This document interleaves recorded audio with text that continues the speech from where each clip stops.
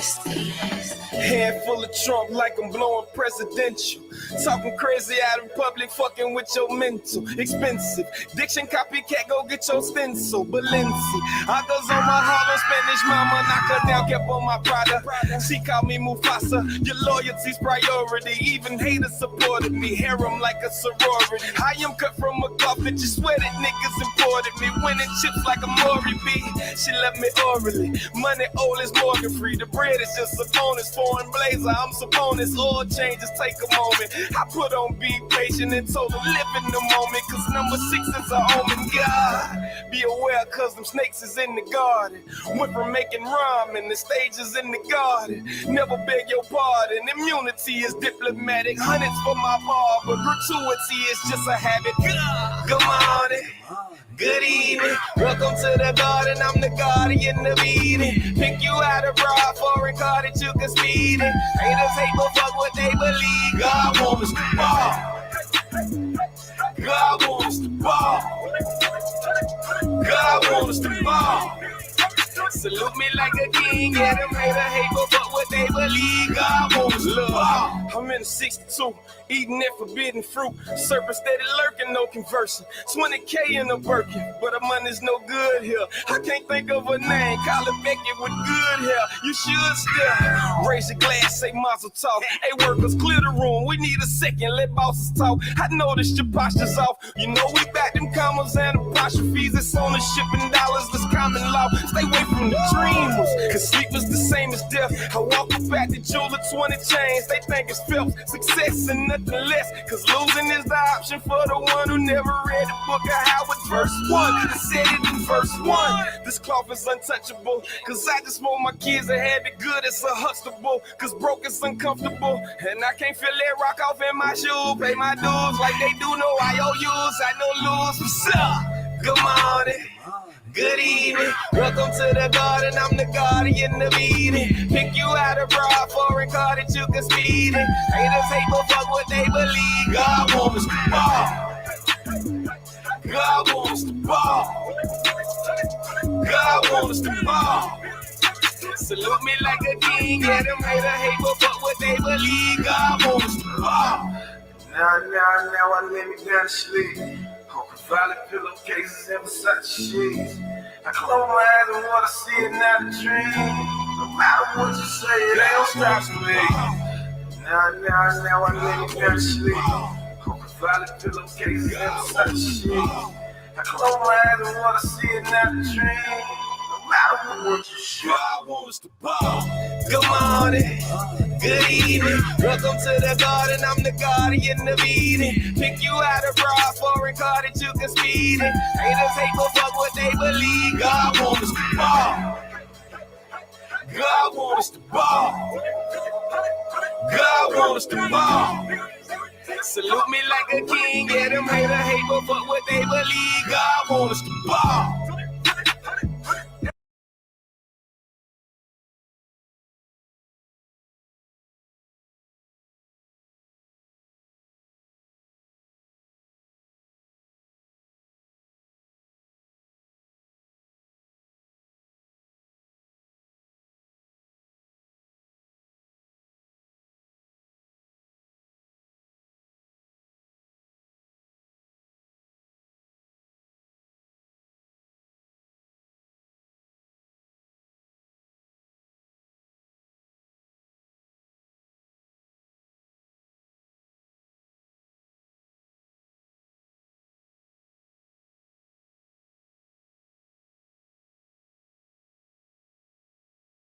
Oh, sorry, guys. Let me start over. Thanks, guys. But my bad. I had my mic on mute. But yes, man, thank y'all for tapping in to another episode of Rich Rhetoric. I am your host, Born Rich, man. And like I was saying, today we're gonna we're gonna get into some good topics today. Today is Martin Luther King Day. So happy Martin Luther King Day. I know a lot of people was off work, and everybody's relaxing in the house, man. And we want to thank Martin Luther King. Some people have some good impressions of him, some bad impressions, but nonetheless, I say we salute him. If nothing else, for a day off, But really what I want to talk about today is this term that I've only started hearing recently. I've only started hearing this term recently, and the term is racelessness. So I would say maybe, I don't know, for about a month I keep hearing this term racelessness, the theory of racelessness. So I was watching a sister's video today on racelessness, and I do want to play a little bit. I guess first let's quick definition of it. All right, let me pull this up. Let's just do a quick um, let's see. Pull up a quick definition of racelessness according to the good old World Wide Web. It says racelessness is where you feel or act like you have no race. For example, in much of Africa, people do not think of themselves as black because everyone is black. But in America, it is the opposite. If you are black, it is a hard thing to forget. You become race conscious instead of raceless, which I would have to agree. We had these conversations. I don't, Jen. She's always welcome. She's always welcome. Absolutely. Dr. Sheena Mason is always welcome to come on, because I will be showing a little bit of her videos, and I know she really uses the term a lot. But as far as this quick Google definition, I can agree, right? So I was on Jedi's show, I don't know, last week or so, and he played a video where it was pretty much saying what would black Americans like to see more from Africans that come to America. And one of the main things they were saying, we would like to see Africans more race conscious, or have more of a race consciousness, because we spoke about it before. You have some people that will come over, to America, and they won't understand what I'm talking about when I say, hey guys, we are trying to fight against the system of white supremacy. You will have Africans that come to America and tell me, well, Born, there's no such thing as white supremacy. There's no such thing as racism. Like, I don't see it. I can't feel it. I can't touch it. So I don't really know what it is. And so a lot of Americans was just saying, okay, African brothers and sisters, we just kind of wish that you guys would understand, even if the country that you come from, you don't really see race because everyone's black, cool. But now you come to a country that's steeped in racism, white supremacy. And we would just ask some of our brothers and sisters, just be a little bit more aware of it.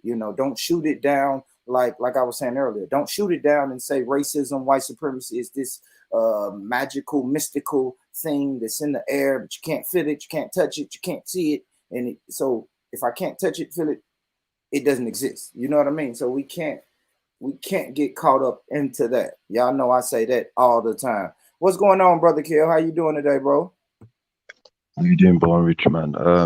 Greetings Well, to the African cousins globally, and the African. Absolutely. Now, are you familiar with this term racelessness? I am, yeah. I've heard it so many times, and it's exactly what you were saying. That I think a lot of our people are not politically educated, and although we have the same struggle, but certain tactics which the non-Africans use can disorganize us. For example, our cousins in America, because the name black is emphasized, right? It's classed as a movement. Same in the UK as well. For example, a great Pan-Africanist by the name of Khalid Abdul Muhammad, he makes it clear that black is color, culture, consciousness, and connection to the creator.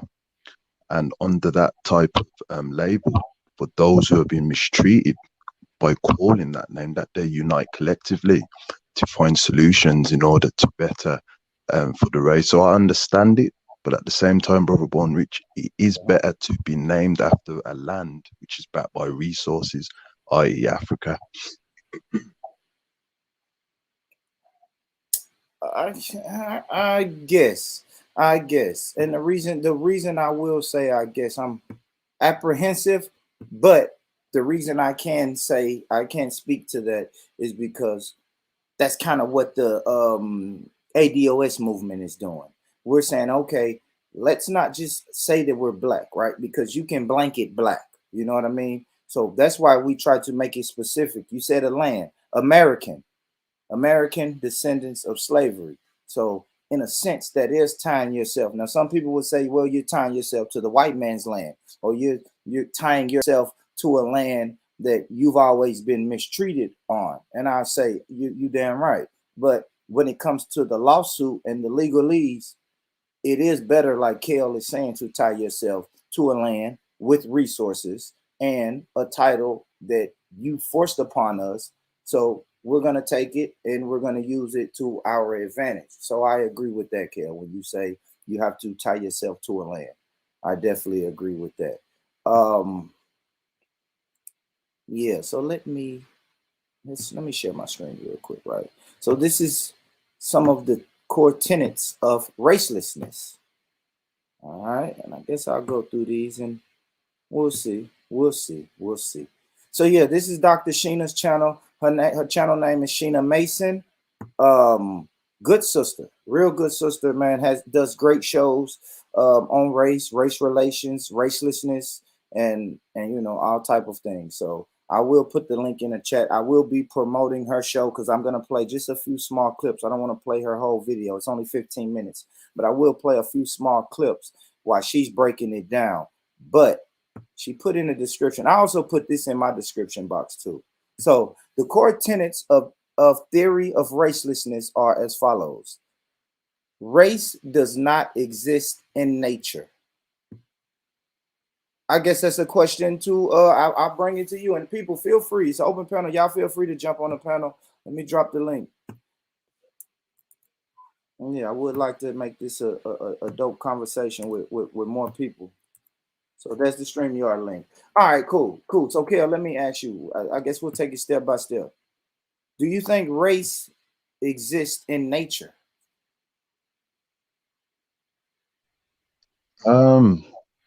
Most definitely, I believe it does. Yeah. Can you give me an example of race existing in nature? And same question for the chat, guys.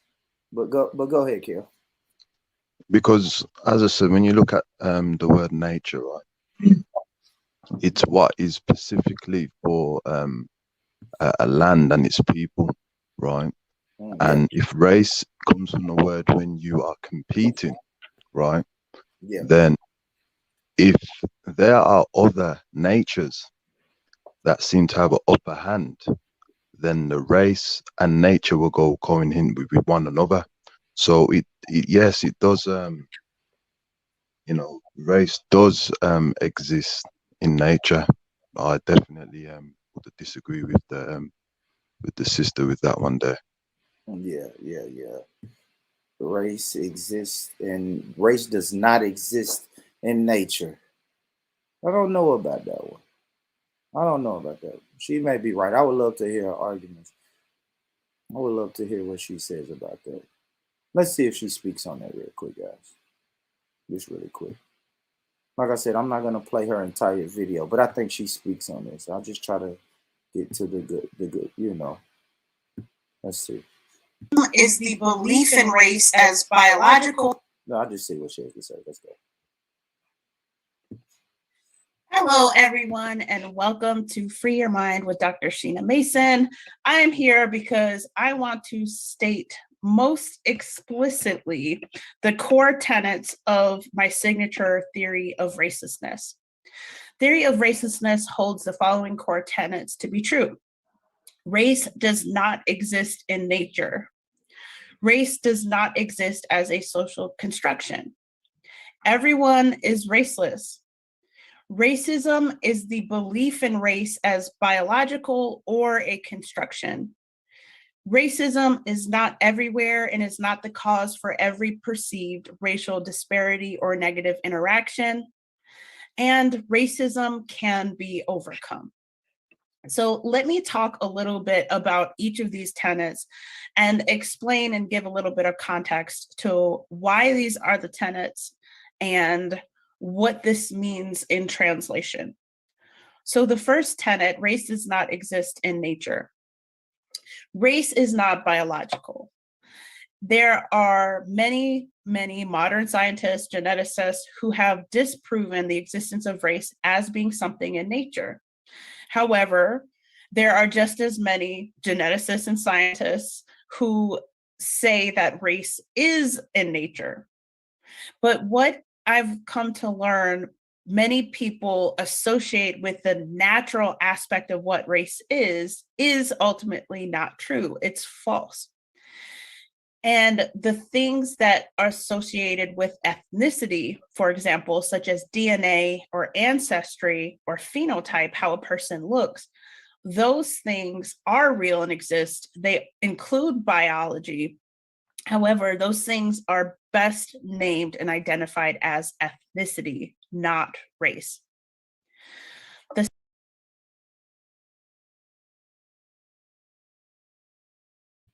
I guess I'll ask you that, Kel. Do you think a lot of people get race and ethnicity misunderstood?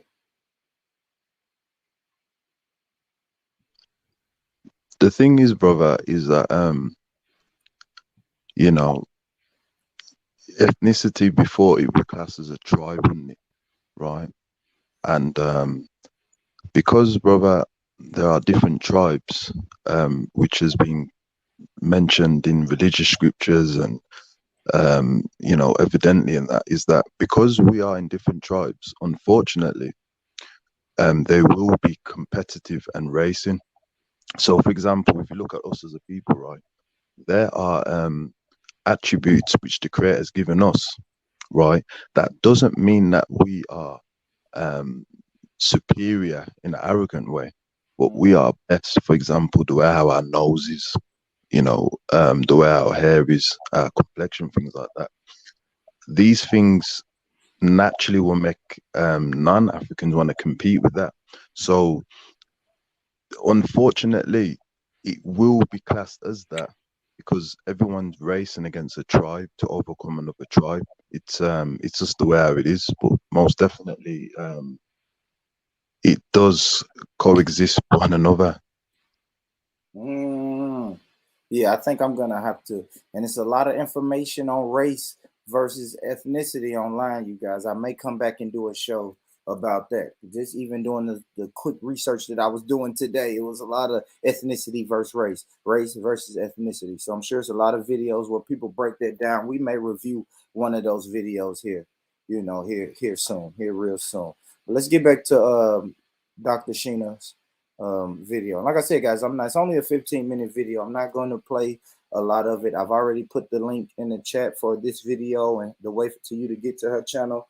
And salute to the sister, and y'all make sure y'all support her channel. Hopefully I can get her on here one day. You know I have a rowdy bunch of people in the comments and on the panels, but hopefully I can get the sister to come over here and deal with us hooligans one time.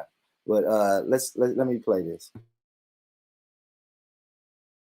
The second tenet, race does not exist as a social construction. This is perhaps the most challenging tenet for people to wrap their minds around, because people are either racial naturalists, meaning they believe it is biological, or they're racial constructionists, meaning they believe that, okay, race is perhaps not biological, but it exists and manifests itself in real ways as a social construction. Whereas my skepticism, which enables and empowers me to see myself and other people as raceless, helps me also stop conflating everything with the category of race. By everything, I'm pointing to ethnicity, as I just mentioned. I'm pointing to culture. I recognize that culture creates race. It's not the other way around. Sometimes racism camouflages itself as race. It literally is race in some instances. So that's not the same as saying that race exists. That's the same as saying racism exists as a social construction.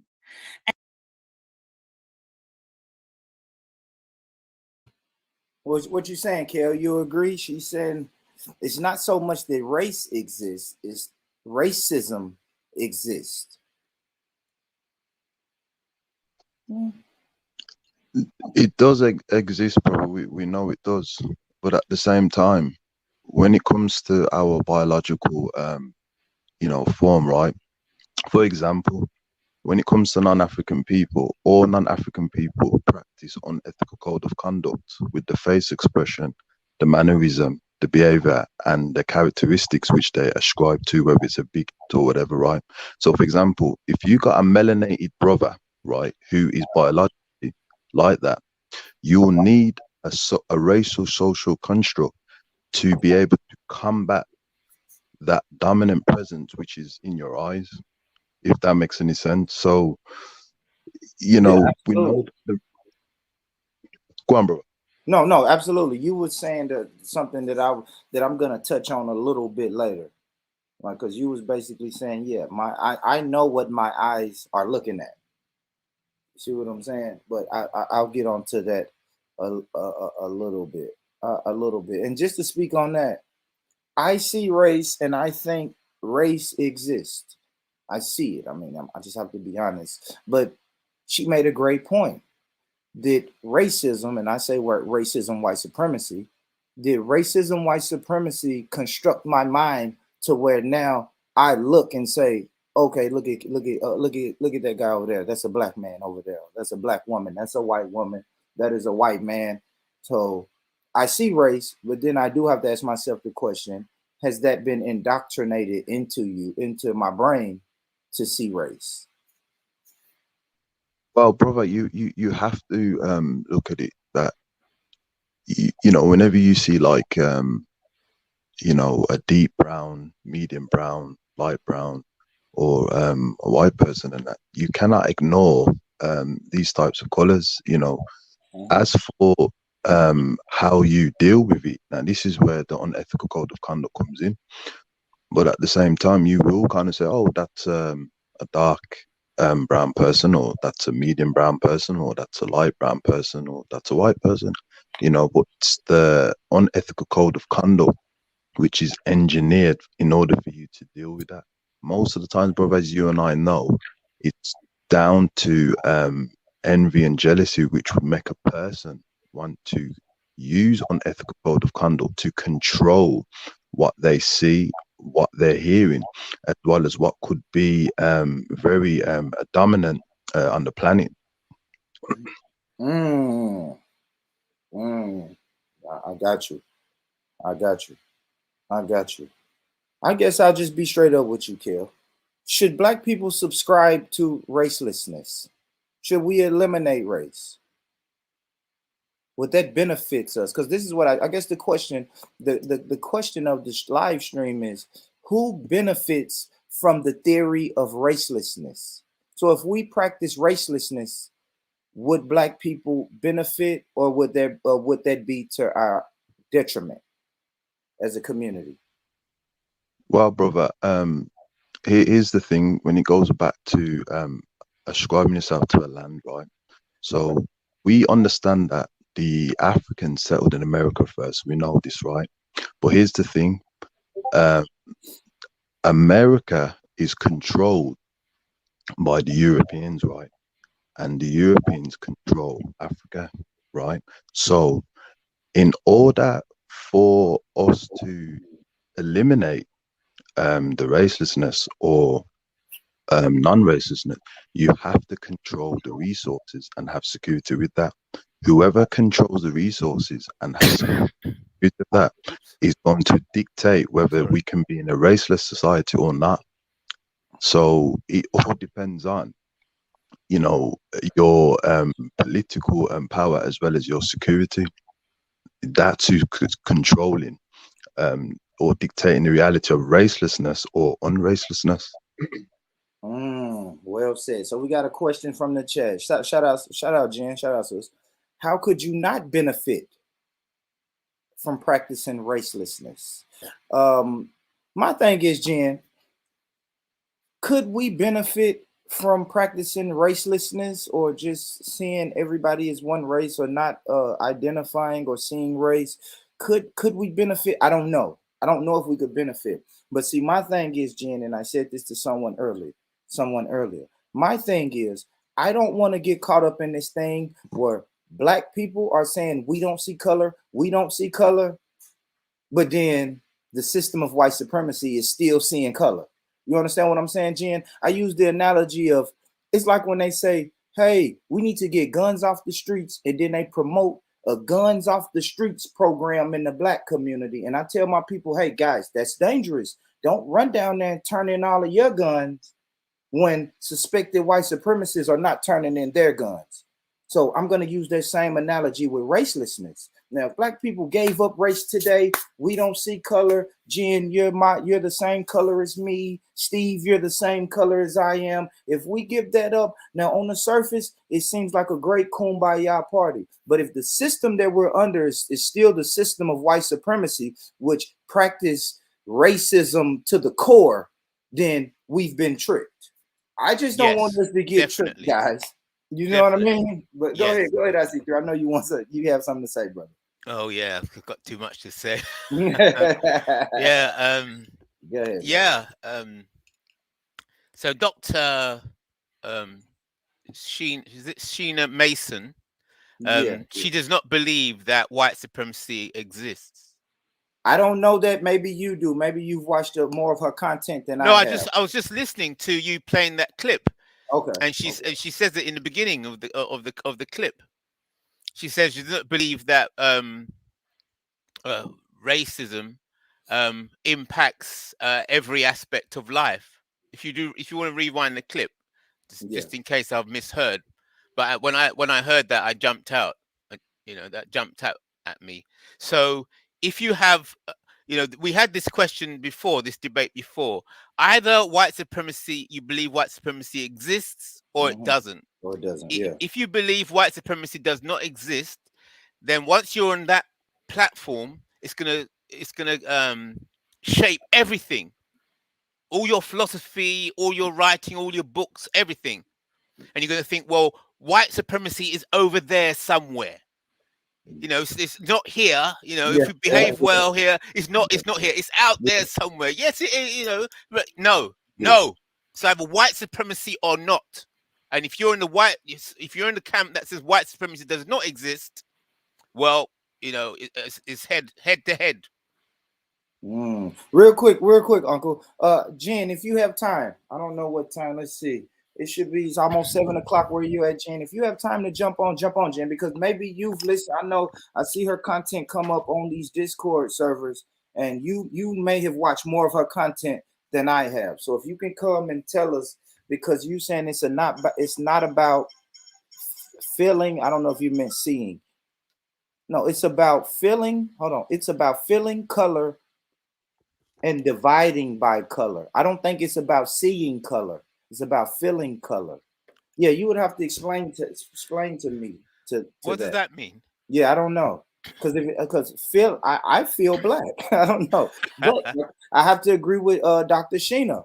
Maybe the system of racism, white supremacy is the reason I see race and see color. Maybe so. But the system of white supremacy is what I was born up under, and the system that I suffer from, and they have taught me to see color.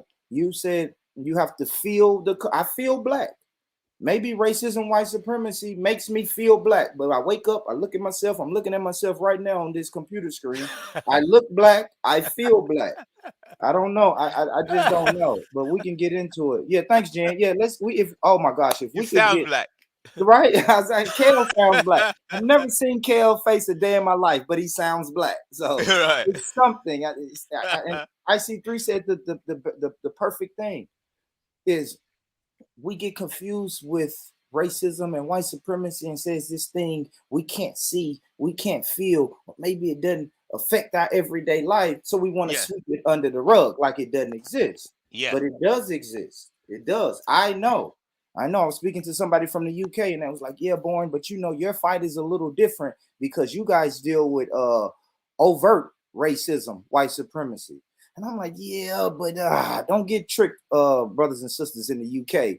Like racism, white supremacy is not the ruling power in the UK also. Now, That's on the right. surface, it may look different and feel different because you guys are in a more diverse community or a more diverse society, and you're getting hit with covert racism.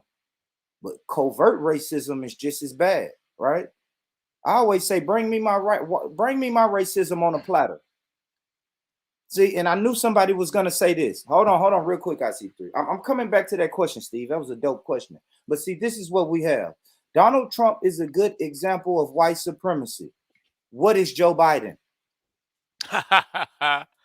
If he's a good example, what is Joe Biden? You know the difference between Donald Trump and Joe Biden? Put it in rape terms. I hate to use this, but do you want to be strong arm raped, or do you want somebody to slip something in your drink and wait till you fall asleep to take advantage of it? Exactly. But Strong brother arm. One, Rich, Go ahead, brother. would you say, brother, that in order to feel black, you need to have knowledge in order to tackle that feeling? Absolutely. I agree. Absolutely. And I see some people in the chat that, like I said, Steve and Jen, they probably watch more of Dr. Mason's content than I do. So I would like for someone, when you get a chance, to come on and really try to break this down. Let me go back to your other question, Steve. You had a great question. Y'all make sure y'all hit that like button, man, while y'all in the building. Make sure you hit the like button. What was Steve's question? Oh, fuck. No, I think you were saying when we deal with racelessness, what if whiteness was the first to go? How would we feel? I think you were saying something to that effect, Steve. No, here it is. Here we go. I can read it verbatim. Under racelessness, imagine if whiteness was the first to go. What would that look like? And I would answer that whiteness is not the problem, Brother Steve. White supremacy is the problem. And I asked that question to everybody.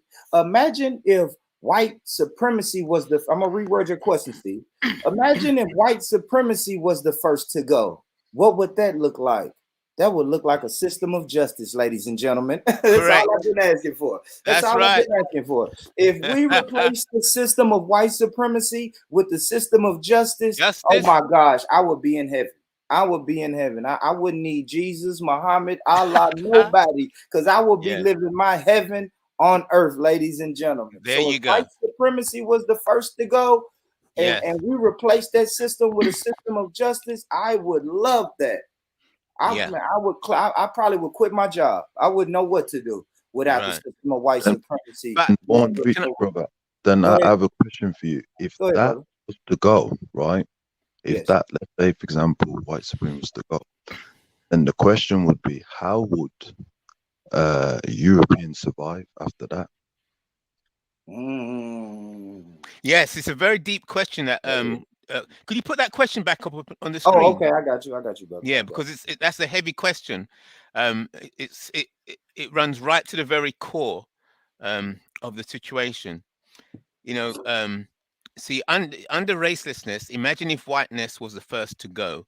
What would it look like? There's two camps.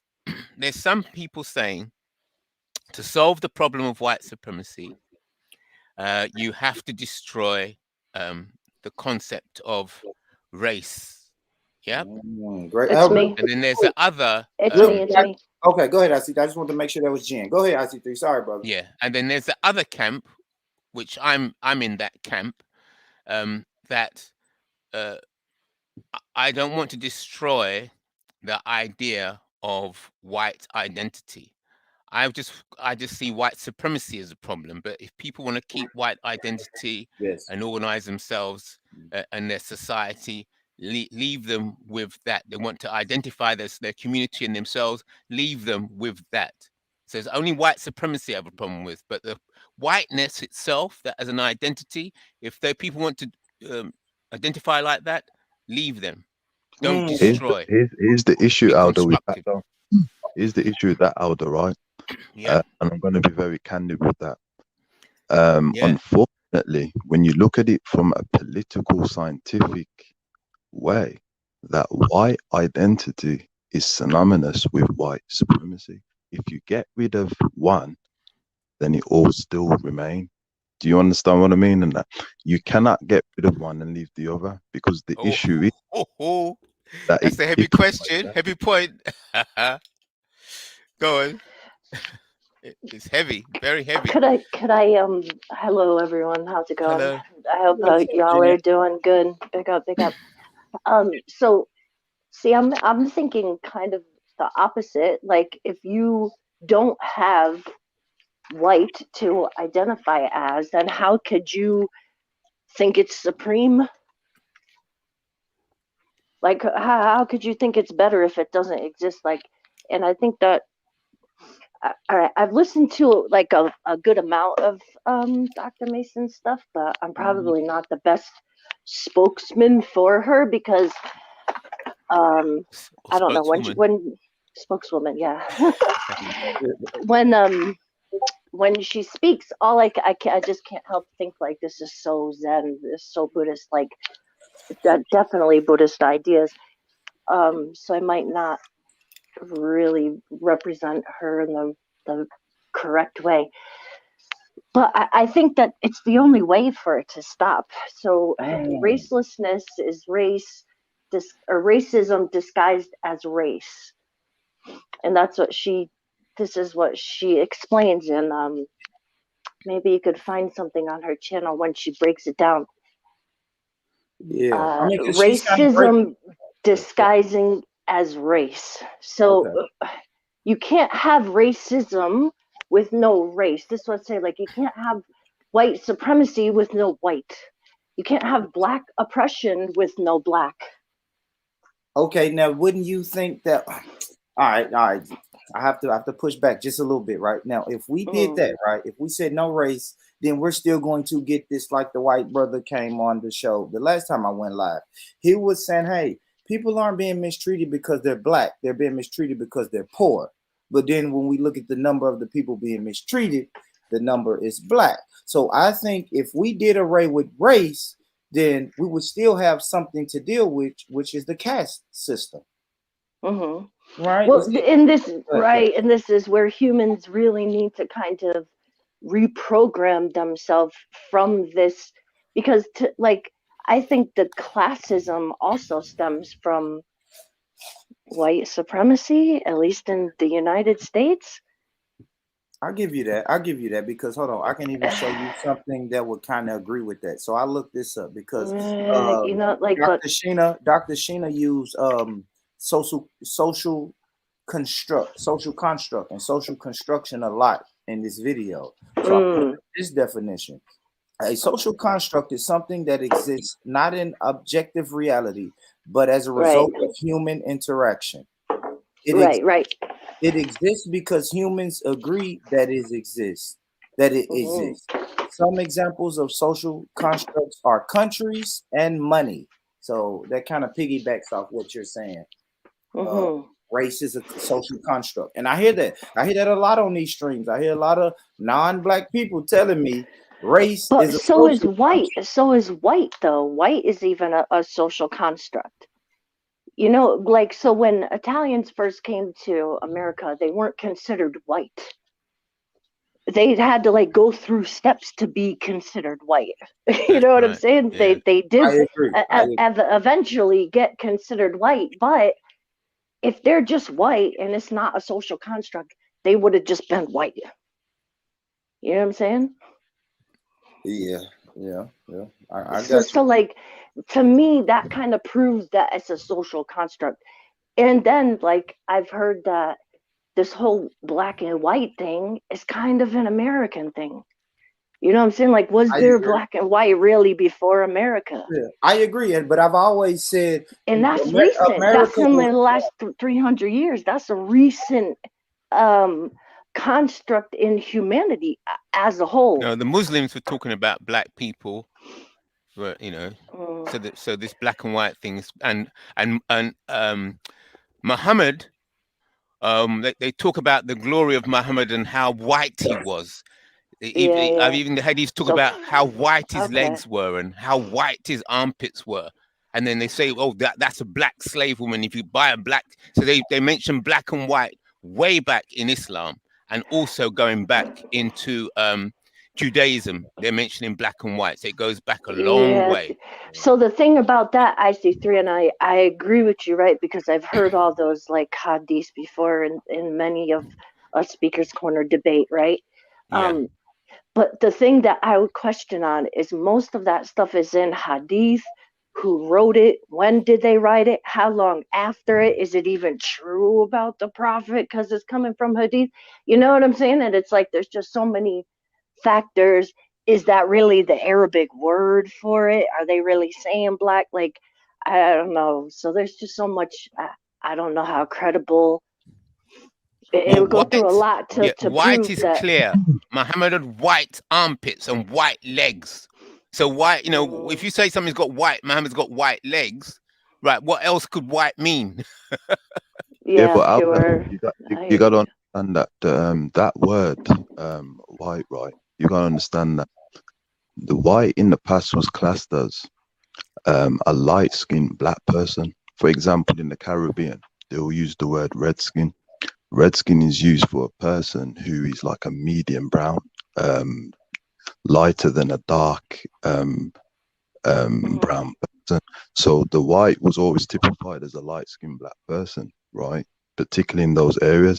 I just wanted to go by what the lady was saying is that we can say that it was in America, the black and white thing, but historically we've proven evidence that Asians, Europeans, and Middle Easterns have never been friends of African people.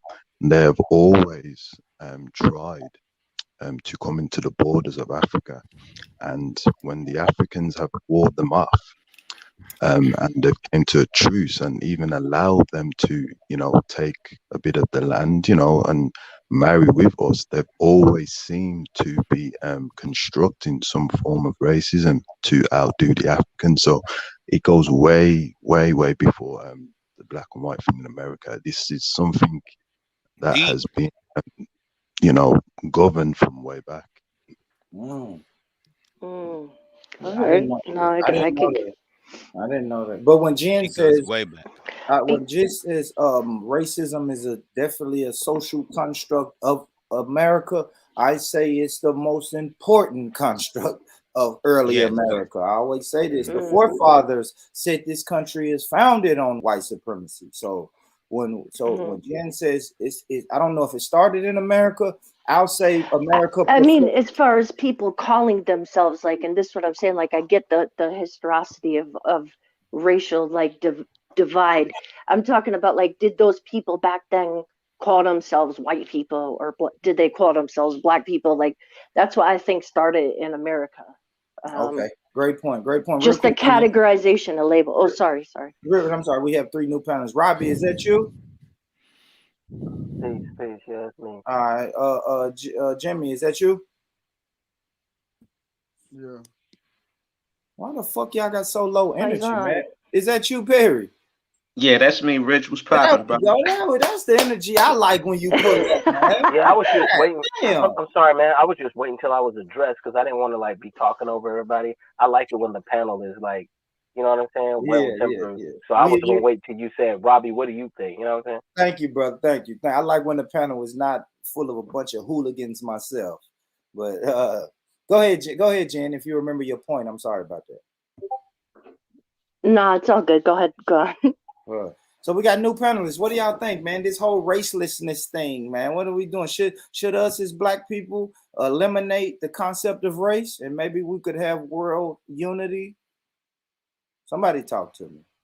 All I was gonna say to chime in on what to piggyback on what you guys were talking about previously is, sometimes people just have to have justification for doing what they're doing, but when you look at the motive, it's all about either getting resources or exploiting labor. That's really it at the end of the day. And, for you to sleep easy at night, you'll either have a religious explanation or you'll come up with, a social construct to justify. But really, what it really boils down to is, and still to this day, Africa has a lot of resources. Any place in the world where there's a lot of natural resources, there's always been conflict. People will fight over a river. The difference is maybe people had tribal beefs over their, religion or their culture. It was never really to the extreme as far as race, because globally, especially when you start talking about global trade and conquering other peoples, you know, for a crusader to be able to go on a crusade and slaughter, a village full of people, you had to be indoctrinated and believe that you were doing it for the right reason. You know what I'm saying? Just like in our military, whether we went to Vietnam or if we go to Afghanistan, they're going to do a real good job of vilifying the enemy so that your conscience is a little bit, your conscience doesn't eat at you. So I just think that that's all it is. In your mind and in your heart, you're following orders, but in the bigger picture, it could just be simply about resources. And I think that's really what a lot of it has to do. And when it comes to resources, if you are in power and you're in control, you don't really want to share them too much because if you share too many resources, then you're sharing power. And as long as you have power, you can shape the world into your own image. And this is the thing as well. It's a good point what he brought there, because when you look at historically and that Africans used to rule the world with the knowledge, right? And there's proof and evidence that we would always share our resources, we'd always share it. Whereas when it came to the non-Africans, unfortunately, and I believe it goes back to the nature as we was talking, Born Rich, right, is that due to geographical places on the earth, that there's places where there's less resources, right? So if we were a people from a continent that has abundant of resources, we will be able to share that and not really think that we're going to run out of it. But if you're from a continent where there's less, then you will be kind of stingy with it. And that's what I'm saying. It definitely falls under the thing that the race has something to do with the ethnicity and the nature. It's synonymous with one another in order for it to put forward this agenda. Yeah, White. I just want to say that first of all, I agree with both of you gentlemen, and even when you look at the situation with the Moors, which just simply means black, right? And they went up to Europe, and at that time the Europeans was messed up. They was living backwards. They was bad hygiene, filth everywhere. Just they didn't know how to take care of themselves at all. And the Moors started civilizing that area up there in Europe. Started civilizing the Europeans and all that because they had all this knowledge and all these books, and they understood the medical and things like that, how to work, get rid of diseases, how to cleanse, keep things clean and all that. The Moors, they had no problem with sharing that information with the white people. But see what the whites started doing, they started to take that information and would only circulate it amongst these little secret society groups like the Masons and all of that, and so they would hoard that information. And another thing they would do too is they would start trying to claim the information as if they came up with it. Guys like Leonardo da Vinci and all these famous, white inventors and all of that. A lot of that information they was getting from us. So that's the thing that they do. They like to steal things, and then when they get their hands on it, they hoard it. And then they make it the only way you can learn that information is if you join this group or this special group or something like that. And if you try to teach that information without being a part of them groups, they would kill you. So like they just always be on some bullshit. If they really cared about making the world a better place, they would start by giving us FBAs our reparation, and the rest of our brothers and sisters our reparations and some tangibles. I'm tired of all this bullshit. Let's get rid of race, period, and that'll make everything better. Nah, give us some fucking resources and some tangibles, and that'll make things better. Yeah,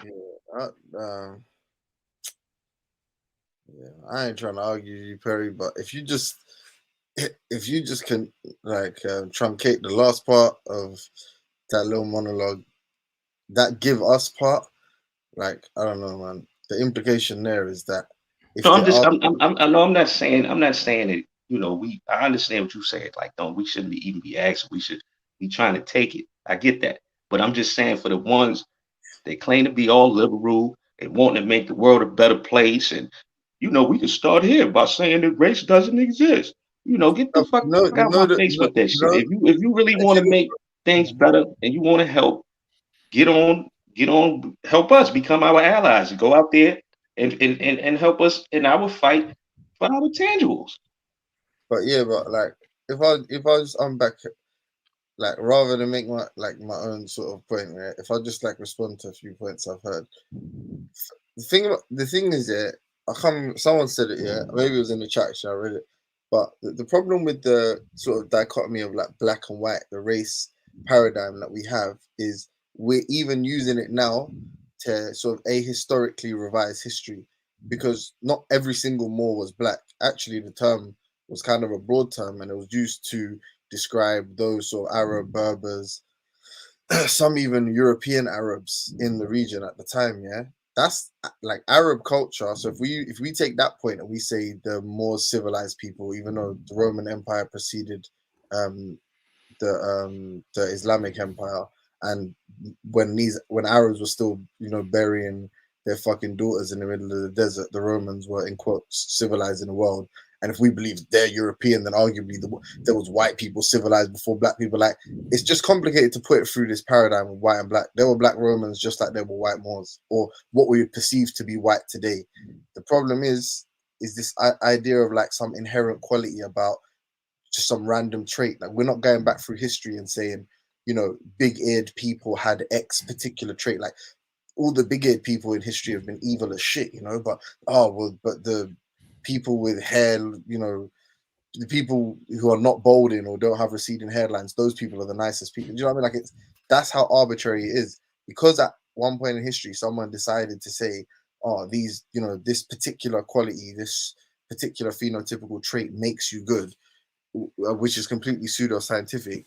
The man shouldn't internalize that to this day and continue to believe that that's some kind of biological reality when it isn't. Yeah, but I think you're talking to the wrong people. I honestly think you're talking to the wrong people. You should be talking to the higher ranks that subscribe to the system of white supremacy, that keep the system of white supremacy going and flowing. So a couple white men and a couple white women on the ground in America can say, yeah, I don't think we should subscribe to this archaic way of thinking. But we live in a country that was built and still function on this archaic this is the point, way though, of yeah. thinking. So I agree. Yeah, I agree. America, at the very least, was founded, or at least the idea of white supremacy is coextensive with the founding of like an American identity, a non-slave identity. Cool, no problem. But I would just say then, one thing that you make a really good point, Born, yeah, and I agree with when you say it. Black people are terrible at racism, right? But that doesn't mean a man should compete and try to improve. Do you know what I mean? If anything, that should be I don't get that, Jimmy. I don't get that, Jimmy. Because hold on, Jimmy. Hold no, on. Jimmy. Hold on, real quick, Jimmy. But you're a basketball fan, right? So if everybody else is creating super teams that's just beating the shit out of everybody every year on the basketball court, what are you saying? Don't try to compete? No, because actually it's kind of paradoxical and contradictory. Why get better at something that you believe is bad in the first place? Like, why would you do that? Like, I okay, mean, so if you just we believe racists are ignorant, right? We believe racists are ignorant, pseudoscientific, ahistorical. We believe all of those things about them, but then we're like, but we want our shot at doing it too. Like, how that doesn't make any sense. How can you, on the one hand, condemn someone and disavow their racism, but Hello? on the other I hand, don't really. say, but I I'm hope just you saying. never can be them in the future? That's crazy. You guys All I'm mind if I saying. chime in? Oh, I just want to say this real quick, brother. All I'm saying is when you look at white people's track record, they have a long, long history of doing bullshit. Period. You know, it didn't just start in America neither. You know, they have a long period, a long history of doing bullshit, hiding shit, and there's tons and tons of artwork And like I said, all of those people wasn't Islamic that they considered to be more. But it's tons and tons of artwork up there in Europe of Black people at one point in time during the Byzantine era or the Dark Ages. We was ruling shit up there. But what they do, they cover a lot of that shit up. They whitewash a lot of that shit. They rewrite history and do things like that. They just do a lot of bullshit, and it's a long track record of them doing that shit. That's all I'm saying. The point I I think. Can I chime in real quick? I was going to say I think that if you just take race out of it for a minute and you look at like the effectiveness of the system, right, in terms of how they were able to be unified and export their culture. What I think is, and that's why you'll have people who are scientists and students of history. What they did was they did an autopsy of the Roman Empire, and they looked at what worked, what didn't work. You know what I mean? We're benefits of people from the past that made mistakes, so we can look and learn. That's why we have a CIA, we have a Central Intelligence Agency, or the UK has their intelligence agency, because they're always refining the system and understanding weaknesses. So one thing that they learned was, okay, you know what? What was working for the Romans? Whenever they would expand their empire, they would make sure they put statues and made sure that the people there, at least if not worship the leader, the people who were conquering them, they at least started taking on some of their cultural ways, right? And bringing them into it, because you could have somebody who could be a Roman citizen, but where they messed up was they kind of had a class system. So later down on the road, that's what caused all the other division that you had, and gave the rise of, like, you know, all the European nations that you have now. They had that class system. So that's why later on, once they got done fighting each other and getting over tribalism, and you started having empires expand out across the globe, they realized, like, you know what? That Christianity thing was a good idea. Rome had the whole military, right? The military arm united under a one singular belief.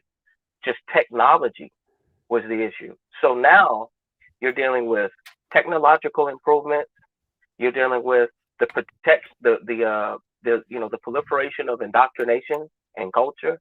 So now the system is refined, and it doesn't have to be as brutal as it was in the beginning. But for them to be able to circumnavigate the globe and at least be on code, they didn't have to have 100% participation. Just 100% of the people in the military were on code, whether that was for Christianity, white supremacy, manifest destiny, whatever words we want to use. There was different, themes, right, for their campaigns over decades and centuries. But in the end, they were able to be on code and be unified enough against everybody else. Then later on, they realized, well, you know what? Now we can use white as a reward, because we're going to go in certain places where we are outnumbered, in terms of phenotype, but in terms of class distinction.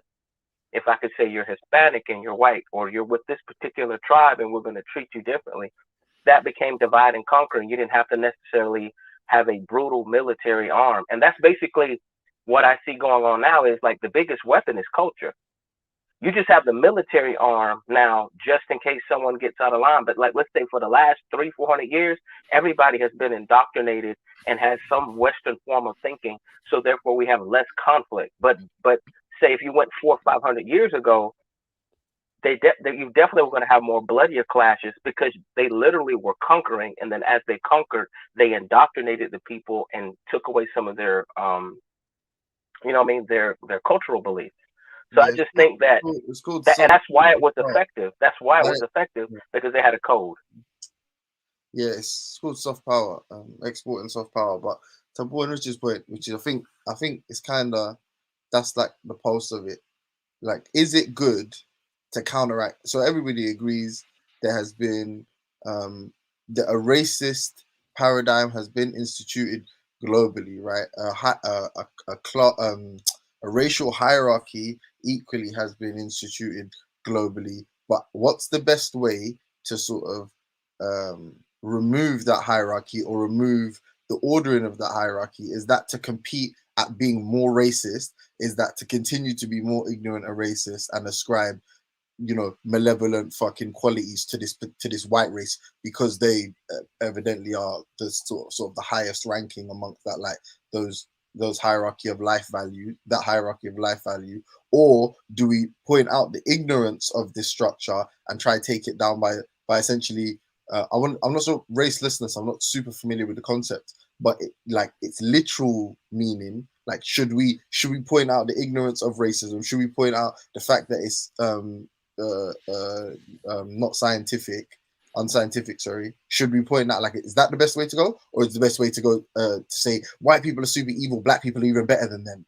I'm super happy. Well, what works Can for I address us? that? Can I address that question? Yeah, you see, the question you just asked, you see, it requires thinking.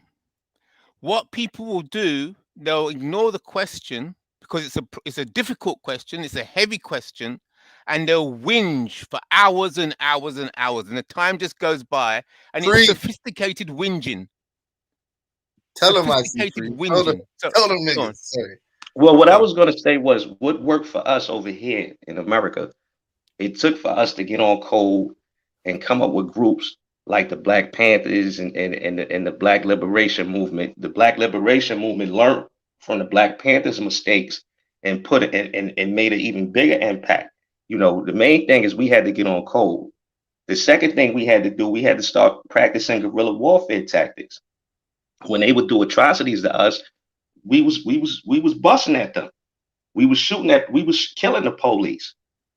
You know, when one of us would get unjustly locked up, we would break our brothers and sisters out of jail. You know what I'm saying? So You're giving a history lesson now.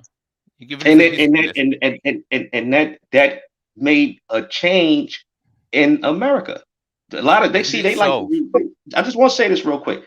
They like to rewrite history and make it seem like all we was doing was getting our ass whipped and people felt sorry for us and that implemented change. Nah. We was getting beat up during the riots back in like 64, 63, 62. But after like 66, we start putting that work in. We was whipping these people ass. And that's what changed the system. But the main thing is we got on code. The system's changed, you reckon? Brother Harlem, right? We appreciate what the African descendants have done globally and stuff, right? But at the same time, you can defend yourself against white supremacy, but if you're not building allies on the African continent, bro, it will go down to waste. This is what exactly. Yes. You need allies, I don't think I ever said that. I didn't say that we did. Unfortunately, the allies that we thought we had from a lot of the brothers and sisters from Africa and the other places, you know, they didn't have that same fighting spirit that we had. So they broke. So yeah, they said, talking okay. about social norms in America and legislative change. What he's saying is, like, say today with MLK Day, they'll try to give the illusion and whitewash it and make it seem like white people just had a change of heart because black people were getting hit over the head with bricks. When in reality, it was a little bit of both. Like, in other words, they saw that the young people were not going for the peaceful route anymore. So what you got to understand is, it's one thing to conquer a nation and fight an island or something, but we are Americans too, and we live in these cities. And right now, I could say because of this plague, we see how important infrastructure is. So unless they planned on eradicating us altogether, the whole idea is to try to have peace, even in an unhealthy, toxic situation. It's like having a bad marriage, but you just agree not to hit each other and not involve the police. That's pretty much how I looked at it. They said, well, look, are they really asking too much for us to desegregate the schools and just allow them to spend their money at the same lunch counter? It's actually economically feasible, right, to get more of those dollars, right? So people who had better sense and greed said, okay, you know what? The legislative change really doesn't make that much of a difference, because it's like going to Dave and Buster's with that funny money, and you put $100 on the card and it gets converted into Dave and Buster's money. You can only spend the money there.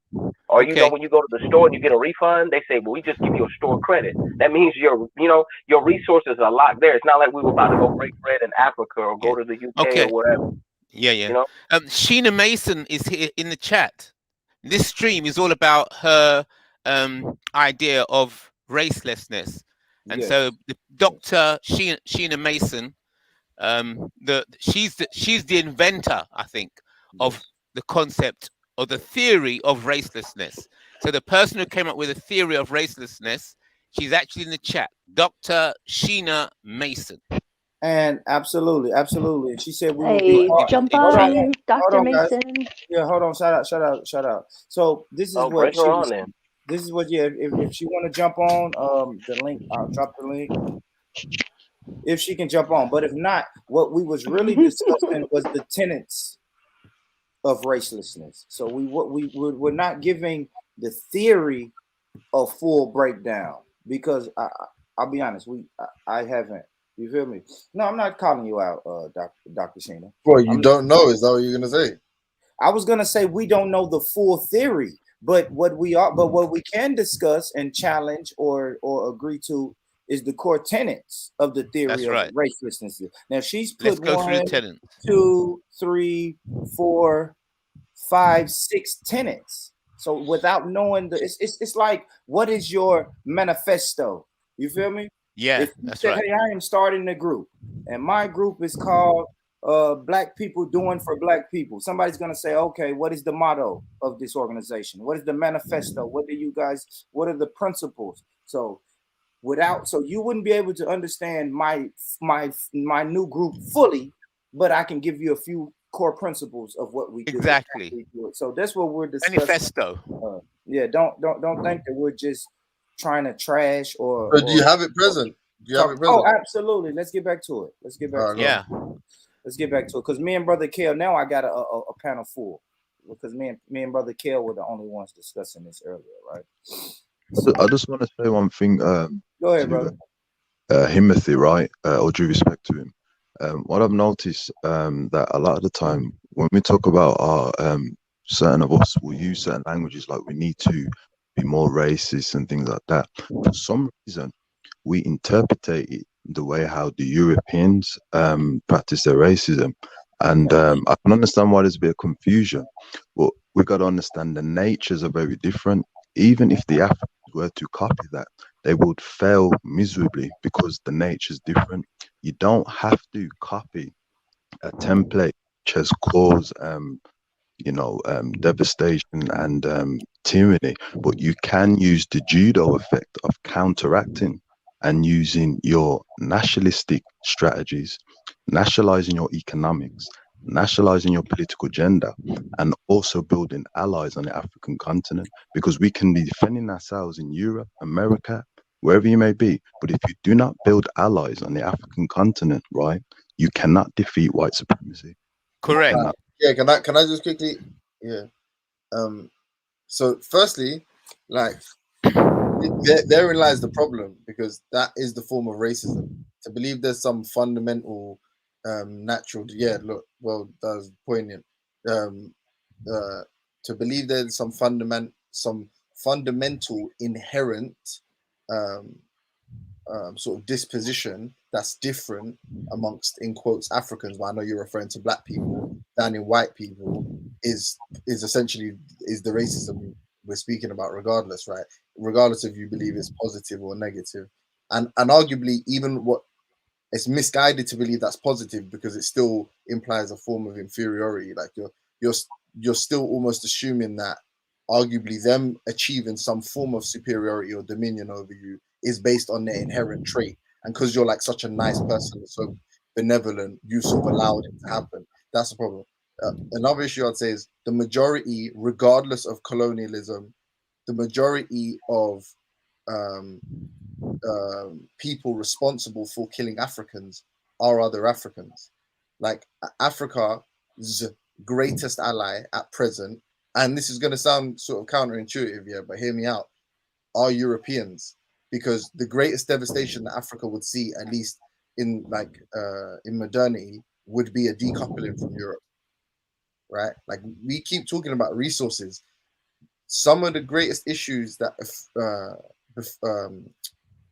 like the ecological issues, right, that are present in Africa, they would be exacerbated if Europeans left, right? Not only that, but if like the resources aren't the greatest value that Africa has, right? It's like it's the people. So upskilling the African populations would be far more beneficial than just giving them access to more fucking cobalt. It's like, here's more cobalt. What, like, you barely have any factories, right? Here's more oil, you can barely refine it. here's access to diamonds and golds. You don't have access to the markets. So like just giving people their resources back is stupid, in my opinion. Like I think actually this not necessarily raceless. I'm not familiar with the core tenets of this particular sort of ideology, but just generally. Go ahead, Jimmy. No, I was gonna real quick. Why I got you to pause? Let me another panelist, new panelist. So let's make sure this is the real Dr. Sheena. Yes, it's me. Okay, all right, Dr. Sheena. Yeah, people come. We have a doctor with us. Oh, stop, please. PhD. Sheena, why you out here causing all this confusion, man, with this racial? Shout out Dr. Mason. Shout out Dr. Mason. all day. Big up. I'm joking though, but it is quite like I was telling. I started the show off by saying that I never actually heard this theory until I guess maybe you start coming around the Discord places, and I kept hearing this term racelessness a lot. So today is I'll admit, today's the first video that I fully watched where you went over the core tenets of racelessness. And my first question, and I named the show from this, is who benefits from the theory of racelessness? I'll ask you that, Dr. Mason. Everyone who is sincere about overcoming and reconciling and transcending racism benefits from the theory. And my interest in it and how my brain took me down this path was my sincere love for people racialized as Black. My doctorate is from Howard University, so I went to an HBCU.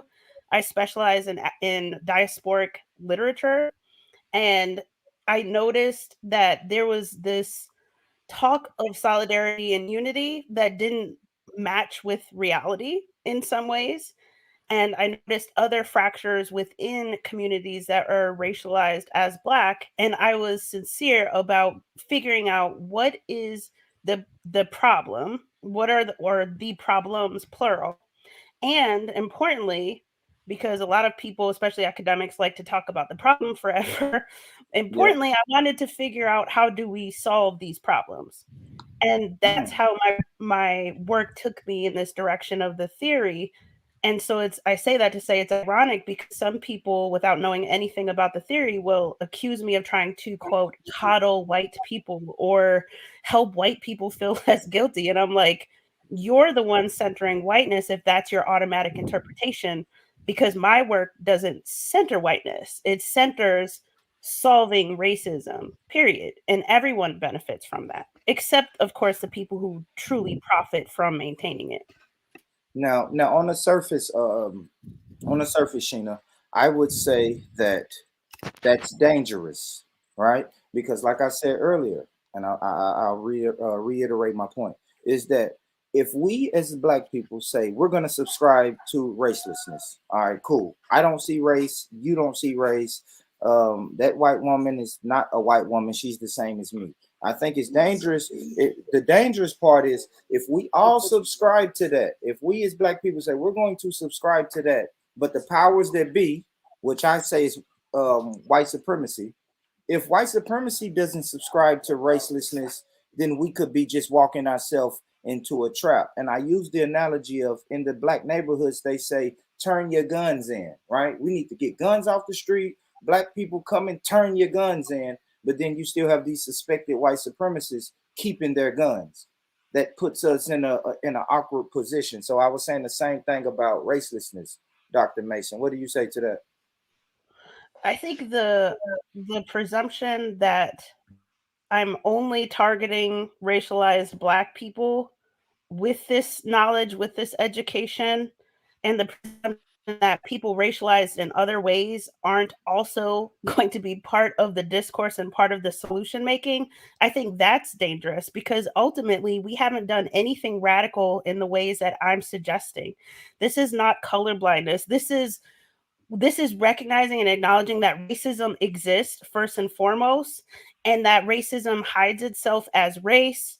Other things get conflated with race, class, culture, ethnicity. Those things are real. But in lumping everything into the category of race, we are then precluding ourselves from being able to have meaningful solutions as it regards to racism. So how do we correct course? Well, we have to recognize racism for what it is. which means we have to recognize race for what it is, which is it's completely a fiction. It's not just a fiction in nature, as the first tenet illustrated. It's a fiction as a social construction, because the thing people call race, it's all of these other things being conflated and mistaken for race. And the distinction matters because what's hiding also with race is the racism. So the primary way that we can transcend this and start to heal and reconcile is by acknowledging those truths and creating a different path forward that does not necessitate continuing to racialize ourselves and other people. Now, what you say also brings me to the point that we're racialized in two ways. We racialize ourselves, and other people, society racializes us. But make no mistake, we are not acknowledging and honoring our true power if we convince ourselves that we do not have the power in the individual agency and the collective agency to change the fabric of how American society or any society works and operates. I think that is dangerous, and that is white supremacy having its way with us and keeping us as being part of the problem. Because if we continue to embrace race ideology, as somebody was saying earlier, then we are also unintentionally and sometimes intentionally upholding the same thing we say we want to be free from. We can't have it both ways in this case, unfortunately. And I didn't create the rule book for race. I'm just pointing it out. So do you believe, Yeah, Dr. Dr. Sheena, that Sheena. white supremacy exists? Dr. Sheena, do you believe I white believe that supremacy people exists? call what people call white supremacy. Can you hear me? Yeah, Yeah. we hear you. We hear you. Okay. I believe that what people call white supremacy is racism. I don't play around with language. I just call it what Like it Neely is. Fuller? Sorry? Like Neely Fuller? Neely Fuller. You'll have to explain. You'll have to explain.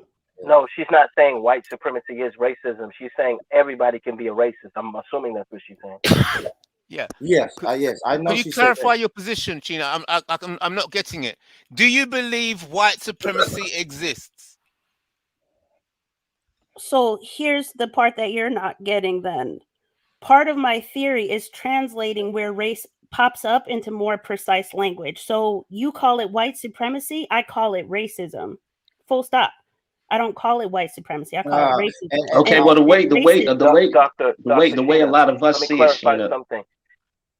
come on, guys, I let's was go just one trying at to a say, time. I was just trying to say that just to clarify for the brother, because I think she's getting mixed with the definition.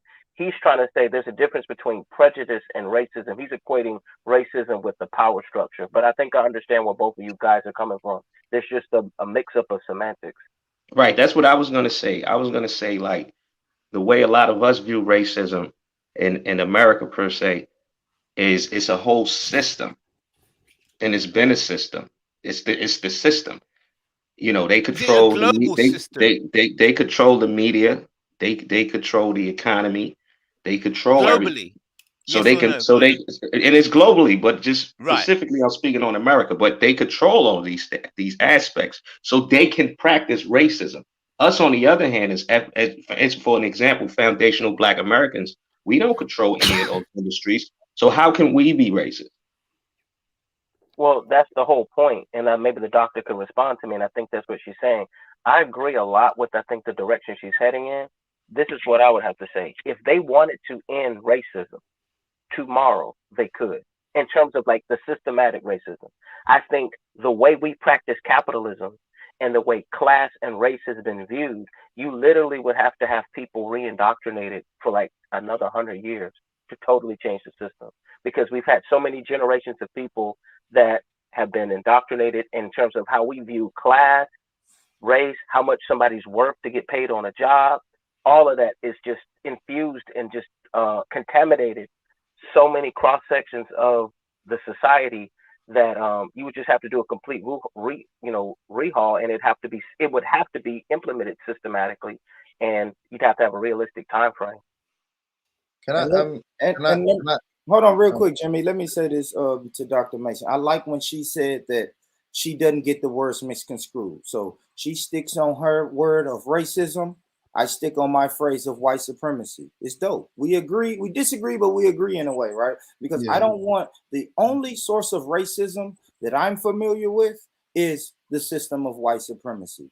I know me and Dr. Mason disagree on everyone can be racist. I don't believe that, but I do like Is that what she said? that she sticks on her word of I am going to call it racism, no matter who likes it, who gets offended, who cares, whatever. I feel the same way about the phrase white supremacy. I am going to call it that. That's why when you hear Born Rich talks, I speak. I don't say, even if I say racism, I'm going to say racism, white supremacy, because I don't want people to, I don't care who it offends. I know the phrase is cringe. It's supposed to be cringe. It's supposed to make you look up and say, what? Why is he talking like that? Because when I use the words, I am very direct with my words and intentional with my wording. So when I say white supremacy, I am saying it probably for the same reason that Dr. Mason is saying it. But I like that she said that point. When IC3 was calling it white supremacy, she was saying I don't use that word. I use racism because I have and I see it the same way, Rich. I look at it the same way because, like I said, it's a system, and we don't control that system. You know, we've been victimized by that system, and we haven't received any freedom. I mean, any form of justice for what has happened under this system. So, you know, to say that we're racist. Can I respond? Can I just respond? Let James go. IC3. Hold on. Let's do this way. Let's let James IC3 respond, and then if Dr. Mason has something to say, she can speak. But let's get into these tenets. Like I said, she only that's what I was saying. So racism does not exist. That's a truism, I guess, like as an observation or an imperative. But obviously it's a truism, so I'll leave that as it is. But see, race does not exist as a social construction. So as an observation, obviously it's false, but like as some kind of imperative, I guess my only argument to that against that would be, and again, it's not really, it's just me trying to sort of advocate on behalf of the devil. I would say that there is some nominal value. You know, I think the examples people give is like dating sites or something, or maybe, and don't get me wrong, I understand what race connotes. So for instance, saying you prefer a black woman or something, or saying you find a black woman more attractive, obviously that in itself has greater implication. But as like some descriptive value of an individual, saying the person fits into this sort of color category, there is some utility there, right? Like not enough maybe to argue against the whole point, but I'd say on that point there is. Everyone is racist. I guess that's the. I got a question for Dr. Yeah, hold on, real quick, guys. New panelist. I'm sorry, guys. New panelist. Brother Mike, is that you? I'm sorry, Jimmy. New panelist. Is that you, Brother Mike? Come on, Brother Mike. You got to talk to me. He dropped out. I'm sorry. Go ahead. I think that's the real Brother Mike. But I'm sorry, just real quick. So everyone is racism is the belief in. Everyone is raceless. That's the goal, right? Cool. And the motivation. Racism is the belief that Jimmy, are you going through all the tenets by yourself? Let's let the panel go one. Hold on, but rather than through all of them. Hold on, can I just not give my quick critique real quick? But not of all of them. Let's don't let Jimmy do all the tenets. I was doing it really fast, but okay, cool. Let him land the plane. Let's slow down, guys, please. Let's do it one at a time. Hold on, can I say one. This last thing is important because this is a question that I have, right? So racism is the belief in race as biological or a construction. I apologize, right?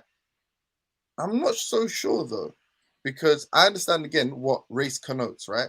So somebody can say that somebody's black, therefore, insert litany of attributes. But it's the attributing those qualities to the person based solely on their race that is racism.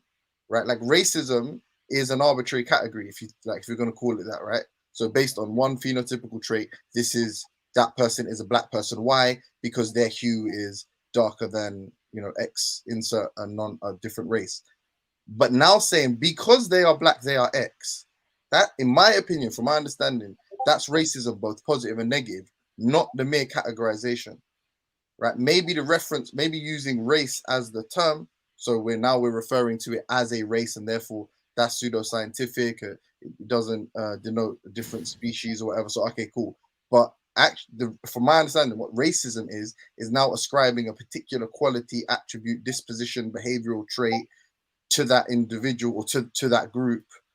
That's what racism is, from my understanding. So I'm not sure. Yeah, I would like to hear what the doctor's opinion is on that. Born, I know you had an order of people speaking, so I didn't know if it was go ahead, Dr. Shannon. I would let you say what you have to say, and then we're gonna start getting into these tenets. But go ahead, sister. Yeah, so I appreciate your thoughts on the tenets. And yeah, so it's clear that what I'm saying is radical and is going to make people uncomfortable. And it's going to confuse virtually everyone because I'm not saying what other people have said or probably will say. In terms of how I say race does not exist as a social construction, what I concede is that most people believe in it as a social construction, but that as a philosopher, that doesn't render it clear for me. It's just what's clear is that people believe in the unicorn. They believe in the fiction, so they uphold it. And how I come to define racism as the belief in race as existing in any way is rooted in my awareness of the genealogy and the history of race and racism, both specifically in the context of American society, but also on a broader level. My understanding and knowledge of how race and racism do and don't travel to other places, how they operate in other places.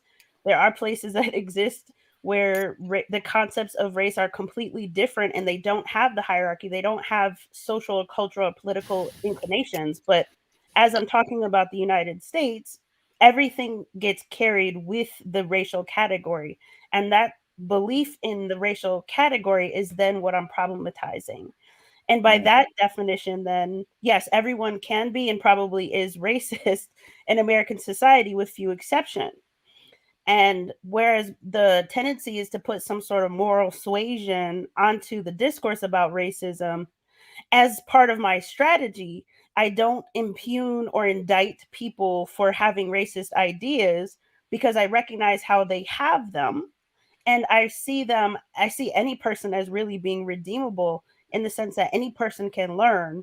And fortunately for me, I get to work with people across the political spectrum who really engage with my work, and they take my evidence and they think very deeply about what I present to them, and they respond very favorably. And that doesn't mean it's an easy process for anyone. I've had students, for example, describe it as emotional, spiritual, and intellectual work. For myself, this has been a journey because I wasn't always, I wasn't born conceiving of the theory of racelessness. I was very much of other opinions as it pertains to racism, such that have been described, including the idea of defining race as power plus privilege.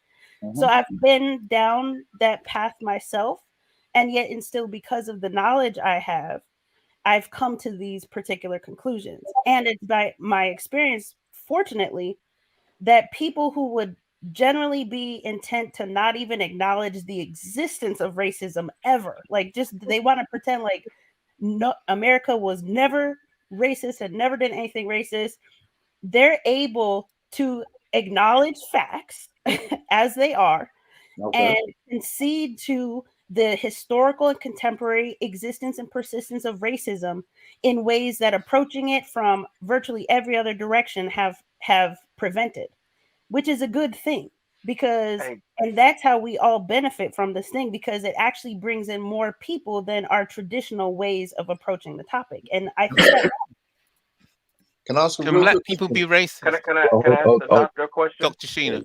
Guys, she made a point about, she said that through her research, she found that there were some other places where racism didn't play that big of a role. I was going to ask her, could she give an example of one, and was that place diverse, like with different ethnicities and people, or were they just, like say China, where the majority of people are Chinese, so therefore they're not going to deal with race as much. Like, can you give me an example that's similar to America where they just had it figured out? Yeah, well, we're not going to pretend like there's any paradise or utopia that exists, right? Every country even where racism and capital R race don't travel, they still have their slew of ways to discriminate and oppress groups of people, right? So I want to be crystal clear in saying that up front.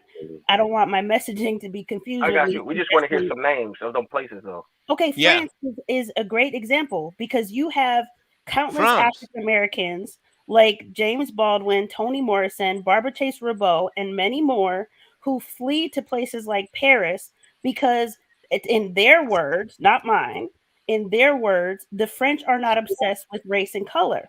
Yeah, Now, they are. in that context, Americans are seen as Americans, full stop. So they get the privilege that being American gets people on a global scale.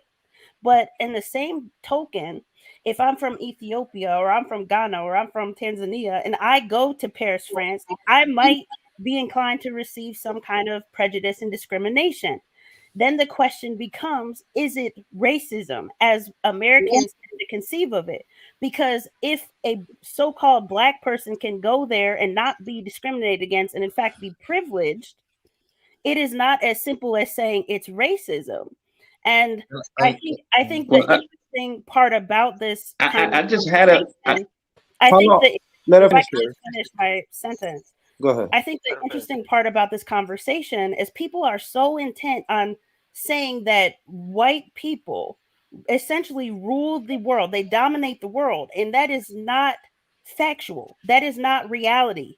And if it is the reality, then it's something that we have to eradicate to its core. And what I'm proposing eradicates it to its core. And it liberates people from moving in the world and being convinced in themselves that they don't belong in certain places, which I have countless students who've expressed that feeling of disbelonging everywhere while they're in Germany, Italy, traveling the entire world, having the privilege and the fortune to do that, but feeling like everyone's looking at them because they're a so-called black person. That is to the detriment of all racialized black people to move in the world feeling that way because it's not reality. And before I came on, someone spoke about how this thing called black excellence isn't really brought to the forefront of conversations. And this is part of that conversation because we are not simply victims. In many ways, we are not victims at all. But if we are convinced of particular realities, then we do victimize ourselves and each other. And that is bad for everyone. Can I Hold on. Hey, let James I talk. would Let have to James say I talk. totally Clear the space. disagree. I Okay, disagree with almost Totally everything you just disagree. said. Hold on, guys. Can I just quickly? Go ahead. Brother, you had you say already, brother. Yeah, let say Kale it. go. Jimmy, we haven't heard from Kale in a minute. Let Kale Right. go. He's been quiet. He's been patient, bro. I've got a question for you. Would you say, right, that there's a difference between, and this is no disrespect to you, as psychiatrists, compared to a political scientist? Would you say there's a difference? In what they study, yes. Okay. So the reason I said that for doctor is that what I've noticed, and I understand that you have to be very diplomatic in the kind of field that you're doing.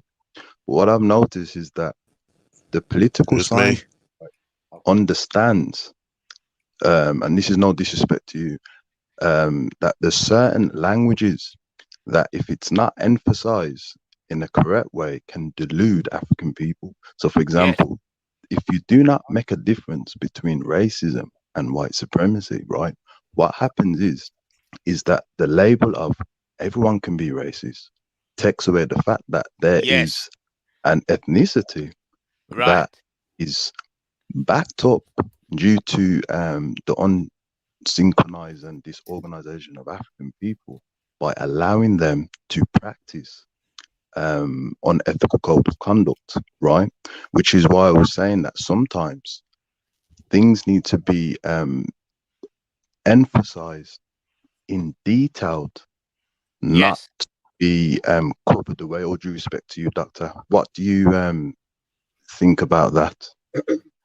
I think that's why I have an entire podcast which is a growing library of thought. It's why I spend endless hours talking with people publicly about my ideas so they can see the complexity and the depth of what I'm actually talking about, because it can be challenging to say in our conversation, for example, when there are multiple participants and I'm not the only one talking, exactly all that's in my brain.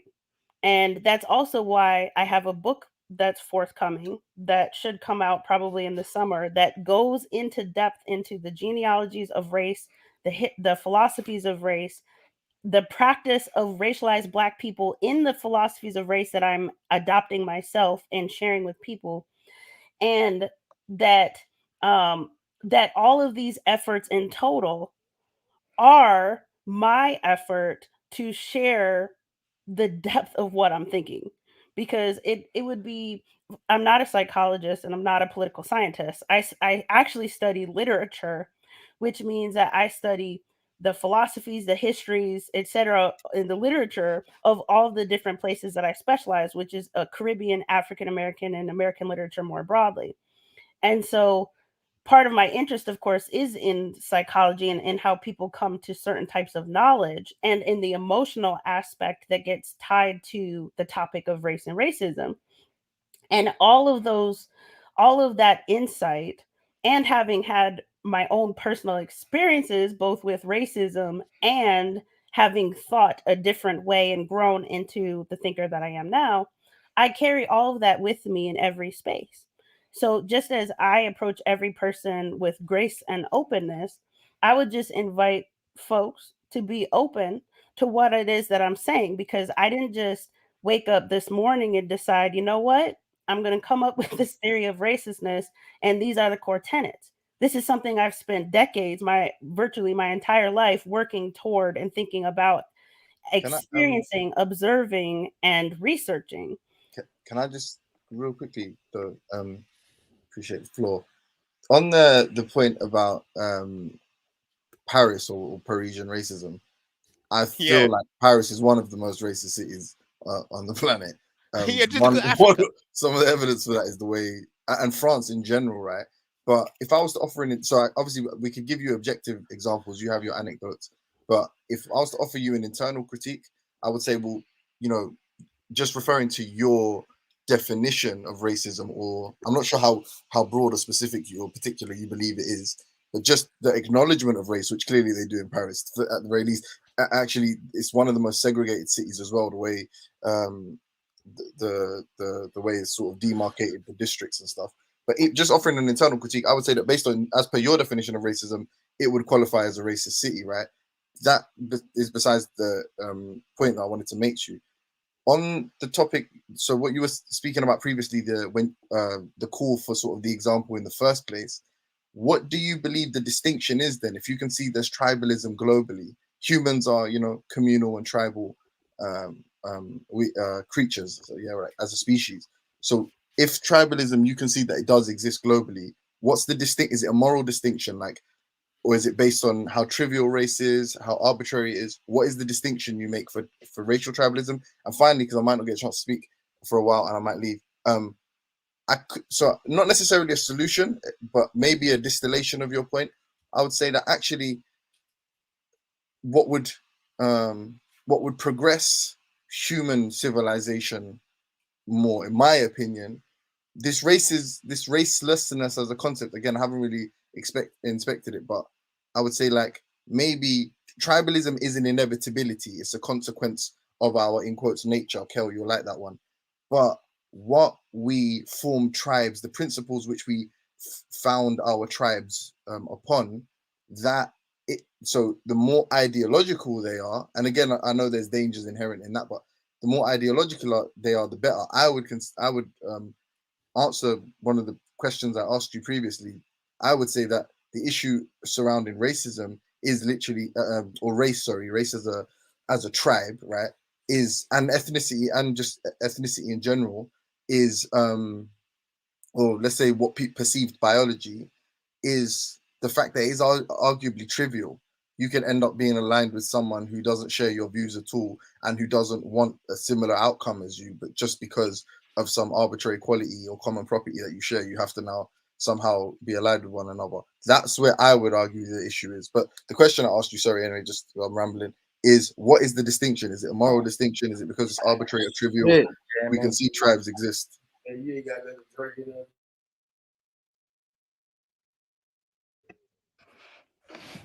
That was long-winded, Jimmy. I don't know. Yeah, if it's too Like, long-winded, what lost the track. hell?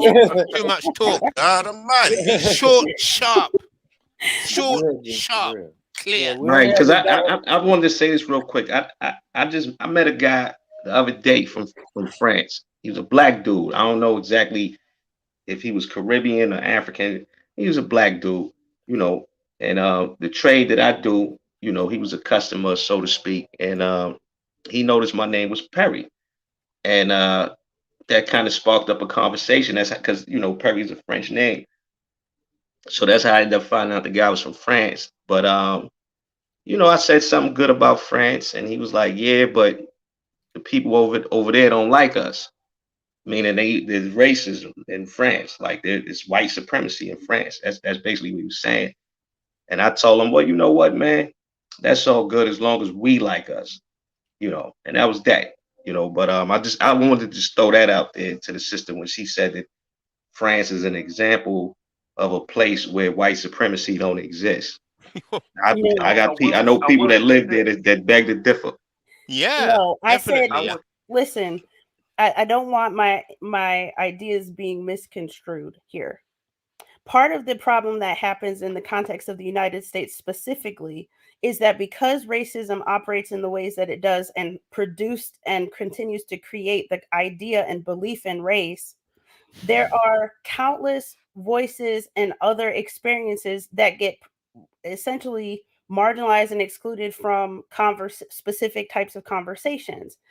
And when I point to three specific figures, prominent figures, right? We're talking about historical figures like Morrison and Baldwin, and Barbara Chase Rabeau, who experienced France differently and articulated in their own words the difference between American racism and the discrimination one might face in a place like France. And then to have people so readily just to overwrite that and say, well, based on the other five examples that a person can give, you're wrong. I think that does a disservice to our actually being able to transcend and resolve racism, because ultimately, if if there's a hierarchy of whose perspectives and voices we're going to listen to, and that hierarchy is rooted in the wanting to hear what one already believes, what corresponds with a sort of master narrative about a thing, then we're going to continue to be at an impasse. But if we can come to the table and we each talk about the knowledge and insight and anecdotes that we have, and can offer each other, and instead of just outright wholesale dismissing what each other says, each other being particularly anything that comes from my direction, because I would never just out just dismiss what anyone says to me, even if I have a sincere conviction in the other direction. I would still at least engage and try to work to understand. That is ultimately how racism continues to manifest itself in the American context, and that has also led to the continued division and dividing of ourselves from ourselves and other people. No, Real quick, hold disagree. on, That's guys. confusion. Hold on. Hey, but I we see. can't Hold see on, who's talking. everybody, really quick. We got new panelists. I'm sorry. I just want to make sure we're not going to get bombed. Or you know how the weirdos do on YouTube. Brother Mike, is that you? Yeah, it's me, bro. Loud and clear, brother. Is that you, O'Leary? With the dealio. My brothers. Welcome to the panel, guys. We got a full house tonight. Oh, Dr. Sheena, you done ruffled some feathers with this one tonight, sister. Actually, I wanted to say It would be nice to listen to the new panelists too, real quick. Which Sorry, might help what Dr. Sheena was saying, because I do know in the 1930s, the 1940s, the 50s, a lot of Black American jazz musicians and artists went to France. Yeah. And they had a very, very good experience there. In fact, a lot of the Black American musicians ended up living in France. I'm not saying it was 100% perfect, but their experience there was a lot better than their experience in the States. So they ended up plying their trade in as jazz musicians or artists, writers in France. So I guess there was this short period where things were really good. I mean, Josephine Baker was living in France and she became a superstar. So her experience was different. So maybe, yeah, I can. I mean, things was understand obviously less racist than it was in America and the UK. Because all Less over the racist? UK, not just, I wouldn't say just France, because you had guys like Jimi Hendrix who went over to London and blew up and couldn't blow up here in America. You know what I mean? They had more of appreciation for those musicians because they understood that rock and roll and all that started, the foundational Black Americans created these genres of music. So they had an appreciation for it. But I mean, when you fast forward the clock, it's still, that don't mean that these places are under white supremacist rule. Now, they might have What? treated a foundational Black American better than a brother from the Caribbean in those instances. You know, they was probably just looking at it based off where this dude was from and all that. Like, with white supremacy, it's still there. I think it's disingenuous of the system to bring up France as a place where it don't exist when it does exist. This is a whole country that is there the reason why Haiti is in the position they in now. Why Haiti is total poverty. You know what I'm saying? I think that's quite disingenuous. You know, and he spoke of Can- celebrities too, man. You know, they treat celebrities different than the average run-of-the-mill Black person. You know, Can racelessness be taught in schools, and would that help to implement it? I'm curious because that's a great question.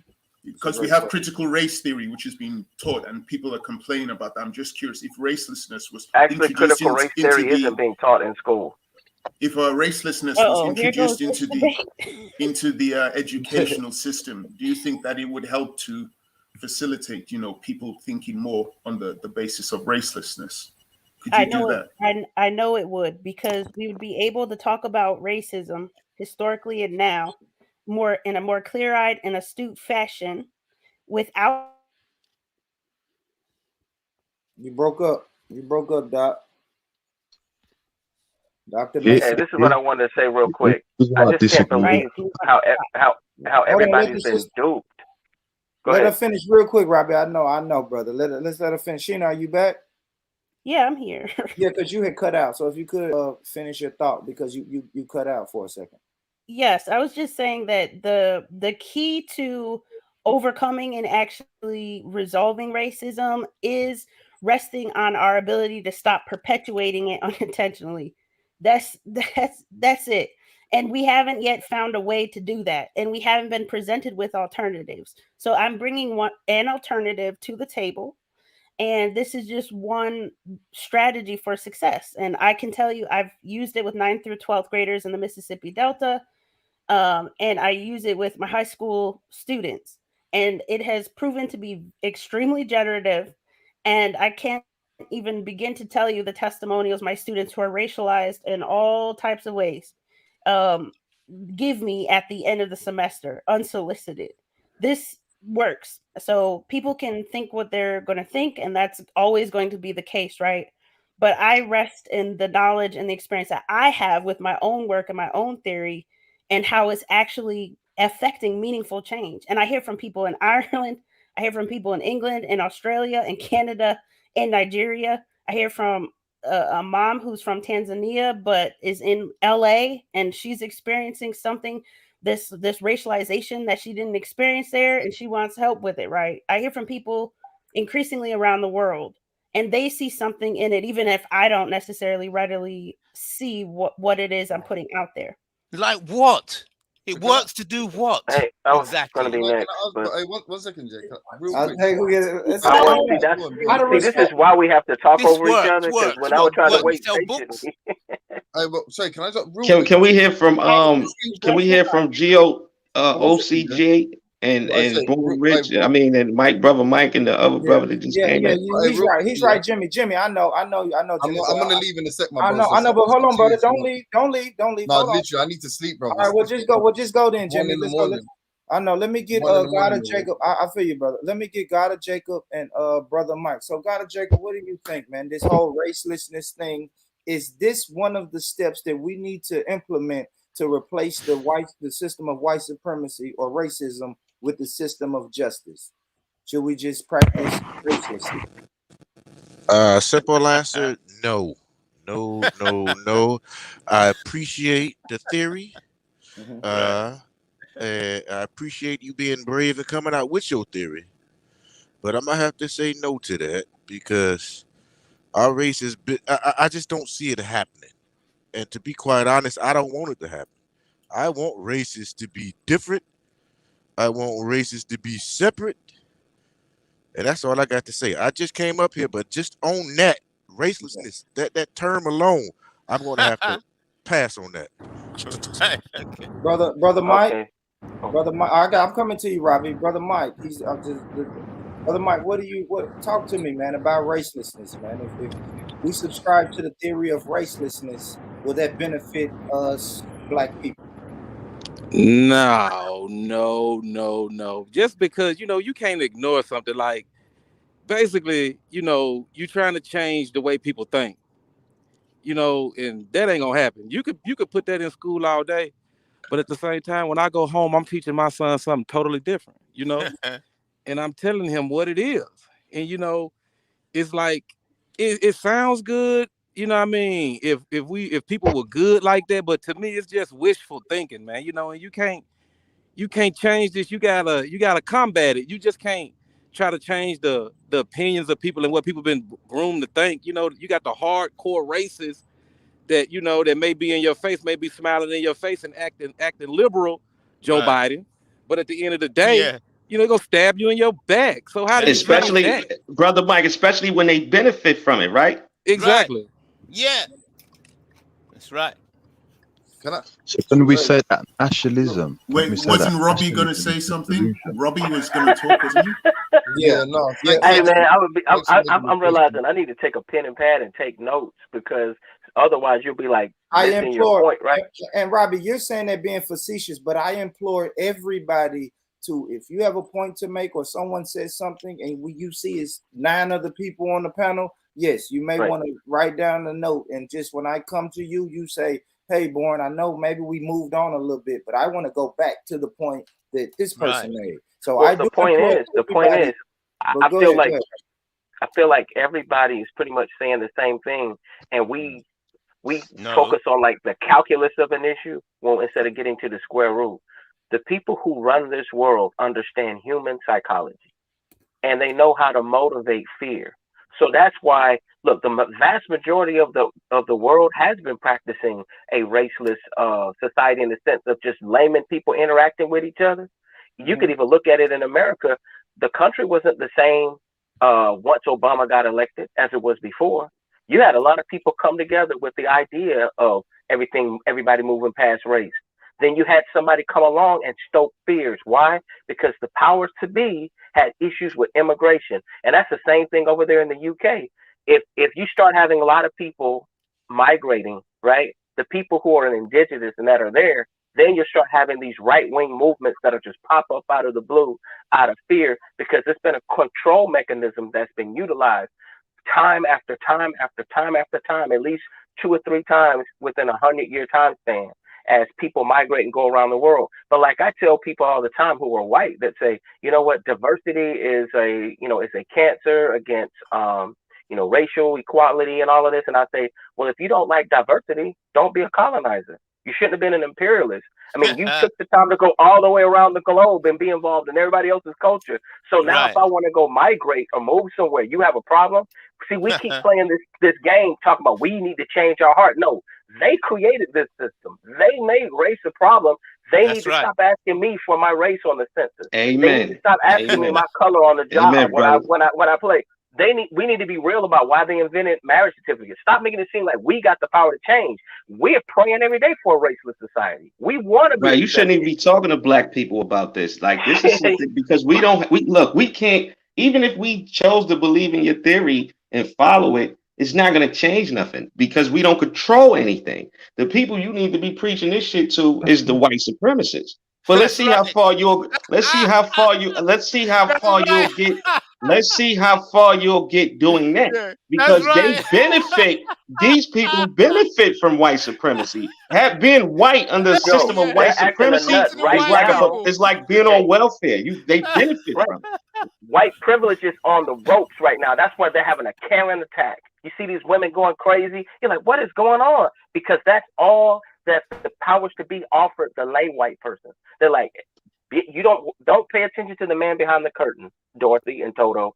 Don't start asking real questions about economics. And this virus showed that everybody, right, is not a high value man like Kevin Samuels says. I don't care if you're white. Like I tell them, you had a 400-year head start, and the best you could do is end up in a trailer park. Stop trolling me. You know what I mean? That's pathetic, actually. That's pretty pathetic after 400 years. At least we have a couple of excuses. Don't act like, look, we learned every Asian person don't know Kung Fu. You know what I'm saying? Every black person ain't an NBA player. All these stereotypes. Look, we're just all regular people trying to be Americans, trying to survive. And I think a lot of people do want to move past it, but they know how to utilize fear, and they don't have to have 100% participation. And that's why I say the media and the government go hand in hand. And in the CIA building, when you look on the floor, when it says north, south, east, west, if you put all those letters together, it spells news. Propaganda is big business, bro. That's right. They know how to stoke racial tension. At the same time, brother, that we are scared of nationalism.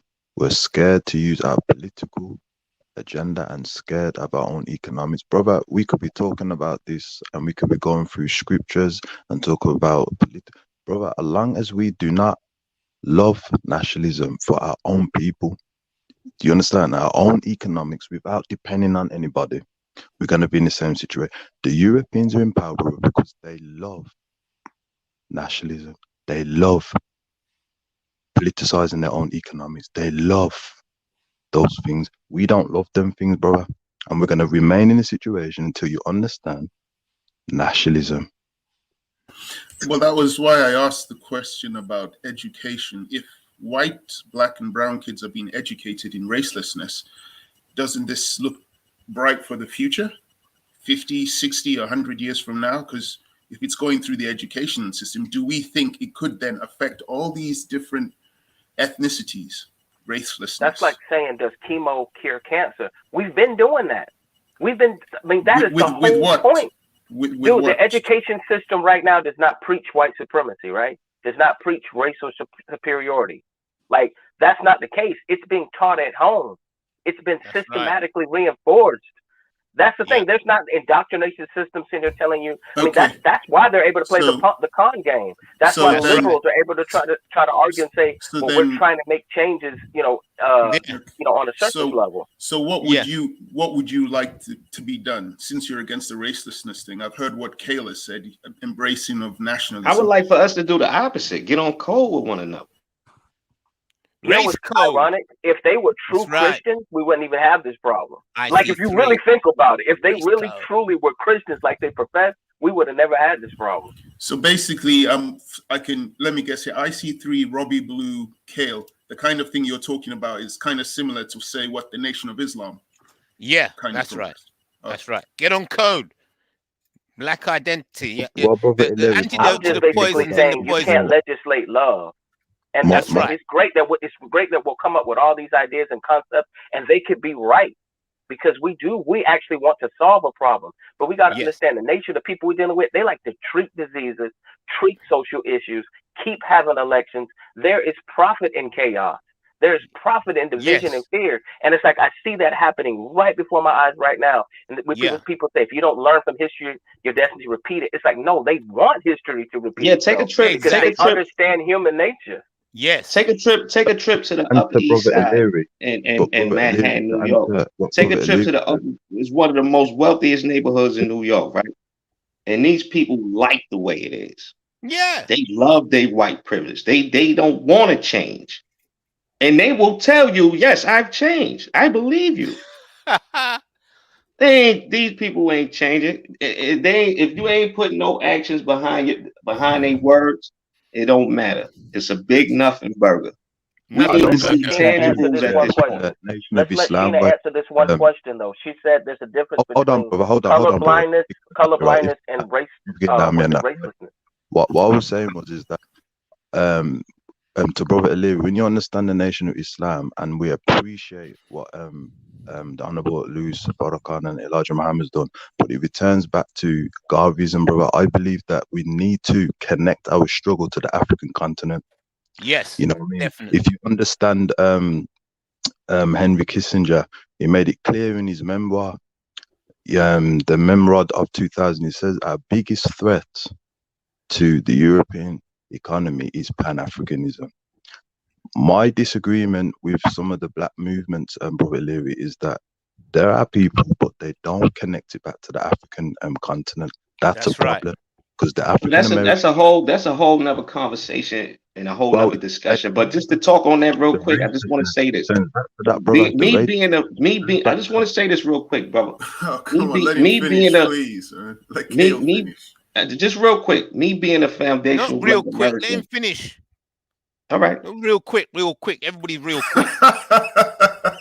No, I mean, the brother was pretty much finished, bro. I mean, it wasn't pretty. How do you know he's pretty much finished? How do you know he's pretty much finished? He'll tell you when he's finished. Don't mess with RC3 today. Yeah, please, Kale, please continue. All due respect to the elder, what I was saying was, Brother Iliri, is that you have to connect the struggle back to that beloved, powerful continent called Africa.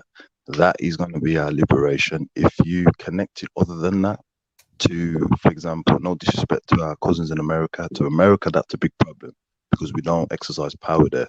The Europeans do. If you connect to the Caribbean, unfortunately, we don't have the power there. But the African continent is what sustains all these continents. So that's where I differ with our brothers and sisters in the Nation of Islam, is that they don't connect it to the African continent. But I appreciate Louis Farrakhan and Elijah Muhammad for their great works. Sorry, okay, brother, are you finished? Because I just wanted to say this real quick, right? And we've been trying to connect to the brothers and sisters over in Africa. Us as foundational Black Americans, we've been doing this for years, and we put in work for y'all. We fought for y'all. We one of the reasons why y'all can come over here. And it doesn't really, the benefits is pretty one-sided. You understand? We've been telling y'all, look, man, we trying to get dual citizenship in different countries in Africa. They don't, we got to go through all kind of red tape. They don't allow it. So like that, you kind of sound like the brother Sheena by telling Black people, look, you're racist. Don't practice racism, when you shouldn't be telling us that. You should be telling the white people that. That's how I feel with you in a way, because it's like you talking to the wrong people. As me being FBA, we've been trying to connect with y'all. We've been trying to connect with y'all to our own detriment. To the point now where you got a lot of brothers from the continent, they'll come over here and they'll undermine us. And white supremacy has used that. They've seen that as one of our weaknesses, and they use that to hurt us. So we just at a point now where it's like, you know what, let us as FBA just get on code first. And then hopefully the rest of our brothers and sisters see that example and get on code too. Well, Brother Harlem, real quick, yeah. I want to go sleep. Because a lot of Africans have come over. A lot of Africans have come over here. Can you hear me? They'll ha and kiki with white supremacists. And the focal point will be foundational Black Americans. We see that shit all the time. Sorry, did you hear me talking just a second ago? Nah, I hear you, bro. Go ahead, bro. I'm gonna mute my mic. Yeah, no, I was just gonna say, because Dr. Sheena was speaking in the side chat for a little bit, and obviously the chat wouldn't have been privy to that, but basically, I think she concedes that there's positive and negative forms of tribalism, but there's no objective reason why race as a form of tribalism is worse than. She believes it's worse. Personally, it's her belief that as a form of tribalism, it's worse. I'd say more beneficial to her theory. I don't know. I'll leave it with you guys. You can discuss it. But more beneficial, a further reduction of her theory is forms of tribalism over arbitrary common properties. For instance, if everyone with big shoulders was to get together in the world, would that necessarily have a positive impact? If you're going to take an amoral stance and say it's not about morality, it's about things making sense or not making sense, or providing net positives for humanity, then I would argue that just tribalism based on anything other than an idea, like me and you are part of the same tribe because we share the same idea, that is what will, you know, descend into fucking, or that will have a negative effect on humanity. That was my opinion. Bless up you, man. Have a good night. Brother Harlem, right? I have been to Nigeria and I've been to Ghana, brother. They are opening the doors, brother. The Nigerians, brother, and the Ghanaians, brother, they are welcoming. And there's a lot of African Americans and African Caribbeans, brother, that's building in West Africa. Same thing in East Africa. I've been to Ethiopia and Somalia doing exactly the same thing. So, brother, what we do is, brother, in the diaspora, and that's what I was trying to explain to the doctor, is that there's a difference between psychiatry, and political science.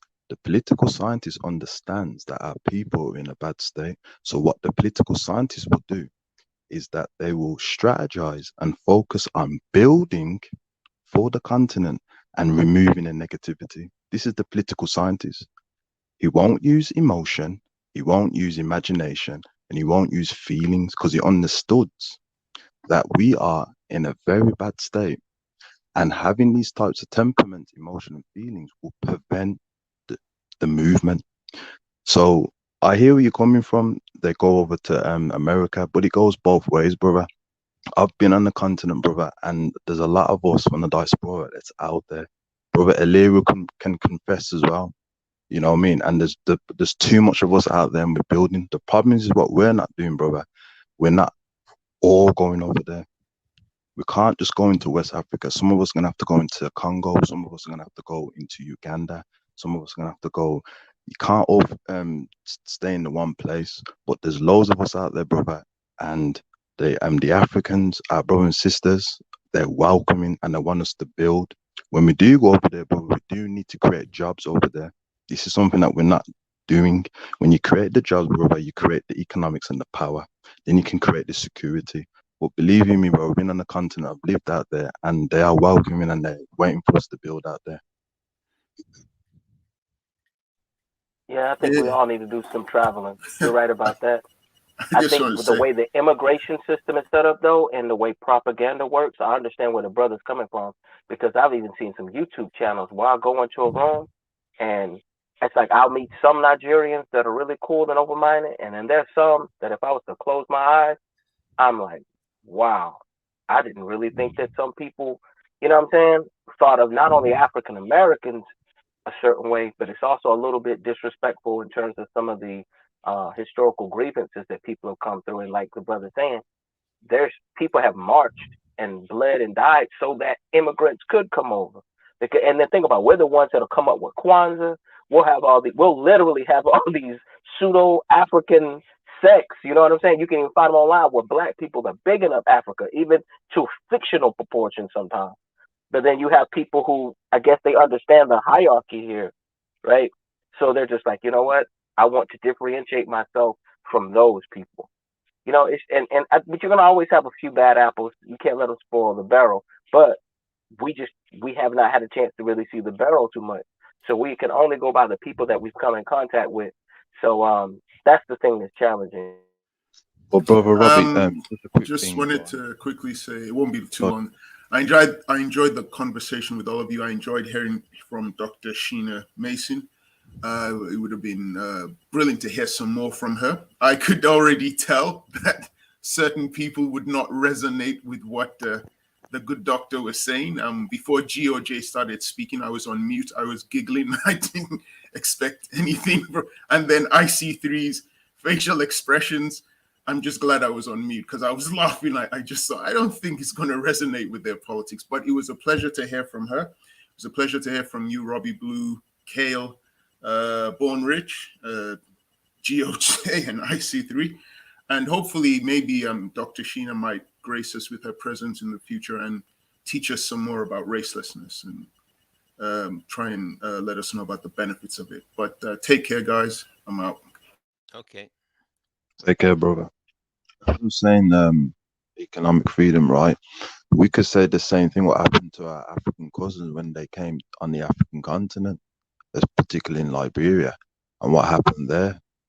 You see, brother, and that war. Oh yeah, You see that? Liberia, terrible. Yeah, and that's why. See, brother, this is why I am Pan-Africanist, Garveyite, because it goes both ways, brothers.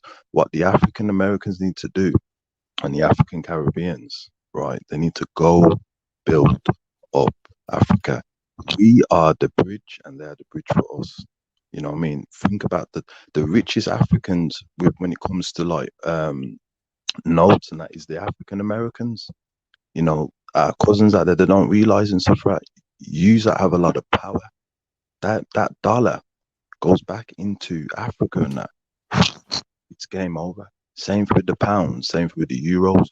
You know, so that's why I say we need to really kind of travel more and focus more on the collectiveness and not emotional feelings. You will find some people, some of the Africans, not liking some of the African Americans suffer, but at the same time, but the goal is to build up the continent so we can protect the African Americans, we can protect the Africans in Europe, the Caribbean, and other places. That's what the goal is, brother.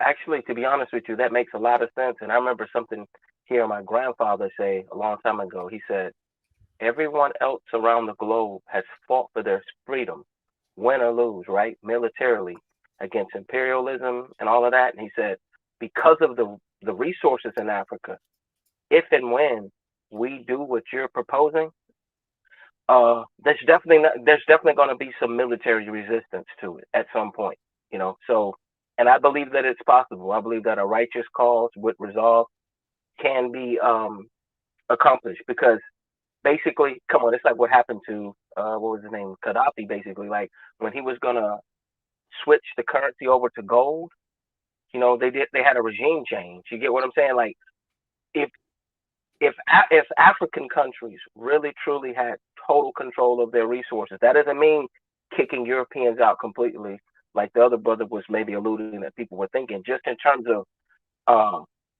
more of the resources being distributed, you know, throughout the country and enriching the people, I believe that there's going to be resistance to that, because that's the power game.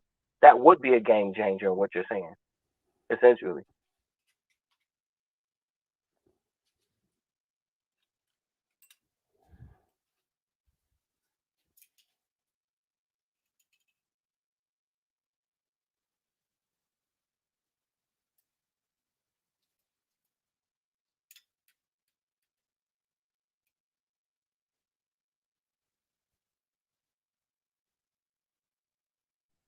It's so quiet, I can hear those candles burning.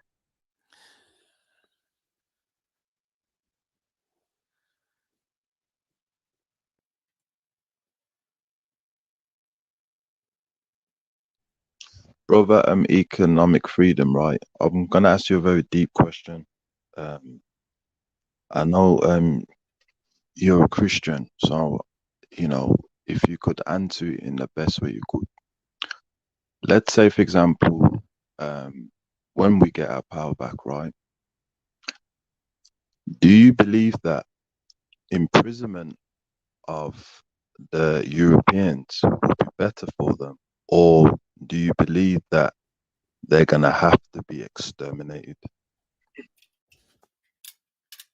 Hold on, whoa. I think Did I just hear the two choices were imprisonment, extermination as or in leave them to themselves? okay? He says leave them to themselves, and the other option was extermination. Yeah. Yes, brother. I'm more curious to understand what Kale's perspective is. I didn't even realize, you know, because I guess when I think of justice and I think of everyone working together, I wasn't necessarily predicating it on exterminating anybody, but it all depends. Go ahead. The reason why I said this for, brother, is that when you look at political science, right, and as an African descendant, I believe all human life should be looked after, and we all should have equality and justice. But if you read the book on Abraham Lincoln, his biography, right, and as well as Frederick Douglass, there is a quote in there where Abraham Lincoln himself said to Frederick Douglass that, don't you realize that our natures are different and we cannot ever live together? Now, this is very interesting, very, very interesting, right? That we can never live together.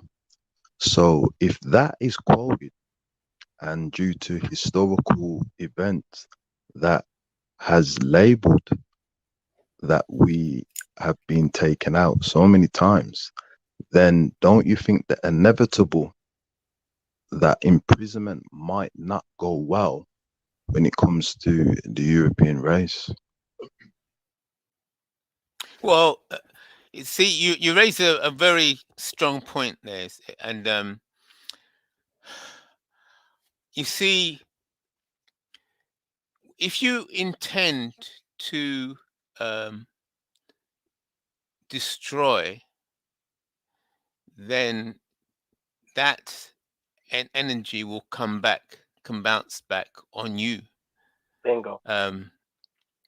So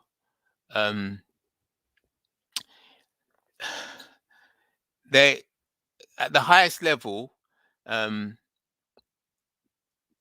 management is always the highest order, and then the highest order of management, if you apply the principles of an individual to a family, the same principle for an individual to a family, to a community, to a society, and to a nation, you as an individual, if you know yourself and you're sovereign and you know yourself, then you can respect others, and you can also see others who respect themselves and know themselves. So the same thing with nations. Nations, the negotiators, their representatives, are reflecting the nation. The head of the family is reflecting the family. So once you are together with with other sovereign people, right, you will definitely recognize the person that does not behave in that sovereign way, and then the sovereign nations will gang up against that entity that is not behaving civilized. And if that entity, whether it's be the white people or not, does not get in line, then it could be that all the other sovereign nations, just like all the other sovereign people, will get together and eliminate that person. But hopefully, hopefully, they can be, because pretty that's much what made people my do as point. individuals. If there's 10 of you in a room, right, and there's one person, and you all recognize, if there's 10 of you in a room and you're all sovereign and behaving yourselves, if one person is trying to destroy the whole lot, they're all 10 of you will gang up, or all 9 of you will gang up on that one person. It's principle. But here's That's the what I'm thing saying. about that. I was I going to said, answer your question, Kel, like to piggyback on what he was saying, and then I'll give it to you. All I was going to basically say is you're correct. It depends on what the end goal looks like. Because I'm thinking that if we achieve this system of justice, right, that you're still going to have other sovereign nations and people on the earth. And if the majority of people agree to justice and equality, then even though it may not be a flawless example, you could use Germany as an example. When enough people decided to get together and defang the snake, they made sure they took away their military power. They basically set them back for some time so that they could not wage war. So that's what I mean. Like, you could have them here, but just make sure you take away their ability to wage war. It's like chess. It's like, if I neutralize you, I don't have to exterminate you. If the majority of the people, right, are like, no, this right here is pathological, so we need to take away your weapons. Like right now, they're doing it on the opposite. They'll neutralize you for injustice, right? Yes. under the guise of regime change and the UN and the IMF, right? That's Yeah. the toxic example. But if you could inverse that, then it Yes. would be a beautiful thing. Correct. Yeah. And you see, brother, why I'm saying this for now is because as a political scientist, way, brother, a student of political science, is that when you study the wars of the Europeans, the Asians, the Middle Easterns, and the Africans, right, is that even when you give them a little bit, or even when you come to a truce, they still seem to want to take more and wipe you out. And the thing is, brother, like you can take it into the Christianity or the Islam, and we know that those religions came out of Africa, and we know that the Creator sent them down. But at the same time, brother, the inevitable is coming, and if we all agree that when it comes to white supremacy, either you have to destroy it or remove yourself away from it. Removing yourself away from it may lead to that you may have to destroy it. Because if you think that we're all going to be in the same place, and because there's more of us collectively with different natures and that, what would make that nature say to themselves, well, you don't really look like me, you don't think like me, I don't really want you to have that power, so I'm going to help those who are small amount, meaning the Europeans, to get the power back. And that's what I'm saying. It's something like, even though we're talking on a podcast, but we do have to think about solutions. It may seem controversial and very deep, but think about the African wars in America, in the Caribbean, and in Europe that we've had to fight. We've always defended ourselves and defeated them, but at the same time, when we came to a truce, it's never been good for us. Now you're right about that, because even in South America, every time there were some African tribes that got their independence from slavery, say in some parts of South America, and they were able to stay free for say 30, 50 years, and they were warring with the colonists, and then finally they'll say, hey, we want to have a truce, and then they'll utilize deception. Now, is that a military arm, or is that just saying, you know what, that's just a genetic trait? Which, let's just say, following that logic, and you say, you know what, that's kind of, I don't want to say a genetic disposition and sound ignorant, but let's just follow that logic for a second and say, you know what, for whatever reason, they're more inclined to be that way, or they've learned culturally to be that way, to have an advantage. Well, look at the very thing that they're crying about, bro. They do not want interracial mixing. And I think at some point over the next 50, 60, 70 years, that's probably the biggest fear for some people who are like white extremists, because I haven't been to the UK in a minute, but in terms of, let's put it this way, I've never been to the UK, but people that I've talked to, like you guys, and when I was in the military, guys coming from Germany, Italy, whatever, man, they had there was a lot of interracial families. And I think that's why I feel like there's fear and backlash there on both regards of them losing either military power or losing sexual power, which is why they're going to be vigilant militarily and using all these fear tactics to keep everybody divided, because that's really what it boils down to. That's why they kept the white woman's womb under lock and key. That's the reason why they will give your daughter a hysterectomy and put it in the womb of a white woman, because they know that their birth rate is deficient. These are not things that I'm saying and I'm coming with out of my imagination. These are things they talk about, on their same social media platforms, and are coming out now in the mainstream. Like it is of a concern. So I'm not with eradicating people, but I understand and learning from the past. And if somebody is showing that they're pathological, what does the 48 laws of power say? Destroy your enemy completely. Like Exactly. I said, take away their ability to wage war and to betray you. That's right. You're right. You got a point there. Yeah. Destroy the enemy complete. Wow. Wow. we're moving ahead into some serious times, man. Man. Brace yourselves. I personally feel like, man, nature is fighting back finally against all of man's determination and efforts to tame nature and use nature for its own devices. You know what I mean? Right. Even the technology that we use can cause cancer. It has a, you know, in other words, it can be fun. It can be, you know, it can be a tool. We can do a lot of research, research and all that. And we're utilizing electromagnetism, but we also, the radiation and the energy, I feel like, cancer will be through the roof. So as much as they try to criticize developing countries, look, somebody, when you get a chance, there's something called the happiness index. I want to say America's like number 19. I thought America would be number 1. I thought the UK would be number 1. I think the UK is like number 15. Look up something called the happiness index. It's for countries, and you'd be amazed, bro, that something like that is like very telling in terms of what people prioritize and how they're content.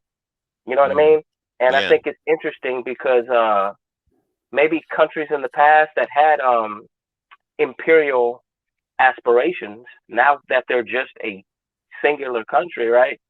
In the global system, it's kind of like the attitude, I think, is like been there, done that. So people kind of learn from that. It's like, you don't want to overextend yourself. But I do think that people have that intrinsic paranoia and indifference towards immigration still. They don't mind a few people coming over to their country. But if that number gets too high, I think some of those old fears and racial tropes start to pop up about genetic annihilation, Yeah. I think, what do you think of this? I try to look at principles that are scalable. So to try and understand nations and the way the world works and how nations relate to each other, I try to look at how people as individuals relate to each other, and in order to understand nations better. And as an individual, you can overexpound yourself. You can overextend yourself, and you can start to lose yourself as you acquire too many things, too many possessions. Yes, and too many, like if you've got a higher purchase on this and higher purchase on that, and you lined up for a membership with that, and you're in relationship with this person, you're trying to keep a good relationship with that person, you can overextend yourself. I mean, when as an individual trying to please everybody in order to maintain their wealth and popularity and power, they can overextend themselves and their ability. You overextend yourself and your ability to keep all these balls in the air, juggling. Trying to please too many people, and you start to dissolve internally. Right. Oh boy. Brother Kel made me think real quick when he brought up the religious narrative and like the compassion thing. I'm gonna wipe that off the table, and I'm just gonna go strictly scientific, right? And even if you go strictly scientific, it almost seems like God or the universe still kind of put this planet together, this aquarium that we live in, as for us to still be sort of codependent on each other genetically. So that's why even as African people, we've never like produced the Adolf Hitler on a global scale. I really think most people just want justice and equality. It's not about dominating somebody else and raping the women and pillaging. Not saying that humans and human nature can't be flawed. I'm saying all this to say, let's take this plague, for instance, right? And how they say as a virus, it can hop from one body to the next and have mutations and all of this, because of all our genetic similarities and our vulnerabilities, of our cell structure and so forth, and how it can attack the body. I remember reading something a long time ago, and that's why you've had a push for globalism by more like, I guess you can say, white leftists, because some people have understood if white supremacists would accomplish the goal that some of them have pushed for, like say to just drastically reduce the number of Africans, maybe it won't happen in one generation, but over time, right, it would cause a genetic, how can you put it to it? Basically, let's just put it this way: it would have cascading implications that would affect the human race for generations, because there's unique genetic traits and what's the word I'm looking for? There's genetic traits, and there's also the word is skipping my mind right now, but that's in other words, to make a long story short, that's why we're all unique. There may be something in your body, an antibody that you produce, or something that could be very unique that may help cure disease in the future. And if somebody was so ignorant and closed-minded, they say, you know what, I want to get rid of everyone from your village or everyone from your country, it could be like the greatest mistake we could ever make. So I know I don't wake up every day thinking about killing nobody, but I will defend myself. You know what I mean? It's like nature. That's like the fail-safe that nature has. Like, okay, you want to wipe out these people? Well, you're going to destroy yourself. Can I interrupt for a second? You know, before I get up out of here, I see 3. You know, it's MLK Day over here, man. You look like you march with him. So, looking at his legacy, give me a pro and give me a con before I get up out of here. Tell me something. What was something good, something bad? Say that again. I missed the question. I didn't understand the question. Martin Luther King's legacy. Give me something good, something bad. Give me a pro and a con before I get up out of here. We got to talk about Martin before I get up out of here. Oh, well, what I understand of Martin Luther King is that he seemed in his first stages. Maybe you can give me more information, but I understand that in his first stages he was a more kumbaya. You know, why don't we all live together? We can all, you know, yeah. But sort of what Sheena was saying, right? Yeah, that's right. So that's the impression I've got, that Martin Luther King changed at the end. That I heard that he changed completely. He was like, you know, you got to segregate, man. Hey, Martin was like, "What the fuck happened here? I done got this shit all wrong." Yeah, that's right. That's right. He changed. He reversed. Yeah, he started off like Sheena Mason, and then he ended up like me. Oh Lord Jesus, yeah, but yeah, it was a good talk. Yeah, good show. I'm about to get up out of here. I'll be honest. Y'all sound like 2 niggas playing chess, so I got to get up out of here. You know what I'm saying? Nah, salute, got it, Jacob. I know I stepped away for a minute. Good shit. Yeah. I'll be honest with you. Martin Luther King was a genius. Martin Luther King was a genius, and the reason why he was a genius is because when you look at the from a political scientific method, is that the place where he was at, I believe that it was very aggressive in that area, right? And the fact that he was using that type of political science to maneuver, which we have to understand that, because a lot of us, particularly when it comes to our cousins in America and that, you'll hear some things like, oh, they should do this, they should do that. Well, sometimes in war, when there's not a lot of power, you do have to strategize, right? And I like what he did, particularly in that area of strategizing and focusing more on the media. You know, he made, you know, his language of how he articulated to make the world see what's happening in these areas. And also what I respect about Martin Luther King, quickly, I don't want to take too much time, is what he did on that bus. He made the Africans, right, and collectively for, I believe it was 386 days, right, to bankrupt the European economy. He is a genius, you know, and we should learn that strategy, that we may not be able to use our guns and, you know, artillery, but we should have economical bankruptcy on the non-Africans who take things economically from us. Well said. Well said. Now, what I say about Dr. King, because it's easy for us to look back now and say, he didn't do such a great job. But at the time, in them times, he was great. Dr. King was great for us in them times. He was more of a integrationalist than I am. Way more of an integrationalist than I am. I am not an integrationalist. But what he did, like you said, Kel, what he did to galvanize the people, beautiful. Beautiful. Yeah. If you're not appreciated in a place, take away your business, right? Your power is with your feet and your economics. And he showed black people that we can crumble an industry if we just take away our money and our business from that people. So yeah, shout out to him for that. that's right. For that. Sanctions, basically, because that's what the white supremacists do on an international, global scale. Sanctions a good way, yeah, that's right. Yeah, so all it was reverse sanctions. Black people getting together and applying sanctions. Right.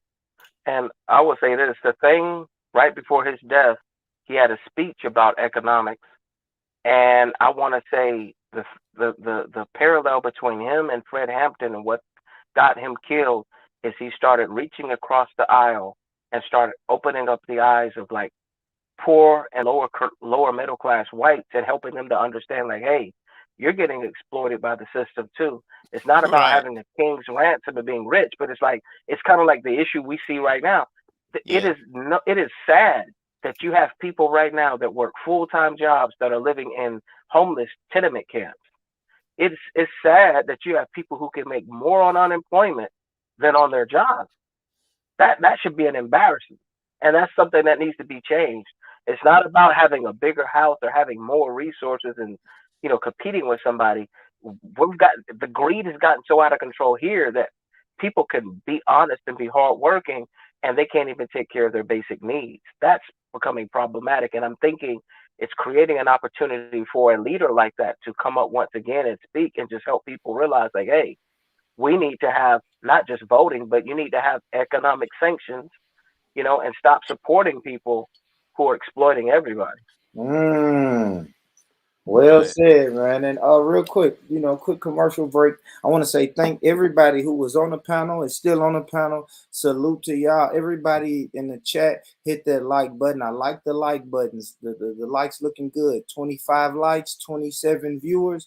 That's good. I think everybody deserves a treat. So this is a treat from me to you. Ice cream, ladies and gentlemen.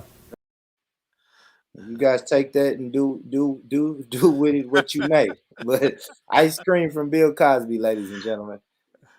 Shout out to y'all. Great discussion, man. Great. It was good having the doctor on here too, because definitely. In order to replace the system of white supremacy with the system of justice, it is going to take all hands on deck. I may disagree with the sister's way of doing it, but it is a way. You see, at least people are fighting. People are coming up with ways. I know IC3 would beg to differ because that's right. I was just she about doesn't to differ. she doesn't acknowledge white supremacy. But maybe somewhere deep down in there is something that the people that do acknowledge white supremacy can take from this movement or this theory. I'm sure there's some gems in there somewhere once we do our research. And Lord willing, I'm gonna have the good doctor on my show one day. Just me and her chopping it up. I'll probably record it and then just drop it like that and let you guys ask questions and we can come back and discuss it. But I try not to shut people's ideas out, right? Because, for example, right, me and God of Jacob, we probably gonna disagree on the Bible and voting. But I can't shut out my religious people out of trying to replace the system of white supremacy with a system of justice. We're going to need them somewhere along the line. We're going to need the people who think we can vote our way out of this. Probably going to disagree, but we're probably going to need them somewhere down the line. You know what I mean? So they have a particular mindset.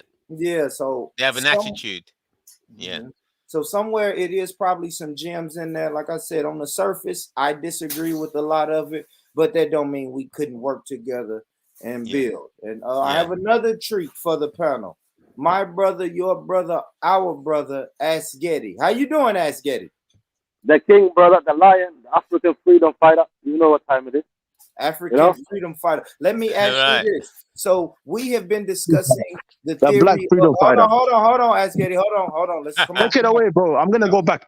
No, let's show some decorum, brother. So we've been talking about this theory of racelessness, where racism doesn't exist, where race doesn't exist, but racism does.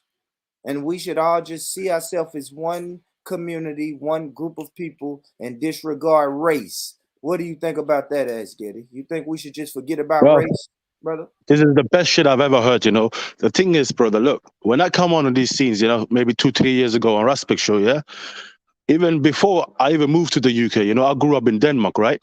So when I was around these Danish people, they were trying hard to integrate me into the system of the society, the white supremacy, you know, bro, to the point. The only reason the day I saw the light was the day when another black man was getting bullied for being black. And I looked at him, I'm like, you know what, bro? They're telling me I'm different from him. They told me this, but you're different, you know. This guy is different from you because this guy, he was proud of being African. He had his African culture, and he would never give that up for anybody, right? I took a step back, bro. I thought, you know what, bro? This guy looks like me. These people are different culture. These people are trying hard on me, turning me against him. So they want me to be the weapon of this system for the future. Right. And I stopped right there, brother. I stopped right there. I said, you know what? I stopped right there. I told my parents, slowly but slowly, we realized, you know, and my parents, for their own reason, they wanted to move out of Denmark anyways. Right. And we came to the UK where there was more people like me, you know. I'm not saying I had the full system, better system and that, but there was more people like me. So we were more in numbers, right? Right. My point is, one thing I have understood is, you know, and one thing, you know, my observation and my studying of people, yeah. One thing I have realized is all black freedom fighters, Malcolm X, the Nation of Islam, the brothers from the Black Panther, every black, even Black Lives Matter, right? I know this for a fact, you know, we all have to come back on one entity, you know, one group. And I think our last goal, let's just say this, our last meeting point. You know, you have to understand this, right? We have ancestors who suffered, you know, back in Africa where a white colonizer was walking down and you had to literally look down. You can't look at his eyes. If you look in his eyes and he come make us a complaint at the police station, you take him to the police station. You might never be seen again. That's just the system of white supremacy, right? Right. I can't even remember where was I, bro? I just diverted to the thing, man. Let it out, brother. This thing coming from the heart. Anyways, we'll talk about the meeting point. Brother, we're fighting, you know, we're fighting white supremacists in America, fighting white supremacists in Europe, fighting all over every corner on the planet. White supremacy has affected it in different ways, you know. Yes. But mostly they've affected it economically, you know. So what I have looked into is, you know, our last meeting point has to be economic freedom for Africa. Let me tell you the benefits of having economic freedom for Africa, right? White supremacy will end. This is the day these people will learn the true value of a black man. You know, these black people we have reduced them to nothing, right? Who don't even know who they are. We took away their name. Today they're out here calling themselves James and Danny and this and that, right? No disrespect, bro. This come from the heart, you know. I just want to let this out, you know. Yeah. Once we all come to this meeting point and fight for our resources, our benefits, this wildlife we have in Africa, this better way of life that they know themselves. They're selfish, brother. That's why they're trying to reduce you to nothing. But they could be left behind and you out here, your children out here promoting gang violence on the music video, talking about chefing mans, talking about shooting people and this and that, right? This is called a colonial, like James Jones is part of a colonial project, you know. When I say this colonial project is confusing the people, you know, confusing, wants to, like what he's saying is right, but my identity as being a black knows whatever he's saying is bullshit. I can never accept that, bro. Like I remember when I was younger, right, me and my dad. Maybe he's confused himself. No, he's not confused, bro. He's doing it on purpose. What? He had enough time, brother. The guy is from, I don't even want to chat about him, but I'm saying his family come from East Africa. When he steps foot into Africa, he sees the real reality of black people. He knows what his people are like, you know. This is the image of your people. This is what your people are about. He looks at that, but he goes the other direction. He goes towards, you know what, I want to, you know, big up these people, right? This is the true, this is the people I like. But this is the truth, bro. I'm just saying this for observation, by seeing these things. I'm not saying that I'm just pointing fingers. This is many hours of observing somebody, right? So back to the story I was saying about my dad, right? 2002, we went to a trip to Somalia, right? Yeah. The funny thing is, when we were coming back, we transited in Bulgaria. We were on a flight with the Lufthansa. I don't know if you guys are familiar with that Lufthansa, right? It's German. That's a German airline, isn't it? All white people on that plane were seated on the seat, in the airport while waiting for the next plane. They told the black people you have to sit on the floor. Really? What? I swear to God, bro. Do you think my dad was gonna have that? Are you serious? This is when I realized my dad is a true freedom fighter, African, Pan-African. This is why I have this, this is why you see me with this spirit, talking like with this passion. It comes from my dad, innit? My dad was not having it. My dad sued these motherfuckers for 180,000. What? Lufthansa airplane. This was 2001, right? He just stood up. He started taking pictures of the black people. You see a group of Nigerians, you see a group of Cameroonians, Senegalese, Somali people on this side. It's like they split us up even. We're not even sitting together. Amazing. Nigerians are sitting there, Senegalese, Cameroonians. Of what's going on?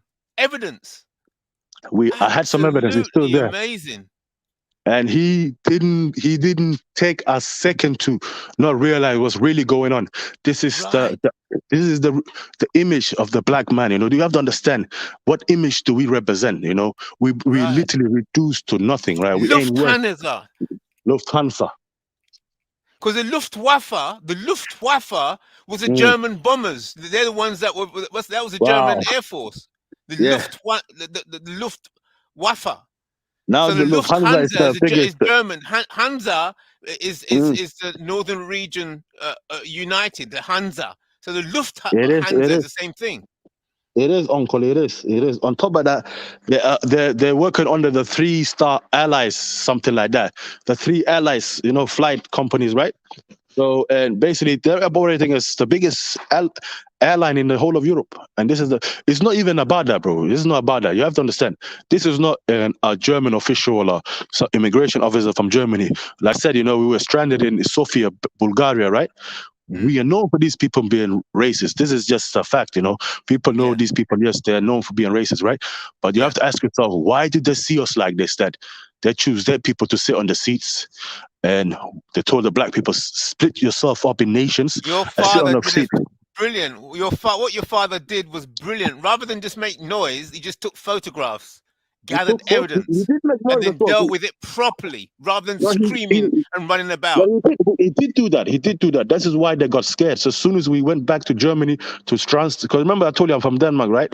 So I had to go I had to travel from Somalia into Dubai, into Sofia, Bulgaria, and then into Germany and into Denmark, right? When we got to Germany, crates of Coca-Cola waiting at the arrival, not arrival, as soon as you get off the planes. So all the immigrants now, they have a higher level, they're like they're giving now cakes and Coca-Cola, and as much as Coca-Cola you want, as much as cakes and best food, 5-star restaurant food, like literally just to try to make it up. But they can never make it up. It's too late to make it up. By that time, we have already realized that who we are. This is who we are. We ain't worth shit. We ain't worth nothing. And this is where you have to understand. Slow down a bit. Let me see if I understand this, because I like to go into this story. You give me that, because this is really interesting. So you all were in the airport. Where was it? In Germany? Yes. No. When this happened, it was when this incident happened, it was in Belgium, Sofia International Airport. All right, Sofia International Airport, and the plane was flying to where? The plane was a German plane called Lufthansa, and it was gonna stop. It was gonna fly to Germany, and we had to get another Danish flight, to Denmark, right? But it was a German company. So my point was that Belgium to Germany to Denmark. No. It was more like Somalia to Saudi Arabia into Sofia, Belgium, and then Belgium into Germany, Frankfurt. Right. That's what we saw when we got to Frankfurt. It was like a welcome sign, like welcome, We love you guys. Right. So 1 second. Bear books. Hey, bro, bear One books. second. Bear This books of welcome. Hold it, welcome. Askedy. Wait. This welcome Yeah, in Germany, was it yeah. because your father raised the issue of people sitting on the floor in Belgium? He raised the issue, brother. Plus, my dad was a patient of. He was a heart transplant patient, right? So he had literally. My dad had his whole heart literally taken out, at one point, and put in a new heart. So, because of his anger and and his blood pressure and all of that, he's had a little heart attack on the the bus you go on the plane to. When you step on the bus and you go on the plane. So the case was already, it was worth millions. I don't know why my dad accepted those 180,000, right? But that case would have been worth millions, right? Because he was affected. He was affected by the racism, by having a heart attack. He saw the racism. He had images of it, So, but my dad, only reason he took the money and he realized, he's not really, bro. Like I told you, like we come from a very rich family. It's not about money, right? What my dad, wanted these. The most important thing my dad used to tell me is he used to always keep telling me, look, until Africa is economically free, none of us are free. You have to understand, these people will never respect you. The day you trading your own minerals, putting your price on your own minerals, anybody causing a problem with you, you sanction them on the spot. This is when they will learn they're forced to literally deal with you differently, because you're not that colonial object. You're not that slave back in those days. Yes. They can't reduce you. Now, the planet would know the value of different type of people. Black people, let's see. All it takes black people is to come up with a currency that's backed with all his minerals, So that poor child, I only give her something worth in this. Let's say something that's worth £1. I give them £1, in Africa. Yeah. Let's say the lowest point of currency, the £1, let's say, but that pound in the UK could be worth 1,000, 2,000, 3,000, right? That's right. That's the model Very simple. I'm working on. That's the model. You've got it. You've got it. You smashed it. It's all about economics, and sanctions is a fundamental part of economics. And sanctions. I heard another brother from, I think, is he from Birmingham, right? Yeah. My point is like this. This brother was talking everything I talk every day, right? So what makes this brother different? Why is me and this brother talking the same thing? Because he's intelligent as well. He understands, look, we can't keep walking backwards, We can't keep having this conversation of, we have to understand, this is the nature of the beast. You can never change this beast. This beast, are you telling yourself you want to live amongst the beast and try to tame the beast? You can never tame the beast. You can't tame it. He is who he is, isn't it? You have to understand, you have to tackle this beast differently, You have to come from a different angle, economically. Show him the way. Don't fuck with us no more. This is how we have to speak the same voice, Don't fuck with us no more, or you ain't gonna have no food to eat tomorrow. You're gonna have to go pluck strawberries and potatoes in your back garden, and make sure you plant them in numbers, Because this is your true future for you that lays ahead. You can't, and you have to understand, this beast always threaten people with nuclear, like when we come across these ethnicity and these races and this and that, but they will say to you, you know what, well, we got nuclear, we're just gonna nuke you. That's enough exposement right there. They just, every time they say that, they expose the nature, innit? This is, these people always, they're talking about climate change and suddenly they care about the climate and, this and that, but they're ready to nuke the whole world. So this is them, You have to see. Japanese. This is not us, This is them, Look, I'm not saying this. This is what they're saying, This is what we have to, this is the reality of the beast, innit, bro? Like the beast don't want to listen, don't want to lie. All he's good for is lie and confusement, He will tell you at one point he's not racist. He will tell you the other point, all life matter. He don't care about Black Lives Matter. He doesn't care the disrespect. Look what they reduced us to, bro. Nothing. We ain't worth nothing at the moment, right? Stock. Yeah. Animals. Stock. Animals, bro. We're there killing ourselves. When I go to Africa, look, when I go to Kenya, for example, I'm in the airport. I walk out, I've just done the arrival. I just walked the arrival, right? The white people, brother, they walk out with no hesitation. Nobody bothers them. Straight to their cabs, go to their destination. Me, an African, I'm going to be stopped by a Kenyan police officer who speaks Somali language and trying to bribe me, arrest me, telling me I got some shit in my bag. Oh my God. Bro, last time he told my mother, listen, he told my mother, you have a fucking lotion. Why do you have 2 lotions? Now you can't come into the country and blah, blah, blah. Trying to just, harass us so we can pay some money. This, bro, come on, man. Why do we do this to each other? But it didn't touch the white people. Bro, I said to myself, I'm saying like this now. Next time I go to Kenya, I'm going to go in the crowd of the white people. I'm going to start chatting to them in the airport. I'm going to say, listen, we are friends. Let's walk out of here together, innit?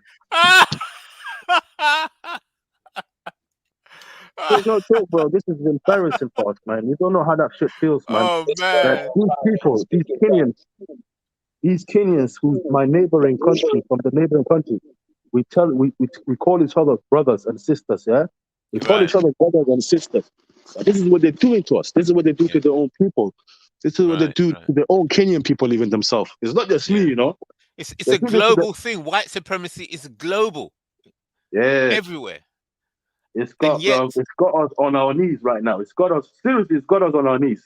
Yeah. They confused us right now. But don't worry. The plan, the beginning of the end of this new entity will be 2024. Within 2024 or the year 2025. That's the plan. Not waiting no 500 years for this to stop. No 500 And one years. thing we have to stop, Uncle, one thing we do have to stop is trying to lie to ourselves and confusing ourselves and try to walk footsteps, you know? I understand Big Up Born Rich, you know, he tried to raise the awareness.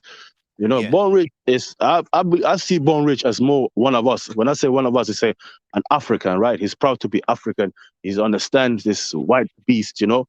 And I understand, yes, his people built that country. They literally own that country. This is why I tell white people, where you going to take me to? We build this nation, you know? Until you get the fuck out of our ways and you shut down the what's it called, stock exchange and stock market and all of this shit, trading our precious mineral on a daily basis, where I can just go on a phone and buy gold. Do you care about that child who's been in that hole? He might even have lost a toe in that hole, digging for you, the capitalist, you know? You don't really care, right? The only reason, one reason is because he's black. Very simple, bro. Simple.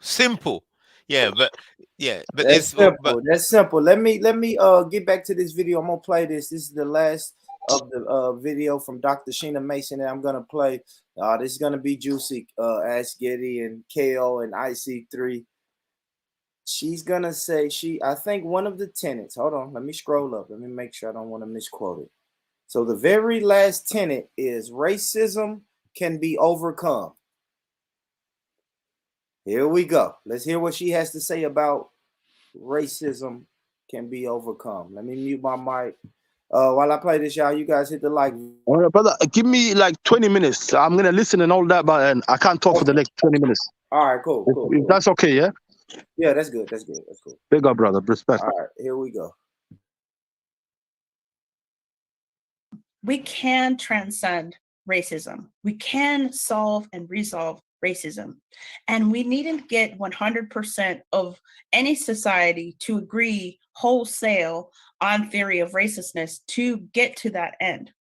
We just need the statistical majority of people to expand and open their minds to an alternative way of doing things that we have not yet tried ever. And in trying something new and being open to possibilities, we then open ourselves up to the possibility of overcoming the thing that we say that we want, which is ultimately the eradication of racism. And we're encouraged to see more people for who they are in their fullness, to look at history in its complexity, right? To see the nuance of every aspect of human discourse and the ways that humans interact with each other, and to lead with love for oneself and love for other people, regardless of any barrier we perceive. Because at the core of theory of racelessness is the sincere belief that we are more alike than we are different. And there's no better day to make an announcement of the core tenets officially in a single place than a day like today, Martin Luther King Jr. Day. Because at the core of his messaging, although he was a constructionist, reconstructionist, in many ways his messages and some of his most well-recited quotes speak to this idea of eliminativism. This idea that race does not and needn't define any person, that it is what is on the inside of a person that matters and overrides anything else.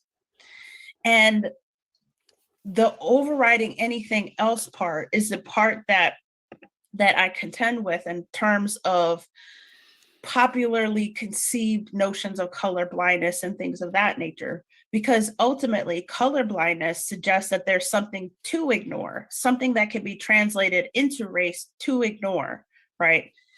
And it's honorable, of course, for any person, for any of us to aspire to not let our biases hinder our ability to engage lovingly and compassionately with other people.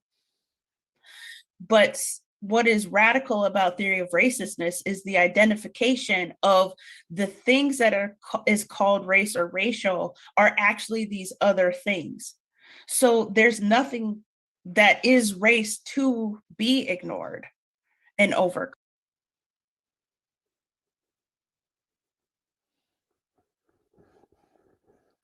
Okay. Dreadful. Speak on it. Speak on it. Absolutely dreadful.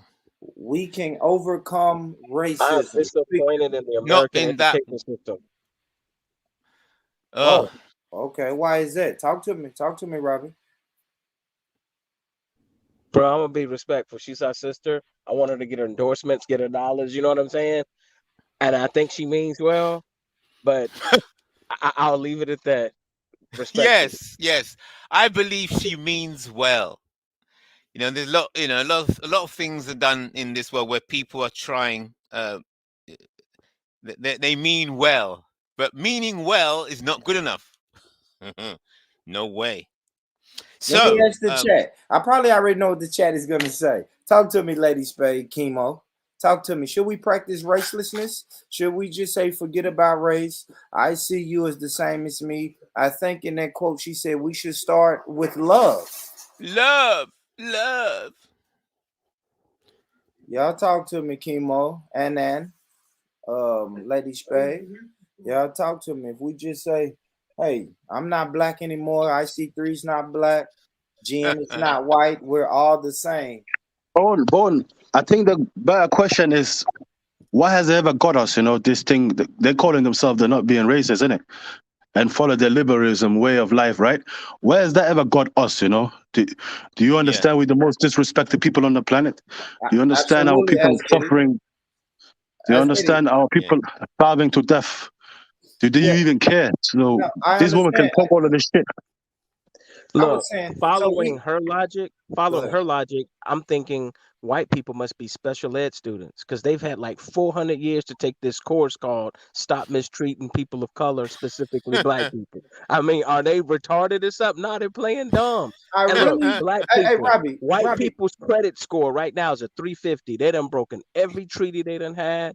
The only thing that I see as hope, really, though, is regular everyday people, though, are realizing that the system doesn't work for them and they're having problems with their own women through toxic extreme white feminism. That's like an infight that they have going on that, to be honest with you, we should just step back and eat the popcorn because it's like seeing a pimp that can no longer control his hoe because she's like, nigga, I do not like the cut. You know what I'm saying? Like, I used to be satisfied with my cut, but now I want to run the country. You know what I'm saying? Great analogy.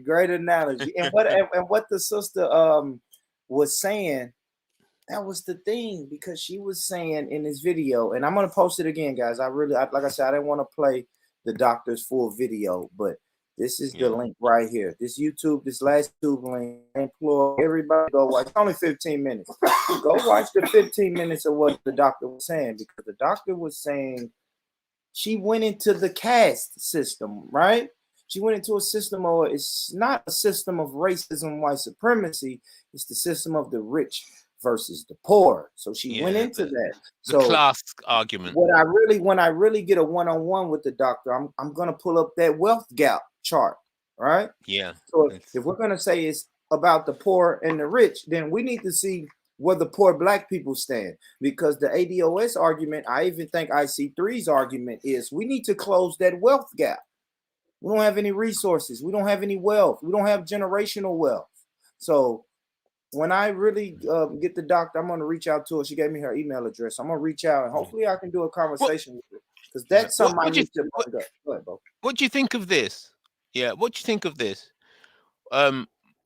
My feeling, based on listening, having lots of discussions with white people, debates with white people at Speaker's Corner, and listening and talking to black people and debating black people, I've come to the conclusion that when black people talk about love to white people, right, it's fundamentally repulsive, even if it doesn't appear so on the surface. Because like Francis Cresswell saying, well, you know, every time you're talking about love, let's get rid of racism and let's just love one another, get rid of racism and love. You know, it sounds like you're trying to destroy. You're not thinking that when a black person says that, but it sounds like they're hearing, oh, you want to breed us out, you want to destroy the idea of whiteness, you want to take away my identity. So when you're saying love, get rid of racism and love, it's the same. To them, they can hear it just like, your name is Toby. You know, my name's it's Kunta Kinte. No, your name is Toby. You know, so when we're saying it's love, let's get rid of racism. That's like a get rid of white identity. Get rid of, you know, you're robbing them of identity, of whiteness. Keep preaching, brother. Keep preaching. These people need to know, innit? No more confusement, you know? We had enough confusement. We haven't. And they will kill you. We had enough of your games. Because there was I heard a case of a black girl was so much in love with this white guy, and then he just turned, and nobody understood why he just turned and just sliced her up and everything like that. But I think it's the same thing. They'll flip, and when they flip, you're finished. It'll be just savagery. It will switch from civil to savage because you're fundamentally uprooting their identity. It's the same thing. It's the reverse of your name is not Kunta Kinte, your name is Toby. Every time you say, let's just love and get rid of whiteness. There's nothing like race. You're destroying their identity, and they will switch. But let's IC3. Let's go back to them minute. My question is, when have they known that this bullshit they're preaching every day, these new ways of trying to corrupt people's brain and that, right? When have they known the level to their bullshit? When are they gonna understand this level they're trying to play? You know. Sorry, bro, I don't know how to express this, but my point is more like, they're always coming with this shit that's saying that we're not racist, but every single system you have in place is against my people. When it comes to Africa, it's against my people. When it's the people in America, the black people, that you keep building prisons, you know, that's like a whole nation from Africa in prison in America, you know, black people. That's like that. You can count them like that's many people, black people in prison in America. That's like a whole nation. So when we come to Europe, discrimination, racism, you know, institutional racism. Like, when are you gonna realize, you know what? We haven't changed, you know. We haven't even changed a little bit. Yeah, but it's the management. Nothing has changed. You're right. Nothing has changed. All it is that black people are fundamentally stock. You're fundamentally stock. Stock. Animal stock. And they have a world. And their world functions by trading stocks. That's it. You think that's the reason we might be there with why we're fighting each other everywhere? We're only fighting each other. Like, we don't fight other people. We're only fighting each other. Yeah, because we're all stock. That's another weapon. Just stock. Nothing more. And what it is, historically, as black people have realized that they're being treated as stock, as animals, blatantly, no matter what comes out the mouth, they're being treated as stock and animals. They thought, right, let us, we're feeling like we're being treated badly and unfairly. So black people have said, right, let's try and become human. But hold on. I feel free. What would that tell you? What would that tell you? They would say, but you're not black, you're British. You're not treated different. There's no institutional racism. Yeah. We're all British, right? Go ahead, I say free. Yeah. I'm just trying to play the devil advocates. What do y'all say about this? Shout out to our good sister Jen. Jen's always participating. Shout out to Jen. Jen said, yeah, this shit is wild. I hope one day y'all realize that no white people actually think like this. Maybe Bill Gates or the other elites do, but the everyday whitey on the ground doesn't think like this. I would say this to you, Jen. Like what? The everyday white person on the ground, it's not affecting us. It's the laws. It's the systems. Now, power. That's right. Well, yeah, they're aiding and abetting, right? Because we've always said that they're aiding and abetting. Because y'all know my definition of racism is prejudice plus power. So the everyday quote unquote whitey can only practice prejudice against you. They don't have any power. Now you give the everyday, not even the everyday quote unquote white person that teaches in the school, but then they do have some sort of power because they can put my son on medicine. You see what I'm saying? Exactly. So that's when the everyday white person becomes dangerous. You know what I mean, Jen? Like, and that danger. No. I'm going by Neely Fuller. Right. Go ahead, brother. We're in a prison, right? And all people who have white skin, that white skin is their uniform, and they are prison. They are prison staff.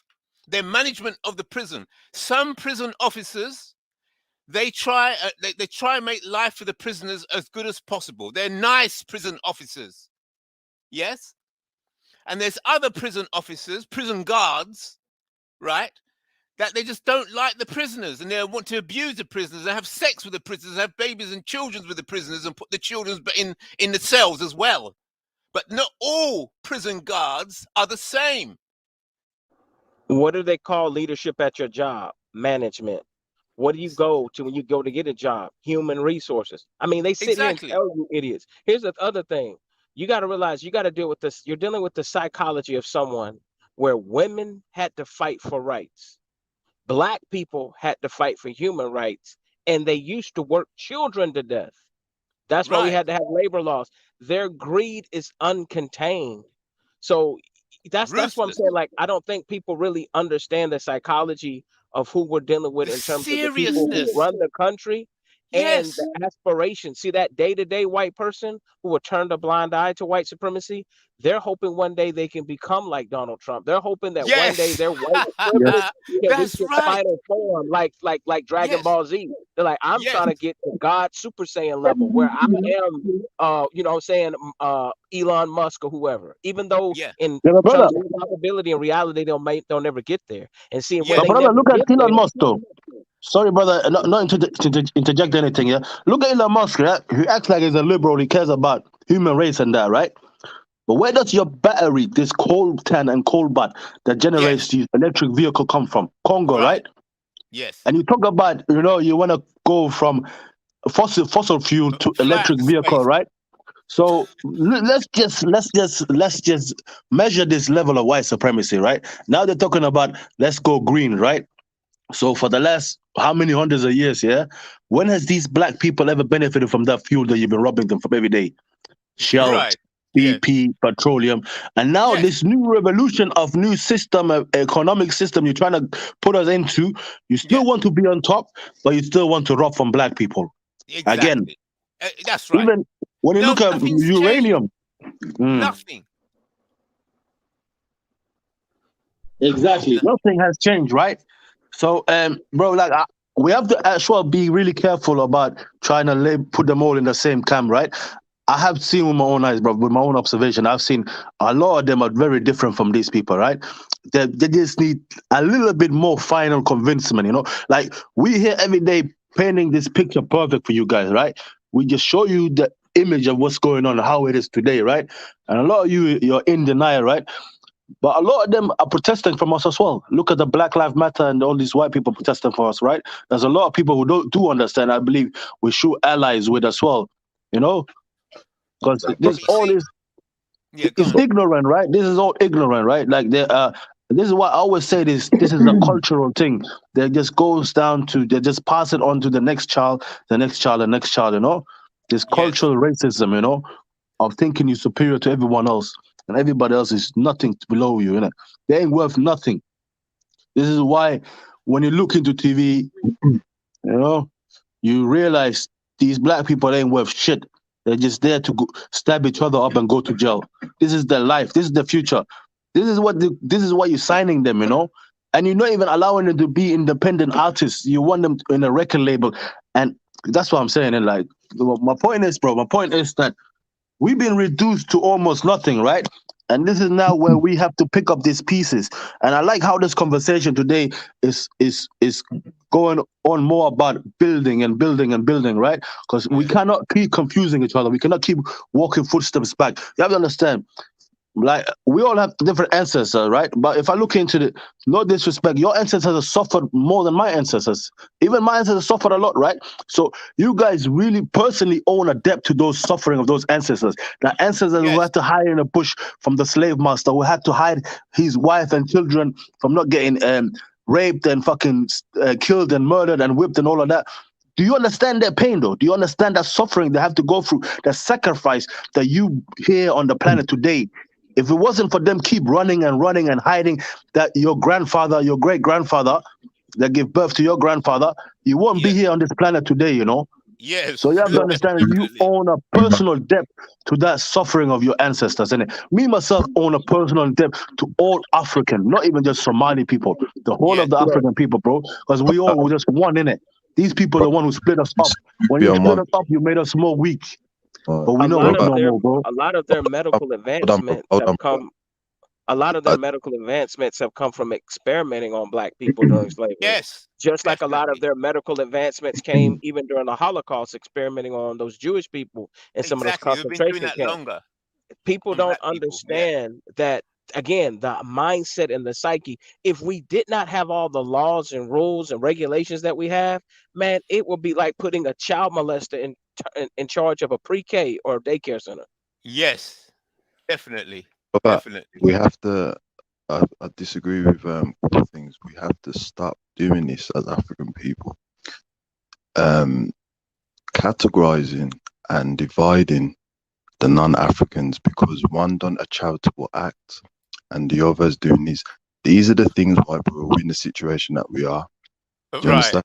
And we have to look at it from a political, scientific analysis that all non-African people practice on ethical code of conduct on African people. This is the reason why we're in the situation that we are. All the on non-African people in the Arabs practice on ethical code of conduct on the East Africans. They all practice it on the West Africans, the North, the indigenous ones, the South. So does the Asians, so does the Europeans. If we start categorizing, what happens is it confuses, right? And this is why we're in the situation, right? We must see them all the same. Why do I say all the same? Is because all non-African people view all African people as the same. You remember that African in France who climbed up on a high-rise flat and rescued that boy, that kid, young European baby that was going to fall off? He was granted citizenship, right? But that didn't tell France to leave West Africa alone from the sanction. No, exactly. He didn't do that, did he, Alda? Right?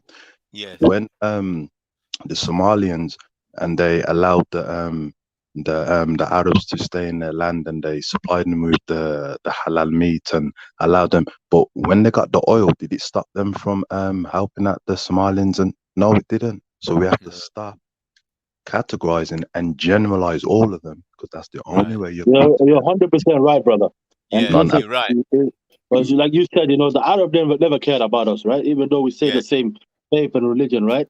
Yeah. So when you were down, we didn't kick you. But when we were down, you want to kick us further down, right? Yes. And this is the only person who will understand my pain and suffering is another African, bro. This is the point I'm trying to say. You know, Yeah. I hope And then that's the they'll point say the that brother is saying. they're Muslim. They'll say that they're Muslim, and oh, we're not racist because we're Bro, don't Muslim. worry. God has some special plan for these hypocrites. These hypocrites and trying to use Islam and just culturally racist, bro. You understand? This is the culture, innit? Remember this. This didn't just start 100 years ago or 50 years ago. This was like 400 years that black people have been in this position, right? Yeah. So these people, remember, their grandparents used to see black people like this, and their parents used to see them like that. So what they're doing is they're just handing over this cultural racism, you know? Exactly. They're just handing it over, you know, like they're just going down. And why I say it's racism is because it's ignorance, you know? Like, you know that this is what I'm saying. Look, the latest protest I was seeing, right? A lot of people are even against Jeremy Corbyn, right? But he does acknowledge this reality we have to live in, you know, us, you know. He acknowledged this problem we're going through, right? And this is why he's keep mentioning now is a colonial problem, right? This was a colonial experiment, right? Yeah. So what I'm trying to say, you have to just understand how racist people are. Is that the day when there was an election, the whole nation turned against Jeremy Corbyn, not because his politics was different. It's because he felt the suffering of Palestinian people. He acknowledged the suffering of these African people in Africa, right? Yeah. Everybody was against Jeremy Corbyn for that reason, because Jeremy Corbyn was the closest thing to this country to ending white supremacy so far that we have seen. Yes, he's a good prison guard. Jeremy Corbyn was Very, one of the very nice good, brother. prison guards. He would bring Him and his brother. a cake. He would bring a cake and some sweets to the prisoners. Brother, you see, when you understand the unethical code of non-African people, is that they will use a spokesman, right, as to appear that they're not from the race that dominates, to confuse you. That's right. So Good cop, bad cop. When you look at, for example, Jeremy Corbyn, and he's doing some wonderful things, right? But what he did it withstand? Did it excuse me? Did it regain back the resources back into Palestine, as well as the control of the mosque of Aqsa? Did it regain all that back? Brother, Palestine don't even have water to drink. Israel cut their water off. Do you understand what I'm saying, brother? And this is what I'm saying is that we have to be very careful. I don't believe we should be emotional, imaginative when you're using political science, meaning that you have to decode the unethical conduct of non-African people when they practice with their face expression, their body language, their mannerism, and their characteristics. But we do need to generalize all of them, because it's safer to generalize than to not generalize. Very brother, will you put the full responsibility? Will you put the full responsibility on Jeremy Corbyn when you have black people from the UK and America, right, who only cares about want to be accepted by white people in Europe or America, right? Saying, you know what, these people, we just wish they were less racist. Can you just not accept us, right? Please, I beg you, just accept us. We want to be like you guys. Yes. But you guys are playing a whole different league. This is not the same league, you know. You guys are playing Serie A, and these people are playing some different league, right? So what I'm trying to say is, on that bit? This is one of the worst things I've ever seen. This type of thing pisses me off, right? When black people are being selfish and only talk about the suffering they're going through in the hands of the people they live with, you know, the next door neighbor and the system they're living in. It's like it's not even that you're trying to change the system to benefit you and your people better, right? Or even bring justice to your people. No. You're only addressing somebody called me the N-word, you know. This is those type of things, you know, and that type of shit pisses me off, because this is the type of thing that I clearly see with my own eyes here, that is taking us further back, bro, and confusing us even more. Yes, definitely. We can't keep having this conversation 100 years from now. We cannot have this type of conversation. Yes, Asketi, just can I address the point you made there? Sorry, mate. I've got another. You know, what do we call these people, right? Those confused African, right? Listen to him, right? This confused African. Listen. He is anti-freedom. This is what I call him, anti-freedom. And bro, I just wish, brother, man, you just see the truth, bro. Learn the truth, man. Don't worry, you ain't worth nothing, bro. You ain't worth shit. You ain't worth nothing, bro. You're a black man, man. Remember that. Brother King, I do believe that we do need to stop focusing on other people's struggles. Because what I've noticed, brother, and I do not wish no oppression on anybody, right? I'm an African. We've always believed in justice and equality, but I do believe that other people's struggles seem to be used to confuse us and distract us from our struggles, right? Correct. The Palestinian brothers and that what they went through is horrendous. But at the same time, the indigenous black Palestinians are facing hell by the same Palestinians. They're getting the worst of it. You see, when you go into Saudi, the black Saudis are going through more than what. So I hear where you're coming from, brother, and this is why religion and culture must be separated. If you look at the prophets, right, and they all came from Africa, they all used the religion to liberate their people. From Adam, which means deep brown, all the way to Muhammad, the son of Abdullah, peace be upon him. And I will say that they all used the religion to liberate their people, and also used the religion and went against their best interests of themselves. What I've noticed in the religions, brother, that's not being done. So we do need to keep away from their struggles and focus on ours. Keep away. You've got to keep away from it. I understand that Syrians let the Somalians into Syria, right? And that was a political movement, because although, yes, I do agree that the original Arabs, you can't tell them the difference between the Somalians. I will say that they're similar, but at the same time, they've made the Somali people Arabs so they can control the borders, which leads them to I like how you're looking into this, and this is, you're bringing great education for, especially, I hope there's more Somali people listen to this, because everything you're saying is a fact, brother, But I wish I had a lot of time, brother, to speak at this minute, right? Because I cannot speak for the next 1 or 2 hours, and I want us all to go away with something and learn something from this stream that we had tonight, right? Can we try to look into why is these people always in denial? I'm talking about a big group of them, like I would say 80%, and I would say white people, right? Why they're not understanding the suffering of my people, your people, our people, right? They do understand what they're doing. Of course they So understand. what is it that makes them not want to own up to it, or even at least admit what's going on, Because they're we've been enjoying around the these people. benefits. They're enjoying the benefits.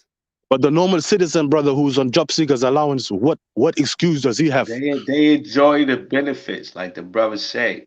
When you live in society, right, and you have to be white, and when you speed the clock up, a lot of people like to come on here and talk about, when the Italians first came here, they wasn't considered white. When the Irish first came here, they wasn't considered white. Yeah, that's all fine and dandy, but we live in the year 2022. So it's like a pride, right? It's like a proud. A lot of pride, isn't it? Latinos, Latinos, when they come to their door with the census, guess what they claim?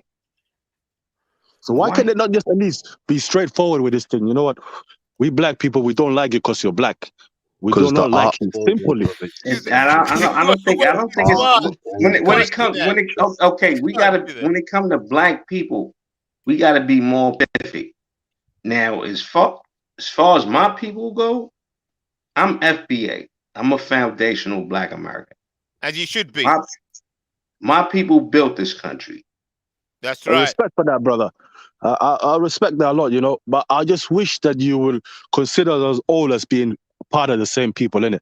So when you guys are fighting for independence and freedom and more rights in America, which I know you guys don't get the same rights, I look into the system and see America is building more prison and most prison, and this free strike rules was specifically made for you, our brothers, It wasn't made for us, right? They found other ways to destroy us mentally, keep messing us around differently. So I mean, look, I don't have no problem. Let me say this real quick. As a brother that's FBA, Foundational Black American, I don't have no problem with any of you brothers on the panel. I respect all of y'all, especially IC3. But I want to say this. I just want to say this real quick. a lot of our brothers and sisters that are non-FBA coming from other countries where it's really rough, they run instead of making that country better, like a Jamaica But brother, how can we make it better, brother, when Belize. there's a system put in place?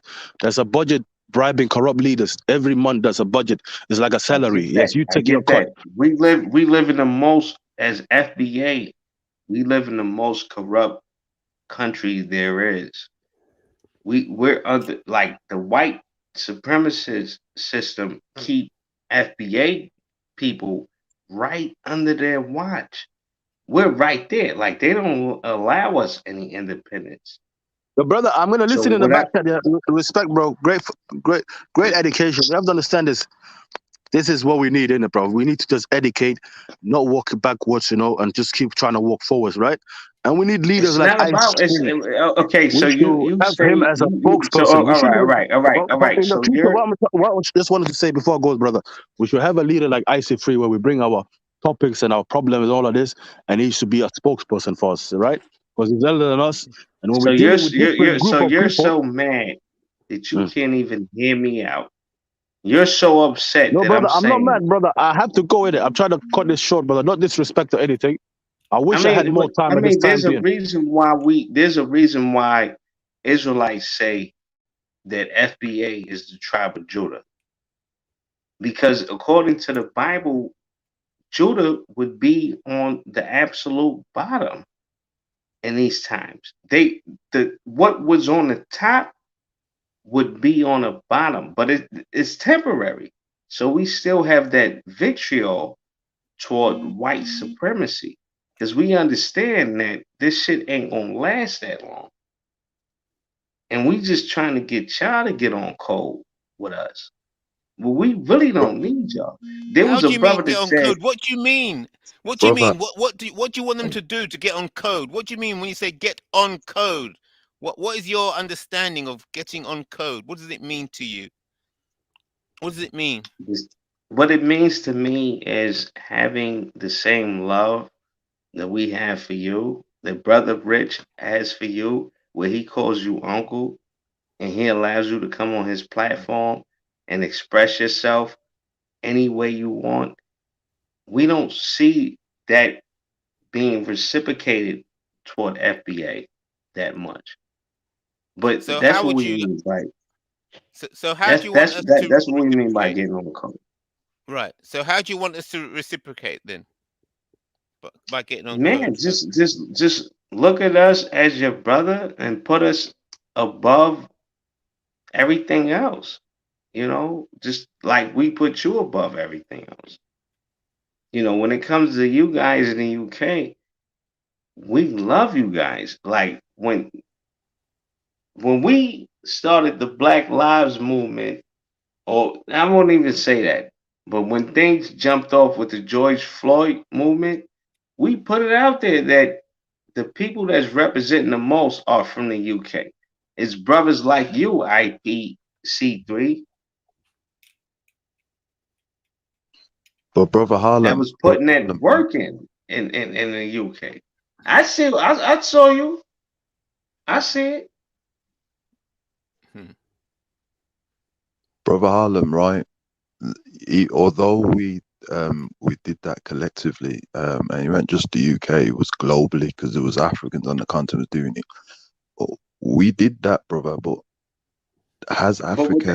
But with the Africans on the continent, it was a little awkward, because it's like the police department is all black here, like, even though they're still under white supremacy, but they were a little fearful.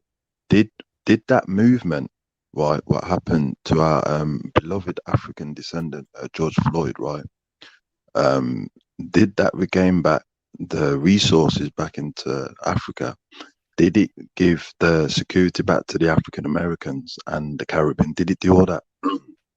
No, it didn't. Unfortunately, it didn't. But it's not gonna be that easy. But I'll tell you what it did do. What it did do is let everyone know in a dominant society that when we get on code as a people, there's a problem. Now, we've done that without the assistance of Africans as FBA. We've done that without your assistance. When Brother, you when cannot Rodney King, white supremacy without and African listen, let me say or this real Vivian. quick. Yeah. Let me say this real quick. When Amadou Diallo, which is an African, when he was shot dead in New York, 48 shots. It was foundational 48 Black shots. Americans. Yeah, they lit his ass up, lit him all the way up. It was Police did foundational that. Black. It was, yeah, the police did that. Brother They Harlem. they mistook his cell phone for a gun. That's so called. Oh, But it was foundational Black Americans. It wasn't Africans that went out there and beat up police and shot police and did Brother Harlem. wilded out. No, it was foundational Black Americans that did that. Brother Do y'all Harlem. mind In if I America, adjust the do you microscope see, just a do you little see bit? Chinese getting killed in America? Do you see Hey, them getting killed every day? Chinese people. do Yeah. you mind me adjusting the microscope just a little? Look, All can I'm y'all hear me saying is clear? we the only people I mean, all right, when we look at a lot of Africans, right? You guys are known for fleeing your predicament and coming to places like America or Europe or the UK. America is different because we're here as foundational Black Americans. And we're saying we built this country and, so it's a little different over here. But for the most part, we don't flee where we're from. That's just not our Brother. MO. Let me You ask you, guys, let me Chinese ask you a getting question. killed in America. Hold on, brother. Where you? Because I've let you say, I'm asking you a political solution problem, brother, right? A solution, right? In America, brother, are Chinese people getting killed? No, of course not. Indian people getting killed? No one's getting killed. Now, the reason like why that. that's not is, brother, I'll explain why for political scientific way. But there was a time in America. Brother, hold on, brother. It started. Hold on, brother. We still want justice for the people that were killed indiscriminately. That happened to be one of us, and it wasn't one of you. Your people wasn't over here in the 60s and the 50s. I'm sorry, brother, but your people wasn't. Your people weren't allowed to be over here during that time. In the transatlantic slavery, brother, right? You see, they came from West Africa. Some came from East Africa, brother. So we have to be very careful. But I mean, we have a whole different. We have a whole. You see, brother, we have a whole different. I'm saying that, brother. We've been okay. When did the transatlantic slave trade start? Brother, before y'all go there. Brother. No, I'm asking him a question. When did the transatlantic slave trade start, brother? Brother, if you can allow me to finish, right? All due respect to you, right? I'm just asking you a simple question. You can't answer that. Not let me finish, though, are you? Just say you don't know. We suffer, brother, because we don't have.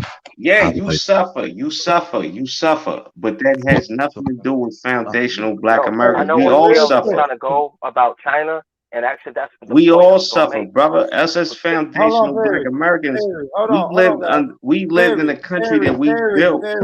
Perry, hold on real quick. All right, you're right, Rich. Let me fall back. No, you're I was right, just Rich. saying we got a new panelist. I want to make sure we're not getting porn bombed and no silly YouTube shit. Empress Janet, is that you, sis? Yes. All right, cool. I just wanted to make sure. Blessings. Go ahead. But I will say this to the brothers. We do have to share the platform. So go ahead, Brother Kale. All I wanted to say, right, is that you know what I mean? We have to be very careful with sticking to a particular tribe, brother. All due respect to you, right? The African Americans suffer, brother. I know you want to ascribe to America, right? We were there first. It's true, Africans were there first.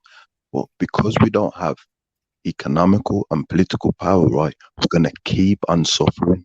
Do you understand? China doesn't Foundational suffer. Black Brother, Americans have brother. economical power. It's just that we're off code. My No, situation as a hold on, brother. As a foundational Black American, our situation is different from yours. So let's just keep that real. That's all I'm saying. We have economic power. We spend over $2 trillion. This is what the semantics say. This is what the statistics say. Foundational Black Americans spend over $2 trillion a year. So we could find a way to keep that money. You're not talking about that. You're talking about some other shit that I'm with. I'm cool with that. I don't mind getting on cold with my brothers and sisters, but let's keep it real. The average Nigerian makes like $10 a day.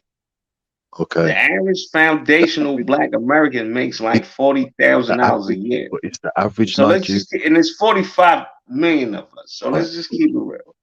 But as the average Nigerian brother, has he regained resources back into Africa and rescued all of us? Has he done that? No, he hasn't. He hasn't. We know he can't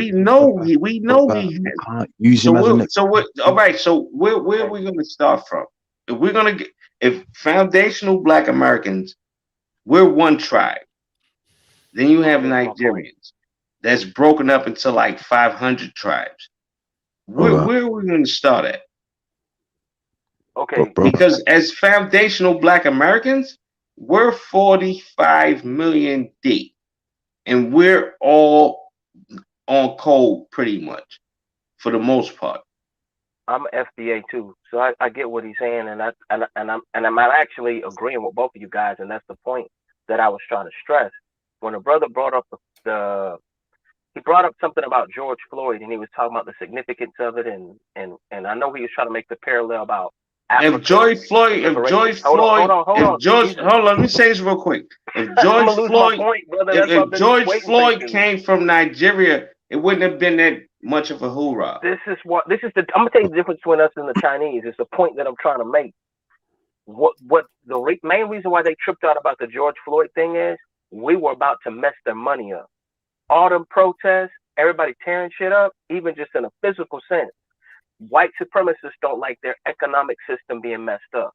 How much did that Rodney King? How much did that Rodney King beating cost them? Wait. That shit cost the city of California. The Chinamen did the same thing, which is why right now when I went to Wingstop, they didn't have no wings. That shit cost the city of LA $1 billion for beat, and they didn't even kill him. They just beat him up, and we went crazy, nigga. Right? It's different over here. Yeah, what I'm trying to say is they did the same thing, but they did it scientifically. That's why I got to be very careful how I say. With this plague, I feel like that it was a weapon that's been implemented that if you pay close attention, it is attacking the global infrastructure, but specifically the infrastructure of America. You got truck drivers that can't drive trucks. Yep. You got pilots that can't do what they need to do. Yep. Bro, everything's in disarray. The education system's out of whack. That was very smart and clever of them. So they basically, instead of them marching and tearing up shit, they just said, you know what? We're gonna we're gonna attack y'all indirectly. And that's what I'm saying, where both pieces of the pie come in. If we get our economics together, we get on code and we invest in education. I'm not saying we gotta be scientific terrorists, but it's like you have a military option. See, we don't really have a military option. They see us as thugs and gangs. But when it comes to dealing with China, they know, like, wait a minute, we've given you the infrastructure and the ability that, fine, if the nuclear option's on the table, it's mutually assured destruction. Nobody wants to do that because everybody wants to have leverage and make money. But this is what they understood, and that's what Donald Trump can't understand. What the white man has thought, that they could treat the people of the world, a lot of people like to talk about a lot of people real quick, brother. A lot of people like to talk about immigrants, Hispanics, for instance. They lump all Hispanics into one group. The difference between FBA, Foundational Black Americans, and Hispanics is we 45 million strong that vote 90% at one clip. That's the difference between us. Hispanics don't vote like that. So you're putting, the Hispanics are really divided. So you got 2 million Puerto Ricans. You got another 3 million Cubans. You got 35 million Mexicans living in America. None of them can trump FBA. We 45, 48 million strong. And we vote 90% in one clip. So that's why we're focused on getting us on code first. That's why we're focused on getting us on code first. Africans, what's your population in America? All the African groups that you could put together, it'll never be 45 million, 49 million. So it's like, come on, man, let's cut the shit. We don't really need y'all. There was one brother that came on here and said, yo, if the foundational Black Americans don't connect with Africa, they're doomed. I don't think we need y'all. What? Come on, man. This white supremacy is a global thing. It's a global thing. For Black people to apply sanctions, we have to unite globally. Yes. The American Blacks can't do it by themselves because we don't have resources here in America. You haven't got you're not strong enough by yourselves. Not strong enough. You're not strong enough by yourselves. You need the Caribbean Blacks, the African the Americans to unite and back you when you make a statement. Yeah, but your numbers is small compared to us. No, I get what he's saying from a religious standpoint and a reparation standpoint. It's not about numbers. I'm gonna quote the minimum numbers. Hold on, relax, bro. I'm gonna quote the minimum numbers. We're like 13% of the American population. That amounts to about 45, 48 million. When it comes to Jamaicans as one group, they're like 1.5 million. When we talk about the whole Caribbean as a whole, the numbers, the Caribbean, that's what I'm saying. Jamaicans and people from Trinidad and the Barbados have differences, so you're not connected. Yeah, like we're connected as one group. You're not connected like we're connected. Like FBA, foundational Black Americans, we have one thing in common. We're all descendants of the slaves of America. You don't have that. Okay. Like we do. Correct. And that's why when we go out and vote and we decide we're gonna vote Republican, our vote is valuable. If we decide we're gonna go out and vote Democrat, our vote is valuable. You know why? Because we vote at a 90% clip. Now, when you take these other groups, their vote is all divided because Trinidadians don't look at the world the way Jamaicans do. So when you look at the whole Caribbean society and you take the two largest groups of the Caribbean society, they're divided. And their numbers in America is only like 2 million. But that's why they're doing gerrymandering to make sure they can basically knock the legs under you for voting. In other words, to take away voting power. You know what I mean? Like they're doing everything right now to make sure they can steal future elections regardless. And that's another reason why they. I mean, let's keep it real. Let's keep it real, right? Our oppressors, the people, the dominant society, which are white supremacists, and they benefit from it, and that's why they're white supremacists. They can't even fuck with us. You know why? Because their children follow us. We influence their children. We got white kids that's like, yo, fuck my mother, fuck my father. I want to be down with y'all. We built the whole American culture is basically foundational Black American culture. Let's keep it real on that. Let's keep it real. And your little 2 million 1.5 million is insignificant, dude. No, no, never say people are insignificant. No, no, no. The only Insignificant. reason you have a voice is because we care about you as one of us. Oh my, They're this talking about guy. We like Pan-Africanism globally, brother. foundational Black Oh Americans my have God. been the only This people makes pushing African, what they call it, the African Pan-Africanism. We the only ones that been really pushing that. Have you been drinking a little? I don't want him to be I don't my mean that disrespectfully.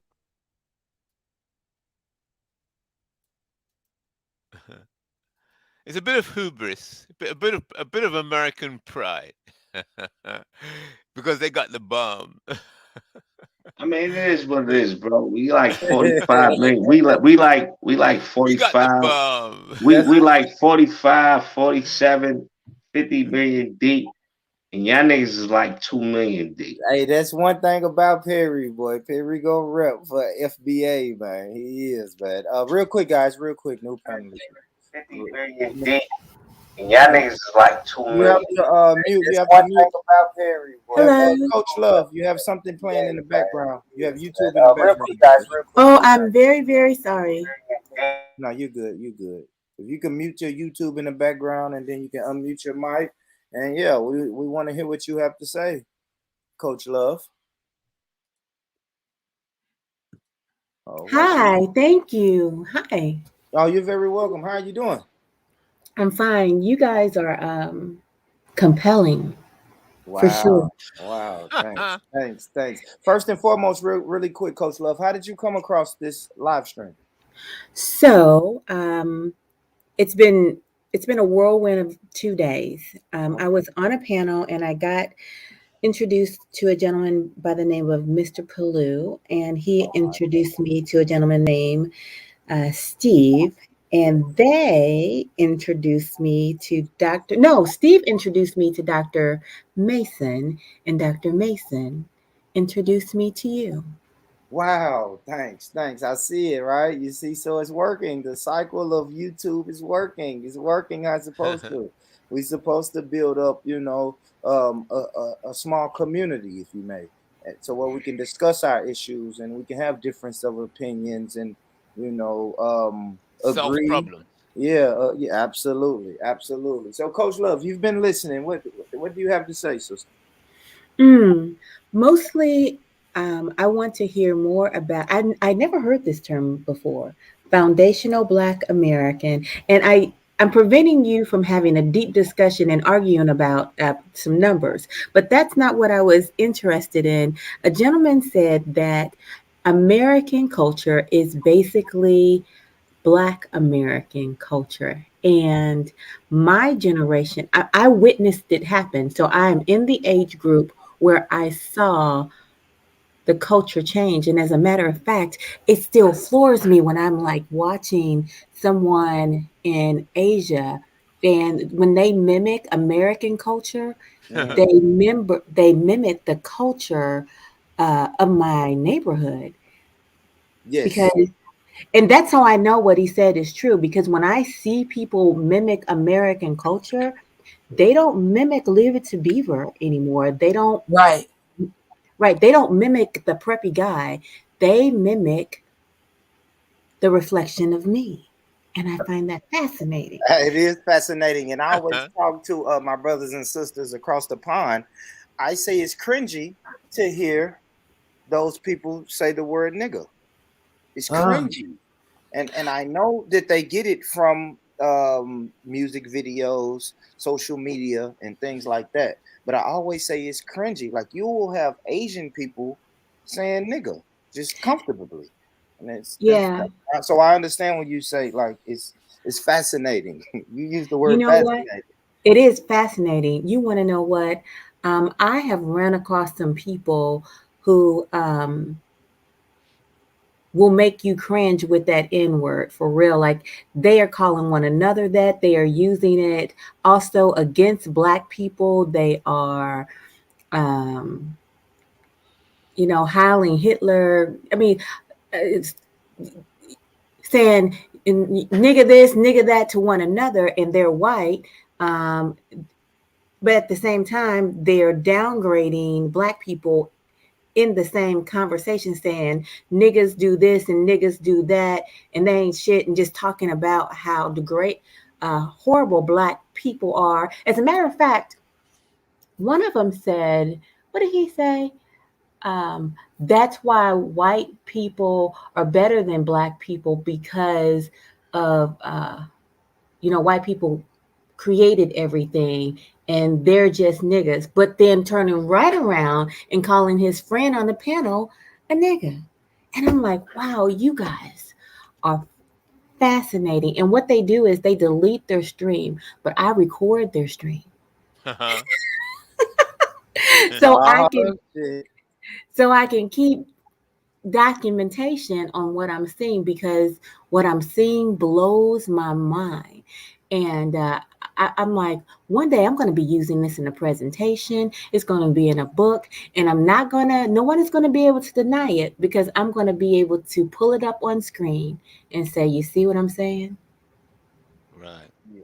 And a lot of the people are the ones who are going down to the border. I mean, it's a mix of all kinds of people. Some are from Canada, and sis, that shit wild and crazy. Because if we really wanted to, as foundational Black Americans, being 46 to 50 million strong, we could beat up on our 2 million West Indian brothers. It's only 2 million niggas in Jamaica. So it's only like 500,000 Jamaicans in America. We could wail out on them. We Let me wouldn't ask do you that. this though. Why are you Period. thinking like that? I can't wait, understand why I you're want to thinking like that. I want to hit pause, because these people are white people who are doing this. They are not they don't have brown skin at all. These people are white people who are doing this. So when I think the young lady Empress Janet said she finds it interesting also to see Asians reflecting American culture as Black culture. She Right. agreed with me on that. Yes. I just went a little bit deeper on something else that I'm seeing. So these are white people who are doing this. So I'm talking about people who do not have brown or Black skin engaging in this manner. And so that in itself is horrific. Now, the division about, people, you're from the islands, you're from this, I don't even know enough to even speak to that. And so that's why I said, I think I'm interrupting a point or an argument that you were making, but I could not stop myself from coming up just to share that bit of information, because you touched on it so fast that we glad glad you came up, sis. And I think the conversation that so glad. Coach that you have, Coach Love, I have this conversation often, is allies for our community, because it's easy for Black people, especially Black people in America, to say, okay, we need allies, and this person is our ally. The Asians and the Hispanics are our allies because we're all people of color. We're the minority, so we all should be allies. And I'm just saying, Black people, we should really vet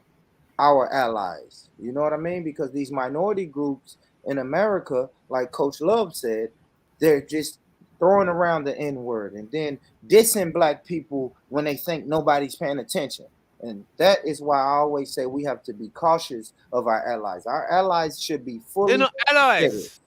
Right. They're not Hold on. allies. I need to be clear. The people who I am speaking of are not Black in any way, shape, or form. They are not any person of color. These are people who will describe them. Yes, they will describe themselves as white. And I just found. I mean, I hate to say it like that, but that's kind of expected, especially when we want to have white allies. We have to make sure that it's not a bunch of hidden agenda. They're not suspected white supremacists, as I like to call them.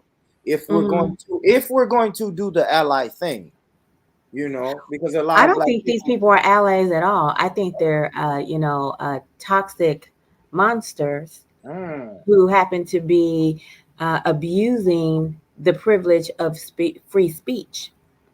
That's what I think. I It's agree. just, yeah, I'm it's just, gonna tell you why I like the thought of them having free speech is because uh-huh. then you can see who they are, right? When a person Oh, shows yes. you who they are, believe them.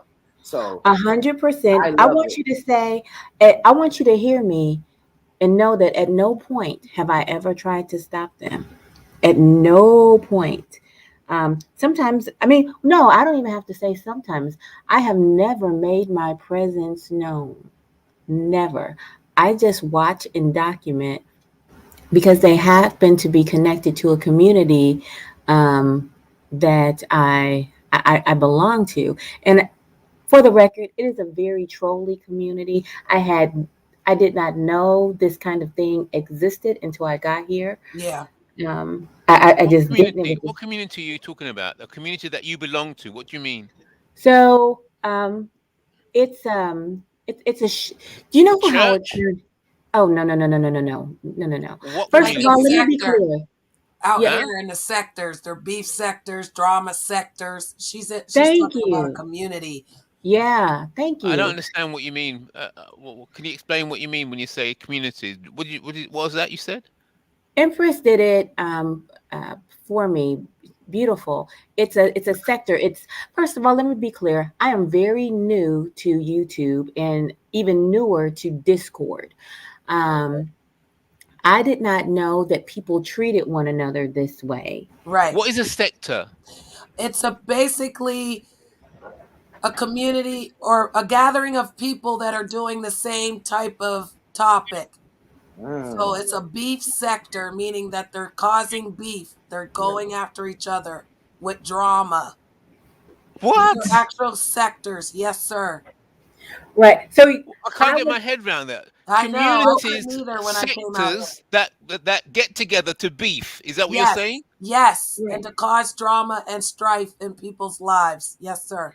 Exactly. It's very bizarre. It is one of the most bizarre things that I ever experienced in life. And I think it's worth writing about, to be It very is. honest, because the average Joe wouldn't be able to wrap their mind around it. And They I can't. don't, it's That's why they destroy you. That's why they prey on your emotions and your feelings out here because this is a different place. This is a portal where everyone from everywhere can come and be together and they prey Right, on your weakness and your insecurities. So I definitely understand what you're saying, Coach Love. thank right. you so much. So and how I got in, I came in just as a complete normie. I came in because um, I met a lady and she said she needed help. And me being the person that I am, I said, "Oh, I can help you book guests. No, Mm-hmm. no problem." So, so That's how they get you. right. And I came in helping her book guests, and she started having me on her show.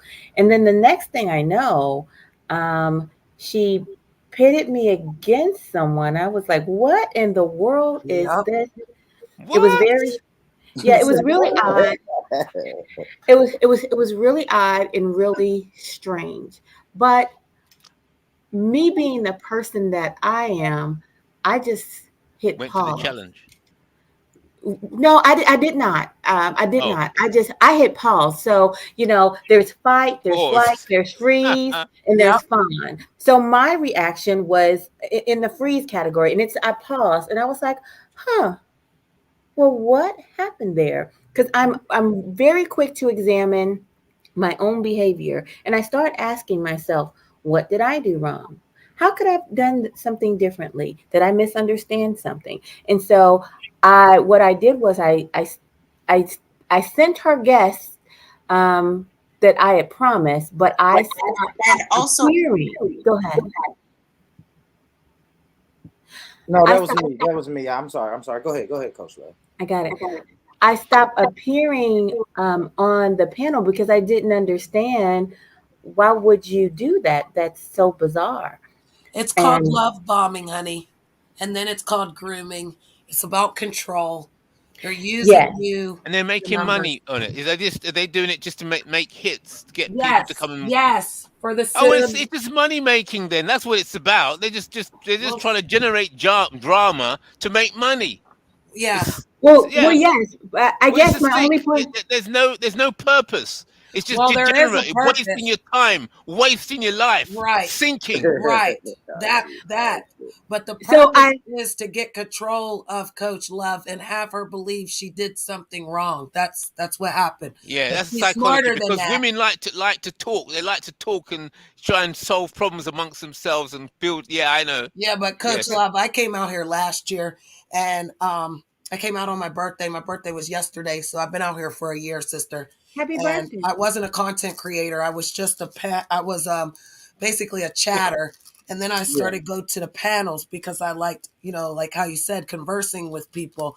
And they use you for the views and their Yeah. subbing and stuff. But in the Yeah. end, they want to control your mind to believe that in Yeah. the sector that you're cared about as long as you It's the do what white they ask. supremacists again. Right. Yeah.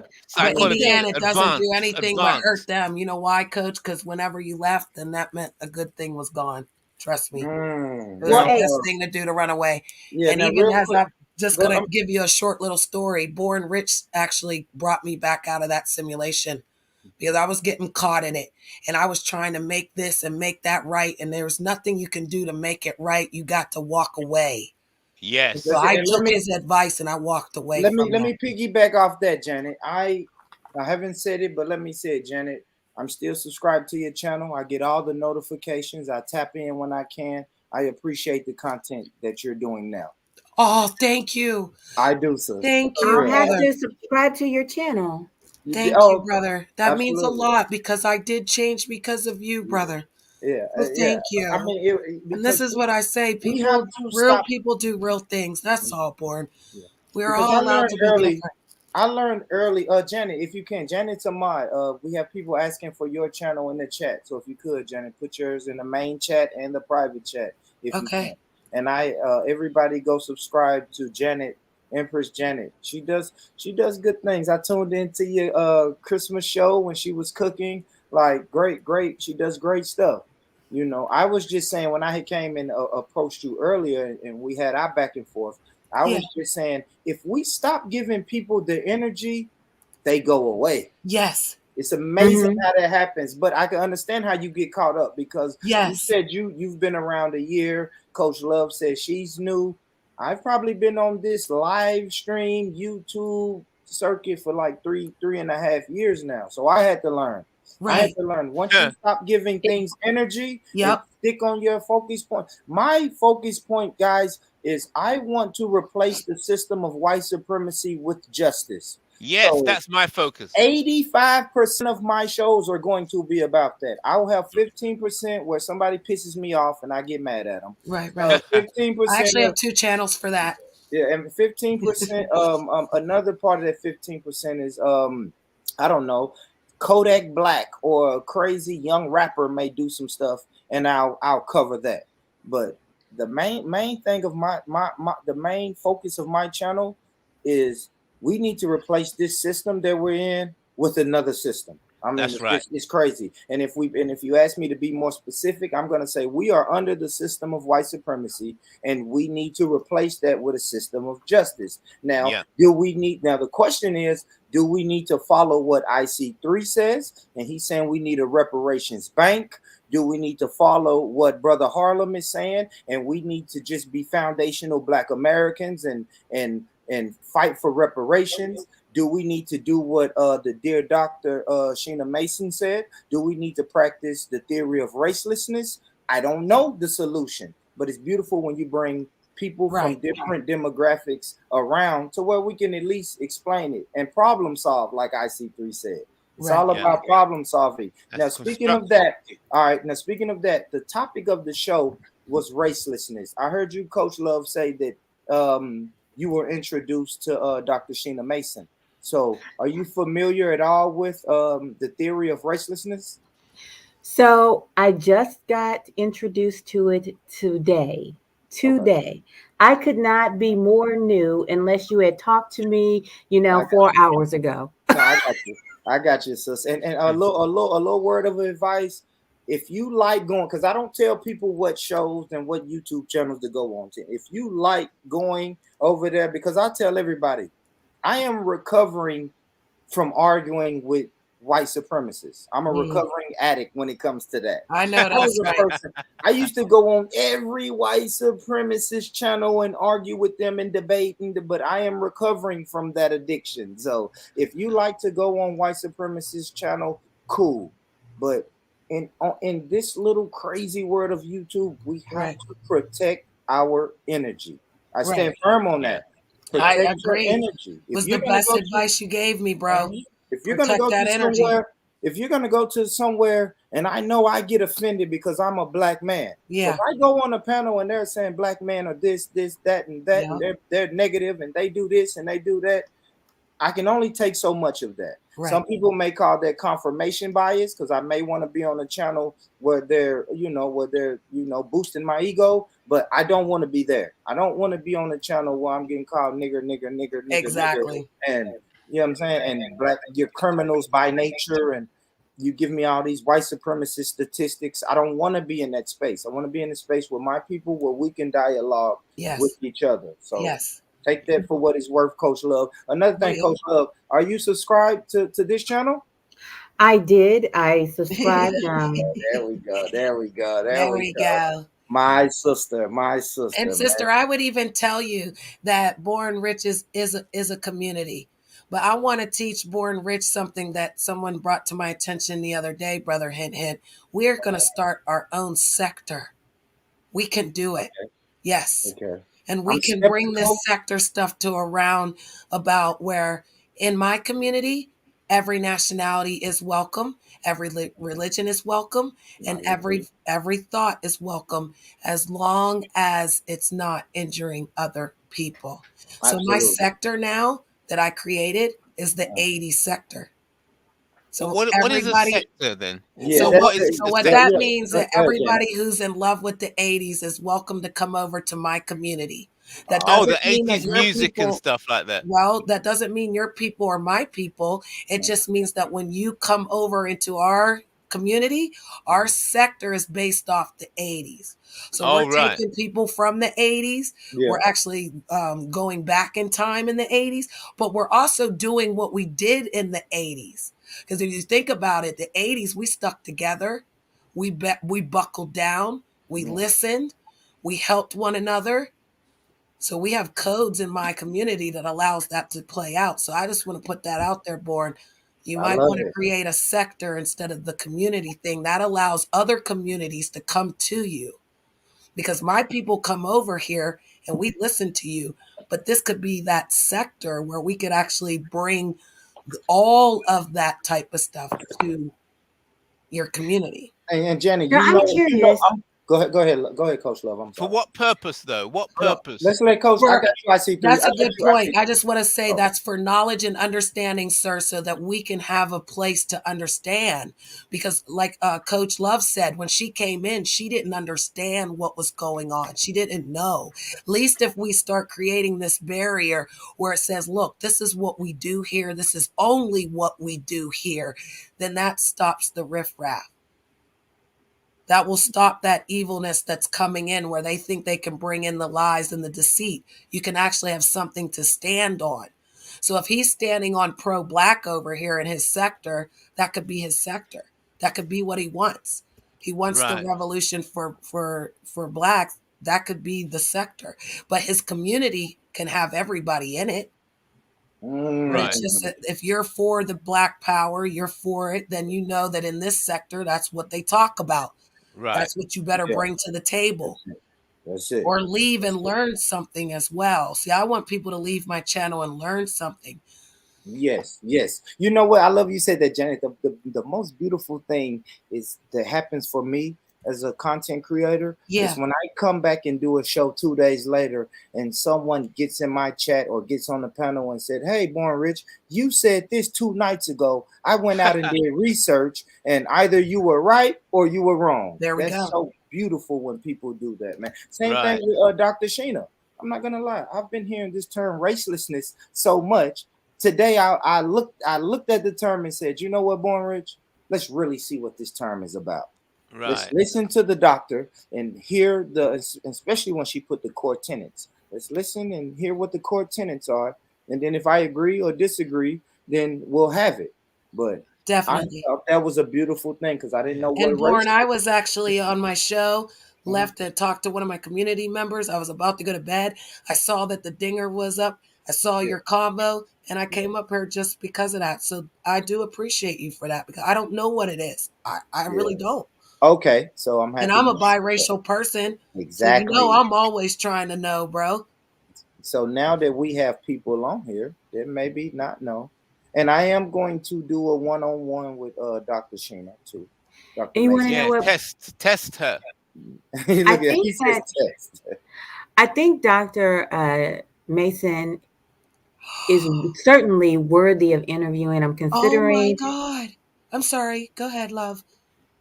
What is this? Oh my God, it's me. This is a quick Google. This is me. Hold on, guys. Let me preface this. Who's by that? saying You? this. Abergood. Hold on, IC3. I have to preface this. This may not be Dr. Mason's definition of raceless, but this is the good old Google's definition of racelessness, right? So it says race. Go ahead. Let you finish your thought, Coach Love, and then No. Go ahead. Okay. So racelessness is where you feel or act like you have no race. For example, in much of Africa, in much of Africa, people do not think of themselves as black because everyone is black. But in America, it is the opposite. If you are black, it is a hard thing to forget. You become race conscious instead of raceless. So, just a quick overview. I heard you saying that's me, Janet. Well, I'm just saying I feel. I'm the part that says if where you feel like you have no race. Yeah. Okay. So what that makes would you just feel like that, Janet? Tell me what makes you feel like that. I think that most white people. I'm hearing the echo. Try again, honey. Somebody has the YouTube on. I'm on mute. I can't see who it is. Go ahead, Coach Love. No worries. Go ahead, Coach Love. Okay. So I think that must be how white people feel who grow up in, small towns or away from other races, because everybody is the same. And so when somebody shows up different, then you have the obligation and opportunity to talk about race. Because generally, when you're around people who are the same or who are viewed as the same as you, there is no reason for you to talk about race. And one of the things that frustrates me is when people make me feel black. And what I mean by that is when they make me feel the way they believe their idea of what black is. And so they keep trying to make me fit in a particular box. Yes. And I don't fit. I will never fit whatever idea you have in your head. I will never fit that stereotype. And sometimes it is overwhelming. It's high pressure. It is. My mother is Caucasian. My father's African American, or actually Nigerian. That's you, Kel. Kel. See, Kel, I had to mute your mic. Yeah, that's you, Kel. You have the echo, brother. I don't know if Sister, you need to jump out or jump back on. I don't know, Kel, but you have the echo. But go ahead, Janet. Sorry about this, sister. No worries. I would say that where I was saying where you feel you have no race, I'm always put in a category due to the typical, rhetoric of the word black. You're black, Janet. You're black. You're black, and it's just like I never feel it, so I don't know, But how I'm Empress, supposed to be black, but then I Janet, don't feel Janet, white. So yeah, but being half black yes, in this reparations plan that I'm involved with, blackness becomes an asset class as it originally was as stock. So, as a mixed race person, yeah, if you get involved and become part of this movement, this operation, then you're entitled to 50% share in the reparations that is coming towards those to the black nation. So we turn blackness and black identity yeah, into a business, because that's what it was originally. Black was stock. Black was stock. So we're saying, okay, since you don't want to accept black people as human beings, since you want to see us as stock, as animals, and for so many decades, black people have been fighting to be accepted as human, not 3/5 of a human. correct, The reason black people have been fighting to try and move up from being seen as stock and animal is that they hoped that if they can be seen as human, they can then get justice, because then they can move into the court system, the white supremacist racist court system, and then walk into the court as a human being, and then plead or negotiate for justice. So that's been the drive, as black people were trying to become human. But I'm going the opposite way. I'm saying, that's okay. You don't want to see me as human? That's fine. I'm going to get together and form an entity, form a nation, form a state. And we, globally, as black people and mixed black, because blackness is so mixed black also counts in, we are going to form a nation, a sovereign entity, and then we're going to apply sanctions on you. So we don't really care whether you think we're animals or not. We're going to apply sanctions, because that's what the white supremacists have been doing. They apply okay, sanctions on all the darkies around the world who don't listen to what they want, the IMF or whatever. They will apply sanctions on all the darkies. So we'll be able to create a separate sovereign entity, a black entity, where blackness is a value, and then we can say, well, listen, we are going for reparations. We're negotiating for reparations.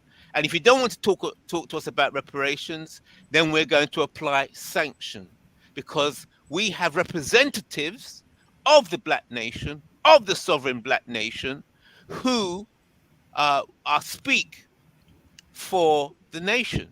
We have negotiators. We have researchers, historians, who will be investigating. And what's new about this plan, what's different, okay, is that traditionally, when you mention the word reparations, everybody's thinking about, give me my big fat check. So their idea is a one-off payment for reparations, and that is foolish. This plan is saying, no. It's going to be a claim by claim basis. So when we make a claim for a particular incident that happened to a particular people at a certain time in a certain place, okay, then that comes together as a claim. And then that claim requires a certain amount of reparations in terms of finance, resources, or whatever. There's a whole package for one particular claim. So it's going to be claim by claim forever, on into the future, forever. This is where I feel like I am not a part of this because I don't understand it, and that's Yeah, what but I'm you're just trying. you're half black, Yeah. aren't you? Yes, sir. That's right. So that blackness, you're entitled to a share of reparations that comes through to the Black Bank of Reparations. Okay. Because your identity as half Black means that you have Blackness as an asset. Yeah. In the world we have now, whiteness is an. How white are you? The whiter you are, see, so everybody's aspiring. They're skin bleaching. They're bleaching their skin. I see what you're Everybody's saying. trying to be white. Yeah. But when we come with our Black sovereign nation, Yeah. now Blackness itself becomes an asset class. So I think makes sense. So I think when we were saying racelessness, it was more about we can stop racism if we stop identifying by race. Yes. I will And tell we lose you, ladies, reparations. I'll say this to Empress Janet and Coach Love, because you guys haven't heard my spiel on it. So my spiel on it is, I said it's dangerous. I said it's dangerous, especially for Black people like myself.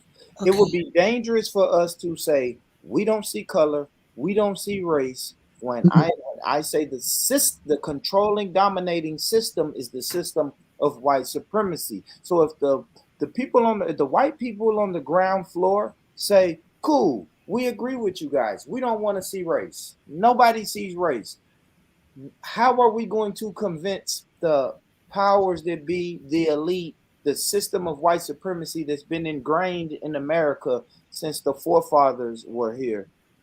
How are we going to convince them to subscribe to the theory of racelessness? That would be my $1 million question. Yeah. If we say we don't see race, but this person sees race, then to me, that would be stupid. That would be insane. Well, you know what I mean? Big ups to Martin Luther King. His birthday was the 15th. Mine's the 16th. So I definitely, represent him and everything that he believed. And he said it. It's not the color of our skin, but the character. So how do we bring that to life? The city on the final with all these beautiful African American people still does make me feel that way. I want to jump in here. I definitely believe it is the content of our character that matters. Okay. And I also understand the value of racelessness. And hold on, I also think that it's unfair right now. And I'll tell you why. Okay. Right now, if we didn't understand race, then we would not be able to make whole foundational Black Americans. Learned that today, Born Rich. We would not be able to make that particular group of people whole, because it would, everything would disappear. It's very much like if your husband or your wife does something to you and they do something really bad to the relationship, and they basically just destroy it, and then they say, well, let's just start anew from here. And you're like, wait, hold on. Yeah. I like that. I'm still battered. I'm still bruised. And you just want me to forget everything and we're going to start anew? You're like, hold up. We got to fix some things here. No, I agree. Right. I agree, Coach Love. I use the analogy. This is the third time I'm using this analogy tonight, but I'm going to use it one more time. They have programs where I am. I'm in Tennessee, by the way. They have programs in Tennessee, and I've heard about these programs nationwide, to where they say, we're going to clean up these streets, get guns off the streets. And they promote this program in the Black community, pretty much telling Black people, hey, come down here, drop off your weapons. We won't charge you with anything. In some instances, we'll give you $100 gift card for your weapon, whether it's legal or illegal. We'll just come drop your weapons off. And I always tell Black people, be cautious of that. That's right. Because you're going to go turn in all of your weapons and then look up and the suspected white supremacists still have weapons. So that is my thing with racelessness. let's be because they won't cautious. turn theirs in. Yeah, You don't let's see be no cautious. programs in their communities telling them to turn their guns in. And I am saying the same thing about racelessness, right? Now, if black people subscribe to racelessness and say, okay, tomorrow we wake up, we don't see race anymore. And then you look on the news and they say, well, 17 black people have been arrested for crimes they didn't commit. And you're going to look up and say, oh, shit, everyone didn't just not see race. We didn't unsubscribe to race. That's the problem. That's why I'm nervous about. And you lose all the reparations. Without race, you're going to lose reparations. We need to identify ourselves, identify those that have been abused, in order to get the payback. Okay. And maybe we don't lose out on that. I did notice in her her tenants, I think that's what she called them. She said there was room for ethnicity. It's just that I'm not sure where. I don't know how she's going to address that particular issue. I think reparations are important, not because I want to be given something. I think that I think you owe me money. Meaning this, if someone works for free and you don't pay them, then you owe them money. I mean, there's labor laws against that. Right. I just want to be restored. Right. Give my family and the money that is owed to them, their legacy, restore their legacy so that they can have the opportunity to grow like they should have had that grown before. It's not I want something free. I just want restoration for my family. Yeah, that's justice. That's justice. Okay, justice. I said that, sir. Yeah, Yay. that's justice. Like I keep saying, guys, I stand on the point. I've been saying this. Like I've been on YouTube for 8 years now. I didn't have an audience at first, but one of the first things I ever said when I went live on YouTube is I want to replace the system of white supremacy because that's the system I feel like I am under. I feel like that is the dominant ruling system. You know how in past we had ruling empires? Yeah. I think the ruling empire of today is the system of white supremacy. I just want to replace that system with the system of justice. Is reparations a part of it? Absolutely. Is equal rights a part of it? Absolutely. Is human rights a part of it? Absolutely. Now, we just need to figure out how do we get there. IC3 is saying, hey, let's go for this capital. Let's go back and get our prize possessions. Cool. The doctor is saying racelessness. We should forget about race and maybe be one happy family. Maybe I think we should forget about race after reparations. You got it. I like that. You got it. Get you won't get any money, argument. That's right. Pay up first. Yeah, pay up first, and then we'll. Yeah. I like that. I'll ask Brother Kale. Brother Kale, I don't know. I think I may have asked you this, but what's your thoughts on reparations? Is it something that we should pursue, not pursue? Well, brother, we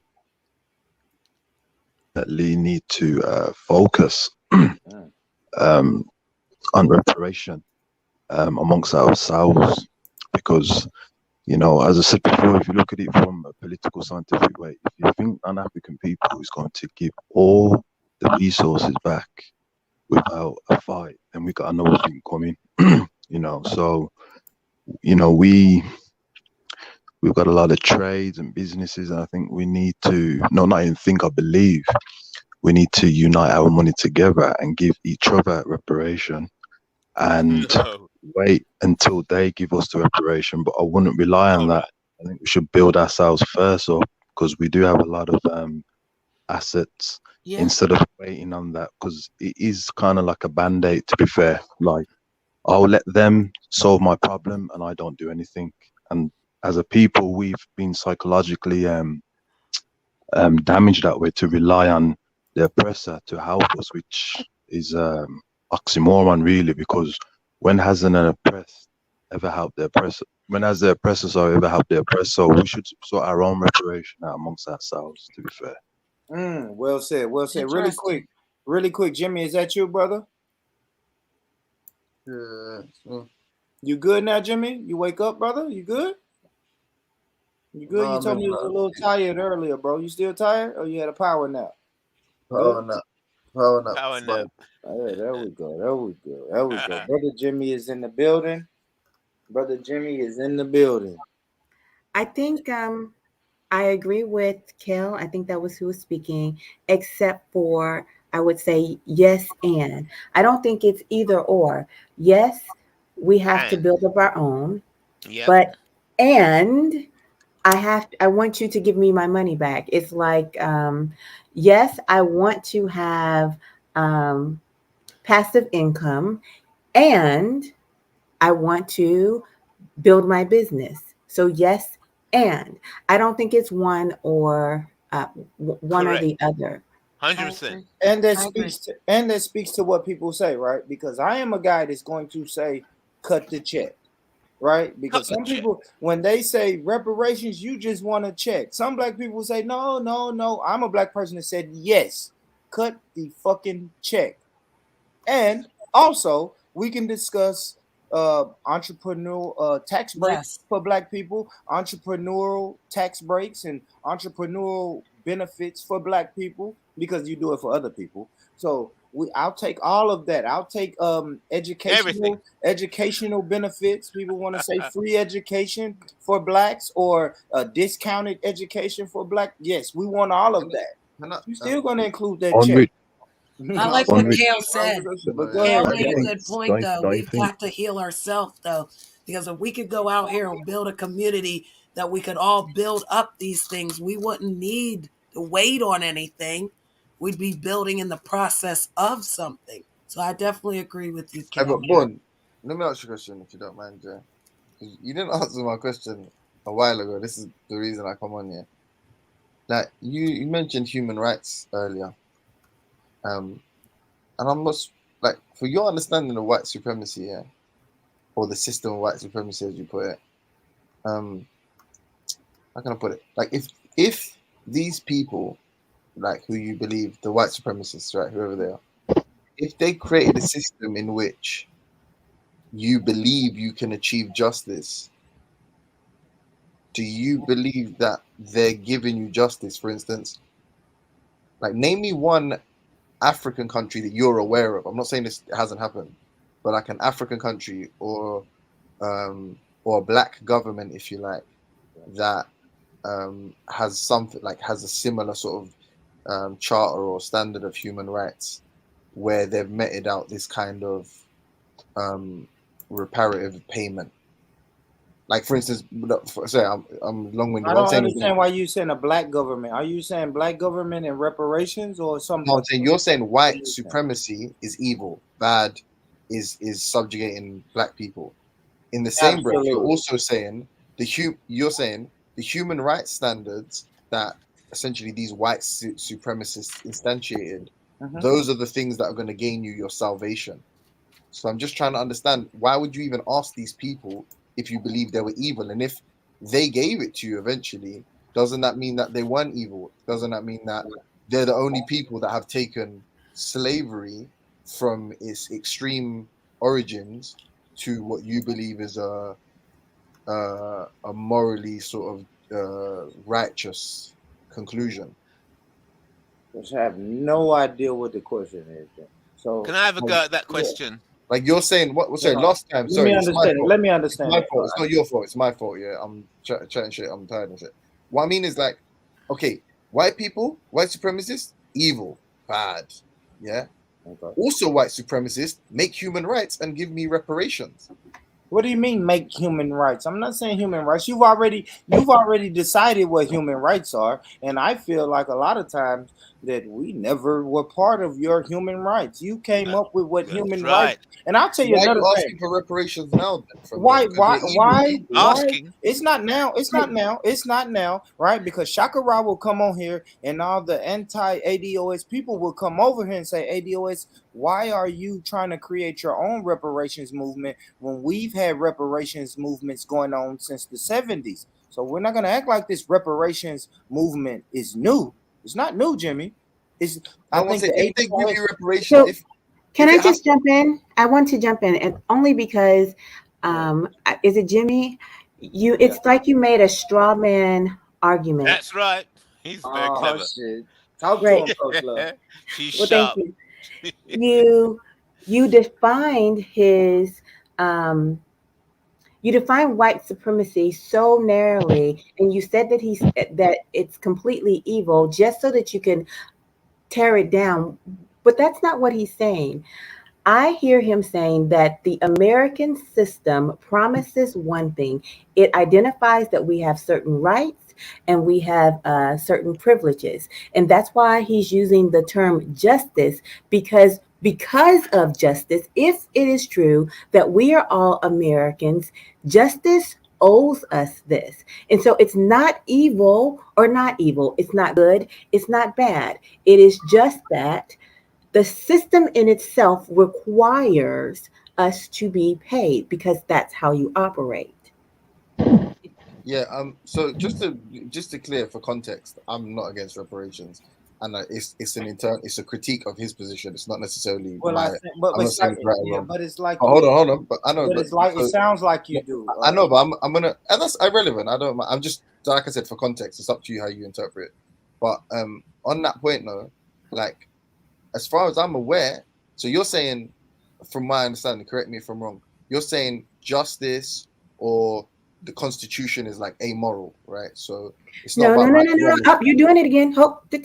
I did not say it was amoral. What I'm saying is it is a contract. It's very simple. Mm-hmm. If you and I agree that we both get to take 50% of the money out of a account, okay?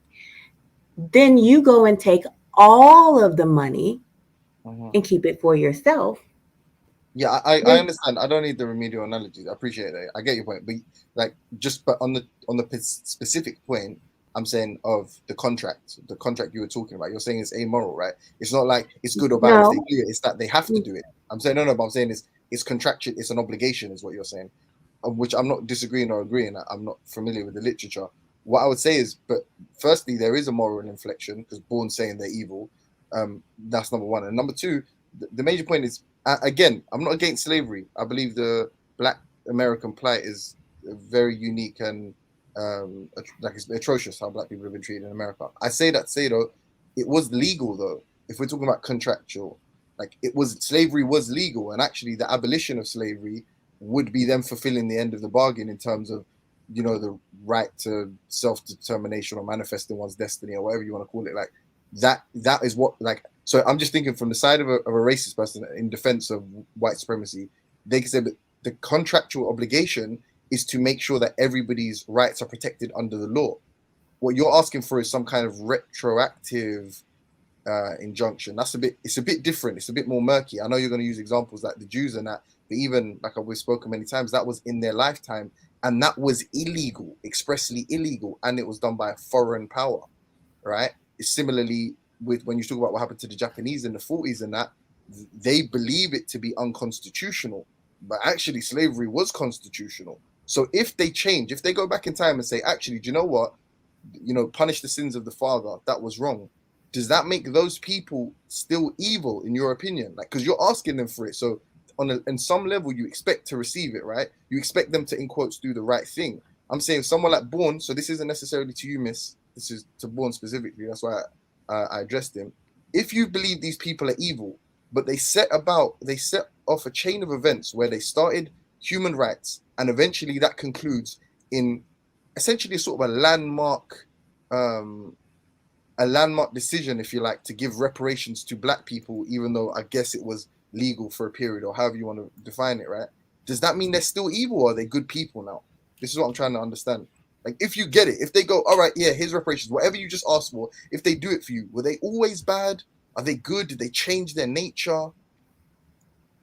I feel like it's a good, it's an important. Well, I don't know. I think maybe they just really, I don't know. Are they good, bad nature? Who knows? Who cares? But maybe if they took a look at their law, their law books that they created, then maybe they will say, oh shit, this is, yes, I think the right thing to do.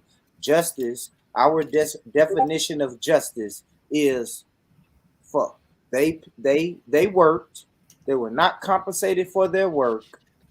We should give the next to kin the compensation for that work. Now, if Yeah, but they that's give us the irrelevant, though, isn't it? compensation, is that good? Is that evil? Are they inherently? Because you're basically saying, will they do it, right? If we've been looking at these evil people as evil people for so long, you're pretty much saying, what makes you think they're going to change their ways now? We don't know. But the best thing is to do is to fight. I don't know. I don't know what You tomorrow misunderstood. brings. I don't know. I don't know what the pandemonium is doing No, I'm right saying, now. were they always good?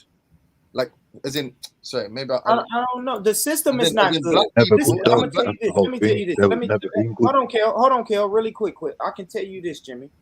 The people who perpetuate the system, they've never been good. And the That's people right. who built the system, the people who built the system of white supremacy and said, this is the system that we're going to run the country by and run the world by, they are evil. And the people who That's say, right. yes, I am going to help you get to your goal, they're evil. And the people up under them that said, oh, this is the ultimate No, goal, but I mean, I am going to this. I don't know Okay, what you mean, the Jimmy. What standard, do the you mean? standard. No, I mean, okay, the standard of human rights exists, right? Now, right? In the after the World War II, human rights is enshrined into like international law, right? If that Supposedly, yeah, by the eventually, system, by the white supremacists. But go no ahead. problem, no problem. If that eventually leads to reparations being paid to black people for what was legal at a period and was a global practice, right? I have to And no correct, one else brother. has done it in the same way, right? Brother. Because the problem is, if you zoom out for a second, right? Zoom out of history. 400 years seems like a long time. In terms of human history, it's not that long, right? So to create a situation in which, and in the tail end of a 400-year period, these people have changed human rights to the point that black people are being paid in a way. Again, the experience is unique, but they're being paid in a way that no other peoples have been paid. There's no black governments paying, paying reparations for historical crimes or so on and so forth. Does that mean that this system had a fairy tale ending and that it was actually good in the end?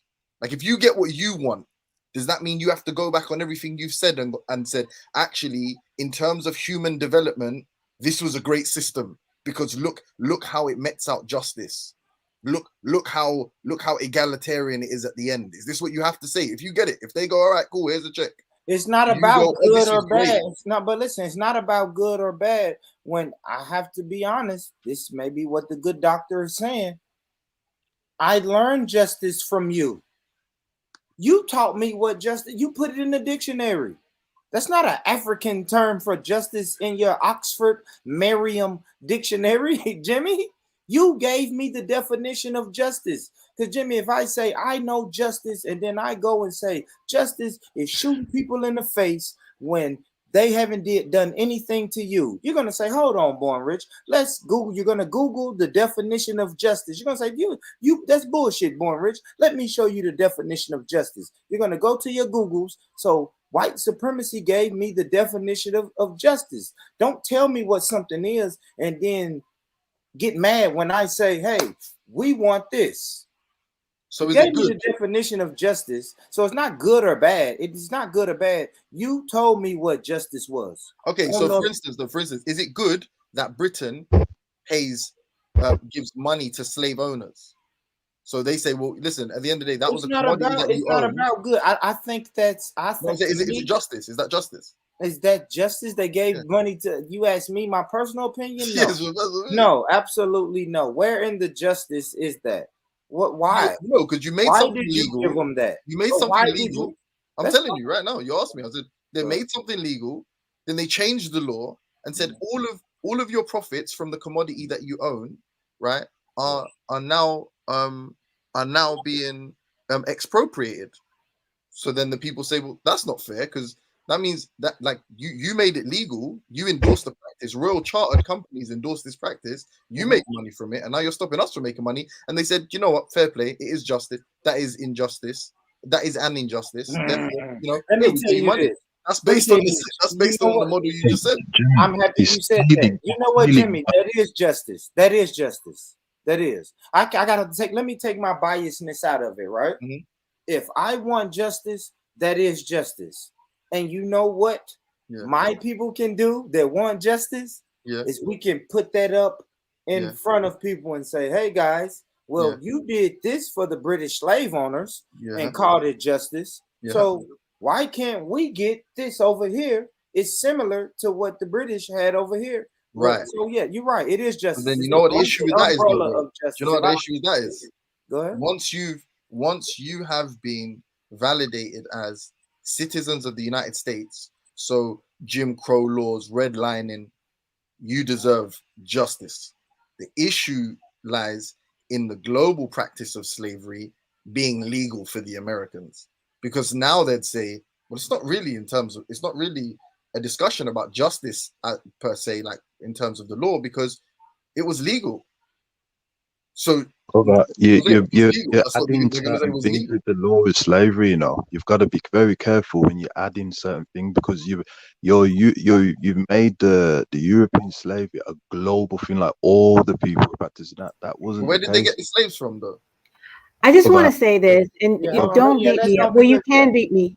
You can beat me up, and I'm going to say this is crass, okay, up front. But the argument that you're making is such a pee on your head and tell me it's raining argument.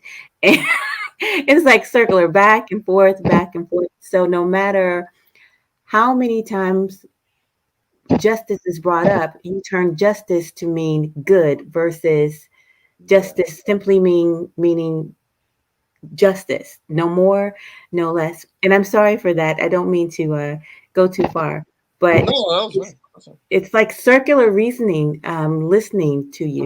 In what sense, though? Like, sorry. Meaning, no matter what is being said to you, you I are know what going circular means. I'm saying what about it was circular? You keep making it mean good. No one is saying good. No one is saying right or wrong. And you keep expanding the borders of his argument when his argument is particularly towards the United States Constitution and restorations. It's not everywhere, because everywhere doesn't have the same rules. In America, we have very specific rules. And then if you're going to go somewhere else, then you have to use those rules for that particular argument. Once you mix everything in the pot, you can't get to a balanced solution, because all the rules are not the same. And so that's why it really feels circular, like a circular argument. You keep adding more and more and more when his is very specific. The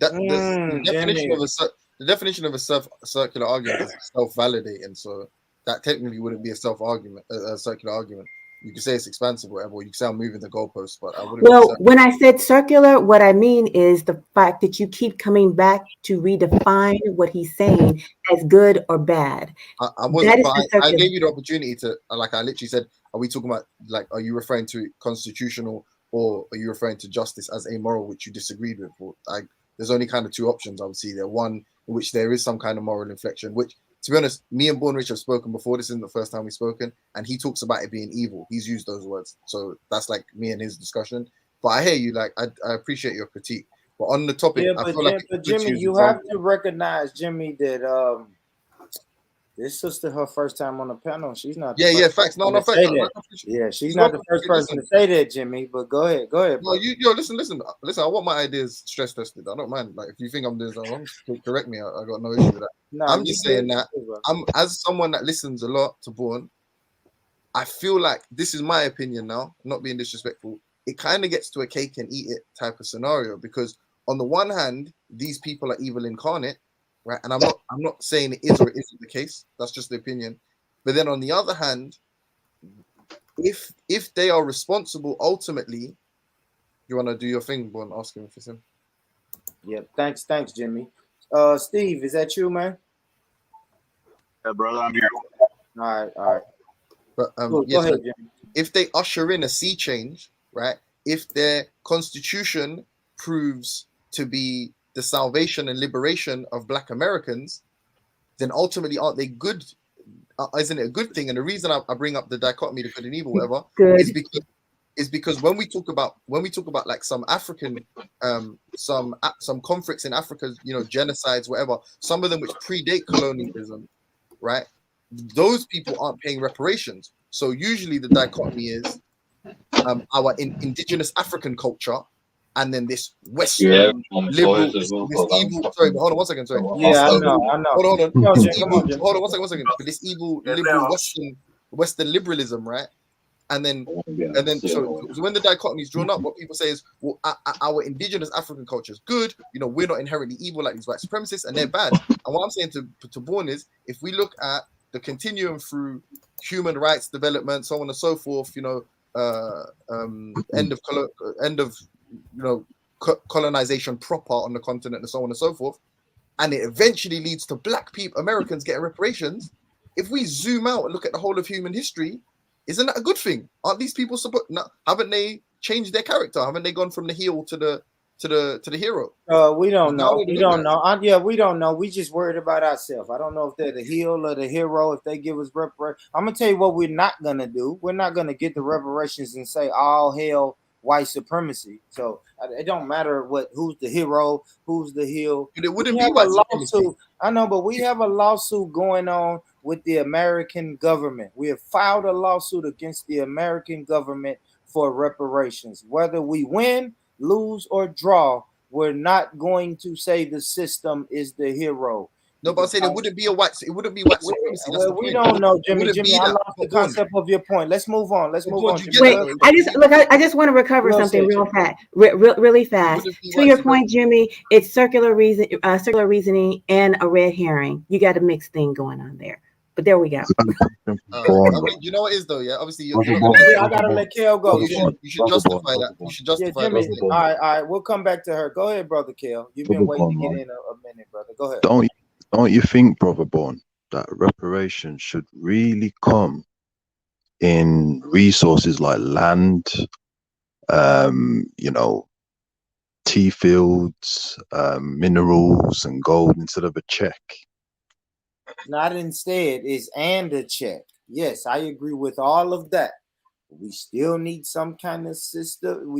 Because I'm watching other nations and other groups of people get land and a monthly check. So yeah, I want to start from there, brother Kale. I had the brother on here talking about the Indian reservations on my last stream. So we want that those reservations, they have land, casinos, and still receive a monthly check. I want all of that. My ancestors worked too hard, Kel. My ancestors worked hard for a mighty long time, brother. Don't make me start singing Can I Negro say that the spirituals reparations should come as in two classes? The reparations come in two classes: tradable assets and untradable assets. Yep. So reparations, if you follow the model of a claim by each claim, there will be a package, and the package will include tradable assets and untradable assets. So the untradable assets will be art or cultural items, things like that cannot that belong to a particular community and belong to a particular place, and will be part of the healing of that culture and that people and their history. So it could be art, sculpture, cultural items, and so on. So they're not tradable assets. Once those things get paid back, returned, museum pieces returned back to where they came from, that's untradable assets. But then there'll be tradable assets where some might be paid in gold, diamonds. So land might be an untradable asset, because a certain land needs to be returned back to its owners. So reparations payout will be packages of a variety of things. Okay, I hear you. Real quick, guys. It's a new panelist in the back though. Robbie, is that you, bro? If that's you, show your face one more time, Robbie. I don't know if that's you. That's a crazy name you got, brother. But okay. Shit, Robbie. Robbie, let me do this, Robbie. Please change your name, brother. Just because if what's the name, man? Tell us, man. I bring you on a panel with this name, I'm sorry. The only reason I'm saying that, brother Robbie, because if I bring you on the name with this panel, then it will be setting a precedent that I should let other people on the name. What's the name, man? Now, if that's what you want to What's the say, name? but hold on. Let me say this though, Robbie, if you're still listening, if this what you want to articulate when you get on the panel, you're welcome to say that on the panel. But it's gonna be rough for me. What's the name, man? What's the fucking name, bro? That's it, man. I don't want to say it. If the brother has something to say, he can come on and have something to say. Man. Shots fired. I'll just say that. We'll have to see the name, man. I'll just say that, Robbie, you came on with the name, man. Let's give everybody a treat for that. Ice cream, ladies and gentlemen. So, yeah, once again. Write in the side chat then, please, bro. I'm curious, bro. I'm not. Let's get back to the conversation, though. Let's get back to the conversation, guys. Great conversation. I like when we talk about reparations, man. But, hey, quickly, can I ask a quick question? So what is sorry, firstly, you didn't understand my last point. I'm saying, is it still white supremacy though if they pay? But we're talking about the reparation, brother, man. Yeah, no, bro. Go back on that let me thing.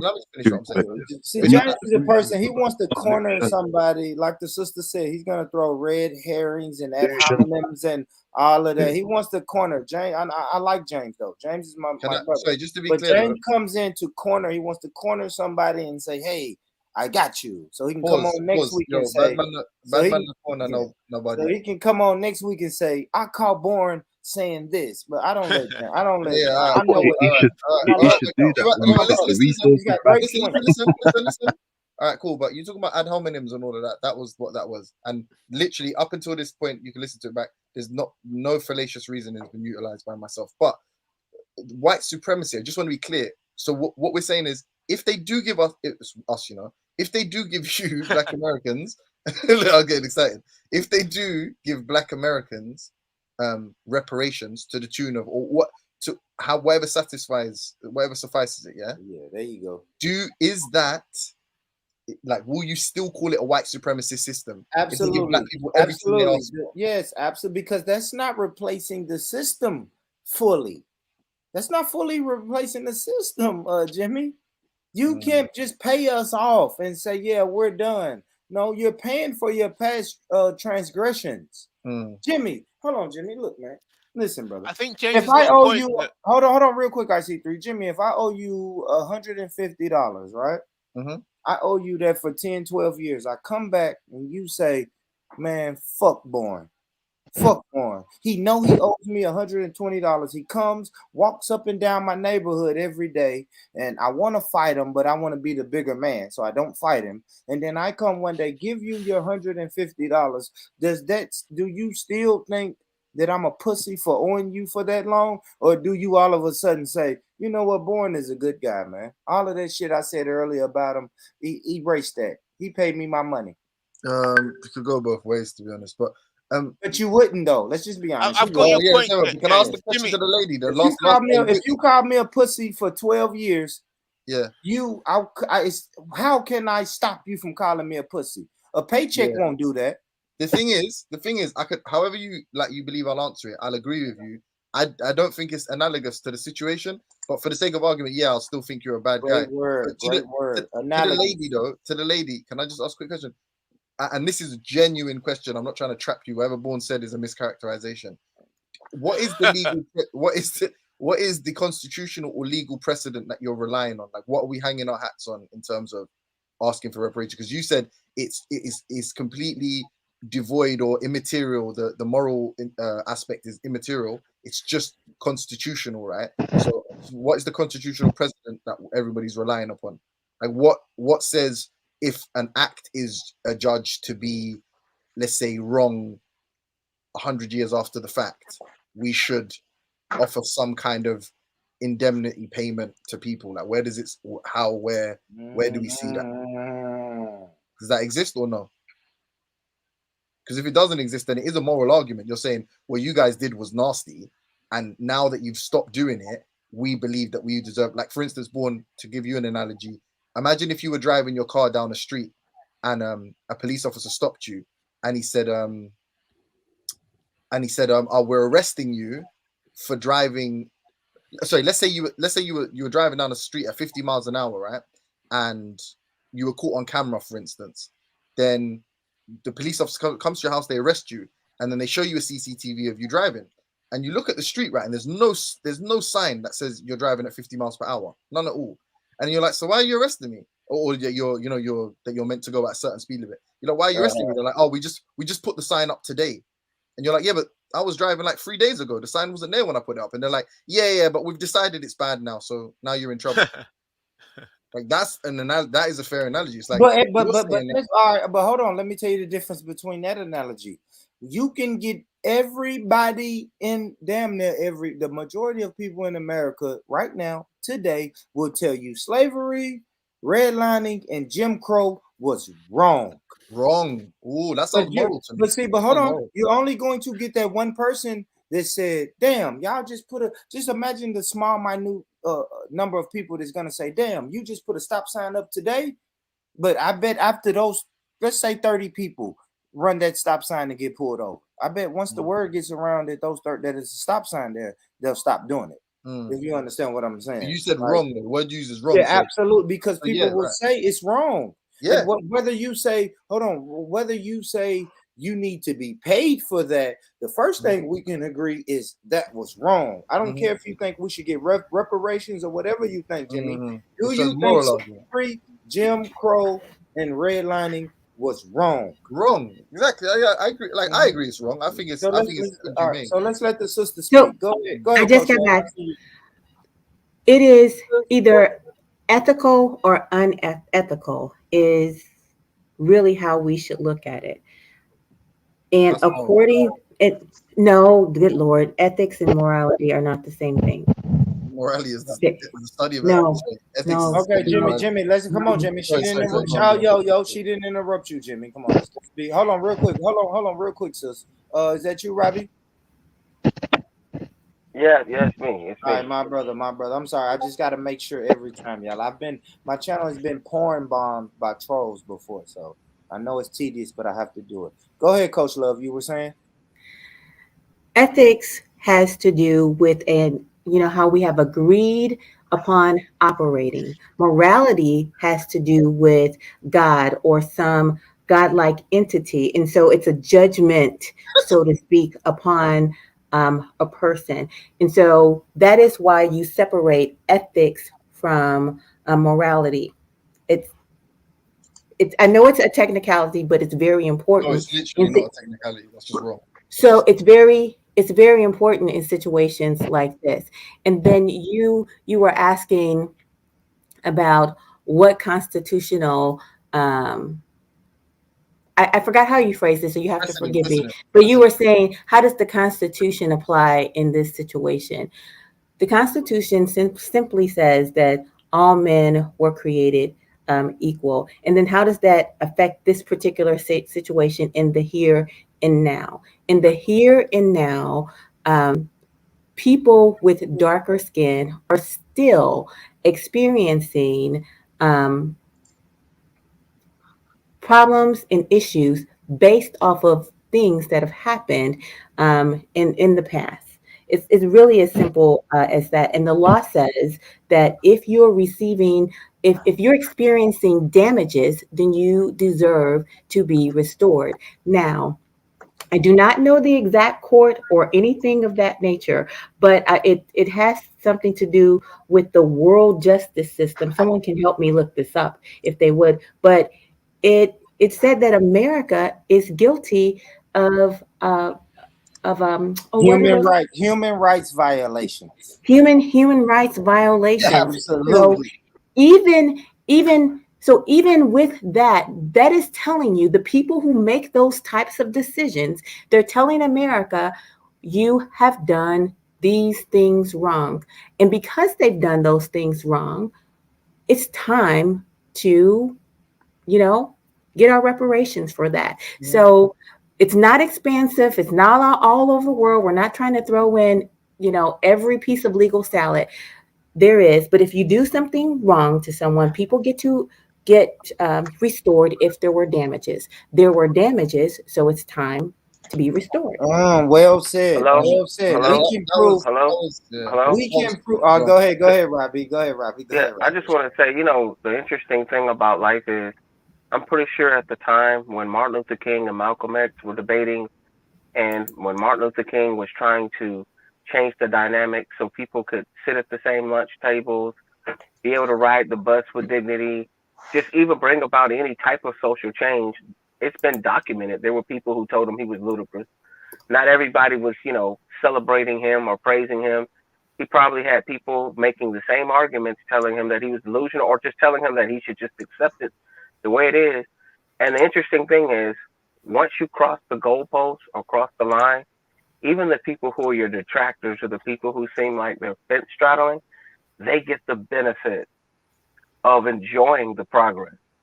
So that's the one thing that I have to remember, that life sometimes is the best teacher and sometimes it's unfair. Like some of the people who wanted to stay in Jim Crow and make excuses for white supremacists, I wish there's a way that they could stay. Like some of the coons that wanted to stay on the plantation, I wish like once everybody got free, they'd be like, you know what, no, give him 50 lashes and allow him to still stay in that condition. But that's not how God works. That's not how nature works. And some of the people today praising Martin Luther King, no, dag well, they didn't even support or believe in him back then. Because my dad told me straight up, he said, there were a lot of preachers that were scared. They didn't even like him coming into town. They didn't even want him to stay in a hotel or, follow the little green book they had. So it doesn't take 100% participation. And sometimes if you're not careful, people will waste your time and your energy. So you just have to just focus on positive stuff. Let me ask you this, Robbie, because everybody wanted to know what was the first name you tried to come up as. on. If you want to say it, you can I say don't it. remember. I don't remember, man. We'll leave Okay. that alone. What the fuck is this? What is this one? What are you All right. Well, okay, let me address this. Hold on. Really quick. Go ahead, Kel. Go ahead, Kel. Shouldn't they be one reparation, brother? Say it again, brother. I'm sorry, I was coughing. Shouldn't they just be one reparation instead of it being? Well, let me say this though, brother Kel. We've tried that, and it's not worked so far. Sometimes all right. Let me say it like this. Sometimes you have to what they call shorten up your circle, right? Sometimes your circle can be too big, so we need to try to shorten up our circle. Just because when we look around, nobody really understands our plight except us, brother Kel. I'm not gonna lie. Brother, Go ahead, brother. Go ahead. brother Bon, all due respect to you, brother, right? With the transatlantic slavery disorder, it was one though. Remember, majority came from the Caribbean and then shipped into America and Europe. Yeah, okay, but listen, brother. I know that. I know that. That's why this lawsuit is entitled American Descendant of Slavery. Whatever these Europeans called America, when they formed America, we're going by their borders. Yes, it's a social construct. It was created by white people. We know that, but we are going to. You can call them imaginary. We are. Hold on, brother. Economic freedom. If you can allow me that, but Born, don't you think that the non-Africans will use that particular movement to sabotage reparation? Because no, that's what I was going to answer your question, Kale. There's a specific reason why we have to do it that way because of how sneaky they are. See, look, I'll use Vietnam as an example. I just found this out recently when I was watching a documentary. When they pulled out of the Vietnam War, part of their way of making peace back with the Vietnamese people was reparations. Look it up. They said we have to pay the Vietnamese people reparations for tearing up their country during a war. So what the white supremacists tell us here is they play dumb when it comes to us. They say, well, Jewish people should be paid reparations. Asian people can be paid reparations.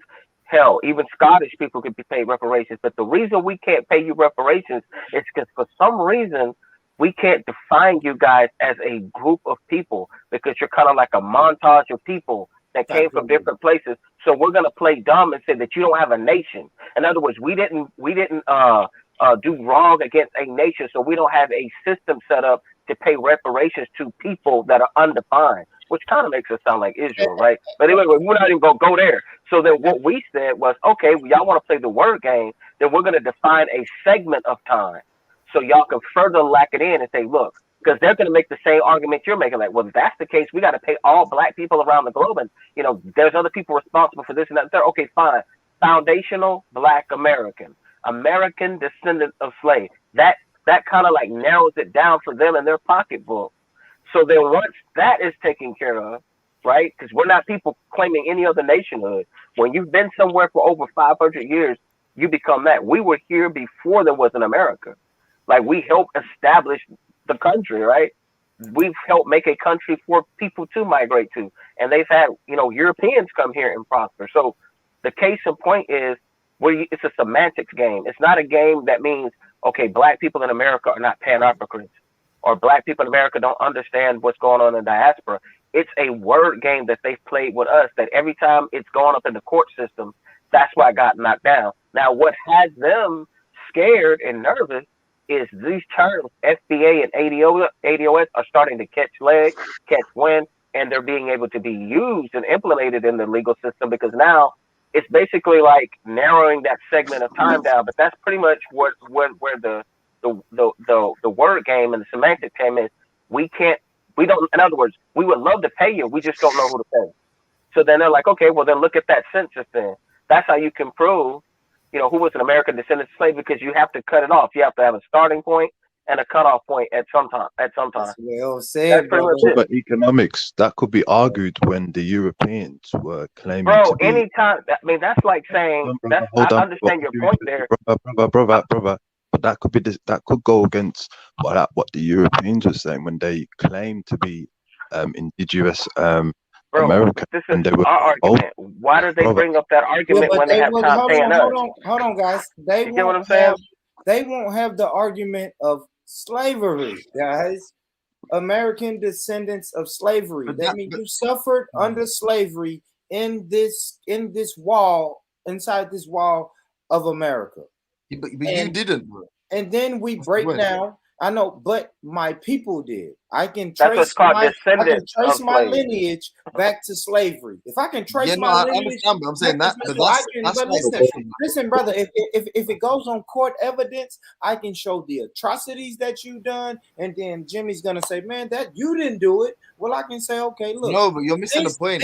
This is the person in my family that was a slave, and this is how it damaged our family. Not only that, Born. There was plenty of treaties that were broken and agreements that were made. It's bigger than just that. You get what I'm saying? It's not like somebody's asking for something out of thin air. Sorry, Robbie, can I jump in real quick? Brother Jacob does need to jump on, because what he's saying is he has the clear legal proof. Then it literally becomes an amoral situation. It doesn't matter if it's right or wrong. It doesn't matter if it's good or bad. Right, the correct or incorrect is based on whether or not it's in contravention of a particular statute or act or whatever. Right, that is important. I think that's key here, because when you're talking about slavery, the issue is, and like I said, I support it, I endorse it. Like, I will fucking go on a march with you, no problem. I won't, like, fuck it, I want you to get paid, right? But if we're talking about historical examples, I don't know. Again, this could be ignorance, right? I can see that. I don't know examples of just slavery. Ignorance? No way. Even no way. Ignorance. There's no way I could put ignorance in your name together. Yeah, but not in the same sentence. Yeah, I don't know well enough to interrupt me though. But if we use Britain as the example, right? If we look at Britain, when they repaid or when they indemnified the fucking slave owners, that was because a contract had been broken. But the justice for the slaves was their protection and their freedom, right? And we can argue about whether or not they were protected. I doubt they were, but that's what their benefit was, right? But the obligation. What is he talking about? Hold on. The obligation to the let slaves, him the obligation was not to give them any money because it was legal, right? They were legally captured as far as they were concerned. They were legally in bondage. That wasn't the. So when we look at examples of, even when you talk about Vietnam wasn't even a war. Like, that wasn't a war. It wasn't referred to as a war. That was an illegal invasion and occupation of a country, right? Equally, when you talk about the Japanese, these are Japanese Americans. It's Bro, unconstitutional. we're talking about their own When you're words. talking about the Jews, I think you Look, need to Born, look that up some more, Jimmy. Born, I'm Born. telling you, You know what this is like? Born, you know what this is like? This is like me going to Walmart. This is like me going to Walmart and I have an item, but I don't have the receipt. But Walmart has a policy where they'll give you store credit. But there's a brother there not even willing to give me the store credit and wants to argue and say Walmart's not even offering the conversation at all. And you're like, nigga, please. I don't have the receipt, but they have a return policy. Hey, Robbie, he like the black security guard that want to check your receipt 4 times. Like, jokes aside, let's let Steve come through. I get it. Do you understand? I know, guys. I know we're going nowhere though. We're going in circles. We're going in circles. Steve is going to get real good. I already know this, but I just have one quick question for Jimmy. Why do you want reparations? You said that you're pro reparations. For what reason do you want reparations? Why do you think it's justified? Because I want Born to get money. I want Born to win the lottery tomorrow as well. I want you to get money. I want Okay, you to be rich. so for your wildest dreams. Okay, so there's no honor in your argument. Okay. Why is there no honor? He's basically trolling. I don't. Yeah. Why? Hold on. Wait. Why is there no honor? I don't understand. I don't see the connection. That's okay. Let's try to be cautious, y'all. That the new guests don't look at us like it's trolling, Jimmy. You know what I mean? We don't want. How is it trolling? How is right? I want you to make money. I want the sister to come back. I want the sister to come back. You know what I mean? I think the black. How the fuck am I? Are you alright, bro? Yeah, I'm just saying, Jimmy. I'm not even saying you to be cautious. I'm just saying. I'll bring receipts I'll bring a receipt next time. Hold on. Wait. Just a little cautious. I mean, just to be a little conscious of how other people are perceiving you. If you don't give a fuck, you don't give a fuck. But what I'm saying, no problem. I mean, listen, I'm not. Well, these people have planted their flags. It's got little to do with my. Hey, let's let Steve. Hold on. I'm curious what Steve has to say. Yeah, thank you, bro. But really quickly, on that point, the black experience in America, I've said many times, is unique. The level of oppression that black people have faced in America is unrivaled, unmatched in the world in terms of all these claims for reparations we make. Do black people deserve money? Is a far more complex terms into. Do they deserve reparations? Yes. Do they deserve it in the form of a check, money? All of these things require, I imagine, far more deliberation. Education. If you're asking me, it should Born, someone I like, get what he wants. Why not? Why would I say no to that? I don't see how that's me diminishing your. I can't disagree with that. Let's bring Steve in. Steve, how's it going? I'm immature still.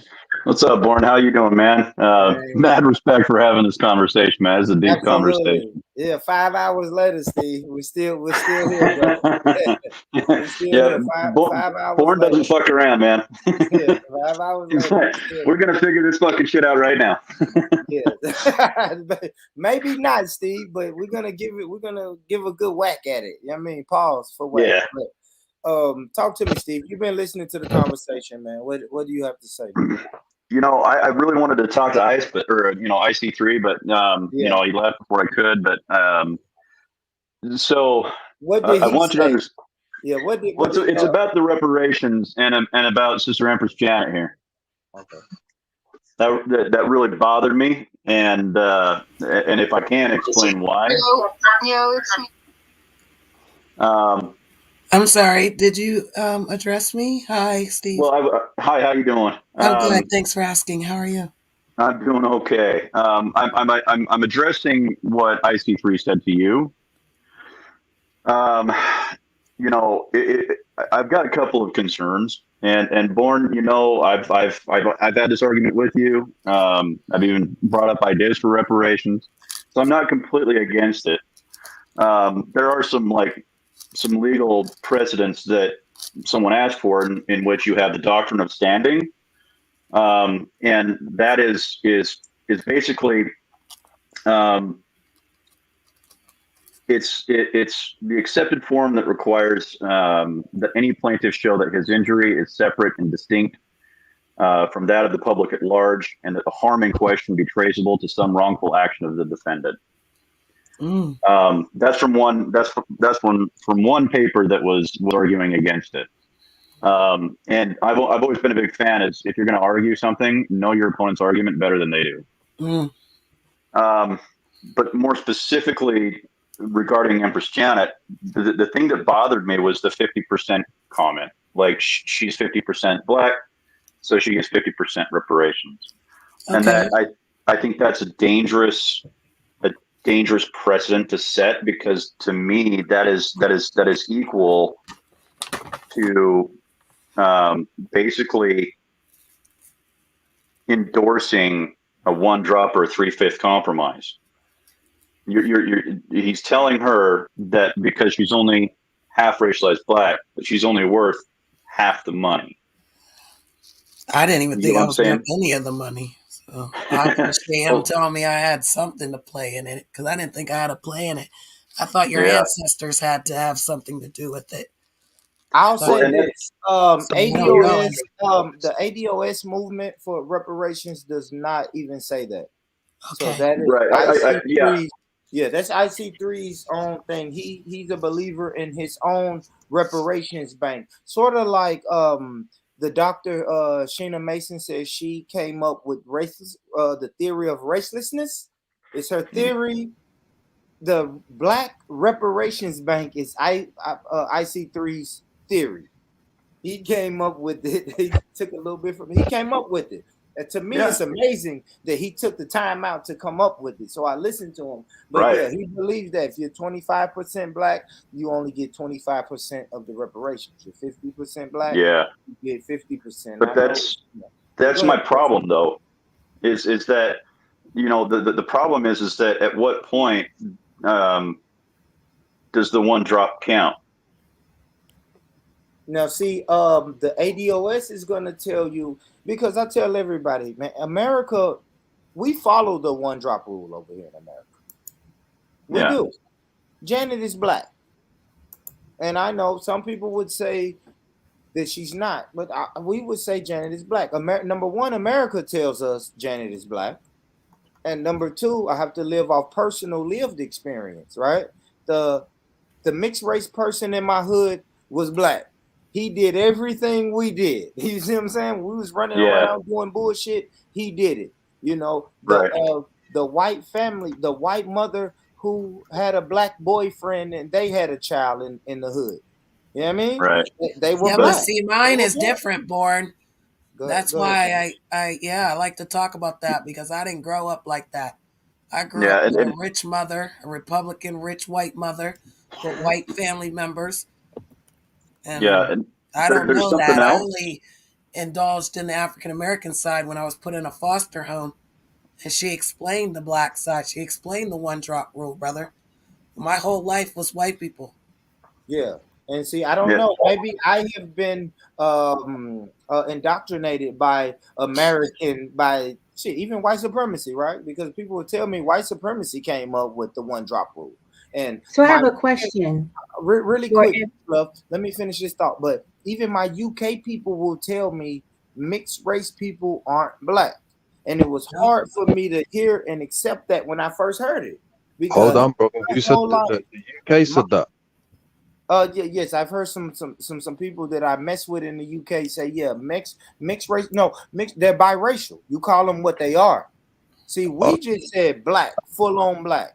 Thank you. We really, thank you, Born. In a way, when I look back on it, we disrespected the other half of your DNA. Thank you. That's what we do, because that's why I try to say biracial. Because I know the cops in my neighborhood.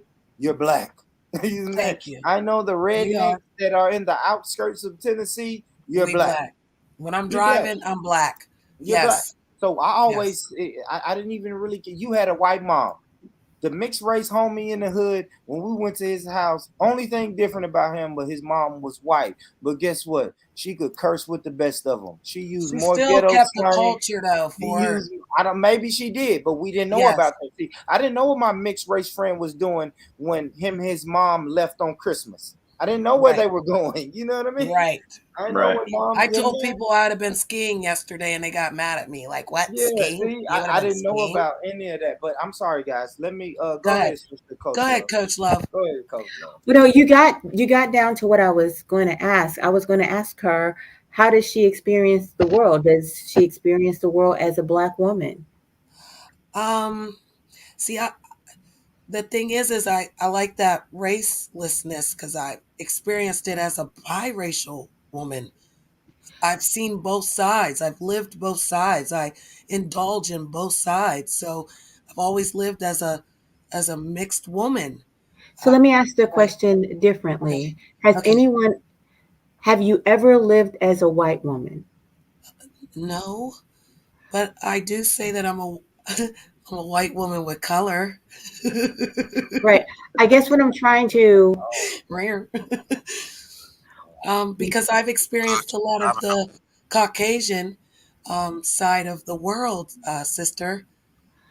So So growing up with white people, do you mean enjoying things that Caucasian people enjoy, or do you mean that people perceive you as a person of the white race?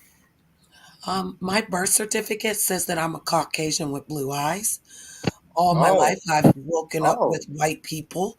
Only when I went to a foster home at 14 did I actually experience African American things. Mm-hmm. So I would say I grew up as a white girl. Okay, so do you consider that? Well, I would imagine you don't, or you didn't Mm. consider that as white passing. I didn't know how to embrace it. I didn't understand because everyone's on one side or the other, and us in the middle, they're forcing us to choose. I asked the question that if I come out of a white coochie, does that not make me the color of the person that I came out of? People say no. And that's But where I have arguments. I can bring on some sisters who would disagree, because like, fuck, man, I don't want to go here, but the scriptures will tell you you are the seed of your father. That's a brilliant question. If I okay. come out of a white womb, how do I Mhm. not say I am a white person? Great freaking question. Well, Let me ask you this, Jen. Oh, go ahead, Jane. go ahead. No, go ahead. I want to ask you a question on this, right? On racelessness, right? Because you said racelessness is where you feel, I'm just going to skip the second part, but you Yup. feel you have no race. Yes. Let me ask Yes. you, let me reverse that. Are there any situations that you felt like you were of a certain race? Like you said, you grew up in white, people just called you white. So that means at certain points of your life, someone made you feel like you were a part of a certain race, right? Yes. Growing up, I always wanted to know why my skin was brown and my family members was white. Um, I was always told that that's the way that the universe made me. It was only after um, in middle school, a white girl came up to me and said, "You know, you're not white, right?"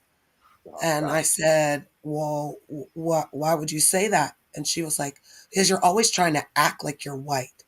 And so from middle school to high school, I tried to act black because that's what I really wanted to be.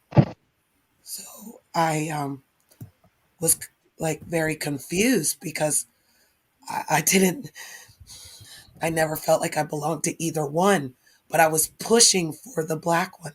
So I would say that I always wanted to be black. And then people would make fun of me because they're like, well, why are you trying to be black? And it's like, because everyone's saying I'm black.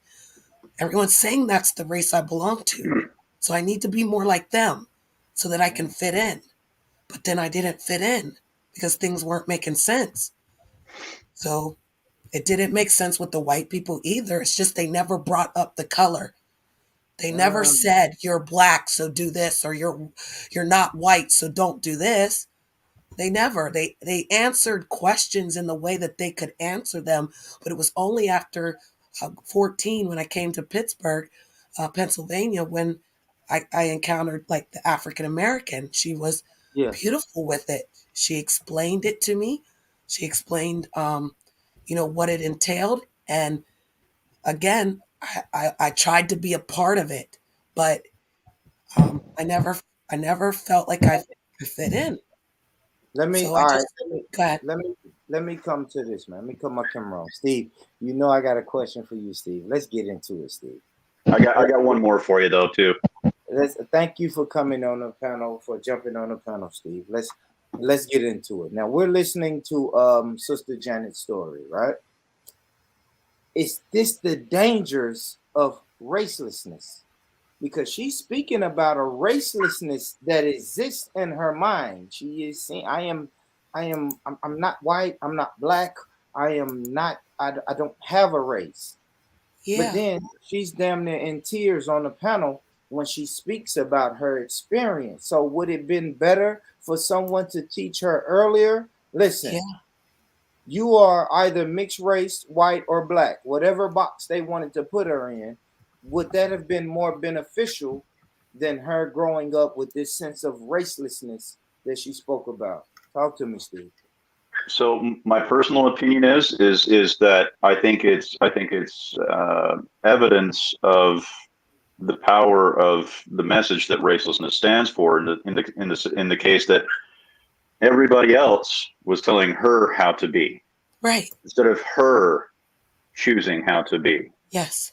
She didn't need to reside in one of these labels that any of these individuals said that she needs to belong to. Right. You get what I'm saying? So the pain was not caused by her not identifying. The pain was caused by somebody else implying that she should identify some way. Yes. My white mother does not get along with me because I basically went against her rules and I married a black man and I had black children born because I wanted them not to feel what I felt. And I that knew was that the if I thing. had a white husband, that I would still be the outcast of that situation. So I embraced the African American and I learned from him so that I could teach my children to be the best African American that they could be, even though I didn't know too much about it. Does that make sense? I said this earlier that I was saying, like, so you okay, your mom, I said this earlier, right, about racelessness, right? Now, if you're going to tell somebody to be raceless, right? You're going to tell somebody to be raceless, but then they have a child by a person of a different race and you disown them. Then it was kind of like, and this is what I said earlier, Steve, this is the danger to me of racelessness. You're teaching one person to be raceless, while at the same time you see race all day, every day, and I will disown you for dealing with this black man because I see race. You have disgraced the family by having a child with a black man, but the whole time I never put you in a box. I never told you was mixed race, you was black, you was white. I just let you kind of go with this racelessness vibe. And this was an then adopted family. You Look up and you go ahead, Kel. Bon, I got a question for the panel, right? Particularly Steve. Is there a mixed race land? Is there a what? A mixed race land. Well, the United States is a pretty good example of one, yeah. Is it called mixed race for the United States? Well, what does it matter what it's called? Well, the reason why it matters is that when you go into North Africa and Asia, the North Africans of today are not the original North Africans. Neither are the Asians, right? They're very light. But they'll never, ever call themselves mixed race. Never, ever. Exactly.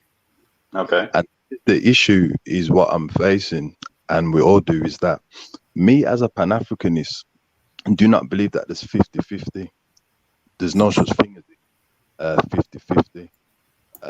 The African gene dominates. I'm not speaking in the superiority way, I'm just being honest.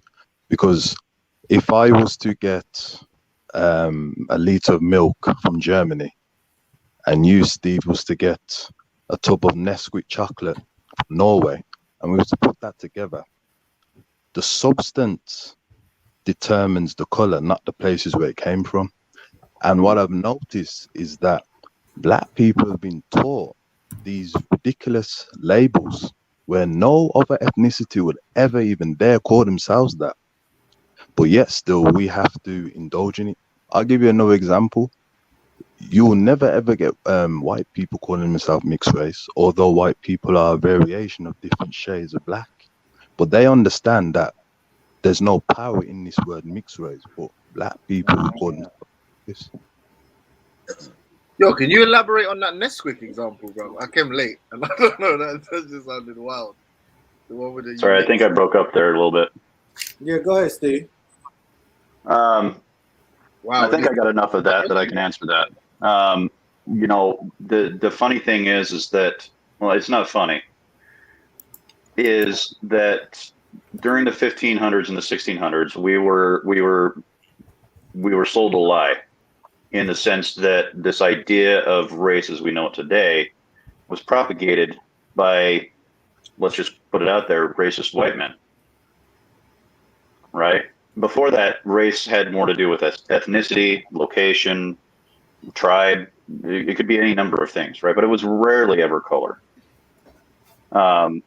Now, the way that I see it and the way that I view it is, rather than attach myself to some preconceived notion of what somebody else has of me, which honestly, what other people's opinion of me is none of my fucking business. I don't fucking care.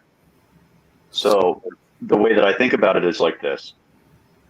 And this is why I referenced Audre Lorde earlier, is that, you know, the master's tools can't be used to break down the master's house. So when we use race in the way that it was used by the old masters, we'll call them that, then when we continue to use them, we're just repairing his fucking house. We're just repairing his fucking house. The shit's never gonna fucking end, because it was already a lie to begin with. And I don't know about you, but I have a really hard time continuing to lie. I don't want to live my life under a lie. I would much rather take verbal criticism for my ideas, or not stand my ground. Well, let me put it this way. I would rather stand my ground and take anybody else's criticism than live one fucking day under a lie. I won't do it. I've done it for the majority of my life. I came out as a bisexual man this year. I won't go back. Awesome. And so I, you know, and that was really hard because I grew up in a very conservative religious family. Yeah. And then I had to come out as atheist. So you can imagine how all that went down at the same fucking time. I will not live under the foot of tyranny, which is created from a lie. Well, Steve. So it seems weird to me that we would be advocating for that. Right. And then on top of that, we have one more thing that I really wanted to cover here is that, and I was trying to be patient and let everybody finish, but I really wanted to cover this, because what it sounds like what IC3 is talking about, and I'm specifically talking to him, and I wish he was here because I wanted to talk to him, is that what you're describing is a racial purity test. We've seen how that works, and it doesn't end well. It's a horrible idea. And IC3, I mean, if you want to talk to me and we want to hash that out, I'm more than fine with that, and I accept that criticism for bringing it up when you weren't here. Totally 100% accept that criticism, but I'd like to have that conversation with you. But I think you can't obfuscate that, and you can't avoid that argument. That's a serious argument. We've seen how that goes, and it's brought an end to a lot of people. Steve, are you aware of John Brown in America? I'm sorry, who? Are you aware of John Brown? John Brown? John Brown. Well, I think I am, but refresh my memory if you would be so kind. John Brown, right? He helped the Africans in America for their liberation, and it was a very successful revolt. The only thing with John Brown is that although he helped the Africans in America when they were enslaved, he didn't necessarily believe that African people were equal with Europeans.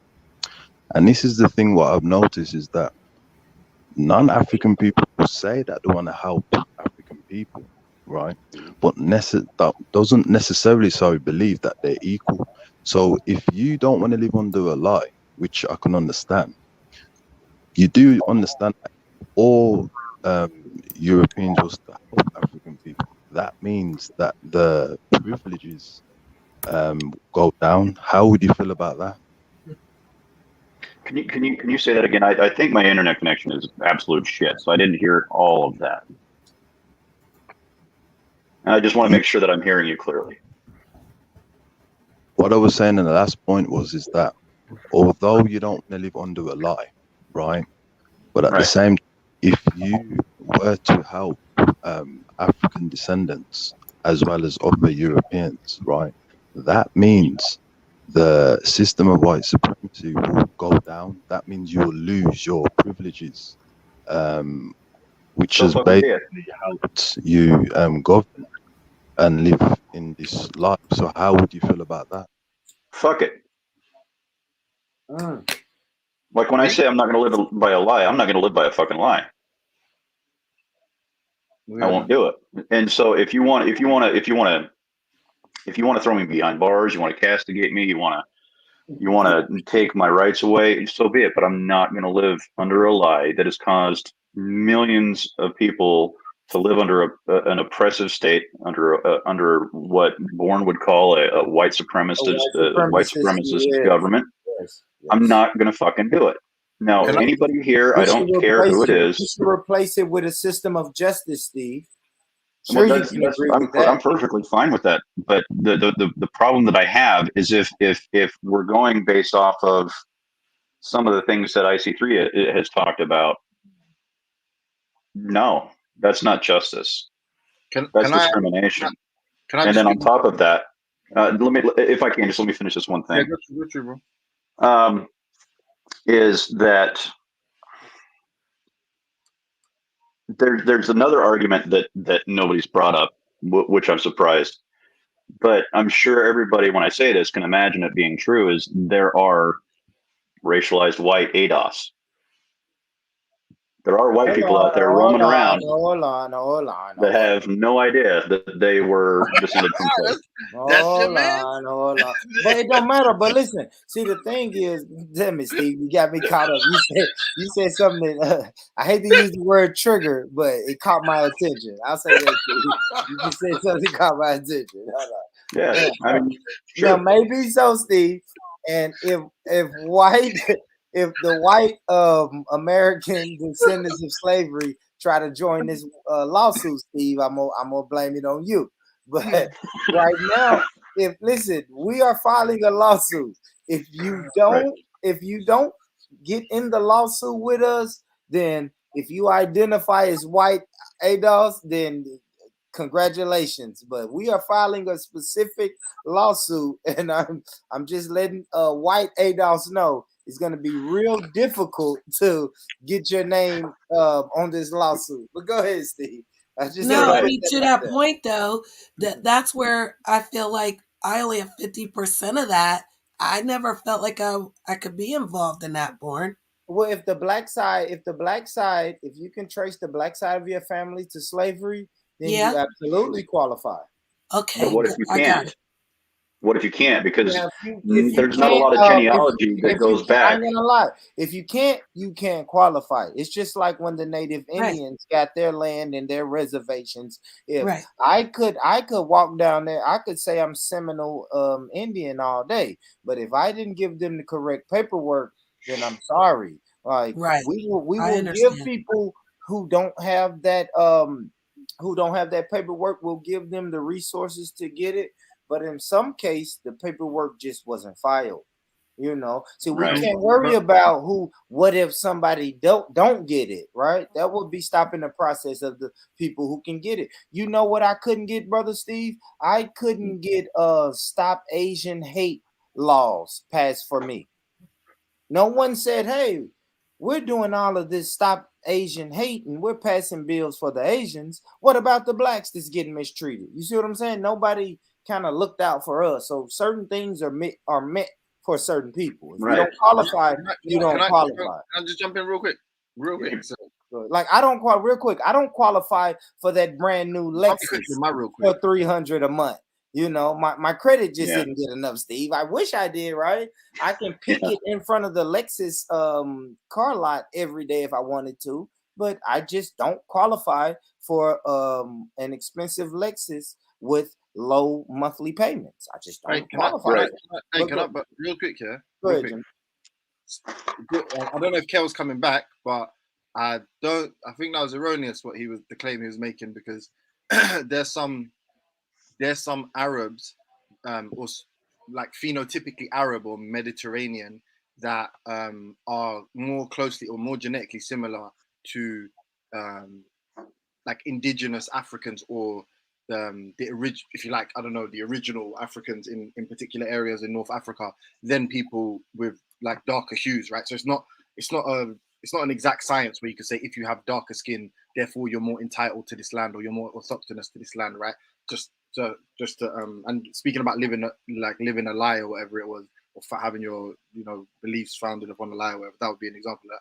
And the second part, you know what, like just to speak on that nameless thing earlier, and I think roughly what the gentleman was saying here is, I feel like there is some utility in race, in like the social construction of race, isn't it? Like nominal as it may be, God of Jacob will argue for it being paramount, but I'm just saying, obliquely, you could say, for instance, like an offhand description of someone, it does make sense to say this person was darker than this person, right? Like if there was 100 people running down the street and one person robbed you and that person happened to be black or China, whatever it is, whatever ethnic. Can I give you one better, Jimmy?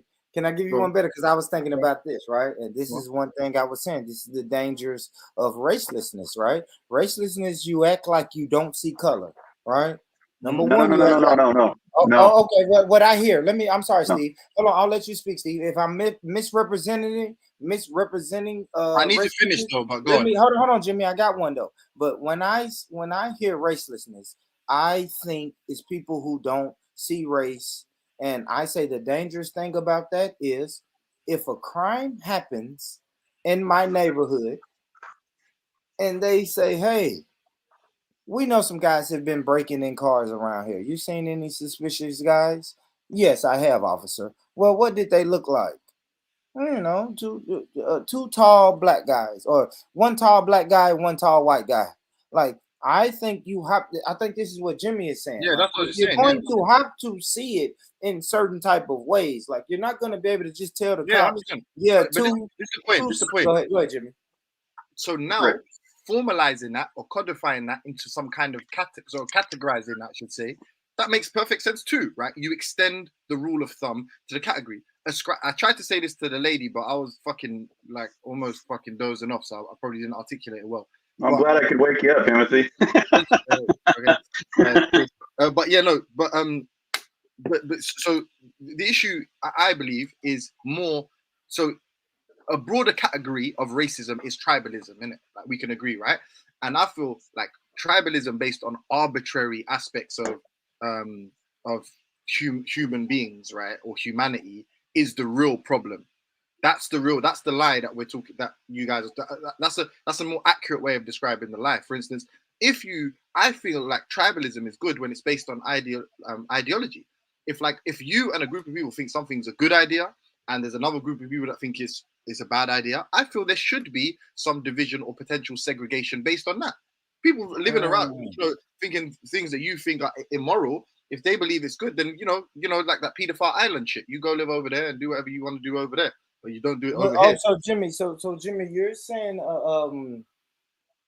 you're saying I don't know, a little. I'm saying the problem when you're saying racelessness, right? The issue that comes is you.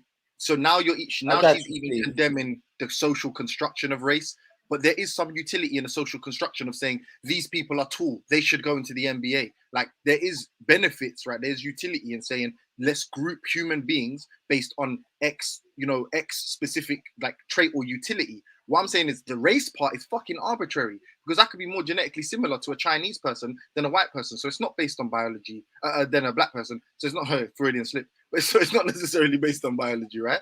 So I'm saying the actual thing is ideologically, we should share good ideas and our tribes should be founded upon good ideas. That should be the basis, not just like, let's get rid of race. It's like, no, just don't use race as the pinnacle, as the highest form of categorizing or organizing oneself. That's what I'm saying. I don't think you should just completely do away with the concept of colors and groups. I got you. I agree. But let's let Steve go because Steve has he's listened to a lot of Dr. Sheena's videos and information. Go ahead, Steve. Okay, so there's a couple of things in there, and I want to address. So first and foremost, I've been a follower of Dr. Sheena and the theory of racelessness for a while now, and I'm still waiting for the book. I know a fair amount of it. My biggest fear is that I'm going to misrepresent her theory. So take what I say with a grain of salt. I've got a good wrap on some things, and other things it's still a little bit fuzzy. But something that you mentioned there about where people are coming from, that would be considered a genetic fallacy, where you have to you judge something as either good or bad strictly based off of where it comes from or from whom it came, right? So there's an inherent problem with that. And then on top of that, you've got a compositional and divisional fallacy where you're taking one bit of something and saying that it does not apply to the whole, or a compositional problem where you say, the larger whole does not comprise of the smaller bits. You do for me. Yeah. Can you be specific though, so I know what you're talking about? Like, give me an example, Okay. and then give how it's a composition. Okay, so the genetic fallacy is easy because that's when you were discussing about someone who is from Saudi Arabia or whatnot, right? So we're gauging the depth of color based on a location. So this would be like bro, sorry, just so you don't waste your time. No, we were actually talking about genetics. It wasn't making a broad philosophical point. We were literally talking about, the gentleman said something like the true Africans are black, but no, not a true African. Your skin color doesn't dictate whether you're a true African, because you have people that don't look like that are black, that are Arab, that have more genetic similarity to the indigenous people of that land than the black guy. So I was trying to say it's the no true Scotsman fallacy. Yeah, exactly, right. I was saying he was wrong, and go on the compositional fallacy part. What was that? So the compositional fallacy is kind of where we're taking a select group and saying either they do or they do not comprise of a larger set. No, I know what compositional fallacy is. I'm saying, how does it apply? Give me the context. Well, when we're talking about who should be included and who shouldn't be. Of what though? I don't know. So say something I said so I understand exactly what you're. Well, I don't know, man. I didn't take a script of it. No, but I'm saying the point I was making. What was the point I made that made you retort with that? I don't know. You covered a lot of stuff. It was just something that I brought up, and I remembered you talking about it, and so I wrote down compositional fallacy. That's so that's my fault. I should have put something to reference what you were talking about. Okay, hold on. My theory is we distill this racelessness concept and racial discrimination and prejudice to tribalism. Did you have an issue there? This is my no. Well, say that again. So we distill her broader point of the discrimination amongst races. I can distill that to tribalism. So the categorization of races are essentially tribes, forms of tribes, but they're just based on an arbitrary trait. I think that would be a valid. I think that would be a valid representation of what she's talking to about. No. Yeah. This is my critique. This is my critique of her. So I'm saying what she's saying is, because we had a little discussion in the side chat. She said that there's these different racial groups, and she believes race as a social construct is bad, right? So the point I was trying to basically make really simple is, I feel like there is nominal value in race. Me and Bourne gave the example of the criminals or whatever, and then I also said really what the actual issue is being tribalism based on arbitrary or non-accurate beneficial categorizations. That's the issue. Like if we said now, for instance, do you think there would be good results if everybody who had elbow points that are bigger than 10 centimeters in diameter? I don't know, right? Like, is that a good principle for us to group around? Like, if the answer would be no, then I'll be like, all right, well, the issue is then the methodology in creating principles for us to group around. Not necessarily that the elbows are bad things. Let's not even see elbows. No one look at your elbow. Elbows aren't important. We don't see elbows here. Like, do you see the difference? It's the methodology that's wrong. Not so the cranial anthropologists that said black people's skulls are X. The people that said this skin color, the melanin, the skin denotes X. Their methodology is wrong, not their conclusions. I mean, maybe you're talking about Blumenbach and Meyer. Yeah, I know who you're talking about. Exactly right. Right. So when we okay, so perfect example. So you disagree with phrenology, right? Yeah. Okay. So we do not segregate people according to the bumps on their head. Yeah. Because they're completely arbitrary and anecdotal. They just don't make any sense, right? There is some accuracy, but I think it was something like 65% or something. Like there far was less than that. But, far less than that. There's no scientific proof of anything to do with phrenology, which is why it's a bygone concept. Nobody uses it. It's a completely irrelevant science anymore. Let me jump in here real quick, guys. Great convo. Let me jump in here real quick. First things first. Is Robbie? Is that you, Robbie? Yo, Robbie, is that you? Yes, it's me. Yes. My brother, my bad, guys. I wanted to show y'all my ugly mug. Let's put my ugly mug on the screen for a minute.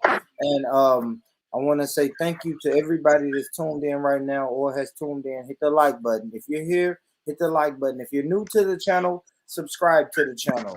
Please subscribe to the channel. And also share this channel. You know, we're building a large Discord following. We have a large Facebook following. Share it on your YouTube. If you're a content creator, do all of that good stuff, man. Do that. And while you're at it, I've already put the links in the chat for Coach Love's channel. Go over there, show that beautiful sister some love. Subscribe. I've already put the link for Dr. Sheena Mason. I put her link in the chat. Go over there, show the sister some love. Subscribe. Our dear sister, who's always here with us, Empress Janet. I put her link in the chat. Go over there, subscribe, show these people some love, man. Let's build this community. Let's do what we're doing. Let's do what we're doing, man. And if you want to join the panel, here's the link, guys. Because all of y'all, it's a lot of people doing a lot of talky in the chat, and I know that you are people who will not come. That's a horrible word to use. Pause. You will join the panel and have a great discussion with us, man. So if you have a lot to say in the chat and you're not afraid to join the panel, I ask that everyone join the panel, man. Let's get it. Let's get this shit cracking. Real quick, guys. We have a new panelist. Let's see. Pelu. Brother Pelu, talk to me. It's me. You good? You have a little feedback. When I speak, I can hear myself, Pelu. But Okay. Thanks for jumping on. Thanks to all of you guys that's on the panel. I see Coach Love comment. Yeah, I just want to make sure you were still here with us. Sis. Glad you're still here. But if you guys want to get back to the conversation, let's get back to it. Let me say something real quick. Okay. Only because you shout out all the channels, you didn't shout out Jen Waters. You gotta shout out Jen. You gotta shout out Jen. You gotta put her on the joint. How you not shout out Jen? That's why I came on. You ain't shout out Jen. You gotta shout out Jen and shout out. Yeah, it's being racist. You didn't shout out Jen. Shout out Jen and also put on Critical African Thinkers. Put that one. That's also part of my team. Everybody here is on my squad. Like my whole squad came out.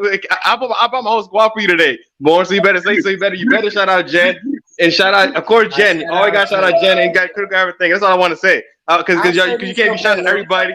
Yeah.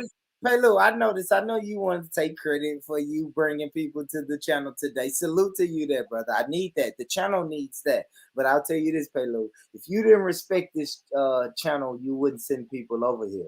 Because I saw you on a lot of channels that you wouldn't send people over to. So, you know, I got to pat myself on the back too, Pelu, and let you know that, you know, it's a respectable channel. We're respectable over here, man. No. Okay, so shout out Jen Wallace. Get Jen Wallace. Just drop the Jen Wallace. Let me quickly, can I, sorry, don't break your wrist patting yourself on the back here, but Steve, sorry, I need to offer a correction. It was cranial anthropology that's supposedly 70% accurate. So I was mistaken. Yeah. But yeah, continue. Sorry, you're talking about yeah. So the I got to follow the phrenology line because that's where I was kind of going. So we've got this. We can somewhat understand that to judge a person's inner humanity and their personal attributes and character according to bumps and ridges on their head is a ridiculous idea, right? Mm-hmm. So why is skin color different than that? No, but that and I agree. that's a sincere question. I'm not being facetious. No, I agree with it. I want to understand the perception of that because it doesn't make any sense to me. No, but that is what, and that's another thing. It actually makes plenty of sense. Actually, what's it gonna say, Rob? Yeah, it makes plenty of sense. Rob, because I want to get butter biscuit and get a pat on the head, so I'm gonna say that ridges on the head do make a difference. Skin color does. Black people are inferior. They never contributed anything to society. They should just know their place. They should stop asking for reparations or anything. Stop asking for handouts. Yeah. And I just want a new pair of tap dancing shoes. Cool. There you go. To respond to what your point is, I agree. This is where I think I disagree with your, I guess, cohort, contemporary. I don't know if she's a friend or someone just but the doctor, right? Yeah, I would consider her my friend because she's done a lot for me. So okay, cool. I wasn't trying to be dismissive, but no, you're fine. She defined racism as the acknowledgement of race, which is I disagree with, right? Because I'm saying it's the ascribing or attributing dispositions, behaviors to a particular group based solely on their skin color or their race, right? Their perceived race. I would agree that's bad, but the nominal value in race isn't that you're saying, okay, who robbed you? A black person. It's definitely, it must have been a black person, right? The inference drawn from that, there must have been a black person, isn't what we're talking about. We're saying it's it offers descriptive value, innit? I'm just saying, of those people, the one with, even if I say darker hue, right? That's not to say that I'm ascribing any kind of behavioral quality to that specific group. Right. So I think the confusion might lie with the actual name of racelessness. So early on, I always considered myself in the colorblind category, but there was always something that just irked me wrong about the concept of it. And so I began reading W.E.B. Du Bois and Cornel West and MLK. And I mean, fuck, I got so many fucking books that I read on that shit. And it just did not make sense to me. And so when another podcaster asked for panelists for a debate of race versus racelessness, I think it was called, I was like, yeah, fuck me. Me, because I don't understand this shit. I could use the help. And so I risked it and I put myself out there. And the first half, I kind of embarrassed myself because I was fucking nervous as hell. And then the second half, I finally got with it and I was starting to understand. And I had a really good conversation with both Dr. Sheena Mason and Dr. Jacoby Carter of Howard University. And they really put my shit straight. So the idea of color blindness is basically a way to assuage the guilt of of white liberals. And to do that, you have to ignore all of the historic and systemic racism that racialized black folk and others have had to suffer. Thank you. We don't do that. We understand that racism works and functions under certain principles and guidelines. And sometimes we are not aware of those, but also at the same time, we understand that that is not always the case that attributes to an outcome, right? So it's more of a realist view or a conceptually realist view of the goings on that are going on. And we look at things very, very intently, but as unbiased as we possibly can. So we look at, data, information, statistics, just you name it. Hey, Steve. I have to salute you and say, I missed you earlier. And before I get on my trolling, I just want to say it's a breath of fresh air. I feel like I live in the Matrix now. I live in a time now. I'm alive as a black man where there are white people that are no longer willing to hide behind the kind of pseudoscience and time-wasting arguments that you find on like some of these conservative sites, and people will just be honest. Because I think at the end of the day, now people are looking at the elites. We realize that we all have been duped, right? But we're all fucking pissed off at the elite. Right. So at the end of the day, though, I like what you just said. It's like it's kind of does a disservice to kind of trivialize what has happened in the past, because you're destined to repeat it. Because as we can see with the phenomenon with police brutality, even myself as an African American, when you bury your head in the sand and you play the class game or whatever, later on it transcends race, and now you start seeing white veterans getting abused by police, old white ladies getting thrown to the ground. It doesn't matter if the cop is white or whatever, because it almost, in other words, we become into an authoritarian police state if we're not careful. And that's the thing that I'm glad that there's some intelligent people that see that. Beyond that, I just was born, you know, you may have to come, you may be introduced to Prince Hakeem from Zamomba later on in this conversation, but I'm gonna be quiet. I'm only gonna pull him out when I need to. But I'm gonna go ahead and let you guys continue. Well, yeah, thank you, Robbie. And really quick, I can't take 100% credit for the work that I've done. A lot of that work was already done by Dr. Sheena Mason, and it's just me learning to view things the way that she prescribes, and also understanding that I can no longer, again, I can't live a life, so I can't view this shit going on and not say something. And that's why I came in here to talk about the reparations, and the things that IC3 was talking about deeply bothered me to the point where I'm strolling, I'm pacing the fucking house, and my wife's like, "What the fuck is wrong with you?" You know, and so I kind of told her that, you know, something's going on. That's the uncle. Just to be clear, IC3 is a racist, and he's very close-minded for saying that the sister was a half-breed and she only gets half. He is wrong. Let me tell you something. I come from Zamomba. And let me tell you, you have lazy African Americans who don't want to get a job, get a degree, work hard, and therefore they make excuses. We need to move past race. We need to understand that through hard work, we can overcome all of these obstacles. Stop playing the victim.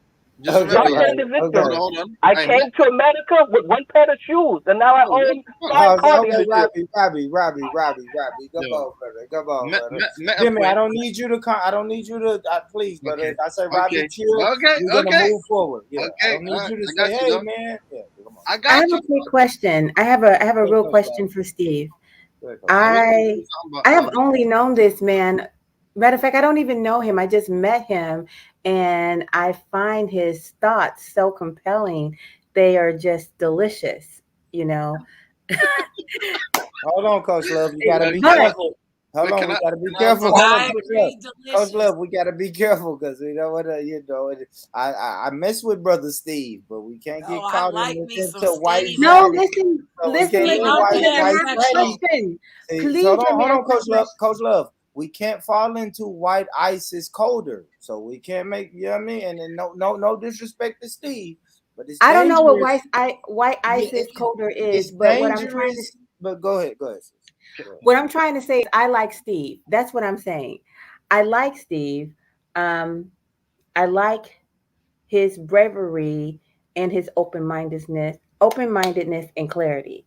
I do have this question, because I just got introduced to this idea of racelessness today. But the glaring issue with it for me is it seems to be out of time.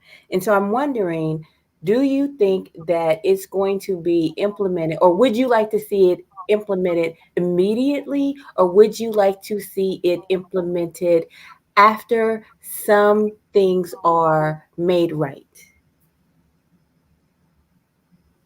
Interesting question. Hey, you're on mute. You're on mute, Steve. You're on mute, Steve. You good? Sorry. I got you, boo. Thank you. Y'all wild about the fellow. But go ahead. Yeah.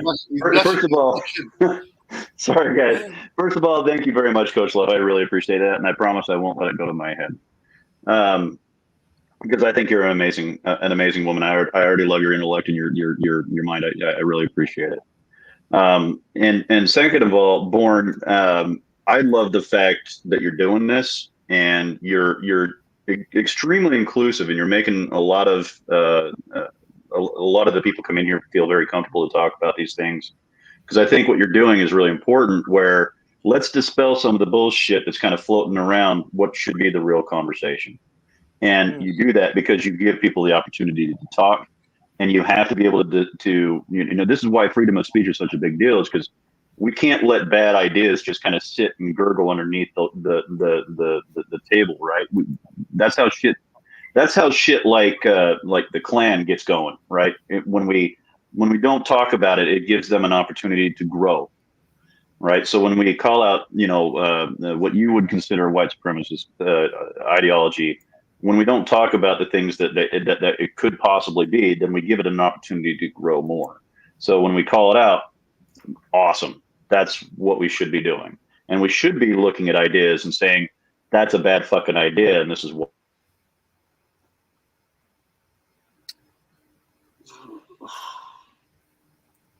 Someone gonna tell him he's cut out. Yo, is that me? I thought. I thought it was me. I'm like, wait. I thought that was my Nah, Obama yeah. internet. Sorry. I got that Obama internet. I didn't know what was going on. Steve, that was you. Your Trump. Hey, Your Trump internet. Born. I Hold on, laughed let's so let hard I Steve think go. I cleared up my COVID. Yeah, hold on. Let's let Steve go. Steve, you cut out, brother. Real. It's Robbie high, bro. What's wrong with him? Where did I cut out at? Oh gosh, Steve. You cut out at saying Born is really inclusive, yada yada yada. Just Oh, don't yeah. compliment him anymore. Leave Born alone. No. Come on, Jimmy. You a hater if you want to stop this. If you want to stop this American man for giving his fellow American some compliments. Go ahead, Steve. I won't stop you. So no, it's the fact that you give people an opportunity to come in here and you give ideas space to kind of show themselves, so that we can be like, that's a stupid fucking idea. That's a stupid fucking idea. That's a great idea. Let's listen to that, right? So you're dispelling a lot of myths and a lot of bad ideas by doing this. And also the amount of fucking time that you put into doing this and having these 5, 6, 7, 8 hour long conversations is I just got to say that I respect you for doing that, because that takes a lot of your time that, the rest of us get to kind of flock in or out as we please, but you're here the whole time. And that's just mad respect from me. And I agree, Steve. I Hey, totally Steve, agree. hey, wait, Hold on, Jimmy. You're not gonna stop this commercial, Jimmy. You can't stop. This is a perfect segue. Well, go ahead, Jimmy. Well, I need to answer Coach Love though. Yeah, Coach Love asked you a question, bro. That's all. Yeah, I need to answer Coach Love. All right, real quick though. As he said that, I just dropped the PayPal link in the chat. You guys support the channel and support the content. We're not just gonna breeze over that, bulldoze through that compliment Steve gave. Yeah. He said, you just make sure that you sound clip that and put it up. Absolutely, Steve. You guys should be donating to this hardworking content creator. You should be hitting the like button without me asking, and you should be sharing this to all of your friends. And then you can come on the panel and say, hey, just like Mr. Pelu came on the channel. You can come on the panel and say, hey, guys, everybody on the panel is my crew. We need more crews. I need people like Mr. Pelu, people doing what Mr. Pelu do. Go out, create your own crews, bring them back to this channel, and then brag about how you brought them back to this channel. We love all of that. Should we call them racist, Born? Should we make our own? No, And also, we gotta shout out Critical African Thinkers. So if I put it on the back chat. So put Critical African Thinkers on the main chat too. That's another one that's part of the squad. You gotta put everybody in the squad because I bring the whole squad, so you gotta support my whole squad too. All right. Shout out. But go ahead, Steve. Answer Coach Love's. Yeah. Okay. So and thank you. So it's hard to answer that question because, first of all, I don't want to play fortune teller. I don't want to make assumptions that I can't make without as much information as I can. And as to if I was to be able to implement it today, what was the rest of that question? Basically, I want to know, do you want it implemented immediately, or do you want certain restorations completed first? I Because would, yeah. it's a time thing. So I would say, you know, there's a human part of me that wants to say that I would implement it tomorrow without hesitation. But the problem with that is I know that I'm a human being, and I should never, first of all, I should never have that much power. Second of all, I don't want to be the tyrant that forces people to do something against their will. So you know, if I can convince people to come on board with my, you know, with my ideas, or, you know, Dr. Sheena Mason's ideas, it has to be voluntary. I don't ever want to force something to do. I don't ever want to force someone to do something against their will. So I think that's about the best way I can answer it. I hope that's satisfactory. No. No.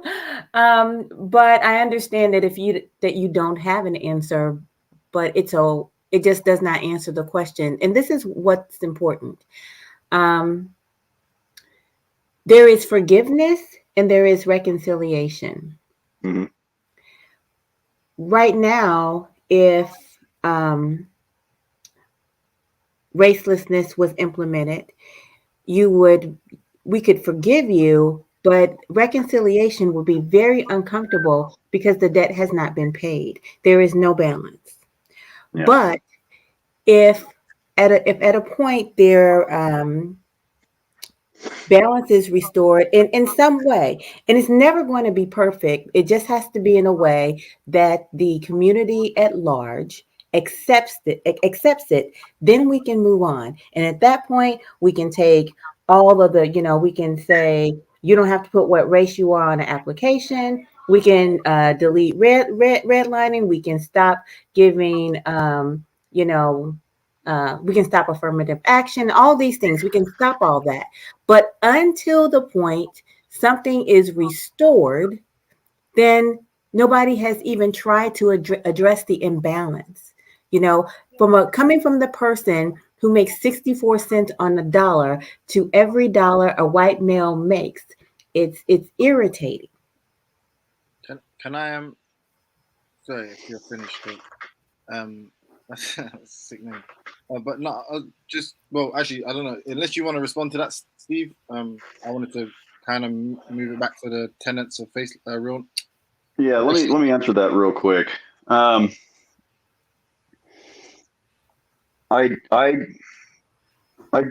don't want to be the moral authority of other people's conscience.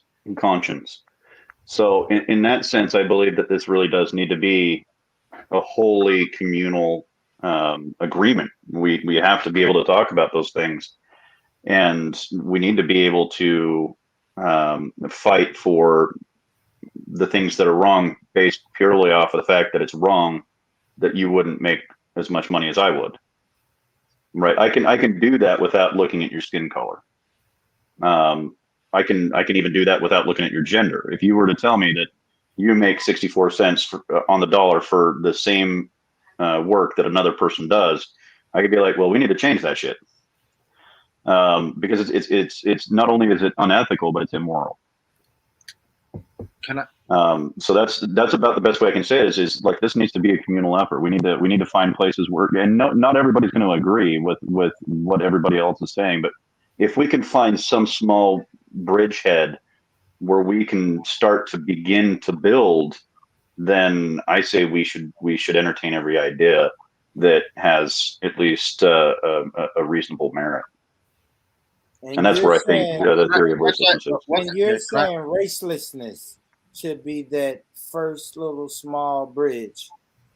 I believe so, yes. Can I for a second, just really quickly, maybe my point is actually a bit more pertinent still, the more I think about it. I can't remember which, it's not premise, but which statement it was specifically, but there was a statement in the tenets. I don't know if you could put it up, Steve, There was a statement that said something like, I don't know. It wasn't acknowledgement, but it was like something like like agreeing that races exist is racism. Something like that. It's like a kind of little axiom, or there's like a statement in there. Do you know what I'm talking about? So her main premise is that racism created race. But there's a tenet that says something like one of her, what she refers to as a tenet that says something like racism. Like accepting races exist is racism, or something like that. If Jimmy cracks corn and no one cares, why does he do it? I'm getting it up. I'm getting it up. Okay, well then. Well, I wouldn't be able to answer unless I actually thought. I'm getting it up now, Jimmy. Pause. Yeah, I like. Sure. Listen. Here we go. These are the core tenets of the theory of racelessness. So if you see one in there, Jimmy, I'll highlight it. Which one? Which one were you talking about? Oh, I still have it. Hold on, there it is. Okay, racism is the belief in race as a biological or, right, this is important condition, a construction, right? So assuming the latter, assuming we accept the latter, which I do, I imagine you do as well, race does exist as a construct, as a social construction, right? I think to reconcile you and the coach's point, if we accept that race is a construction, people can still sue for reparative justice, right? They can, because arguably, regardless of whether we use it now as regardless to the level at which you use it as a form of identification, even if it's literally just a loose description, for instance, that person has a big nose, you know. Sorry if that sounds anyway anti-Semitic, but that person has a big nose. As it's not necessarily a categorization, but is a way of describing someone, right? As long as we accept that it is just like has descriptive utility and it is a social construction, like as in no one's gonna have the Men in Black, that little memory wiping tool. We're gonna remember that racism existed, that these are the categories of race, and we're gonna transcend them, but we still accept they exist. Then people can still say, I am part of a group of people that were mistreated by a particular government and were referred to as Black, even though I don't have to sign Black on a form. Like It doesn't even take all that. All you have to do is say anybody who was mistreated when the construct of race was used should be compensated. When it was yeah. But I'm just trying to reconcile the points. I'm trying to say that one issue. No, you're just kind of long-winded, brother. That's all. And sometimes you're teetering on corners. That's all. I appreciate. I haven't. Yeah, I've tried not to address you once, so I'm going to reciprocate. But if you look at that, the way it's formulated, you can also now use that for the first point to reconcile you and the coach's point. Like, correct me if I'm wrong, but she doesn't feel to completely abolish the concept or to not conceptualize race puts her at a disadvantage, because now seeking reparative justice becomes a little bit more hard when people say Black. Who's Black? I don't know what Black. What's a Black? I can't identify. Right? That's an issue she's saying. And the second thing is, though, you agreed with this earlier, and I think maybe. Okay, I hear you, King Go. Sorry, go ahead. Big up, King Go. I think maybe the lady, the doctor. Sorry, apologies. Is maybe married to the idea. I mean, maybe she has a closer sort of proximity to it, and that's why. But it's the bad ideas thing that you spoke about. That's the issue. Like, so that's a broader category. The race is a subset of that. Like bad ideas, like aligning oneself, organizing around a bad idea is worse than or it broadly covers the racism that we're talking about. I feel like it's almost like targeting a symptom. And sorry, one final critique here. This is going to sound a bit immature. I apologize in advance, but it feels kind of counterintuitive or counterproductive even to make a theory called racelessness, the promulgation of which requires you to speak about race all day, every day. Like, right, and that does. And she's even acknowledged that. She's like, it seems ridiculous to be talking about this in these racial forums when I'm trying to abolish it.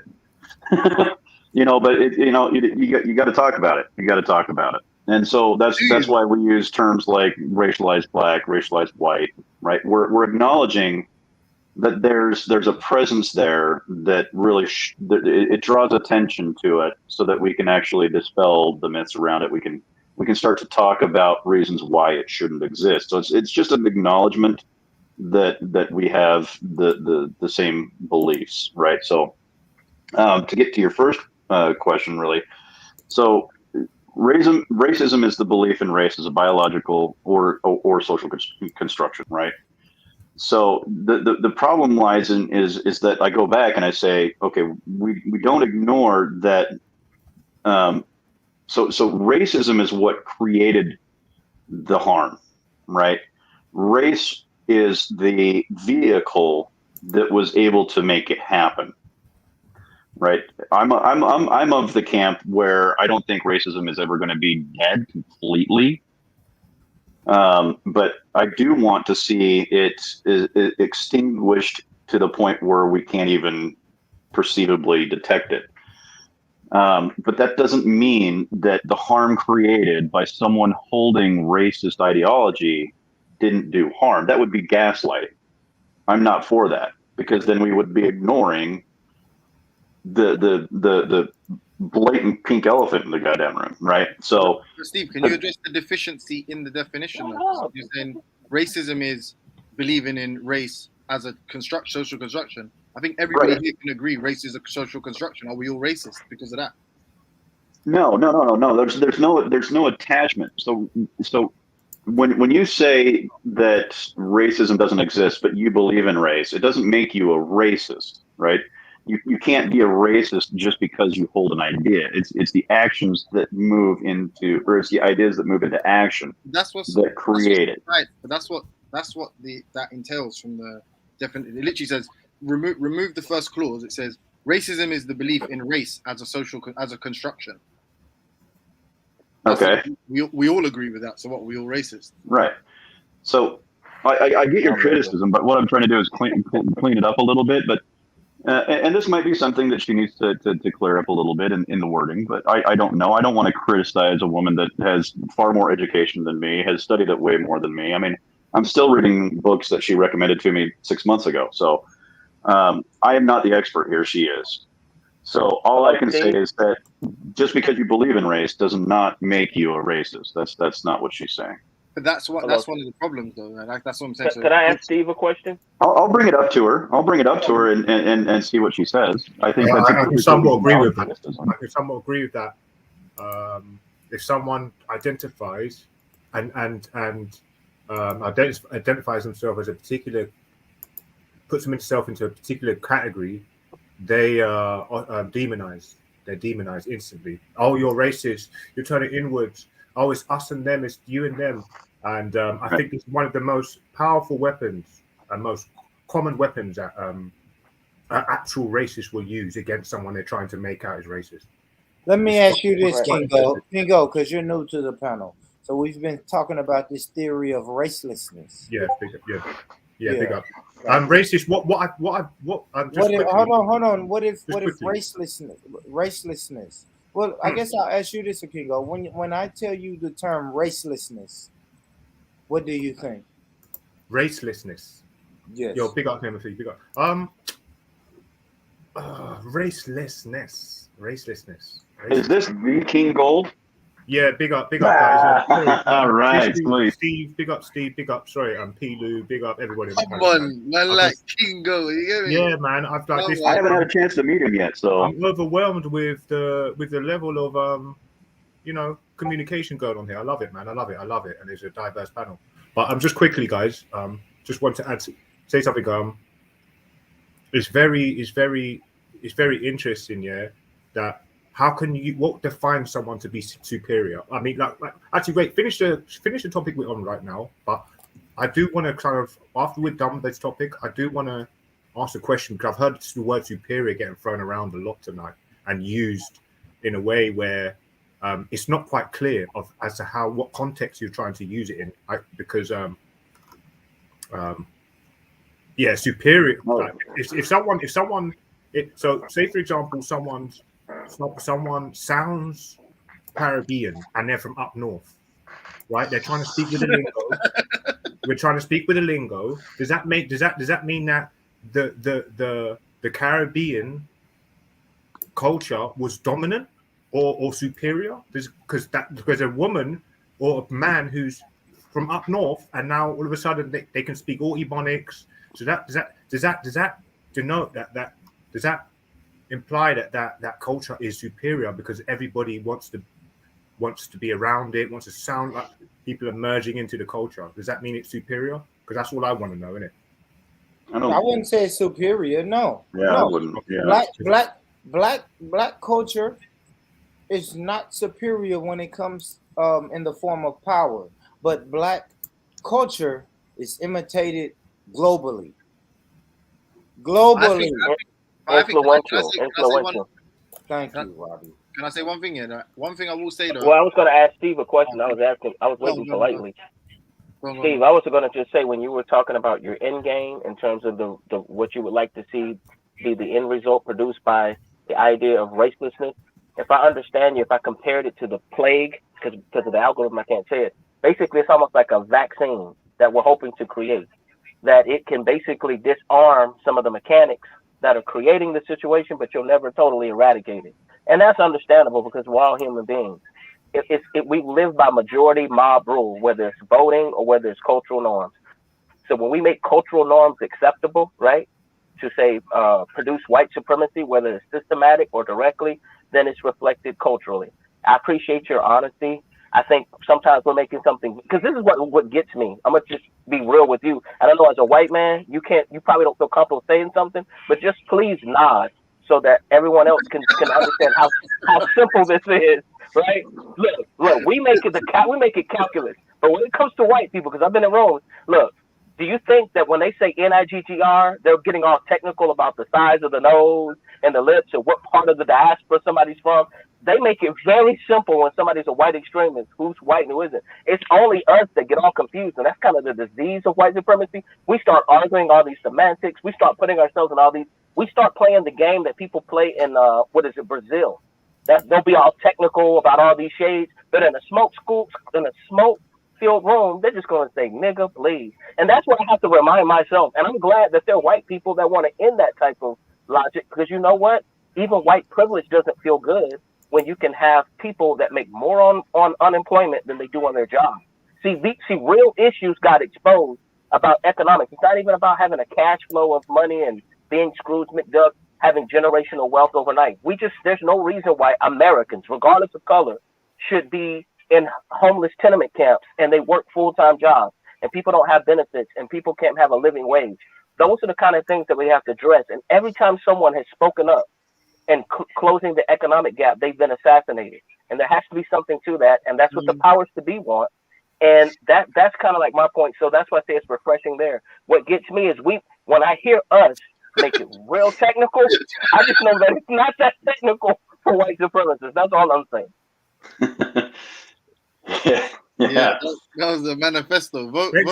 Excellent point though. Excellent. Vote Robbie for president. If there's a low, yeah, but deficiency, but you know the deficiency, Steve, yeah, in that in the racelessness definition. I can acknowledge it, but I don't know how to address it So this is number 2 now. So the point was made, right, by the doctor about I think it was Robbie, actually, to be fair to him. It was a good question. She said something like, well, there are ways societies can function without the paradigm of races, right? Or without sort of looking at it through that prism, yeah? And Robbie asked, okay, could you give me an example of one, please? And she said Paris, right?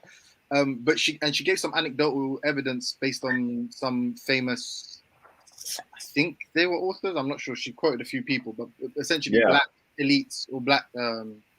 Black James Baldwin was a very profound racialized black writer. Okay, cool. Right, and it's similar to like what Jesse Owens said about winning the Olympics in Germany and going back to America and being treated worse there, right, than the Nazis.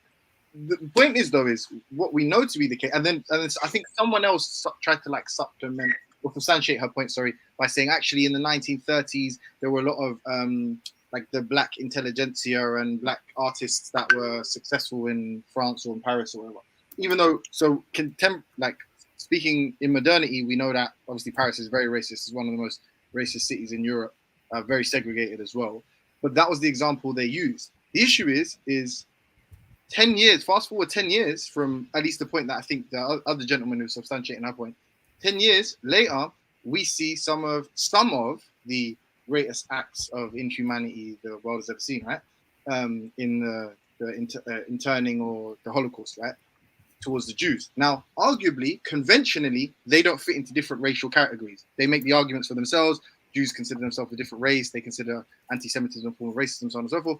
But a lot of people, like black people mainly, would consider Jews white people as well, right? And in the initial defining of, Caucasoid, whatever, an Ashkenazi Jew would be a Caucasoid, therefore they would be white, right? In the original 5 races.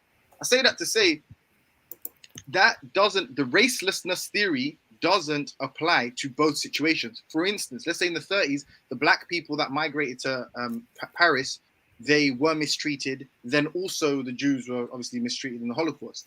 This racelessness, based on some people's definition of race, wouldn't apply to both scenarios. What does apply to both scenarios? It's the division across ethnic lines. It's the othering of other people based solely on their ethnicity, based solely on their place of origin, not necessarily their skin color. So a bigger issue, what transcends just race, right? Like race is a symptom or a subset of prejudice. Fucking hell, man. Based on prejudice or whatever, is tribalism based on arbitrary common properties. Like that's the real issue. That's the bane of humanity. That's what's stopping us from becoming a type 1 civilization and fucking getting off this planet.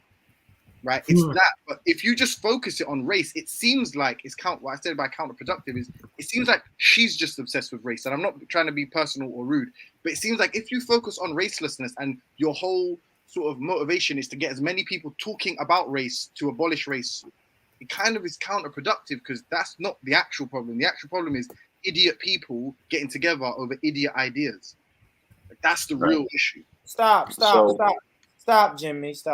You can't say that, right? Because same people would say, Born Rich, how do you really want to eliminate racism, white supremacy, when all you do is talk about white supremacy? So I can't say that she's a perpetrator of white supremacy or racism because she always talks about it. I can't do that, Jimmy. I can't. That's different because you're not white supremacist, though. That's categorically different. Well, I don't think it's different because what she's doing is she's acknowledging that there's this myth of race, and she goes even further than that. She denies the authority of the people that created it in the first place. Right? They never should have had the authority to even place that upon the human. Yeah, I mean, of course, and that is the dangerous thing because you're saying they never should have had that authority or power, but they have the power. So, like, they have it. Now, I know we can say, well, it's like this. I use the label criminal, right? The paperwork is going to tell you that I am a criminal, Steve. I don't adhere to that label. I don't adhere to that label. I feel like nobody in this fucking world can call me a criminal. But when I go down there to I don't know, fucking get a loan for a house, they pull up that paperwork that says I'm a criminal. And now I can sit there and tell them, listen, I am not a criminal. I am not a criminal until I'm blue in the fucking face, Steve. But that paper says I am a criminal. That is the thing about racelessness. Now we can say I am not black. I am not black. I am not black. I don't see color until I'm blue in the face. And then the bank is gonna say, well, we see that you're black, Devontae. And you like, oh shit, I can't get the house. Yes, no, you can't. No, you can't get this housing loan, Devontae, because we see race. That is the dangerous thing about racelessness. Born. I have a theory about that. What? Can I just make this one point? Born. So I'm understanding what you're saying. It's not Black Lives Matter. It's not All Lives Matter. It's All Lives Matter 0. That's basically what the racelessness is. It's like an offshoot in between that, a middle ground, basically. Yeah, and then I would like for you to come on because you keep saying this, and this is the thing about me, guys. This is now y'all gonna see the real Born Rich come out. I don't think black people should be focusing on China. Well, let me speak for Black Americans. I'm not speaking for Black Americans, but I am talking specifically to Black Americans. We can't be focused on China, what China is doing. They're coming in. We need to forget about white supremacy and focus on China. Do you know how many times the system of white supremacy has said, don't focus over here, Focus on the man behind the curtain. Focus on this guy. Focus on Islamic terrorism, black man. That is the greatest fear for black empowerment. Islamic terrorism. And then What if race Anan is behaved coming that on same and way, though? saying, and then Anan is saying, hey guys, why are you looking at white supremacy when China is doing all of this? Yeah, No. respectfully. I want to answer your question before anybody starts. Yeah, go ahead, bro. Quickly. I've basically looked at a number of different Chinese companies, right? I'm looking into Chinese companies and investment opportunities in China and what they're doing in Africa. And what I've noticed is that when you deal with the Chinese man and his business enterprise and his empire, what you'll deal with is secure networks and systems. When you deal with the European system, it's like you're scared to invest your money right into any of these projects dealing with European or what we know as the common sort of rulership that has ruled over us, which are the corporations ultimately, right? When we look back, it's actually the corporations now today. Yeah, right? but China's just competing, bro. Like they exactly. But with China, but that's the thing. One second, brother. See, with China, China are actually securing all of their business endeavors. Okay, they're completely secure. So you're not going to come into their space and do business with China, and then all of a sudden there's some backdoor entry to your wallet. Or it's someone... it's with China. It's just that new Silk Road initiative or whatever. Like it's competition. Like all the favorable rates they offer, all the infrastructure they're investing in, because they're competing in it. The Europeans have long had a monopoly of Africa. Yeah. Now they're coming in. They're essentially new blood in it. They're offering competition. They'll do the same thing to Africa that the Europeans did eventually. I don't know. That's one thing I don't want to do. 100% they will, bro. I don't want to do that. I don't want to that's what it is. They're building a middle class. China is the difference between China and America right now is the net wealth, is the per capita wealth of the individual.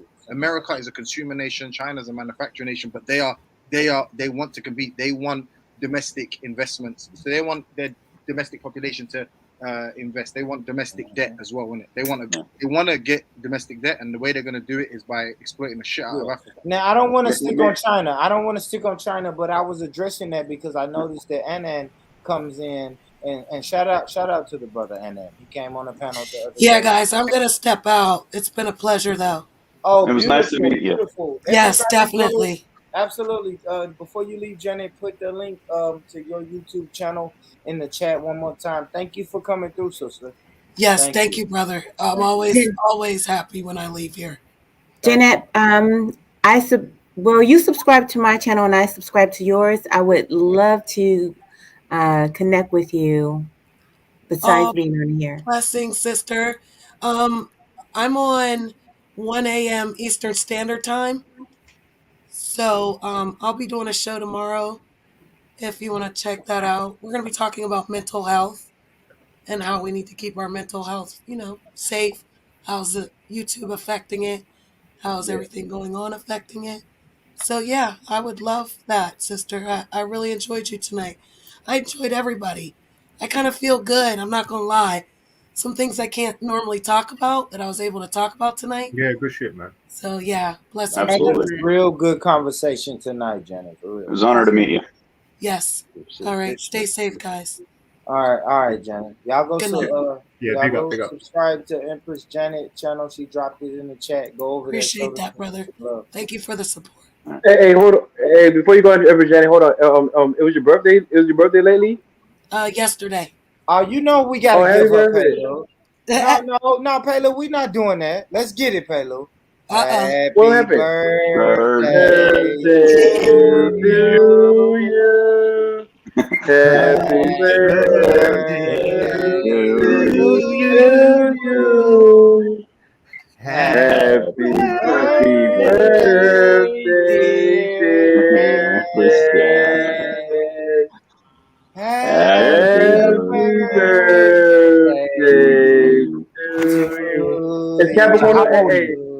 Hey, my birthday was last week. Capricorn love. I am on a Capricorn. And before you leave, yeah, Janet, my birthday was last week. Before you leave, Janet, I have a birthday gift for you. Ice cream, ladies and gentlemen. That was too cool. A bowl of ice cream from Bill Cosby, Janet. Happy birthday! Happy birthday! Look, I'm gonna give you one from the black side. Happy birthday to you. Happy birthday to you. Happy birthday. There you go. That's what I like, honey. Give me I didn't some see soul, Steve. baby. Steve didn't sing along to that one. Steve don't know nothing about that one. I turned 44 yesterday, so I'm proud to be my alive. gosh, you proud to you be don't breathing. look a day over 30, 44? Janet. Heart You to don't the look a bone. day over 30, baby. Oh, thank you, brother. There you Don't go. do that. No way, you 44. Nah, I'm not even True sucking black up don't right now. crack. Mm-hmm. Can I say it? There you go. Absolutely. All right, guys. I'm out. All right, salute, Janet. Bye-bye. Yeah. Good night. Hey, Born. Yo. So can I offer a solution to the problem that you brought up? Absolutely. I think we should do away with a lot of things. One of those things is putting race on applications. I think we should do away with names on resumes and applications. I think everything should be done by number. That way, the employer cannot tell anything about you. They're not allowed to have a face-to-face with you. They can talk to you some other way. I don't know, but there's other ways of getting around the idea that someone can discriminate against you according to your race. But that's what I'm saying. But rate, that's not rate. That's ethnicity, though. It's like, yeah. Anyway, I don't know, man. Maybe I didn't make my point clear and concise. I've been like known. Well, I was talking to what Bourne brought up about, you know, when they see his name on a piece of paper, he feels that they see him as a criminal. I think you can What you apply talking it to the about? Bourne's workplace. fucking name is Sebastian, bro. Bourne name white as hell, bro. Yo, Bourne, what's your full name? Tell him your full name. Bourne's name white as hell. I ain't gonna say it. I'm sorry. Somebody was talking to me in the background. What you said, Jimmy? Go ahead. No, he said he's giving you shit. He said that you don't get jobs based on your name. I said your name white as hell, though. We ain't gonna talk about that. We're gonna talk about my name. Don't worry about that. His YouTube name is blacker than his real name. That's the slave master's name, and that's what I'm saying. Yeah, I think we need reparations for that. Yeah, it is. I'm already around here calling myself this crazy ass name, man. What my African brothers and sisters say? I'm supposed to be Matumbo or something, man. Yeah, that's what I'm saying. You got a name like Matumbo, bro. You'll feel real at ease. Trust me. Yo, you don't want that though. That's what I'm saying. You don't. That's what I'm saying, though. You're well, why? See, the racist because you comprise, yeah, you comprise the most successful population of black people on the fucking planet. Like, you should be proud of what like, listen, however immediate your history is, you should be proud of it, because the reality is, like, this is a fucked up example, right? And I know people already hate me already, so it's cool. But if you, all right, cool, you got a friend, right? Your friend's named Jimmy. He's a white kid from your school. Let's say you had like a Fresh Prince of Bel-Air kind of upbringing, Born, right? Your white friend Jimmy's father, his name's Jimmy Jobs, and his father is Steve Jobs, right? And maybe not you as an example, but just for instance, hypothetical you, right? Your father is like a junkie or something, or like a rapist or a pedophile. Just because that's your fucking ancestor, you don't, or your father or your progenitor, or you don't have to be proud of that man, right? Like, you can comfortably say, you know, Jimmy Jobs has, like, he has the right to be more proud of his forebear than you do, because your forebear is like a degenerate or something, right? I say that to say, like, the name, like, stuff like that is kind of irrelevant and unimportant, because let's say slavery didn't happen, there's a good chance that, you know, a lot of these Africans would still be in the same position they're in now anyway. You know what I'm saying? So I don't think having an No. I'm just saying, no. You got to look at. You should look at European development, right? Progressed past Africa, and then one could argue is, you know, superior. Like, so I don't see why the issue of being in the sort of crucible of, you know, success, if you like, is like so much of a bad thing. Because even those Africans, some of those people got their name through tribal conflict and being enslaved or whatever. Like not, do you know what I'm saying? I don't know. Maybe I'm not articulating it right because I'm sort of freestyling. But to make it seem like, oh, not having the name Mutombo is, you know, a bane of my existence. It's like, bro, that's kind of irrelevant. In actuality, there's a lot of Mutombos that will trade places with you in a half a fucking second, in a heartbeat. There's fucking Mutombos who are getting malaria because they can't get fucking clean water. So I don't think they give that much of a shit about their last name. I think they'd rather be in the situation that you're in. That's just my thought. Actually, I very much doubt it. One second.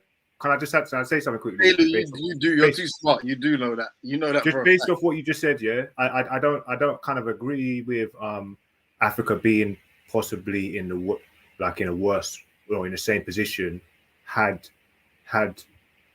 things not transpired the way they did. I don't think they would. I think what we would see is the Africans that don't have the power, which would be commonly the nomads or the ones that are sort of not in the most richest lands, would instill slavery on the weaker human race, which would obviously be the people who have less natural resources. Hadn't they had the warfare to dominate everybody else? So we would have seen the non-dominant Africans probably enslaving the rest of the world. That's how it really probably would have been. No, they wouldn't. That's probably how it was. They wouldn't have, yeah. They wouldn't have because of their own ineptitude. Because they saw Western. They saw Western. They saw travelers from the Occident come on their fucking ships, right, capable of oceanic travel. And did they replicate that? Nope. Yeah. Were they not curious to where these people came from and set out on their own expeditions? Nope. Did they manufacture any of the things that were brought to the continent? Nope. Wait, how you making all these? No, yes, it did. Wait. I'm gonna give a concrete. Wait. Hey, you always talking. Let me talk. I'm gonna give you a concrete example. My great grandfather started a cotton factory and he actually patented his own brand of cotton, Malama Bat. He had his whole in Sierra Leone. He made a cotton factory. When? This is in like the late 1800s. The late 1800s. Yes, the late 1800s.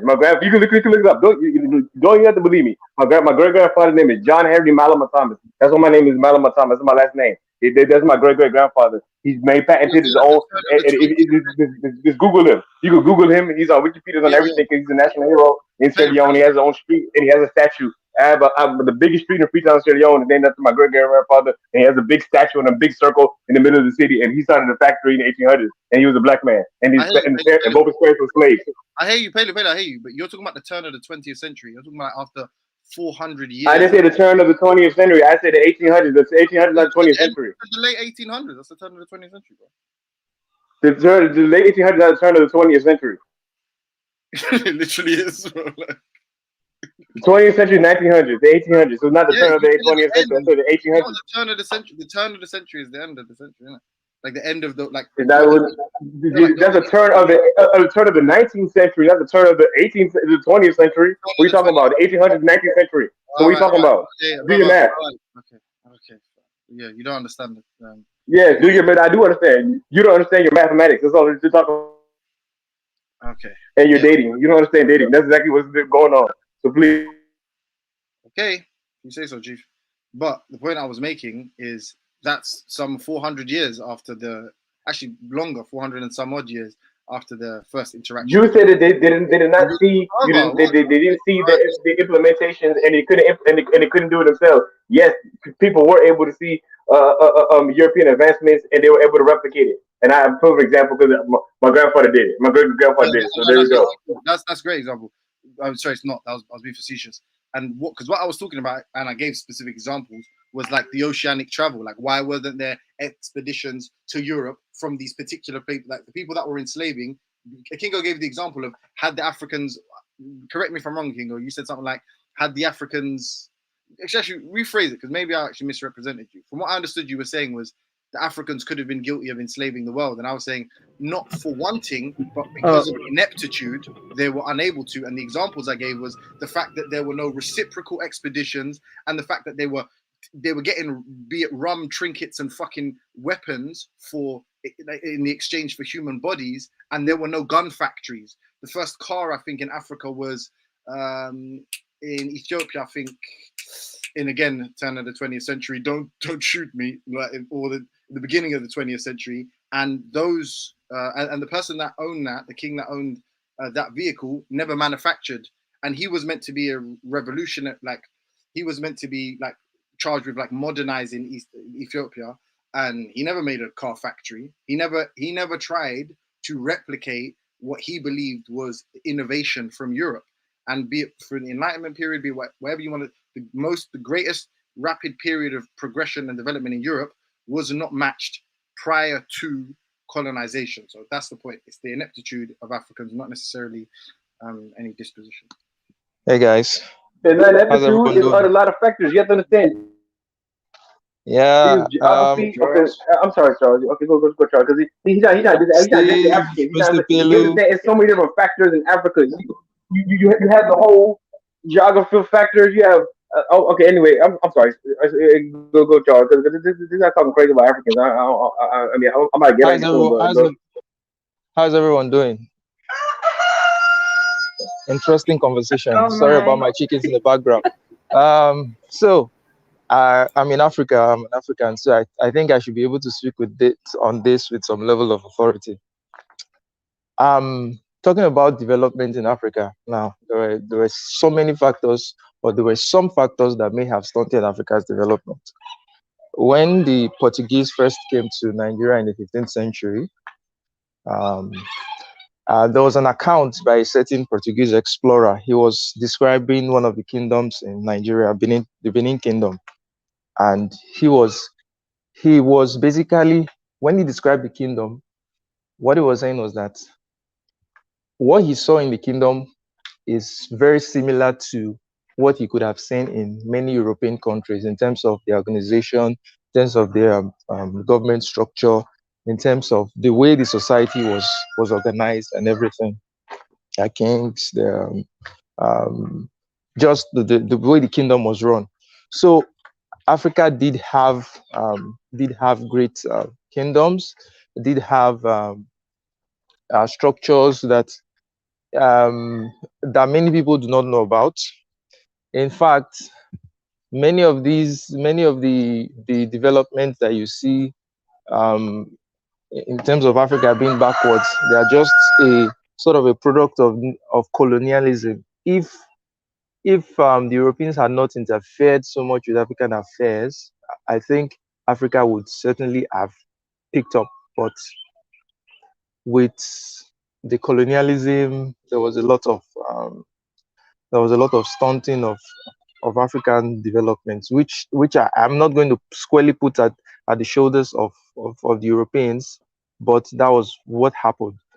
But we could have taken the technology and all that and built on it. The lack of the nuclear advancement was why Africa are in the position they're in, and then it was Now the point have any reason to. The point I'm getting to a certain point now. The point I was getting to was that Africa wasn't so far behind the rest of the world by the time the Europeans came here. Africa wasn't so far behind Asia, behind Europe, and some other countries. They may not have had gunboats and ships, but in many other aspects, they were quite similar, quite at par, you get. But with the Europeans and their superior firepower and all that, they were very easily able to subdue the Africans and just, rule over them for however long it is. Mr. Charles, sorry. Greetings. The particular time period I'm talking about is at the first interactions with the Europeans, and the first interactions with the Europeans. I mean, you can make an argument for technological advancements at that point, right? But the Africans were there were great African empires in the time of first European interactions. Sure. Mansas and what have you, the Songhai and all these. But regardless, even them, they were adopting Arab culture, if we're being honest, right? So the thriving civilization. God damn. Sorry. I have to move away from here. My birds are just crying. Can I just say it's hilarious that Charles is advocating that? Initially, I thought it was a sound effect, but it's so authentic. I love it, actually. No, this is it. We were talking about at the time that they came, that those were Arab influences. There were no Arab influences. There were no Arab influences in the Congo. There were no Arab influences. No, I'm saying the great empires. I'm saying so the greatest empires. One of the greatest empires in Sub-Saharan Africa is the Benin Kingdom, that had no links with the Arabs. That was prior to the European interaction, though. That was way prior to the European interaction. Like no one will deny that that culture is fluid. So there's been periods where there's been periods where the Arabs have been superior. I doubt it's the case now, but with the Arabs, there's also the Yoruba, the Oyo Empire, which had little interactions until recently with the Arabs. So there have been great kingdoms. There have been great kingdoms. There have been great kingdoms that were not directly influenced by either the West. Right, but I'm saying that so when the West were interacting at that point, the greatest, I would argue, empires from again cursory research, but be it the Mali Empire or whatever, they were heavily influenced by the Arab. In fact, like their script was entirely Arab. Their documentation was all in Arabic, right? I don't dispute that. I don't dispute that. Right. So I am saying that, barring that, those were not the only influences in terms of development in Africa. There were other very indigenous empires, strong empires that were not related to the Arabs or to the Europeans. That's my point. Of course, there are others. Those closer to the north. Charles? Yeah. Wouldn't those be considered aberrations, according to your opinion? No. They would be outliers, is what I'm saying. No. Why would they be outliers? Well, that's I'm confused about what you're actually talking about. No, So he was responding to what I said.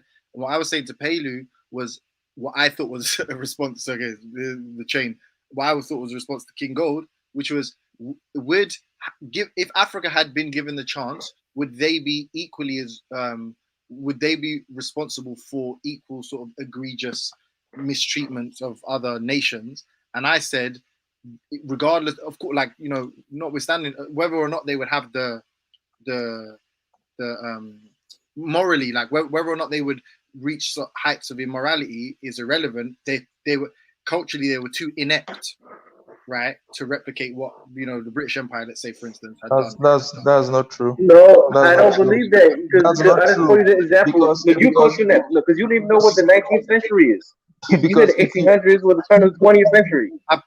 You don't even know what the 20th century is. You don't even know what the 20th century is. You said the late 1800s were the turn of the 20th century. Listen. One second, yeah. Pelu, because I don't dislike you, yeah, honestly, like me and you are cool. Just so you don't continue embarrassing yourself further, I put it in the side chat, so just read before you. I'm not embarrassing myself. How is the late 1800s the turn of the 20th century? Like I literally put it in the side chat. I don't you could keep arguing with me. I've said no. I'm not putting. You don't put it in the side. I don't care. I read your nonsense in the side chat. You're talking nonsense. Look at you don't even know your dates and time. Do you know what's interesting? The same people who I've just mentioned that pretty much nearly enslaved the world are the same people, or some people could call it enslavement if someone's working for certain people. If you're working for another race of people, it's slavery. Yeah, but yeah. Let me just get this in. I'm just saying. So look, imperialism or imperialistic tendencies were not things that were unique to the Europeans. If you come to Nigeria, the Benin Kingdom, in fact, it encompassed so many vast areas that were not traditionally their territory, even up to Benin Republic. I don't know if you know, Benin Republic is a country in bordering the south of Nigeria. You understand? And they are named after the Benin Kingdom, which is thousands of miles almost in the middle of Nigeria. You get? So those empires actually ruled other parts of Africa.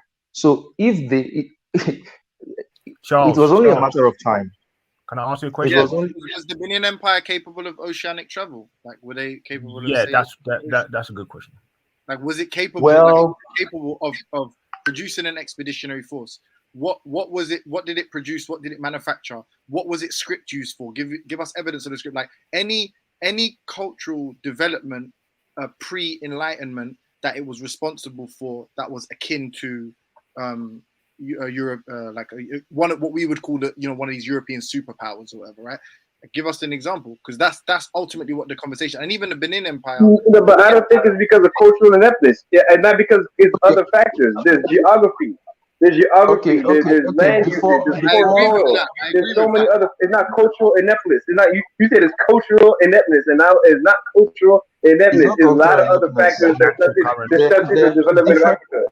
Going through the Indian Ocean. different cultures or different people have their own rates of development at a certain point in time, which is, it's not always equal, it's not always at par at every point in time in history. If you take the Japanese, for example, did they have, let me just make my point. Before the Japanese met with the Europeans and possibly the Chinese, did they have great expeditionary forces in the oceans? Not every nation or not every people are a seafaring nation. And besides, the Benin Kingdom was kind of an inland kingdom, you understand? So yeah, landlocked. It was a jungle. It's a jungle. Africa is usually a jungle, so access to the sea and all that is usually not that easy. You get, so they would have developed other ways, other methods. You get. I would agree. But the point, I want to say something though. The modern state of Benin is not necessarily named because of the Benin Kingdom. What is named indirectly because of it, but it's because of the Bright of Benin. They call it that because they call the water that they're the Bright of Benin. That's why they named it. They named the Republic Benin to have, and they wanted to make a neutral name that didn't represent the tribes that were there. That's why they chose the name Benin as instead of the Home that was called before, because the Home would represent the certain people fauna, and they wanted to make a non-ethnically tribal name for the thing. So they said like Benin as a reference to yes, exactly. It's the Biafra. That's exactly why they named it Benin. So it isn't because the Benin Kingdom went over there, because I don't know the Benin Kingdom was that powerful. Because look, because in between there, you had the whole oil empire. You had the homing state. You had so many other states, even in between the area. And I don't think Benin ever conquered those areas. Never conquered they never conquered all the way into Lagos. They never. If you look at the map, they didn't conquer all them people. The Yorubas and the Benis, they are sort of linked because of their kings. Really quick, the monarchs are linked. Charles, I know the monarchs are linked, but yeah. Hold on, guys. We have a new panel. They're more. Hold on, guys. Everybody's just gonna keep talking. We have a new panel, and I want to come back to you, Charles. It was on you. Let's bring in a real Nigerian queen to the conversation. Jupiter, what I want to say to you though, Jupiter, as you come on the panel, can you please change that name? I don't really endorse it, so I'm gonna put you in the back just while you change your name, Jupiter, because I don't do that. If I let you do that, then I have to let the next person come on and slander somebody else with their name. And then you see what I'm saying, Jupiter, it'll be a never-ending cycle. But I know we're talking about Nigeria and true Africans, and I know you have a lot to say on this topic. Please tell me Robbie's name. Please tell me what Robbie's name was, please. I beg you, bro. Oh, I don't know. But I want to bring in someone. I want to bring in someone who's really familiar with Nigeria. Go ahead, Jupes. I'm gonna bounce out, guys. I love you guys. Appreciate you. Thanks for having me on board. Hey, thanks, Steve. Hey, Steve, we really love it, bro. We love it, man. We love you. Hey, Steve, take my critique to the doctor for me, innit? Hey, Steve, take that critique back to the doctor if you don't mind, yeah? Will do. I will. Absolutely. And everybody, it's always great to talk to you guys. And Coach Love, I love you. Born, mad respect, bro. I think what you're doing here is great. You know what it is. Love you, Steve. See you soon. All right, shout out to Steve. So, Jupes, they're talking about Nigeria and all these kingdoms. Tell us what you know about it, Jupes. From what I've been listening, Charles is quite correct. So the Benin Kingdom actually was very vast. It had street lighting, and the streets were planned before Europe, and the streets were planned out very mathematically. They were done on the grid system. They had also ensured that their citizens were safe. They had a moat system, and yes, they were capable. If they'd have been left, I'm sure that they would have developed just as much as Europe had with the overseas voyaging, because they had the canals and the river systems. that went up into Benin. In fact, if you go and look at the war that happened in the Benin Kingdom, when they fell out with the king over the oil, the palm oil deal, you will find that they actually came up through the canal system. That was the way that they entered into the kingdom. Hey Pelu, are you intentionally not reading what I'm writing in the side chat? You writing nonsense in the side chat. All right, we're not gonna worry about that real quick. All right, cool. Hey, you fucking retarded or something? And I'm sorry, hold on. You're retarded. Who you call retarded? You're retarded. Who you talking to? All right, guys. Who you talking to? See, that's what I'm saying.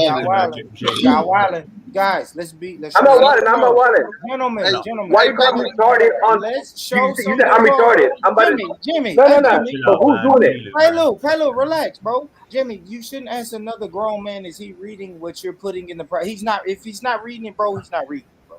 Like the private chat is private. But Jimmy, I know Jimmy. But Jimmy, the private chat is private, bro. It's not for the channel. I'm asking if you read it. Well, he said he didn't, bro. So it's no reason to say, "Are you dumb?" or go back and forth. He didn't read it. That's dumb as hell, though. But he didn't read it, bro. He didn't read it. I think you could have put 3 question marks in the private chat to ask him what you just opened your mouth and said. Let's be one. I want to get back to this. Let's get back to this racelessness. Let's get back to this racelessness conversation because for some weird reason, I think it's a lot of people who subscribe to this theory of racelessness on the panel right here, right now. So yeah, I certainly do.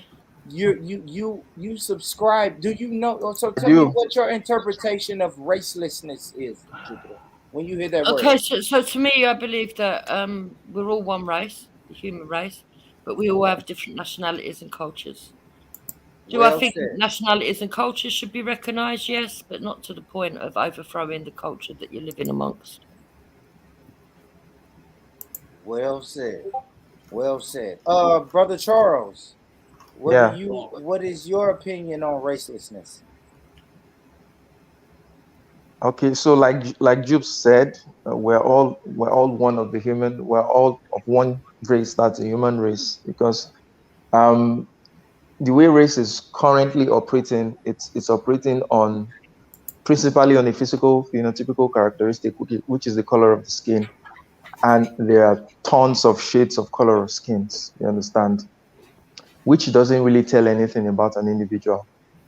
And I use this analogy to say, why was race built around color of the skin? It could have been built around something else. Why not the height of people? Okay.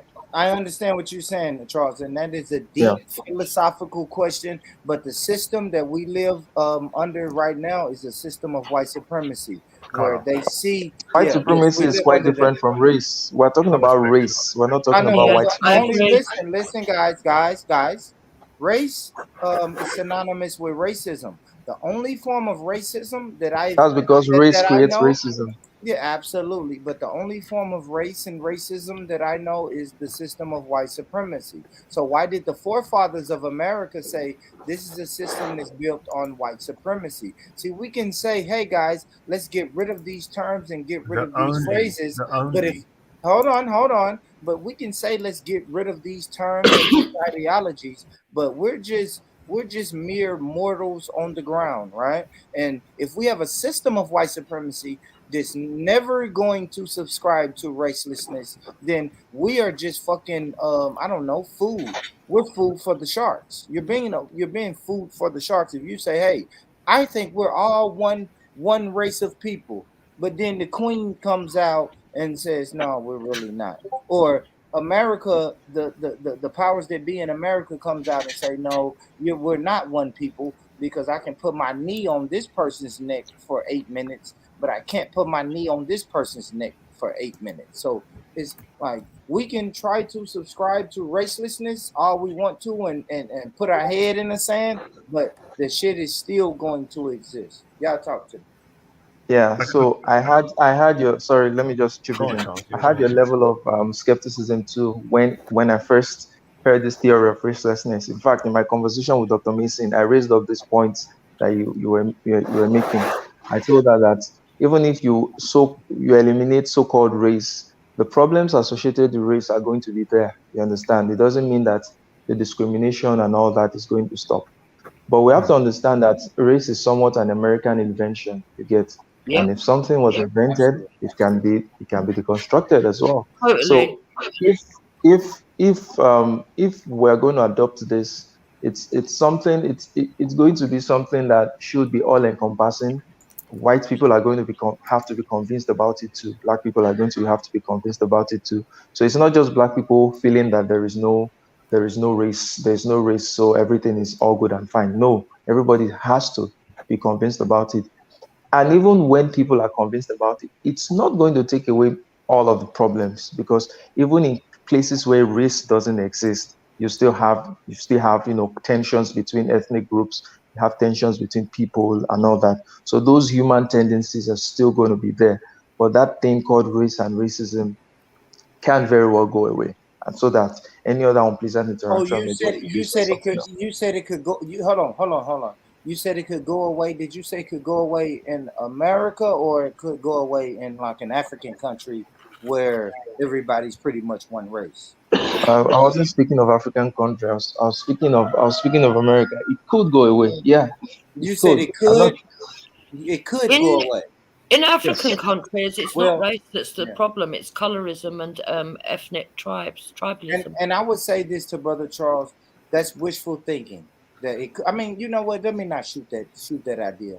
I guess it could go away, right? The same way that we could replace the system of white supremacy with the system of justice. So you're right. I'm not going to do you like that. You're right. It could. Go ahead. Well, see, everything is potential. No, there is nothing that's ever guaranteed to work. But for the fact that something is not guaranteed to work doesn't mean that you shouldn't try it out in the first place. So if there's any chance that the theory of racelessness can, help improve racial relations, why shouldn't it be given a shot? I'm beginning to suggest that the model is wrong right Sorry, at the real moment. quick, real quick. Big up yourself. I was going to bounce there, but big up yourself. But Charles, I would be interested to know like your thoughts on like African cultural inferiority in comparison to the West. Future date, if you ever want to discuss that. But big up everyone on the panel. Yeah, we don't even know what that means, Jimmy. You say stuff like that and run and think it's cool, but nobody even understood what you said, though. I don't know. That's weird, Jimmy. You know how to. You know what I'm saying?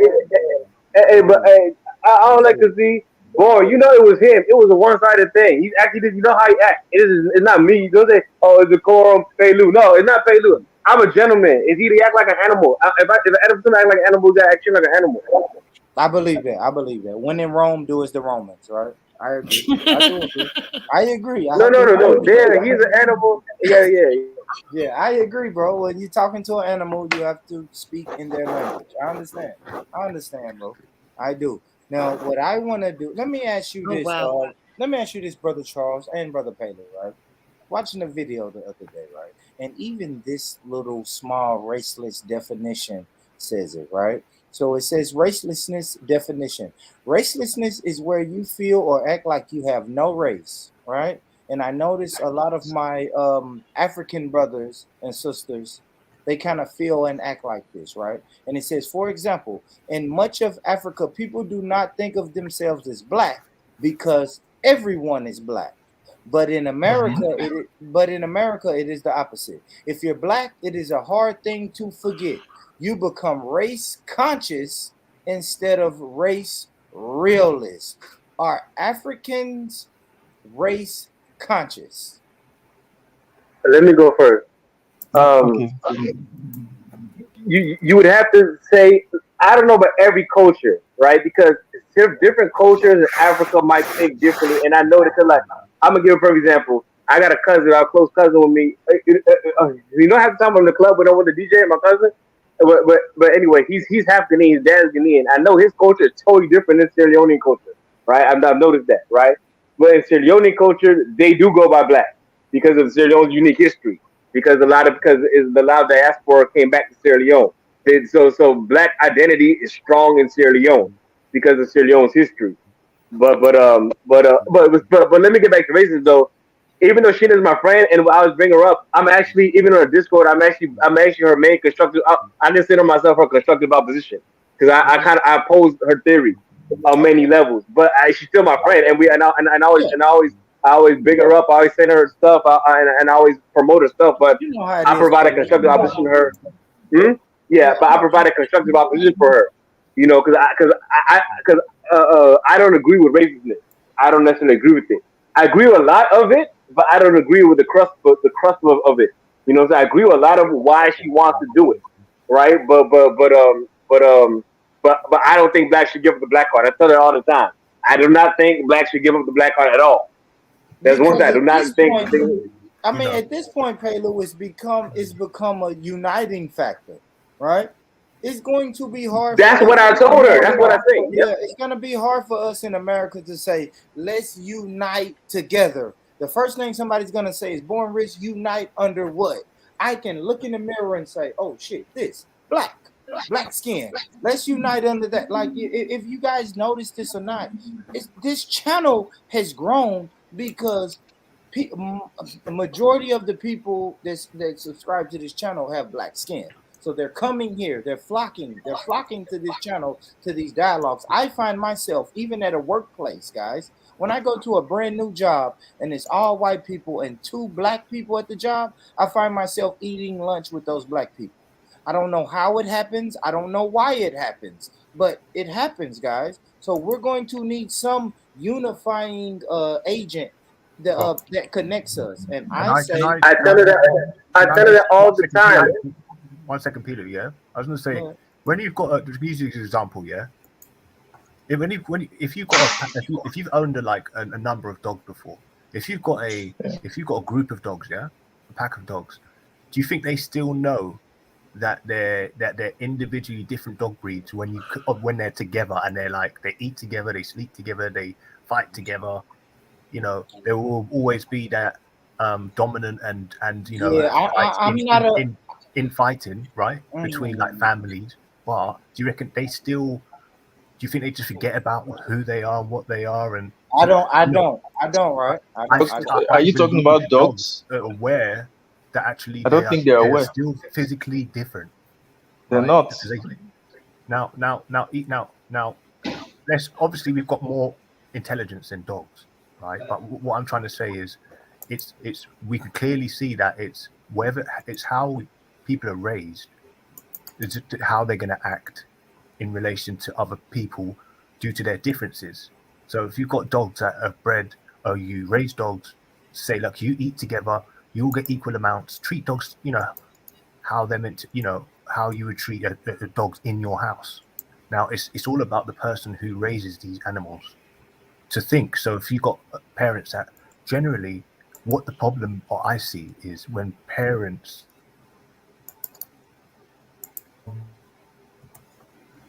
All right, can I comment? Yeah, can I go after you, Mr. Pellerin? Yeah, no, go ahead, Charles. That's Charles. Oh, sorry, Charles. Go ahead, Charles. So the last brother was talking about dog breeds that they understand differences and in the different breeds. Well, I don't think that's actually accurate. If you put different dog breeds together, a small Chihuahua and a Mastiff and the rest, they may fight because dogs fight. They don't know each other, but it's not based on them recognizing that there are different breeds. You understand? But however, that's not the point. We can't use human comparisons and animal comparisons. It would not it wouldn't be equivalent. So in terms of race, I understand the need for people to aggregate based on a shared characteristic, which is the color of the skin. Fine, good and fine. But on the other hand, we also have our shared humanity, and we also have other things that define us as individuals. We also have other interests, you understand? And those interests, are they always going to take a backseat to the color of the skin, to something as arbitrary as the color of the skin? Is that what we think should happen? Should there be a separate society for different people of different races? And if you look at the concept of race even in America, it doesn't make sense to me. The racial classifications doesn't make sense to me in terms of how people are classified as white or black. You're black if you have a white parent and a black parent. You're black if you have a white grandfather and a black mother. How does that?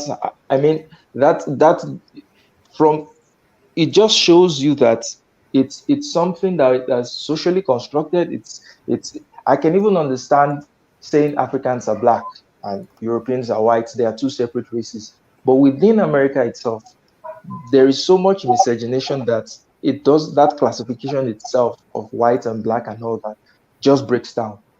I was watching I think it was Dr. Mason that shared it the other time, a video of a quote African American. This man, for all purposes and intent, was white. He had straight European hair. He was white and everything. But because of the one-drop rule, uh, he was considered African American. So you begin to ask yourself, so what is this arbitrariness with racial classification? In fact, in the US, it doesn't even make any sense to begin with. Yeah, it's quite sad. So, Vaughan, you say that it's because you want something to sort of like identify under. Okay, I think that actually it's quite sad that it's come about through colonization, and it did come through slavery, and it come from white people that invented the term.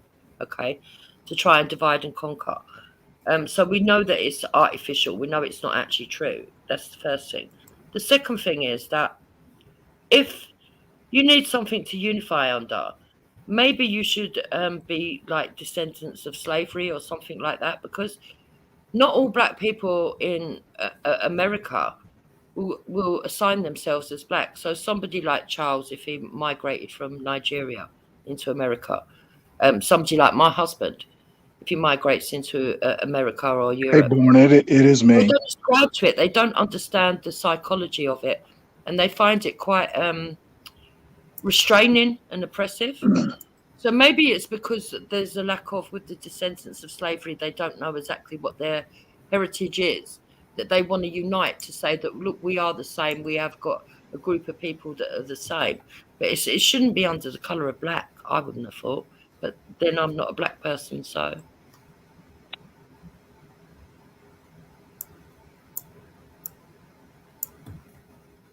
So what exactly sorry, what did you? So basically what I'm saying is that, number one, it's a false construct anyway. It's not a natural construct. And secondly, not everyone worldwide that has black skin would ascribe to calling themselves black. It's something that has come out of America and spread to the Europeans countries. Exactly. You know. That's difficult to say because it's not just America. It was the whole transatlantic world. You have to understand, like the black racial consciousness spread throughout the whole transatlantic. I'm talking about from Canada to Brazil to Argentina. Like it was the whole thing, and then it went back to Africa in Sierra Leone and Liberia, and then even besides that, it went around. It's a consciousness like blackness. Okay, put it like this. Even before, look, this is one of my arguments I always had with Dr. Sheena and everybody else on Fact Chamber when we talk about these things. It's like, even before the European came, if you actually objectively look at it, I'm gonna be honest. I want everybody. I'm not just talking now. I'm really talking real history. I want everything I say, go Google and verify what I say, because I really don't want to talk no nonsense. I'm being real serious, right? Even though I'm always being serious, I'm making it for everybody to understand. If you look at throughout African history, at every single point of contact, at every single point, if you even look at a map, right, and look at entire Africa and look at the map, at every single point of contact, right, where sub-Saharan Africans who look black, who look like me, see how I look like this in my picture, this I am, I look in real life, yeah. But anyway, the people that look like me, if you look at every point of contact, right, every point of contact they have with the outside world, right, once they hit point of contact with the outside world throughout history, they've always come into the point where they realized they were black. From the time from the desert, from the Arabs, from the desert. Wait. I'm talking sense right now. I'm really talking sense. Anyway, from the time the Berber Arabs came down and from sub-Saharan Africa, they immediately called the area the Balala Sudan. Balala Sudan means land of the blacks, and even the blacks themselves adopt that title from themselves. Even till this day, the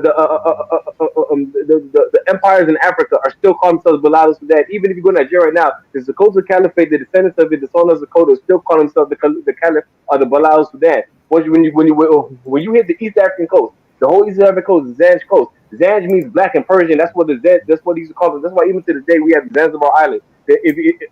Every point in contact from the East African coast to the Sahel, right? That's the Battle of Sudan to when the Europeans come to the West Coast on the Atlantic. Every single point in contact, black people once they meet people from outside of sub-Saharan Africa, they've gotten a racialized conscious of themselves. Why is that? Is an obvious phenotypical contrast. Respond to that, Mr. Pingu. You know what you just said is counterintuitive in the sense that of course we are black. Of course, black people are black. They're not blind to the fact that have a different skin tone. So definitely they are going to see that difference, and anybody seeing them is going to see that difference. Yeah. For example, if you went to a country that is full of red-headed people, of course you're going to know that these people are full of, they're just red-headed. That's the point I'm making. That's the point I'm making. Let me finish. And they might define themselves by red-headedness. But aside that descriptive factor, what other role does their red hair play aside from that descriptive It factor? doesn't matter. I'm gonna tell you why it doesn't matter. I'm gonna tell you. Okay, I want you to go stand it, but let me tell you why. Because we had this argument 1,000 times, Charles, and it's still the same thing. The reason why it matters is because it identified them and they were treated that way. It's almost like if you always have a contact and no matter what, you always had that. You've always had that. It shows something. If you're there and you're in a unique environment, made you a certain way, and you're carrying the ramifications of that environment, even when you leave the continent, it's something to it. It's something to being black. I'm not saying it's not. We're all the same species as humans, but it's a reason that that conscience always came about. Yes, it might be superficial, but guess what? The superficial things got constructed into something, and we live with the ramifications of the social constructions that came out of that. Is that the only reason why people were discriminated against in the whole of human history? Just the color of the skin? Are there no other factors? For example, when the Romans got to Britain and all that, and subjugated them and subjugated most of the other parts of the world and enslaved the other parts of the world. Hold on, guys. I want to get it back. I'm sorry, but what are we doing? What are we doing right now, guys? A history lesson? Well, basically, the question is, why does the color of skin matter? What, if you're redheaded, other than phenotype, what does it really mean? In American history, basically the reason Africans became slaves is because white people, when they were indentured servants, were able to escape and blend into the background. Same thing with Native Americans. They knew the lay of the land, and when they escaped, they couldn't be recovered. African slaves were better slaves because we were distinct from the white population. The reason mixed race people are black is because of the one drop rule.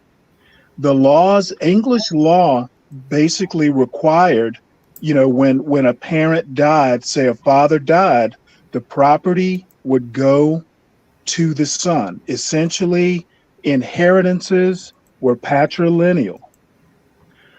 The laws were changed in roughly 1661, where the mother determined whether the child was a slave or not.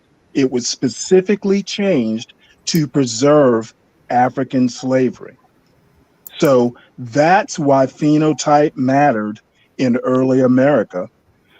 The other thing, only America. Well, let me finish, please. The other thing I want to emphasize is racism in America came about and got encoded into law specifically because of economics. When I say American slavery, I mean economics. That is why. Wait. I want to piggyback something you said. No, I I'm sorry. Hey, Stanley. No, Stanley. I want to piggyback. I want to add something to say, Stanley was perfect on point. I just want to add something to what he said before anybody talks, because it's totally it's just piggybacks on what Stanley said. It's not just even America. I'm telling you, the whole transatlantic world. And I'm gonna give you a concrete example. Everybody can look up. Look up the black codes that the French Caribbeans used. It was very similar to what happened. So not just a U.S. English law thing. Even the French changed the law and made special laws for blacks to do the same to manufacture the same phenomenon that Stanley was talking about. It's called the Code Noir or Black Codes. Go look it up. Everybody, go Google it. I'm not just talking nonsense. Go Google Code Noir. It's the same thing. That's what do to Haiti and everything. I want to add one last thing about racelessness. Okay. I actually think as a long-term goal, if you put it into education systems, eventually, if everything goes right, it'll take root, but it is a long-term solution. Basically, what I want to say is Western civilization in America specifically is based on Enlightenment thought. Enlightenment thought, essentially the modern version of Western civilization, is based on race. It's not going to be an easy fix. Basically, when we say racism, we are talking systems that are based on something that was created for economics. It is a fundament. It is in the fundament of America, whether we want to admit it or not. Racism is basically as American as apple pie. Getting rid of it is going to be, I won't say impossible, but it's going to take white people and black people. It's going to take everybody because it is literally in the deepest part of American culture. So that's pretty much my homily for the day. Let me just chip this in real quick. We know the Jews, and we know the history of the Jews. We know how they have suffered throughout history. And most of the time, they look very much like the people they live with, but that hasn't stopped them from being oppressed or put in ghettos or genocided or whatever you have. My point is that humans, it's a human tendency to aggregate around certain characteristics, and those aggregations are going to result in aggression against another group, whatever the reasons for the aggregation or the reason for a lot of the Jewish. Let him land, Stanley. Let him finish.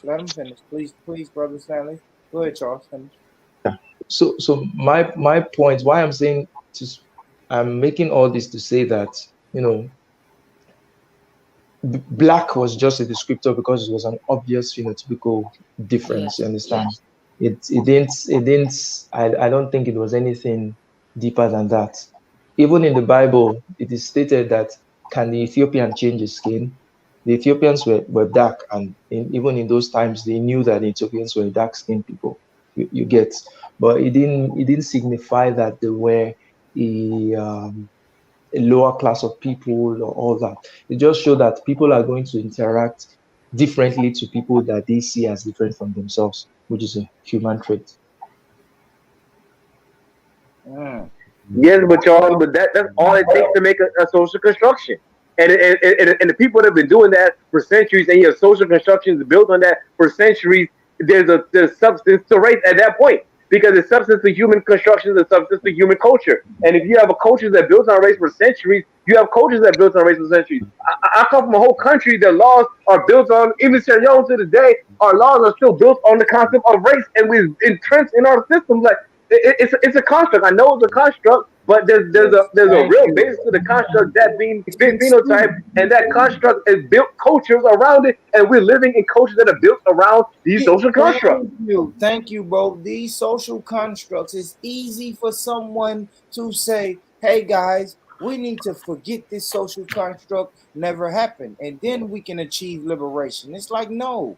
Because the people who created this construct, they created this construct fucking generations ago. Somebody put in the chat earlier, white supremacy, racism was racism was a social construct that was started in the 1500s. We're in 2022, and I come from a country that not only read those social constructs, but believed in those social constructs to the point that they created a nation under these social constructs. So what we can't do, Charles, is just wake up in the morning and say, hey guys, I think we should just forget these social constructs ever happened. Guess what the system of white supremacy is going to do? They're going to say, you know what, Charles, you sound genius, brother, but get your black ass in the back of the bus while we chug along. No, let me add one thing. You are minimizing. You are minimizing. Jewish people throughout history did a lot of self-segregation because of their religious customs. Facts. Yes. They have to because they have to eat a certain food. They can't. The reason they're supposed to eat with people non-Jews. That's even the law, really. They have to eat a certain food. They have to eat. They have to dress a certain way. So they have to kind of be in the segregation. And they only and generally they only mate with each other. They only mate with each other. And I know. Your self-segregation marked them as different, which was the basis for yourself back into segregation. It gave them power. It gave them power. Hold on. If my definition of racism is prejudice plus power, guess what segregation got the Jews? Power. So now the only thing black people have right now is prejudice. Well, let me speak for black people in America. Only thing we have is prejudice. I can call somebody a cracker till I turn blue in the face. But you know what I can affect? I can affect if she gets that housing loan from the bank or not. I don't have any fucking power. I can't go drop a bomb on this person or that person if they piss me off. I don't have any power. I can just be prejudiced. But you know what the Jews created when they segregated away from everybody else? They created a power base. And then not only created a power base for themselves, but came out of their community and continued to improve their power base by oppressing others or figuring out, hey, we can use this strategy of white supremacy. We could use this strategy of what the Chinese did. We can use this strategy from entrepreneurship. But they came out and created more power for their power base. So you damn right they use a part of racism. If I believe racism is prejudice plus power. So the reason why Jewish people were so successful is because they were in a minority and there was a small amount of them. And therefore that's not necessarily the reason. That's crazy. Yeah, it was. They collectivized their wealth. That's not the reason. That's not the reason. That's crazy. That's not the reason, Jew. You're saying it's so little of them that they did what? They created power in so little numbers. It was so they little. They collectivized their wealth. They then went into money laundering, which effectively was outlawed. They didn't invite your people in. And being as the continent, most Europeans were Christian, they weren't allowed to go into loan sharking. That's basic, putting it in a simple layman's terms. She's actually I don't know. I might add something else. I think that they were able to do it because they were able to act like a Trojan horse, meaning that anytime you can go in and not easily be identified as the other, you can collect all the secrets and then go back to your group and then use those ideas and tricks against them. No, because I think they can easily be identified though. I think Jewish people can easily be identified. They wasn't camouflaging. I think that just like there are white passing Black people, I think there were even more white passing Jewish people. And I just think that's a technique. They didn't Jews hold their identity wrong. They identify themselves. Okay, look, I actually grew up around a lot of Jews. Let's let Charles go, brother. Charles was trying to say something, then I'll go to you, Pelu, but I want to speak on this too. Go ahead, Charles. So, the point about Jews white passing to gain information, I don't think that's true, because one, the Jews, they hold their identity very, very sacred to themselves, and they usually show it. So it is very easy to identify that this person is a Jew. Said, Charles. Well said. Hold on. Nobody interrupt. Let me finish. Let me finish my point. I know where you're going to. if the Jews actually showed that they are Jews, why can't black people show that they are black and all that? Well, good and fine. Now, another thing that helped Jewish success, apart from what Jobs said, was that, you know, they sort of took advantage of that. They built cross-national links with other Jewish groups all over the world. You get, they were operating sort of like a system, like a unit, because of their shared history. They're operating like a unit. So Jews in this part of the world would always support Jews in other parts of the world, and they had a very good, good culture of educating themselves. So you find them in places of the higher learning and all that. So they prioritize sort of education, and it helped them to flourish. You get. So I'm not saying this to say that it's not okay for black people to aggregate. It is okay. In fact, that's why I'm here. I feel a closer kinship to black people than I would feel to white people. But it doesn't mean that we're not all humans after all. And it doesn't mean that when I have something in common with a white person, that I'm always going to prioritize a black person just because of the color of her skin. There's so many factors that will come into how we interact and how we build that. But something we're not taking away from the Jews, a lesson that we're not taking away from the Jews is how were they able to do all this? I mean, just wait, let me finish. In just a few good years that Hitler massacred 6 million Jews, they had their own country. They started building their country in the Middle East, which is one of the greatest countries in the world today. So what exactly did the Jews do that we're not doing, that we're not seeing? I don't know. I don't know what they were doing to be given land, but first and foremost, they were given land. Like, we have to admit that, right? That was their historical land. Okay, it don't matter why they were given that. But land. They were given they were given land. Oh my gosh, guys! Nonetheless, they were giving land, so that is a nice boost to your movement, right? I have a movement, right? No, yes. but but listen, hold on. But they conquered it too. They fought. Go ahead, Pedro. Go ahead, Pedro. I don't know. I was about to say that, but you have to factor in too, though. They weren't totally giving it, right? You understand there was a conflict. They actually fought the British to get them out. They actually fought too. So it wasn't they fought the British, and then they fought the Arabs who tried to. And then they fought the Arabs too. They actually fought too. So you have to factor in the point is they actually did warfare.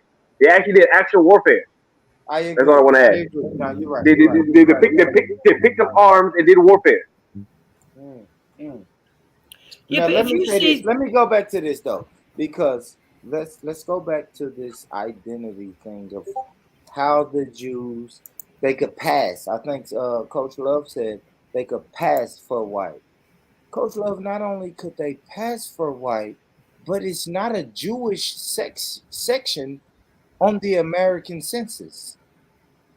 When the American census asks you for your race, it's not a Jewish box, guys.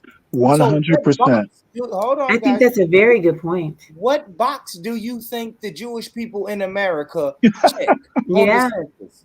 Like, come on, guys. So we can say the Jewish in America don't subscribe to white supremacy because they don't identify as white. But on the census, you don't have a choice, Brother Charles.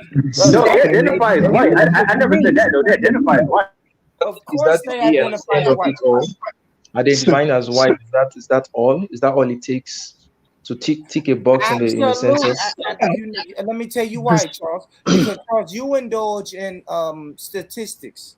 I'm sure you are. You're a brother that's educated. So when you want to go to statistics and see the poverty rate and the success rate of Americans, you go to statistics. So if I check white on my census and I have to check white for application, let's talk about unemployment in America. We don't know about Jewish unemployment in America because they have to check the box white.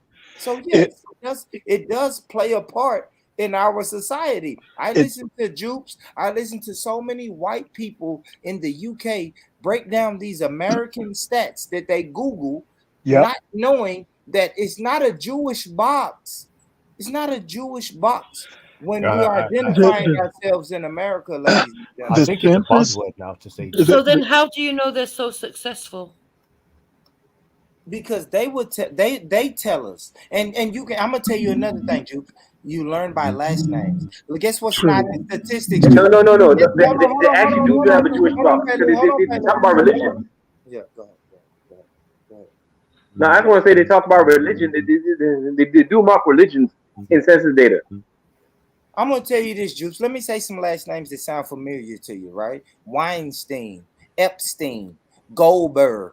So I think we have a way of knowing who's in power, Juice. So isn't right? So you're saying it's skewed because of that, but then wouldn't it be skewed because of all of the Asians that are allowed to put themselves down as white? Because I'm sure somebody said, but it is an Asian. It's a Pacific, and somebody's just wrote in the side chat. But that it's in the an Middle Asian. East they check as white. But Jupes, it is an Asian. It's an Asian Pacific Islanders to the point that Congress just passed a bill for Asian and Pacific Islanders.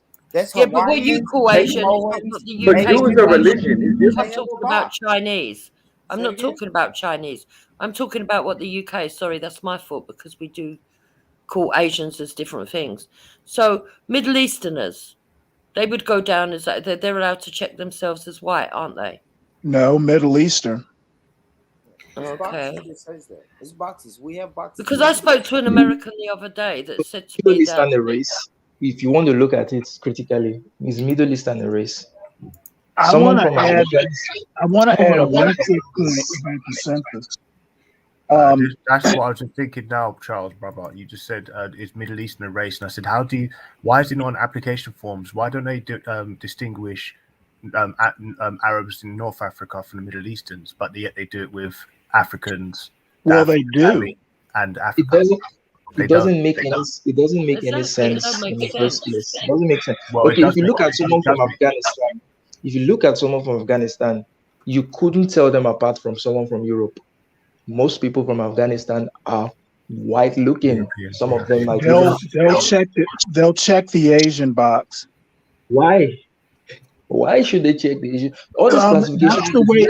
I want to add one thing about the American census. It's got its quirks, but I also want to emphasize when I talk systemic racism, we are talking systemic racism when we talk American census and which box you're checking. Yeah, exactly. And the fact is that just the fact that we're all saying, well, Middle Easterners is a race, and the mere fact that the UK call Asians one group of people, but America call them a different group of people, tells you how nonsensical and stupid it actually is. I mean, maybe it is, but it's the fucking catch of the day. It's the system that's in place currently. So we can all sit on YouTube and say that's bullshit. That's bullshit. We should say we don't subscribe to that. And then what? Like if we don't have this in mass numbers, if we don't have this in mass numbers, like I just told Brother Charles, it's wishful thinking. But go ahead, Charles. Question for you. I want to say one thing. Middle Eastern is actually white. Hold on, Palo. Let Charles go, and then you get. I finished. Say we all agree white supremacy is a problem. All this is a problem. Okay, then what? So what do we do? Give me the best 3 points. The best 3 points that you think we should do going forward. Practical. Let's replace white acknowledge supremacy. it. Oh, great point. Acceptance is acknowledgement. Acknowledge it. Acknowledge that it exists. First and foremost, great point. Accepted there, yeah. See, that's where we'd have to part ways, because I believe that it once existed in the UK, but that it's no longer. Yeah, we know that. We know that. Yeah. But I don't know. You think white supremacy is the KKK? Free solutions. I mean, free solutions. Yeah. So if we're going to go, we're going to go acknowledge it. Let's go. I am going to say opt out of financial empowerment to the system as much as we can, right? Opt out of the system, right? Which pretty much means economic empowerment, spending with your own. Opt out of the system as much as you can. And number 3, replacing the system of white supremacy with the system of justice. Number 3 is the ultimate goal. That's the ultimate goal. So how do you let me respond to your point. Or do you? Sorry, Go on, but let me Charles. just respond to your points. You are The first one you said was acknowledgement. There's nothing you can do about acknowledgement. I was asking specifically what Black people can do. If the white people we are have not to going acknowledge it. No, That's for brother. white people. Brother, listen, brother. I am in America. When you said acknowledgement, America, Charles. Are you doing this? I was asking about what Black people can do Charles, you going have to forward. listen, Charles. Charles, Okay. listen to me, brother. I am in America where a lot of people feel like you. They are saying there is no system. It would amaze you the amount of people that says there's no such thing as white supremacy. It doesn't exist. And the first thing is I would have to pull those people to the side and show them, look, when this happened, this is a system of white supremacy. Oh, you can't figure out what went wrong in this situation in your life? Oh, let's step back, take a broader look at it. Oh shit, there's probably white supremacy. So we have to acknowledge it, Charles. You have to. A person can't say I can't move forward and build with an alcoholic if he won't acknowledge that he's an alcoholic. You see, this is for me, Born, right? I believe that there is white supremacy and that it does exist as a mindset that exists, but I don't believe it's systemic. That's the difference. So do I believe there's racism that still exists? So then I ask you every time, Jupes, why is Black people in America 13% of the population, but over 50% of the inmates that's in jail? Is it because Black people are inherently violent and criminals? No, but I would say that there is a culture amongst some Black cultures, not all Black cultures. 53% of Blacks? Which is again another reason why I don't go with the Blackness. 53% of Blacks, Jupes? There is some cultures that Okay. are not. Black culture is American culture and vice versa. You can't blame it on culture, blame it on American culture. Hold on, Stanley. Let's let her answer this. Because I do. This is Right, what I look, he always made like a very to ask good point. Black people. What Stanley just said, bro. That is I always like to understand what people mean when they say that, right? And they say Right. there's So for no me, I white think there can be. supremacy. Oh, okay. There can be other factors. There is a culture amongst some Black people that believes that if you do something that progresses yourself, you're becoming too white, and so they will oppress themselves by sort of like, say for example, you're really good academically. You will get some people that will That say don't that's make not you go, hip. Jupes. Hold on, It's Jupes. not hip. It's not That don't something make to you go to aspire jail. to. Jupes, hold on, guys, please, everybody, please. Can I respond to this? Hold on, guys. I am specifically Jupiter speaking about mass incarceration in America. Why are Black people 13% of the American population, but we're over 50% of criminals that's incarcerated? Is it Right, I'm trying to explain this to you. I don't know what you're saying. You're going around in a circle saying you're saying people. Hold on. You're saying people become successful and they don't want to identify as white. No, so they. no. I don't know what you're saying right now. Right, let me explain it. Please. So there is a culture between amongst some Black people, okay, where they self-oppress themselves, where when somebody starts surging forward or aspiring forward, it's like crabs in the barrel mentality. They will pull them back, okay, by saying that you're acting too white, you're going too much into this white system, you're trying to move yourself up into their system. You shouldn't be doing that. You shouldn't be doing this, and that kind of culture has led to people pulling back in education, pressing themselves in other ways, and leading them into a more of a street life. Hold on. So, Juice, hold on, Juice. So you think some people turn to a life of crime because they were ridiculed for I think acting white. So you think, hold on, I want to say this out loud so everybody understands what just happened right here. She's saying Black people in America. It's the same thing that can happen in white. Hold on, Juice. Let me say this. Black people in America turn to a life of crime because they were uplifting themselves and Black people pulled them back down. No, that's not what I'm into saying. a life of crime. That's not what I'm saying. Right, let me be specific. Leg, there is a culture and a mindset, okay, in black culture where it's hip, and you see a lot of it through hip hop and through rapping, right? There's this culture where it's hip to get fast money, not to do it through endurance or through being academic or through doing things the right way. There's this culture that oppresses themselves into thinking that you can have fast money, you can have loads of women, you can have loads of drugs, right? And when they see somebody that's actually successful doing it the right way, quite often they will be ridiculed, pulled back, told they're acting too white, and things like that. And it's that kind of mentality that I think that in the past, not so much now, because you do see more people pushing themselves forward, especially Nigerians when they come across because they're well educated. But what? Bro, what are you talking about, man? Bro, I'm out, man. That nigga's tripping. Oh the my. hard work. All right. Start Okay. they want to do is sell drugs because it's quick money, and then they get themselves into all sorts of crime through the drug. Let's go back to white I'm going to jump in. Born, I want to say I think you just heard I it. want the sister. We're going to let the sister spoke. We just let a woman talk. Let's go on mute. Let's go on mute, guys. Hey, Kingo, come on. Let's show some decorum and let the sister speak. Go ahead, Coach Love.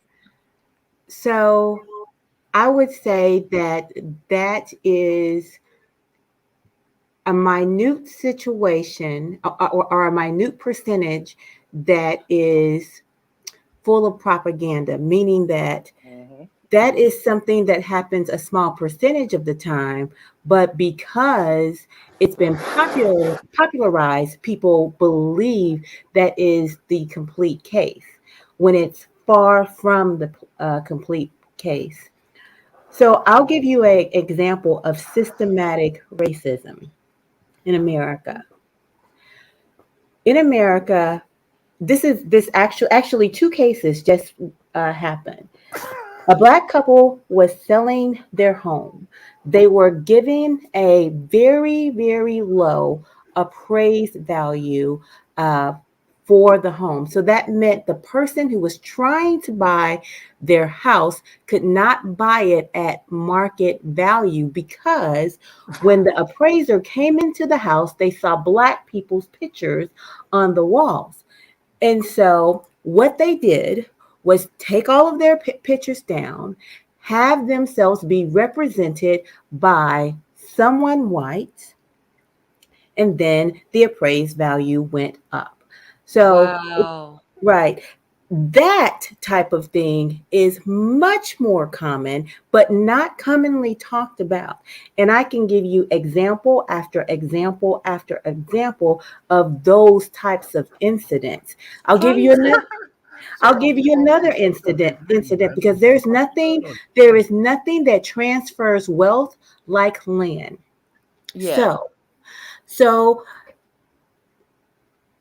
I don't know for where you live, but in America, there is something called redlining, and things are divided based off of zip code.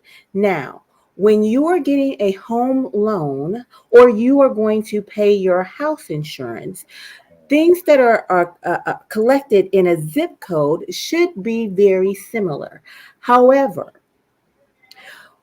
in America, there is something called redlining, and they will literally draw a line on a map to show where the Black people live versus where the white people live.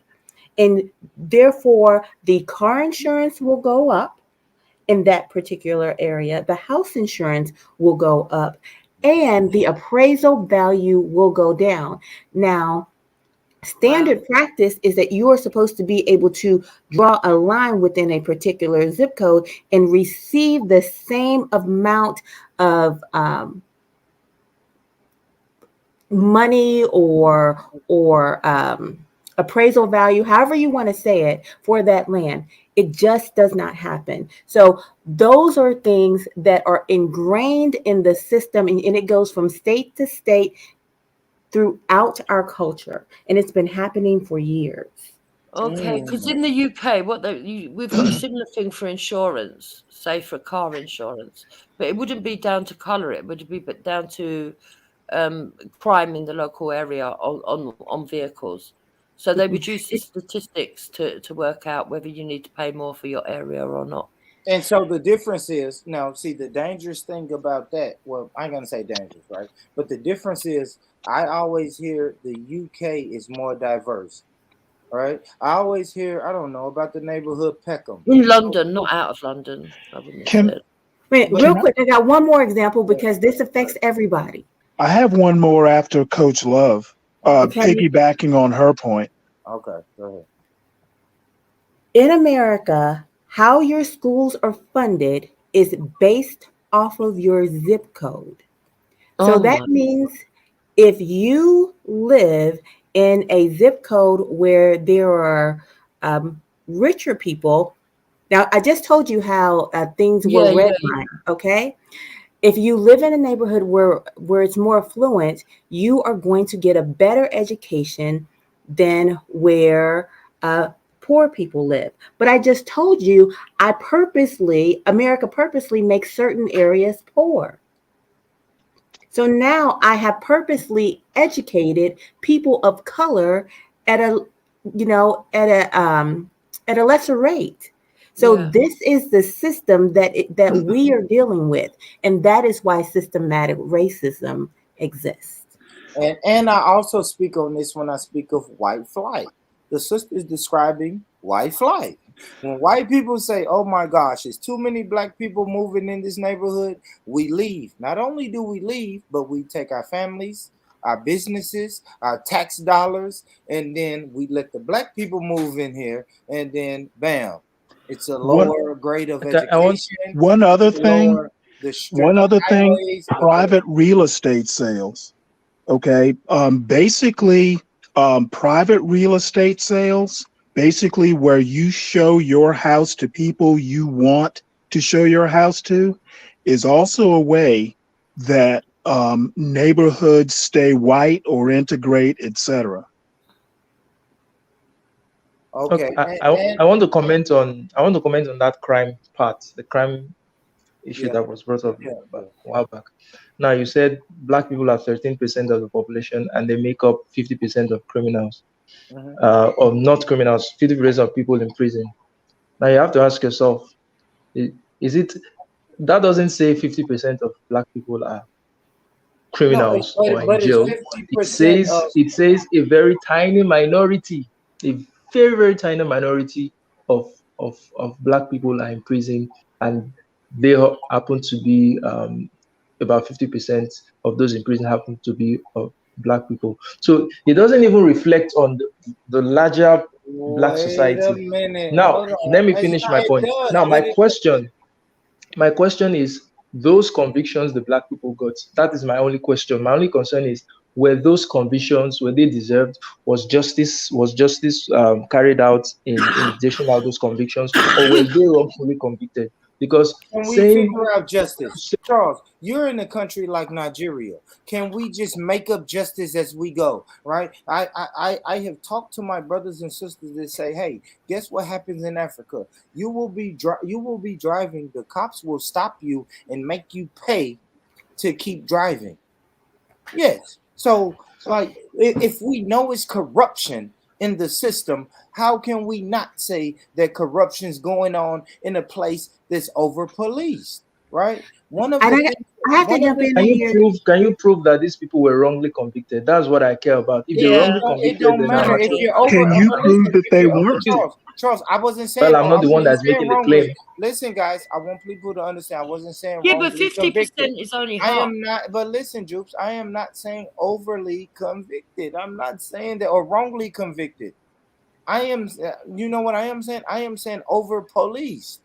They're over policed. If you go looking for crime, Charles, if I drive around Lagos every day in a specific community, I can find criminals. I can find criminals that run red lights. I can find criminals that's distributing guns. True. I can find criminals. I can find all the criminals I need if I am over those criminals in jail, asserting listen, if I am over policing a certain area, then I can find criminals.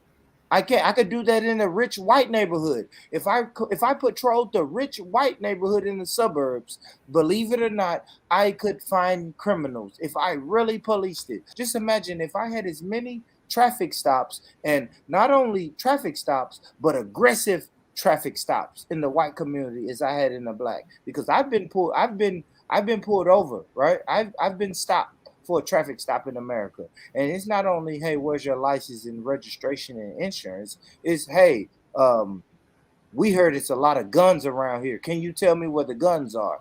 Well, we suspect you have drugs in the car. Can you tell me what the drugs are? So if we had aggressive stop and search in the white communities, we could find the same thing, bro. So Do the you main thing is why over policing. are you in jail? Were you in jail after that interaction? Did they take you to jail? I have been to jail. Did they take I've been some you of to those. jail? Did they take you to jail after those interactions when nothing was found on you? I can't say yeah, but I've heard of stories of No, people. because But I've heard stories of people. we have heard And I stories. talked See, to we need to make sure that we need to make sure that when crimes are but I can committed, bring that people people pay. on though, I don't. Charles, I can bring people on that will tell you, yes, I was I was arrested injustice. I don't think arresting people unjustly is the cause.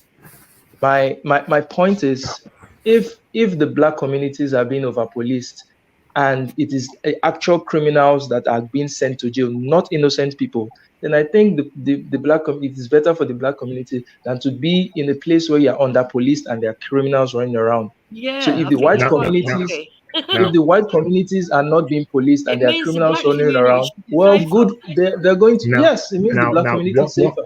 Wait, What I wanna do- I just want to jump in here. I want to share Yeah, with can I Charles. go after you? share I this just with Charles. want to make sure that it's criminals that are being sent to jail, not innocent people. If it's criminals, I'm fine by it. If I don't care the race of the person, but Well, you I have care to. when it's a wrongful conviction or someone is sent to jail for something. You have to decide what is criminal, though, because if your skin color makes someone feel threatened, then you can be a criminal immediately. So when you're in a neighborhood that is over policed, okay, you get pulled over because you look suspicious. Okay, you're driving and you look suspicious. Now there's nothing wrong with you, but the cop does not like the way you handed him your driver's license. Okay, so now you're outside of the car. You're uncomfortable because you're outside of the car and you're having an exchange. So now the cop feels threatened and you go to jail. It's simple as that. And that happens over and over and over and over. So at a point, it has nothing to do with criminality. It's very subjective. So you mean that the majority or a substantial amount of black people in jail are in jail because they were rude to a cop? Is that what you're saying? I am saying a substantial amount of black people have gone to jail because they were suspected of being black. And what do I mean by being black? I mean you made somebody uncomfortable with your skin color and they decided to punish you, use their authority suspect to laws. right Over here it's called sister. to punish you. Sister, over here it's called sus laws, where they can say that reason to believe that you look suspicious, and now they haven't got any base on that, but obviously they can't escape that it's, if we use our logic, it's based on because we're black, because you're a black person, and then the statistics say it. So let me just quickly say this, right? If it's based, if there are, say, right, just as many black people causing problems and creating crime, we could then, you could say, okay, what was the cause of that? That could be because of historically black people have been treated badly in Africa, whatnot, slavery. So that's just them hitting back, and what you expect, the karma. And is it righteous? Or is it morally correct? That's debatable. Now, what do we do? What is perpetuating that what we see in terms of crimes, which will be theft, which will be assault, people acting mentally ill now, which they're putting a lot of funds into and bringing a lot of attention to. What is perpetuating this problem? It is from our leaders down. If it's halal to go and steal someone's nation, then what's for you to expect someone not to come behind you with a mask on, okay, and run up and take your fucking bag, and then think that, okay, well, I don't give a shit because my country's just been, my people have just been, my benefit hasn't been, I've been, this is. But when you say that, you're making it seem like what's a whole causing that? nation Well, one of white second, what's the people source think of that? it's okay to And then we steal go off to what black Jupiter people. was talking about earlier on about, systemic. Because who's the biggest thief out of them all? The Queen. And then who's next? Who drops bombs on people? Yeah, America. but the system takes from white people as well. So Exactly. when we say, oh, these black people going to jail, which they probably are, rightly or wrongly, white people just the same. Like Bourne made a very important point about if we was to police the white community just as much, we'd probably find just as much. Actually, we would find just as much guns, paraphernalia, all sorts of shit. Let's not even step on that bombshell. So what we got to then is what's perpetuating it. It is the fucking Yes, a valid point, but Charles also made a valid point. Self-righteous Actually, that would mean that the black community is a safer environment. That thinks that it's haram and halal to go to give people land somewhere else, and then what? And then there's bank institutions that believe that reparations should go to Nazis instead of black people, which is called the BIS, which are investing into a lot of cryptocurrency now, guys. BIS, if you want to support the previous slave masters, they're all up in the financial. Are you talking about something in Britain? All right, that's the Bank of International Settlements, right? They gave reparations to the Nazis, right? And they didn't, and they're the same people you're asking reparations for, and black people. They're probably up all in this this whole what are you talking Arab about? Spring. I've never heard of yes, this. I think it's all these something banking systems.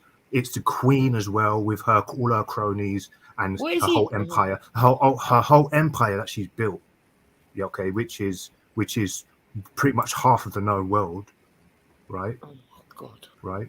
You So when we try to look on a social level, which is this what keeps us confined in a box where we're looking at racial issues between people who have no money, which is for me counterproductive. But it can be productive because you can maybe try and advance a family, some social sort of community things that you can implement yourself, right?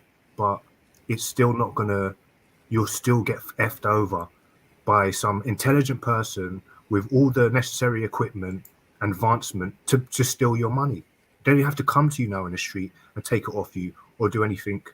Sorry, excuse me. I just want to say this, or do anything like steal like they did back in the day, or Wall Street just within the last 50 years. All they have to do is have their sophisticated, intelligent geniuses online and steal your money off,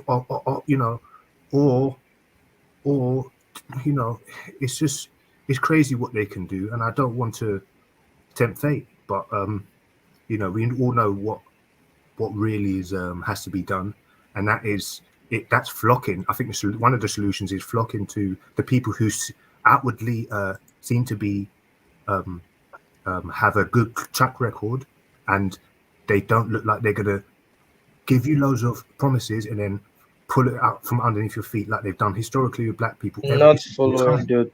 I'm not. Yes, and that's hard to do, but we're going to have to focus on what's going to benefit you, who you're going to support. Kingo, you say so much that you confuse the issue. No, it's not, because we're talking about solutions to white supremacy, and there's 3 solutions. I've just named 2, right? And if you're listening, this is what I was talking about this to myself today. I was fucking arguing with myself, rage like.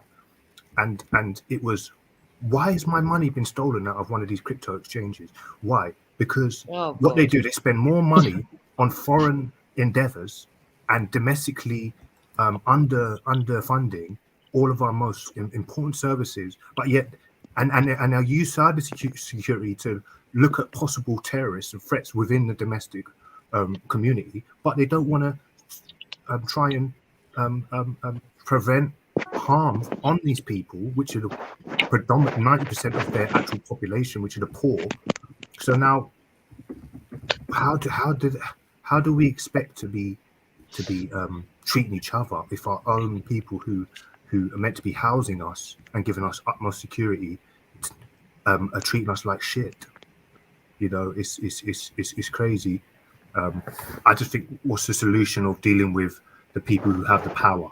Forget about white supremacy, because white supremacy is not even that powerful. I have a Let's question. just be honest. I have a question. You're talking about Britain, right? Okay. So Britain, United States. Okay. Well, you seem to be mostly talking about Britain, but I have a question. So in Britain, people of African ancestry are 24 times as likely to be murdered as ethnic English.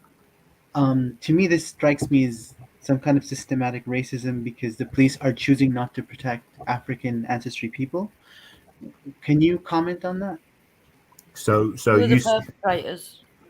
God, someone else will answer that. I've been speaking for long enough. I will answer your question. Majority of them are African, but it's not as high as the U.S. Certainly not. Hey, There's a lot of non-black perpetrators, but it's still a large majority are still African. Over 70% are. Over 70. What are we saying? I missed that. And so over 70% of I need to look up the data, but over 70% of the people who are murdered in the UK who happen to be African ancestry are murdered by other people of African ancestry, based on what we know, based on the clearance. I mean, but crime happens to people that's near to you. So I mean, that's a good stat, but that's cool. That's a stat that's okay. What?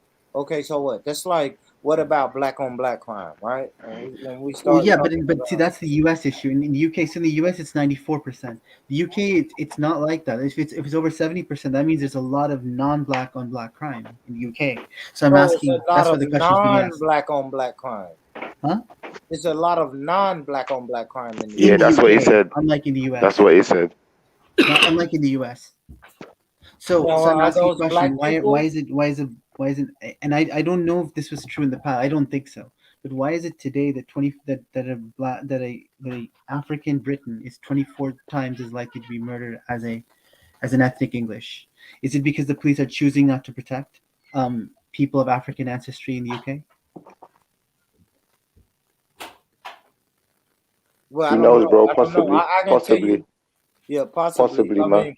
And I'd say that when you said, did the police choose not to protect the black people? I think 9 times out of 10, when the police are monitoring areas that have a high concentration of dark-skinned people, because I don't believe in this black concept, so I'm going to say dark-skinned people, they're usually trying to arrest people and not trying to protect them, which is part of the problem, in my opinion.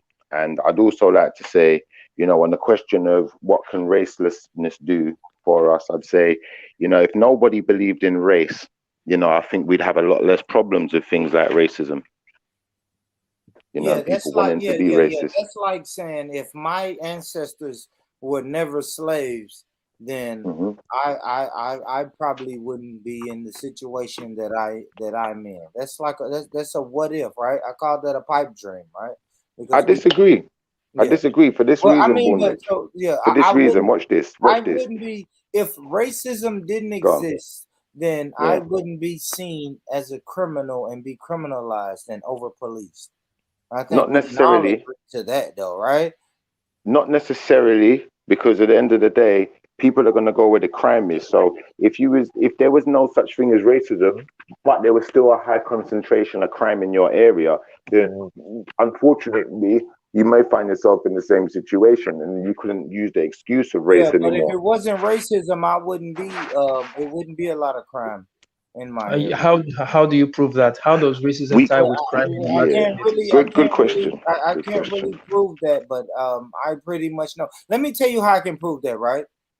I feel like Black Americans learn criminality from the system of white supremacy. Oh goodness! So you are pushing. There's no agency. You are pushing it now to the system.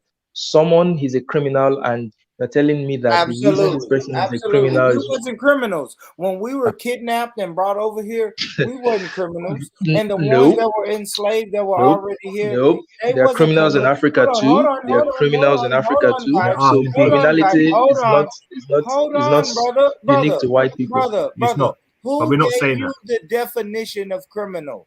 If I Google the word criminal right now, it's going to give me Oxford Dictionary. It's going to give me the Merriam Dictionary, the Merriam-Webster Dictionary. It's going to, who taught you what a criminal is, Charles? Let me ask him a question. Let me ask him a Nobody question. taught Please. nobody taught anybody what a criminal is. We are humans. But who taught you that definition, Jubes? We are humans. Humans break the law. Humans are criminals. There's nothing. There's nothing exclusive I about can it. guarantee you this, Charles. Nobody from Nigeria wrote the Merriam-Webster dictionary. You didn't have any say-so in that dictionary. Everybody in Nigeria is English. Born Rich, I can answer the question in a way you're going to understand. Let me answer it in the way he's going to understand. Born Rich. Every single continent on this planet has been under control of empire at some point, correct? They're all British eyes. Yeah, absolutely. Everybody's been All empire. Absolutely. All right, and there have also been empires that was ruled by dark-skinned people, correct? Ancient history. Ancient. And in those empires, they also had laws, correct? Exactly. Yeah, I don't know if they had criminals. No, but hear what I'm saying to you. We To the don't know if question, they had in those empires, they had. No, I didn't ask them, bro. Listen to the question. Did they have laws? I didn't say, do we know their laws? I said, let me tell you this. Let me tell you what I do know, right? I can guarantee you. Look at Kemet and look at the laws of Kemet. Yeah. Look at the law. Hold on. Look at the laws. All right. There you go. There you go. So someone can therefore break the laws. I'm gonna go on mute. Thank you. Hold on, don't come. All right, go on mute, but come off mute once I say this. Now we know about the 42 laws of Mayat. What happened to the people that didn't follow those laws, Schiffer?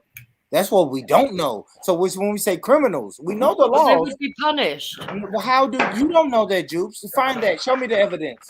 Show me the evidence of what would happen if you did There not is follow no human those 42 society. laws. There is no human society that existed without laws, and there is no human society that doesn't punish people. Charles, show me the punishment, brother. To have Now, let me give civilization, you have to have laws. you an example. No, I'm not in saying Africa, laws. Schiffer just said it, and I agree to the 42 laws of Mayat. Ancient Kemet had laws, the 42 laws of Mayat.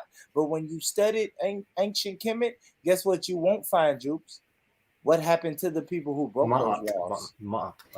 So I just want to talk about subjective breaking the law. One second, sis. Let me answer him on that before we move on, because he made a statement. Born Rich. I gotta mute people. I want the sister. We're not gonna overtalk the sister. Right, come on, no, man, let him speak, man. Let him speak. I want to talk about subjective breaking of laws, and I really cannot stress this enough. In America, your skin, when you have brown skin, you are believed to be doing something wrong when you are not. And I will give you several examples.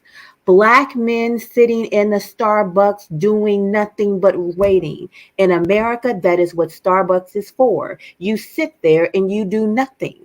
But they were arrested. Black men watching birds.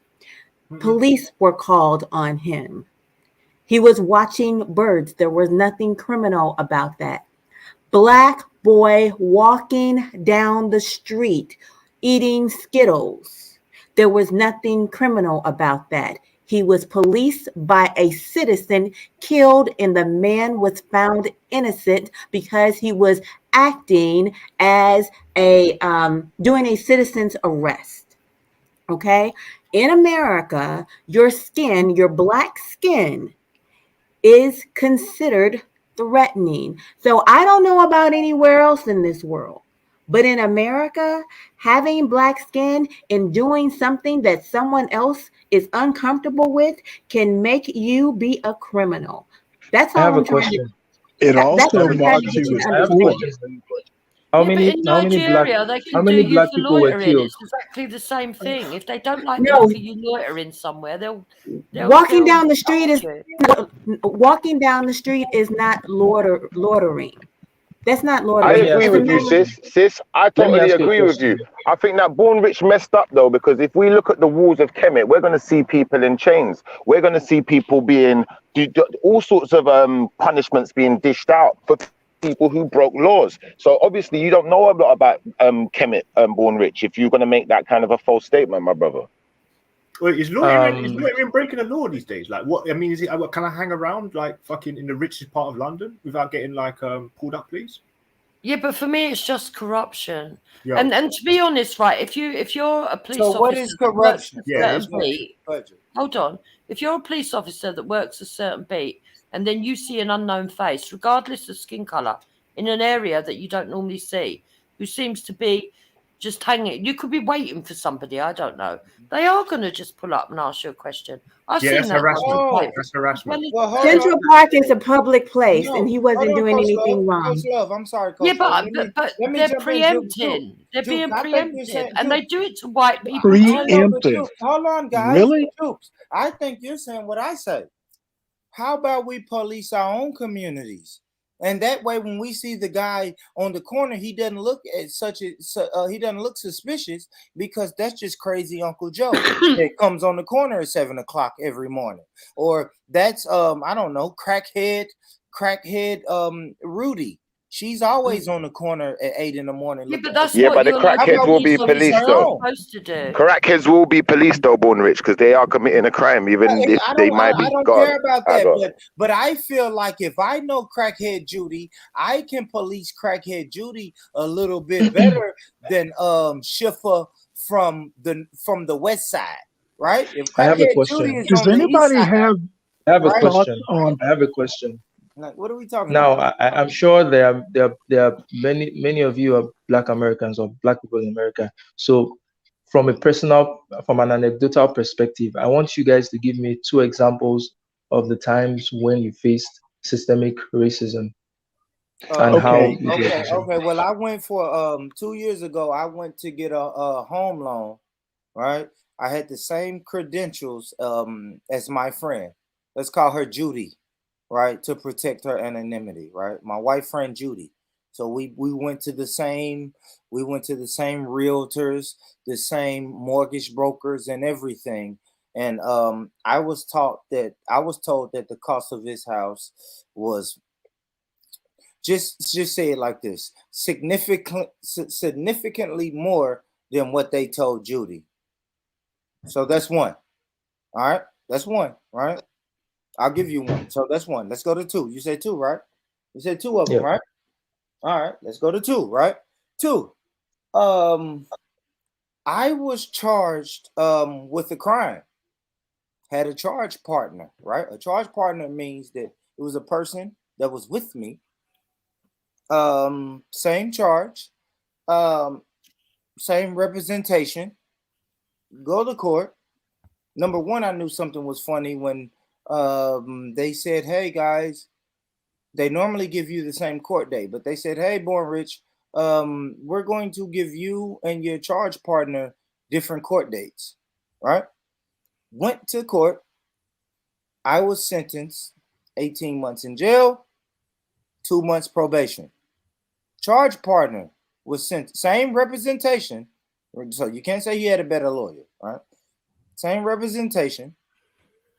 He was sentenced 7 months in jail, 1 year probation. And only difference was in both of those scenarios that I just gave you, the only difference was skin color. So there were no prior convictions on your part or prior runs in with the law? No, sir. So what did you do about it? What did you do when you discovered this? I'm still fighting to this day. Still fighting to this day. That's sad. But I can't fight about, if I'm honest though, Charles, I can't go to the court and say, hey, you guys were racist. Now I'm fighting on expungement. In America, why can't you go on racism? American law is, hey, you've been convicted. You signed the paper for your conviction. You're convicted. Yeah, the court usually does ignore things when you say it's racist. They usually do ignore you. Yeah, see, I can't go to the court and say, hey, you guys didn't find this on me, right? Just like the white guy. He can't go to the court and say, hey, you guys didn't. I can't go to the court, Jukes, and say, this. You didn't find this on me. No, and but you can it's question pointless. why the sentencing was different, and then But get but an but explanation of why it was different. That's Yeah, pointless. you I can don't do that. even I don't You can. even want to. But listen, guys, that's pointless. It's not pointless because Only if they thing I come want to back, know, I don't want to know why the conviction was different. Why? I that's the want whole the crux of the conviction matter. overturned. Listen, Jupes, I want the conviction overturned. That's it. That's all I You want. Those can't are get it two different overturned if issues. you did it. If Those you are committed those are crime. two different issues. Exactly. Having the Exactly. convictions, So, having the convictions overturned is different from why you're getting a different sentence from a person that committed a similar or is accused of a similar crime. You understand? So those are two separate issues. I am more concerned with how did it get to a point where, if, for example, let's say both of you were actually guilty, why should he be getting a lesser sentence than you? If you could not overturn the well, conviction, I mean, the only answer what should that you I do have for about you, it? Charles, the only answer that I have is the answer that I have for most of the questions that's hard for me to answer. It's a system of white supremacy. What? I mean, I have to be honest, guys, because you guys are asking me, well, how did we commit the same No, crime? because you And failed. You hold failed on, yourself.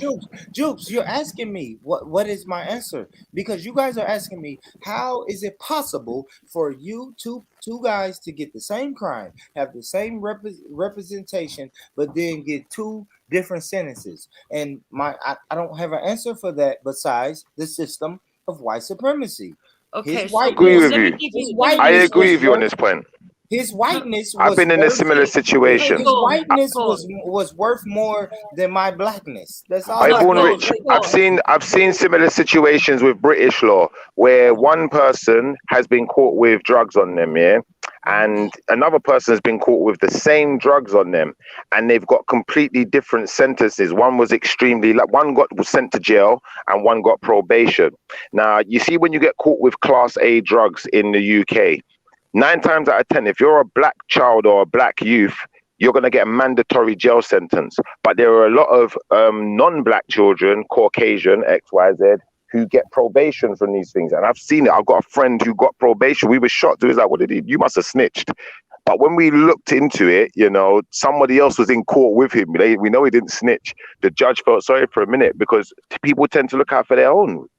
But that's It's got facts of nothing life, to do bro. with that. So there's a lot of factors that will take into case at court. Your character references, whether you're employed, whether you're not employed, whether you're of good standing, whether you've got previous convictions. Now, I'm going to give you an example, Born, that's going to blow you out the water. You've let yourself down, and I'm going to tell you why.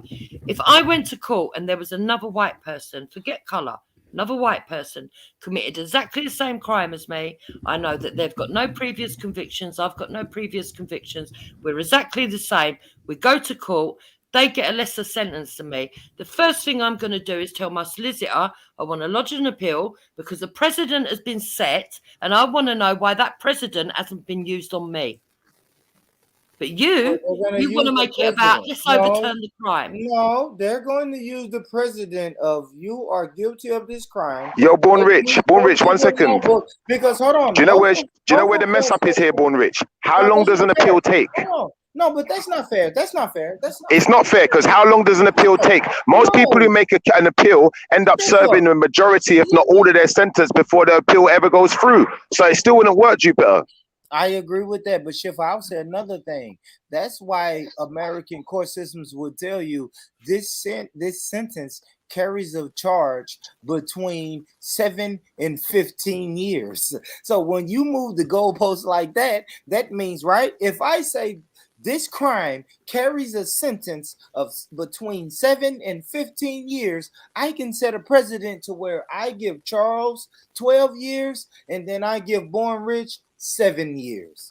So I have a quick comment, and they don't have to say it's based on race. Stipulated reasons for the difference. They have to explain the gradients, and you have to fit the criteria. Believe that if you want to. It's about academic Believe papers that if you want to. Rich. And so that there have been academic papers that with the same crime, Latinos and Asians get lower sentences than ADOS do. So this, I think, is an issue. Now, the counter argument would be that are we accounting for class? Are we accounting for 8th grade test scores correctly, etc.? And so I'm curious to see how that plays out. But I think that Bornrich is onto something. ADOS are treated worse than Latinos and Asians, and I think we should phrase it like that. Hold on, Anand. What are you saying, Anand? I'm saying that the court system for the same crime might give an ADOS a larger sentence than a Latino or an Asian. Yeah, if that's the case, that's a lot of that. I would say if that's the case, that's problematic. As an American, I would say a lot of this depends on lack of representation. We have to be honest, guys. That's something we're not speaking about, because when I use that with my experience, I said we had the same representation, but then we still have to acknowledge the Black people that have a lack of representation, right? We still have to admit that it's a class of people who will get caught in a crime with a Black person, and then when it's time to go to court, they have more representation than Born Rich. Can I also say presentation? Because a lot of these young dark-skinned males, when the way they're presenting themselves in the court, a lot of the times is why I believe that there's situations where it may not necessarily be racism. What do you mean? I mean the way you present yourself, the way, like for instance, what Jupiter said. Have you got a job? Have you got a job? Have you come to court dressed a certain way? Do you talk a particular way? Because if you talk a particular way and you sound like other people who have promoted criminality X, Y, Z, the judge may perceive you a certain way. Life is about perception. But hold on. Remember, first impressions count. It's true, Schiffer, because even white people think like that for themselves. We're having a deeper conversation. Who taught us that? Who taught me I can't go to court in my dashiki? Who taught me that? Our mums and dads. That's why we go to church dressed a certain way. That's why we dress for church a certain way, Bunrich. Are you going to church? Are you going to court with dashikis? You're never going to be able to wear. I mean, is that something that you're going to put picket signs up for? Oh, I want to wear dashiki in court. No, you don't want to go in the court. Well, my question is, why can't you wear a dashiki in court? Who sets those rules? Talk to him, Stanley.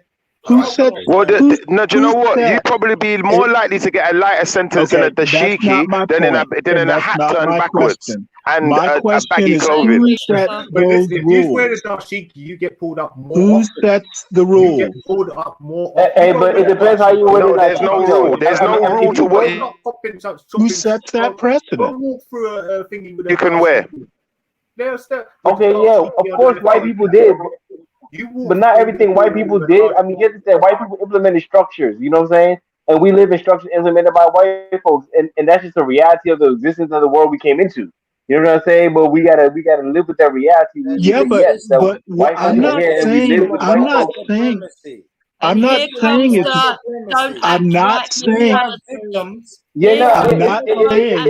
it's right or wrong. I agree.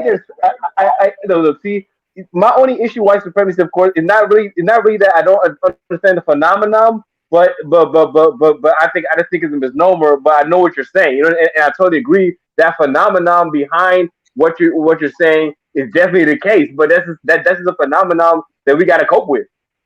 Well, no. Exactly. I understand. I understand we have to live with it. What I'm saying is it needs to be acknowledged. There are people who say that white supremacy doesn't exist. Yes. All I'm saying, right, wrong, or indifferent, we have to live with it, but we also have to acknowledge it. No, I acknowledge what you're calling it. I have a little bit of a different position. I'm gonna be real quick. I'm gonna be real quick, and I'm be out. I told you real quick, and I'll be out. Yeah. So, I know what you're talking about. I just don't call it white supremacy because we have to deal with it. But it's always, but like Shiva said, everything is about perception.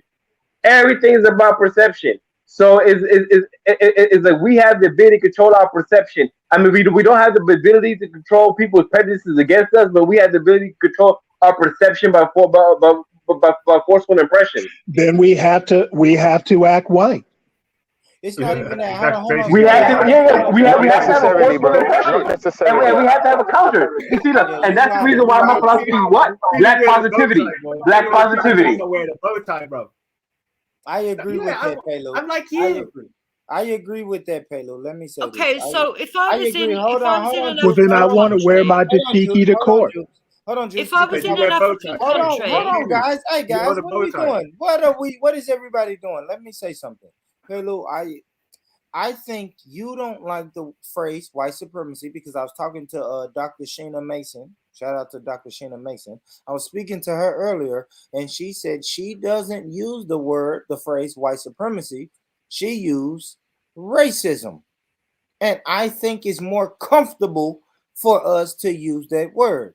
I use white supremacy because the brand of racism that we face, especially here in America, I think white supremacy is global, by the way, but especially in America, the fucking brand of racism that we suffer from is white supremacy. But Amen. It's cringy. It's a cringe. Yeah, It's but cringy. the root of it is bigotry. It's cringy. See, I know it's cringy, right? Because so the first No, thing but the root of that is bigotry. The root of that is bigotry, and bigotry happens in many formats. Ice cream, ladies and gentlemen. Hold on. What I am saying is, listen, white supremacy is cringy for people. It's controversial for people. If you're gonna say somebody is supreme, somebody has to be inferior. That's the first thing people think. Oh my gosh, white supremacy, they're not supreme over me. And it's like, Born Rich, you did cut Jupiter off after a few times though. Hold on. But then people would say this. Let me tell you this. Let me ask you this question. If this system is not supreme over you, why can't I visit Africa without getting a shot? Well, that's a different subject altogether. Because they're the ones who build the infrastructure. They're the ones who build the infrastructure. Okay. No. Born Rich, control, brother. Because the Western Palu, you keep cutting off Jupiter, man. Calm down, bro. Go ahead, Jupes. Why? So I want to give you some examples of where that falls down. Number one, you could get there and it could be a black judge who's representing the Supreme Justice System. Okay, so it wouldn't be about color. Number two, hold on. I have to stop you there. Jupes. No. You're not gonna tell me a blackface can't implement white supremacy, Jupes, because that's what you're telling me. A black judge cannot. You're telling me a black judge cannot implement white supremacy, which is just not true, Jupes. That's a good point, Born. That's a good point. That's not. But that's no. The black judge has agency. The black judge has agency, and if he decides, let her finish. Otherwise, it's just gonna be a shouting match, guys. Come on, man. We're grown up. Right, let me finish. The second thing I want you to consider, I as a white person, if I was going to court, I'm not going to go in a bikini top and a pair of jeans. I'm going to make sure that I look formal. The word is formal wear.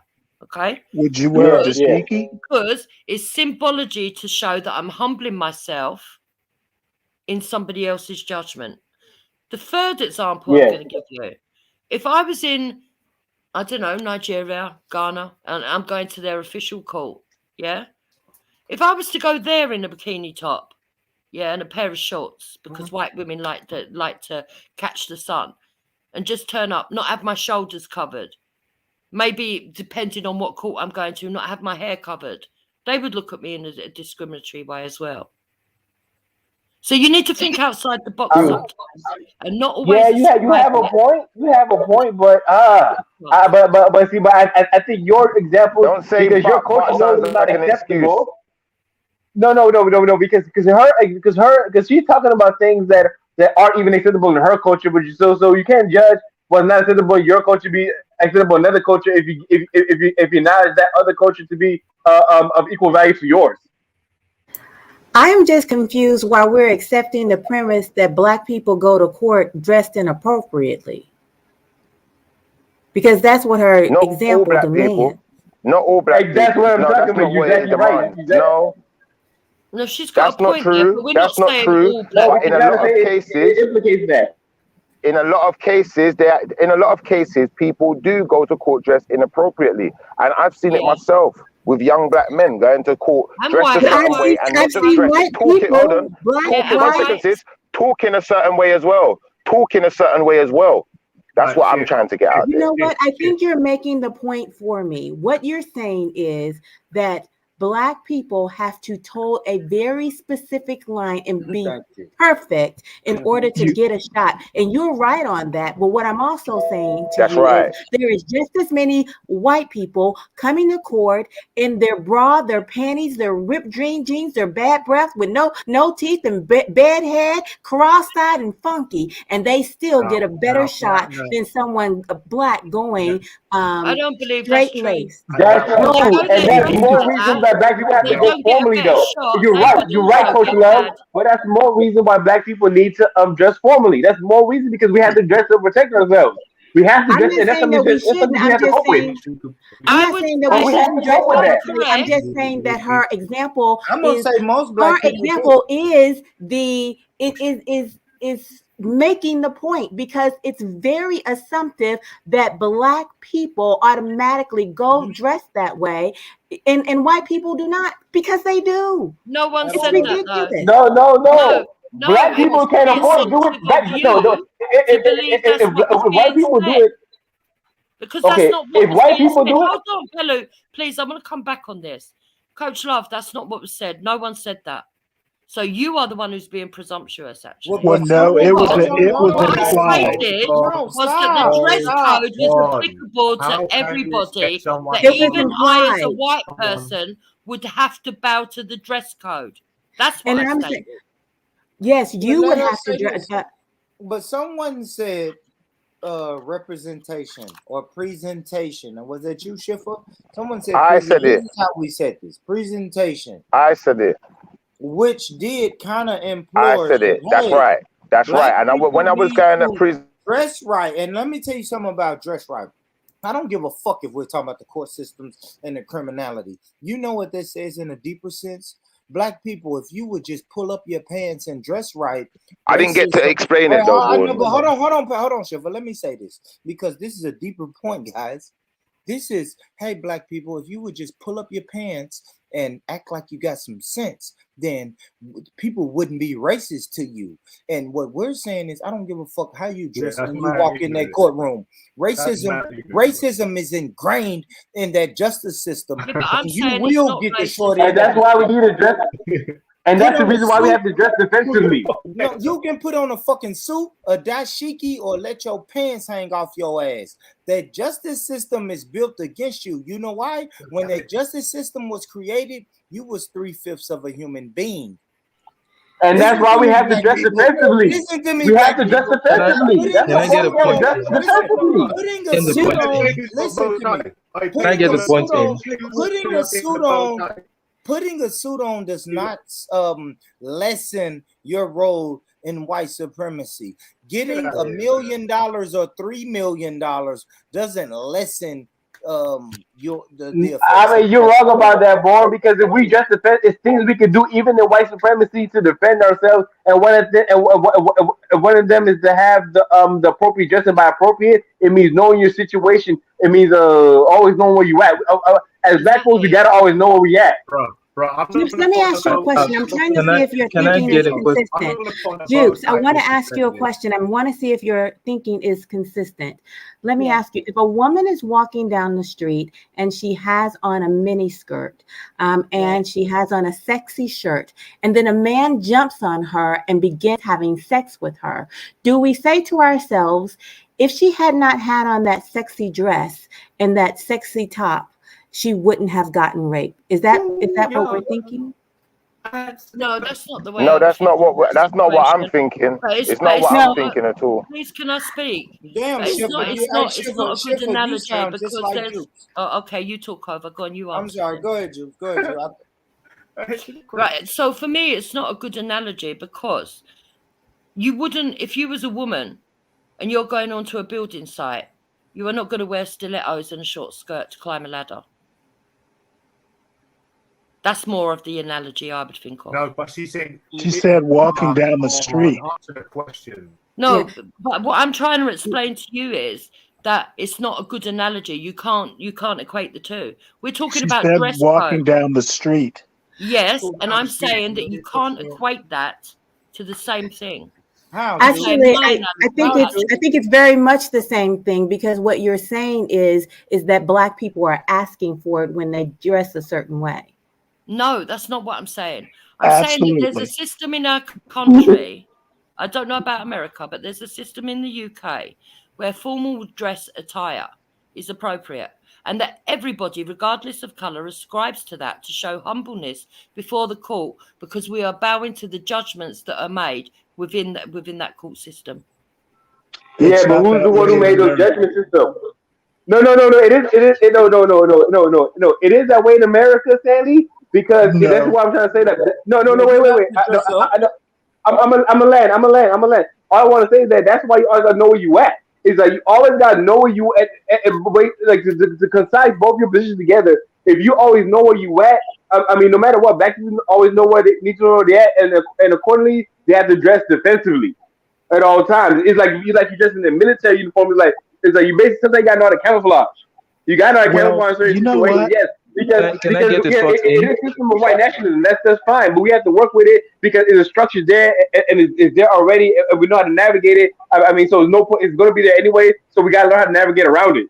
May I respond? I'm curious, Jupes. Do you think if George Floyd had on the right outfit, he'd be alive?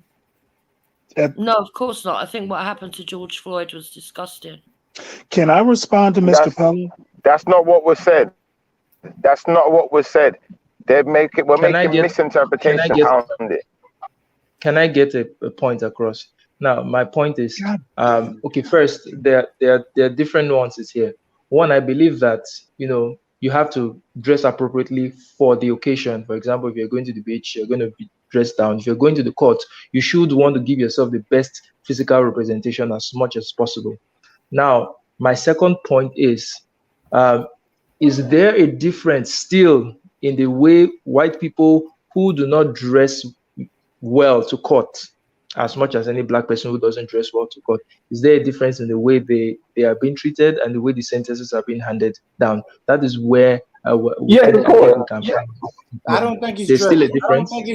I don't think it's dressed. I think, you know what, Charles, it's the uniform that they wear that before they even put on their clothing. That is why white people are being sentenced less. That's what I think. The uniform. Can I make a point? When you finish, white people can wear white people can wear baggy jeans with no socks, and to me, it's still a chance that they'll get a lesser sentence than me. And just that's like what happened in my case. Because there's more white people in the judiciary. There's more whites in the judiciary. That's a fact. The more you represent the more judiciary, the more they be understanding with you. That's why we have to get our people represent the judiciary, and we gotta learn adaptive skills while we in it to change the whole system from the bottom of the body politic. I don't think we need that kind of representation. I think the laws should be should be fair and equitable, irrespective of who is dispensing it. So I don't think that. Hey Charles, we've been fighting for equality in America since America was formed, brother. So I understand you say I think the law should be equal, brother. You're preaching to the choir. We've been thinking the law should be free since the 1500s, Charles. You know what? Yeah, you know what? You can all agree that your best and brightest solicitors, defense solicitors, are all working for the white person right now. Unless you can turn them in and pay them more money than a white man is now, then Black people always going to be underrepresented. Is that Born, the truth or what? Yeah. I have a question for Mr. Pella. All right, go ahead, Stan. Yeah, I'm listening. You talked about basically code switching. My question is, what would you? I mean, pretty much every Black person in America knows what code switching is. I've never heard it applied to anyone who wasn't Black, like the need to do it. What would you say is the reason code switching even exists for Black people? Because of the violence the white people perpetrated against blacks historically. Okay, so it's basically for white people. Is that what you're saying? Is to protect black people against white people because white people have proven themselves to be violent against black people. Okay, and that's done, my, can I make my that's point? my point. Sorry. The need, the very term of code switching or dressing defensively pretty much says something about the system. It definitely does. It comes to white people and white men, and white violence is all over the system. White violence is all over the system. Yes, there has been white We aggression have against to black. think about what white people think. I call that white supremacy. I don't call it that because white ain't supreme. The thing about it, white people are violent. I mean, they're not supreme. Supreme, they're violent. Can we hear what Shiv is got to say? Hold on. King Gold, I'm coming to you, bro. Hey, Luke. All right, cool, bro. You've said that 100 times, man. You don't call it white supremacy because somebody has to be supreme and somebody has to be inferior. Cool. It doesn't matter what black people think. No, if I want to express it, boy, I'm going to express. You can't tell me how I'm going to express the things I want to express. That's a position. If that's my position. Hey, Jeeps, don't worry. I'm gonna write my point down. I'm gonna write it down. I'm always step on it. That's my position. So I always going to land on my position. You haven't finished that topic, retard. Schiffer never got to speak for ages. He's really been waiting a long time. Well, I haven't finished my last point. Go ahead. Which is, it doesn't matter. It does not matter what black people think. It's what white people think. You just proved that point. Self-righteous, ignorant, fucking moron. Because they're violent. If something's violent, you gotta protect yourself from it. It's like can't work accordingly. Bro. King Gold, your mic is horrible. King Gold, I'm gonna tell you why you cursing. Your mic is horrible, bro. You can't like speak in order. Yeah, jump out and jump back in. Jump out and jump back in, man. Yeah, jump out, jump back in, King Gold. Jump out, jump back home. Yeah, I don't know what you're doing. You're doing a lot of madness, man. You calling people motherfuckers in the background. You wild. All right, go ahead, guys. Go ahead. I'm sorry. Yeah, finish, Stanley. When you lot are done, I've written down my point anyway, so I'm not going to forget it. Don't worry. No, I'm pretty much done, except to say that, it doesn't, names what you call something really doesn't matter. You cannot want to call it white supremacy. That's all well and good, but it doesn't change. I haven't finished. Can you hear me? It doesn't change the nature. It doesn't change the nature of the thing, whatever you call it or don't call it. I agree. I agree with and that. I agree with that too. And I agree with that. And I agree with that. And I agree with that. That's why I'm black positive. That's why I'm black positive. Because I'm like, because I know there's something out there we gotta protect ourselves with it, but my approach to protecting ourselves with it is just a little bit different. But I definitely agree that we have to protect ourselves against white violence. I definitely agree with that. Definitely. I respect your position. I'm just I'm just a little bit more blunt about it. And that's what I was telling Dr. Mason earlier. She calls it racism. I am intentional, guys, when I call it white supremacy. Absolutely. I could get on here every day and talk about racism till I'm blue in the face, but I love to use the word white supremacy. You know why? Because I believe, only me, this is my opinion, the only form of racism that I've ever experienced was white supremacy.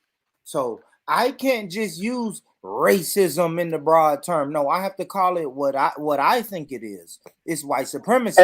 Now, hold on, Palo, and then I'm gonna let you go. But if you think that me saying white supremacy means black inferiority, cool, brother. It's nothing I can say to change your mind. The people who know, they know. When I say white supremacy, okay. Go ahead, Palo. All right, Born. When you're ready, let me get some space to speak, please. Yeah, okay. I'm gonna finish real quick, and I'm gonna get right to Shiva. I'm gonna go right to Shiva. No, wait. He can go quick. He can go because Born asked me a question. The host asked me a question. The host asked me a question. I gotta remember this shit though. The reason why there's so much war and like no, it can't go. You have to wait because I gotta ask the question because then you make me forget a thing. If we have order, do you reckon if there's order, you can have a fixed it? So if there's order, like in the community, right, you've got something called order, which is instilled by guess who? The police. Right. So if you've got order, then there won't be no crime. That's literally the opposite. That's like the duality, like order, chaos. Yeah. And then what's what keeps that order in place? People working orderly. Now, will that help black people if there's less crime? Are you getting enough from the system? Are you internally? Man, keep going, man. What the hell? You're off topic now. That's the question. That's all I'm saying. Like that's what I want to say. Go on, carry on. I know you. No. See, look. It's not. See. You see it. I know what you're saying, Born, about that's only racing. You feel, but guess what? But wait. No. Wait. I let you go. Man, can't go. I let you go. Let me go now, quick. Let King go. What the hell? He's gonna get arrested. Yeah. And then when next time the police officer deals with someone that's spazzing out like the way he is, someone like ice cream, ladies and gentlemen. That's why some people get flipped back in the Yeah. I'm just saying, you might actually have a point at Kingo. It's just that was just a point I was making, bro. Just literally a point was like order. In terms of what Schiffer said was that's respect. Though. If you go to like a court place, and you have respect, that's what generally a purchase should be doing anyway. So it's no matter what you're wearing, as long as you're keeping by the rules, speaking with respect, or you're trying to look like you care about what you've done, or you acknowledge what you've done, you know, and you understand that there's law above you, so you have to address them by your honor. So that's what he's saying. If you walk in there with this attitude like, oh fuck the system, which is what they probably expect, you can't really complain, innit? That's all I'm saying. But at the same time, I think it's a bit sad how black people have to compromise each situation in socially. You know what I mean? They definitely they got ways of making black people feel uncomfortable in their own skin, if you know what I'm saying. Yeah. Like how to speak appropriately. The Queen says, "Oh, you need to speak the Queen's English," and you know why? Why is that such a great language? Why is that? Why do you have to pronounce all your T's and H's? And I guarantee you that's their bar that they're setting. So if you don't speak appropriately the Queen's English in the UK, then you're going to be looked down on as someone who's just a peasant, you know, or someone who's, you know. So I think that's sad. I think that's what we need to stop, because then that means that will just trickle down into your culture, what you're wearing, and all the rest of it. You know what I mean?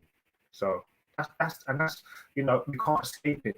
We cannot escape it. The system that is just breathing all down our necks is unescapable. You know, and it's something that how you address it is you know, it's like it's a maze. But trust me, there's a way of doing it. You know, there are some real people out there that will actually help you and not fucking stab you in the back. You just got. Yo, Kingo, really sorry to cut you, brother. Yeah, but I'm gonna have to. I've got to start work now. Yeah, so if I can make this point quickly, I don't mind coming back though. I don't mind coming back to make it. Make a point, man. I swear you're making a good point, but I mean. Yeah, the point I was making about presentation. Let Schiffer go. Schiffer may have to go. Hey, Kingo, please. Let Schiffer go. Let Schiffer go, please. Let Schiffer go. Thank you, bro. The point I was making, about presentation relies not just upon how you dress. It relies upon the way you speak. Yes, as people have pointed out, it also relies upon body language, and most importantly, especially in court, it relies upon the representations your solicitor or your lawyer or your barrister is making of you and can make of you. Because at the end of the day, your barrister can make all the good representations in the world, but if they can't show that you've adhered to those representations to some extent, then it all falls apart. And I think that, you know, this is the crucial part where a lot of people are going to be sentenced in a way where, you know, it may seem unfair, but ultimately they've not really given themselves the best fighting chance. And I'll give you the example, OJ Simpson. You know, when OJ Simpson was in his first court case, the representations made of the man, you know, made him seem a particular way, which is why he got away with it. Yeah, but a lot of people still think that he was guilty. Yeah, so that shows you that the system may not actually be just racist. It may just be that, you know, a lot of us don't want to conform. You know, have you ever heard the phrase play the game? You know, if I'm playing a particular game, I got to play by the rules. I can't make up my own rules. Yeah, facts. And that's what I was going to say because Gabon was asking me about Hold on, guys. Who made the rules? Who made No. It doesn't matter. That doesn't matter. That doesn't matter. No, let me answer him. Born rich. One second, let me answer him. Born rich. It matters. It matters not who made the rules. It just matters that we know how to conform to them. Absolutely. So who made them? We gotta think. So we can't just throw out blanket. Yes. We play the game. Hold on, because black people love to say shit like this. We play the game. We have to play by the rules. Who made the game? Who made the rules? We're not playing by African rules. If we are quote unquote African people and African descendants, then why aren't we playing by African rules? And the African rules still need to play hardball. Everybody in the because you're not living in because you're not living in Africa. If you're not living in Africa, you can't. If you're not living in Africa, how can you play by African rules? You're not in that system. That doesn't make sense, Born Rich. You got white supremacy. But that's the land you live in. It's white. Correct. Actually, the law of the land is just whiteness. It's whiteness. We live in the West are actually founded on the religions, and the religions are actually founded on African and Middle Eastern. You a goddamn lie. You a goddamn lie, Jupes. Ain't no modern, ain't no European Christian looked at African Christianity and said, we're going to take the key principles so of you show me a culture that doesn't believe murder is a sin. So white Jesus is from the Middle East. Stealing is a sin. Lying is a sin. Let me say but something. That murder is a sin. Well, let you me show say me a this, culture Jupes. that doesn't believe any of that Jupes, stuff. I ain't gonna lie, Jupes. Let me tell you this, Jupes. If Europeans really took, all right, if we're gonna say religions were started in Africa and the Europeans learned religion from Africans, why the fuck did they colonize Africa? If they learned what are we doing? Because they learned to co-opt it. They learned to co-opt it. Because you understand. You understand. See, the modern white Jesus is an evolution of the Serapis code. Because it started with ancient Egypt when the Greeks came into Egypt and Alexander the Great, and then it got taken over by his general Ptolemy. They went and made Serapis, and Serapis was Serapis sorter, like Serapis the savior. He called Serapis the savior. They made a god, but they made a god. They do traditional Egyptian gods, but they purposely gave them white faces of Greek Europeans, so the Egyptians would worship Greek Europeans. So that's so Christianity is an evolution of ancient penetration into darker skin civilizations by white folks of Indo-European descent. My brother.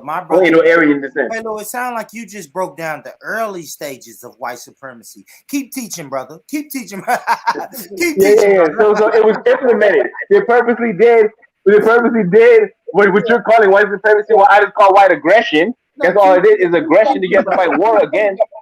You know what I'm saying? Yeah, keep teaching. You know what I'm saying? I love Pelu because Pelu loved to use these old cold words, and he just refused to say white supremacy. But every word he said is synonymous with white supremacy.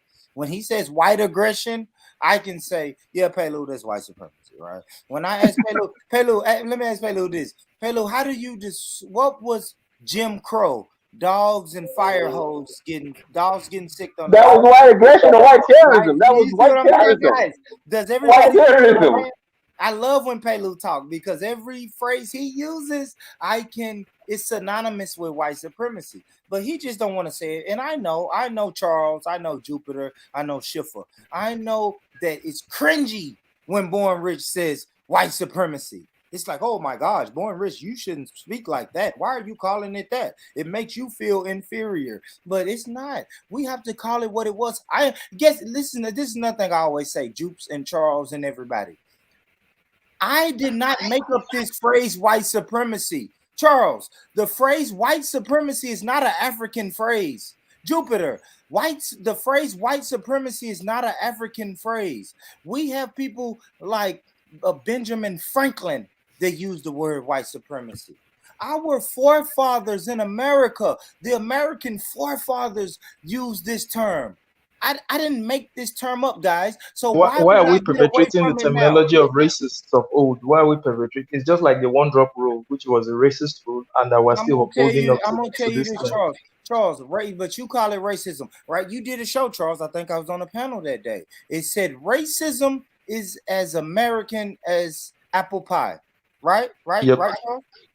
Let's remove the word racism, and I'm gonna say white supremacy is as American as apple pie. Thank God Stanley is here. Now, go ahead. Let me now, thank God Stanley is here. Now, that term was coined from Stanley's statement, because it was Stanley that made that statement, racism is I was the one who said it. Absolutely. Yeah. So when Stanley came on, I really wanted to get his sense of what he means by racism. And this is where you and Stanley are going to disagree. He believes that racism is not unique to white people in America, that black people are racist against white people, white people are racist against black people. Well, everybody in America is involved in the racism. Now let Stanley clarify that statement. Good. Black people are racist for different reasons. It doesn't matter the reasons. Are they racist? No. It absolutely matters. Okay, black people are racist as a defense mechanism. It's like dressing defensively. Exactly, bro. We need to do that shit. But you're still racist. Okay, yeah. I don't believe that. And now you know why. It doesn't matter how you kill someone, you still kill them. It absolutely matters. It doesn't matter to someone who doesn't live in America. Oh shit. It's possible. It's possible. It doesn't matter that much to me because I don't have that. Let me tell you, when I'm walking in downtown Atlanta, it starts to matter. Now, from your statement, racism is American as apple pie. You said racism is common. Everyone is involved in the racism business. By that logic, you can't substitute white supremacy as American as apple pie. You know what? Who says white supremacy is logical? I never said it was something you would find in a logic textbook. White supremacy is not illogical. What's new about that concept? No, I'm not saying it's illogical. I'm just saying Born Rich wants to substitute the word racism is as American as apple pie to white supremacy is as American as apple pie. And if I want to go with your logic, it wouldn't make sense because our black people also practicing. Well, black people are Americans, right? Or are we not Americans? So black people practice white supremacy as well. Sometimes I would say someone like a Larry Elder does. Against white people, white supremacy against white people. No, they participate in it. No, then it doesn't correlate because you said black people are involved in racism. Let's not do this, Charles. When I say that Larry Elder practices white supremacy, he takes it from the white point of view. Larry Elder will be the first one to criticize black culture. I've already said this. Let me tell you Judgment starts from the house of God. Perhaps that's a good thing. But hold on, Charles. It's not far-fetched that a black person can practice white supremacy. It's not far-fetched, bro. Like, come on, man. Black person can practice white supremacy against a white person. It's all being a health Negro. Let me tell you how. You're not getting my point. Guys, I understand. No, he said against the white. You said against the white. Yeah, that's a funny question. Can a black person see my point? My point is Stanley said that black people can be racist too in America, but as a defense mechanism. So it is in that regard I'm asking. As a defense mechanism, can a black person be racist against a white person and you still call that white supremacy? Yes. No. If a black person is racist towards a white person, that's not white supremacy. Yeah, you have to come up with another name from it. Discrimination, whatever name you want to use, but no. Exactly. No, so that's why you can't substitute white supremacy. But then you have to ask, how can a black person be racist? By calling them names, Charles? Wait. And I'm gonna say the point I want to make earlier. The point I want, I can give an example. The point I want to make. That's why the bigger issue to me is bigotry. We have to annihilate all forms of bigotry and white aggression, which you're calling white supremacy. What I call white aggression, it's just a form of bigotry. But white is a form of bigotry. Yeah, but blacks can have their own form of bigotry. Blacks have their own form of bigotry between each other all the time. It's like on religious grounds, on national grounds, on different grounds. So blacks have it, and blacks have it against whites. Because blacks have like anti-white bigotry. There's anti-white bigotry. There's some things that you can consider anti-white bigotry in black culture. Some things you can consider that, and some things you can consider. Pelo, did you see what you did there, brother? You went fishing for another word, so now you've introduced bigotry. And these are only words for white supremacy, y'all. I've heard Donald Trump is a bigot. I'm like, Donald Trump. Hold on, guys. Hold on, people. I'm not going to let you continue that thought. Black people told me Donald Trump is a bigot, and I'm saying anybody can be a bigot. He's a fucking white supremacist. Like, let's quit introducing these words and call it what it is. It's fucking white supremacy, guys. What are we doing, man? It makes us feel that comfortable. Donald Trump is a white It's supremacist. comfortable. I'm gonna tell you this. It makes us feel comfortable. So when I hear Charles saying, "Hey, Pelu saying, hey, let's don't call it white supremacy. Let's call it racism or this word." You know why? Because it makes us feel comfortable. We feel comfortable saying that. We don't feel comfortable when we say white supremacy. You know why? Because we think white people are going to get upset.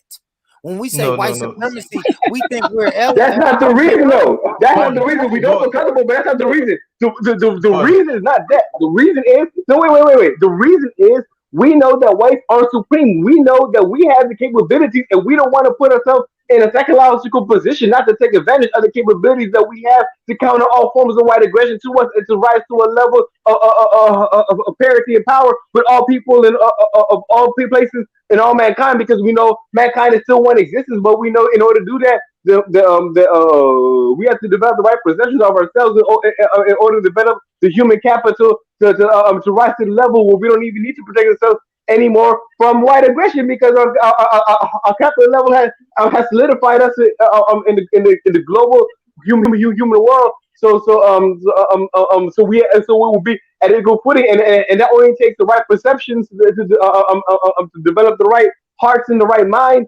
to counter the forces against us and to elevate us ourselves. So we need language that kind of elevates us, and we don't need languages that distract us. Y'all. Another thing, I appreciate you, Charles, coming on the panel, and Pelu and Jupiter. But I do want to point something out to the audience. If you notice, I know this is gonna be crazy, but if you notice, it's non-ADOS that's telling us white supremacy doesn't exist, or we should subscribe to racelessness, and I'm just saying it's crazy how these dynamics play out. You see what I'm saying? No, because the founder of it is Adolf. Nobody on the panel. Well, are ADOS the only black people? Are ADOS the only black people in the world? I'm not saying that. We're ADOS are the only ADOS in America. I know, Stanley. Let me say this. I agree. I am saying nobody understands the ADOS struggle besides ADOS. That's why we get a lot of pushback when we talk, Charles, when we discuss it with you and Pelu and Jupiter and other people. Some people will say, yeah, I agree with that point. You guys deserve reparations, but it's always a but. Like Sir Mix-a-Lot said, I like big butts and I cannot lie. It's always a big but in there. Well, I agree with what you guys are saying, but then if you just pay attention to this whole channel, we're 9 hours in, and everyone who came on the panel, if they were ADOS, they said, I fuck with that. I understand what you're saying. I don't know. It's just weird how the dynamics happen, man. I don't know. Okay, the dynamics are there. There's gonna be culture clashes, but the culture clashes are there because both of us were not the same culture. It's just like that. We're not the same culture, so we're not going to look at. So I mean, why these things don't know? But at the same time, the person who look, first of all, I'm not even racist, right? I told you I'm a constructive opposition to racist. But even that, the person who founded raceless was what? She's Adolf. Yeah, but I'm not even a racist. I'm a counter. I'm a constructive opposition. So it's like I'm not the one making this up because look, I would never make that because it's not my business. It's not my business to make up something like Adolf. So it's not even my business. I would never even have made it up. You know what I'm saying?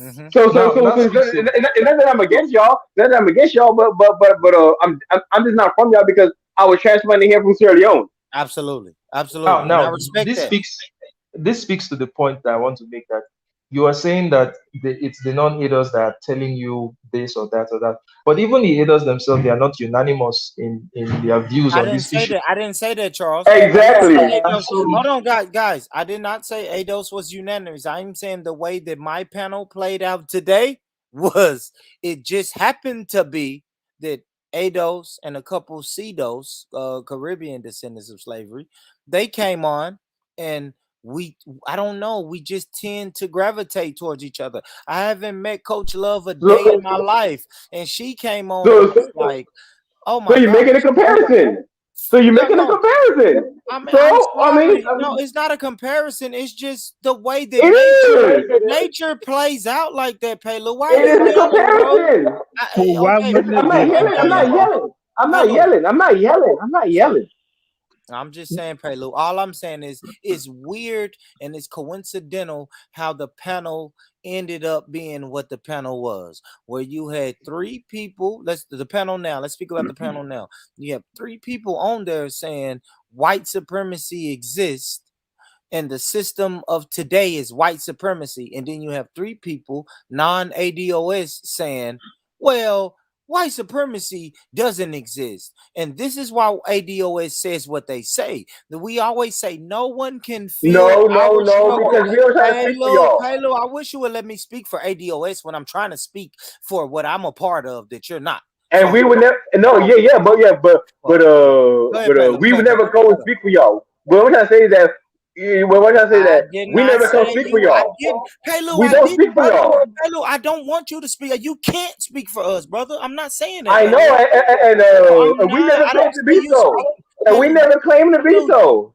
God damn it, Paylo. You have your own way of thinking. You, Charles, Jupiter have y'all's own way of thinking. You say white supremacy doesn't exist. I never didn't said say that. I didn't say you were speaking. Bone, go ahead. let me get this in. Now, I never said white supremacy doesn't exist. You know, in fact, the series of questions I've been asking you were probing questions. I really wanted to find out, okay, what instances have you experienced racism or this? This is my position. My position is, of course, white supremacy exists, but we may have different definitions of it, or we may even have different examples of what exactly is white supremacy. And if you're making a claim that this is white supremacy, you have to be able to prove to me that this is actually white supremacy. Now, when you were talking about why do we have to prove it to you? Yeah, I know, Stanley, and I didn't want to say that, but yeah, Charles, I ain't gonna lie. We're having a conversation. If you're having a conversation, you have to be able to prove your point. I'm not saying you have to prove it. No, we don't have to. Yeah, but no problem. If you want to be respectful, if you want to be respectful to the intelligence, if you want to be respectful to the intelligence of the people if you want to be respectful to the intelligence of your interlocutors, I think you should. If you want to be respectful to the intelligence of your interlocutors. If you put it that way, that seems fair. But just to tell me outright I have to, no, I don't. So the way you no, said it, I'm like you don't have to, but I'm trying to say to be a decent person, to be a decent and a Gentile person, to have a Gentile conversation. When I mean by Gentile, I mean respecting the intellect of your interlocutor. Decency and manners would force you to. I agree with Mr. Pellu's way of putting it. Let's let Charles go.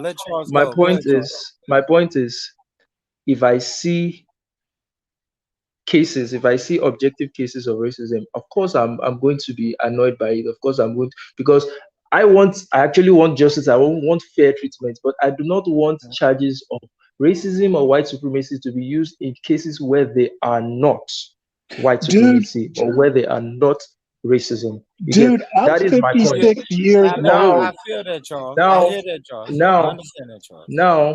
Now, in terms of the term white supremacy, let me align with Mr. Pellu's way of thinking when he said we're not saying white supremacy doesn't exist, because we're only saying it's such that we do not put ourselves in a psychologically disadvantaged position to feel that whites are superior. You understand? What is, if you want to look at that term white supremacy, what is it? Is it an act?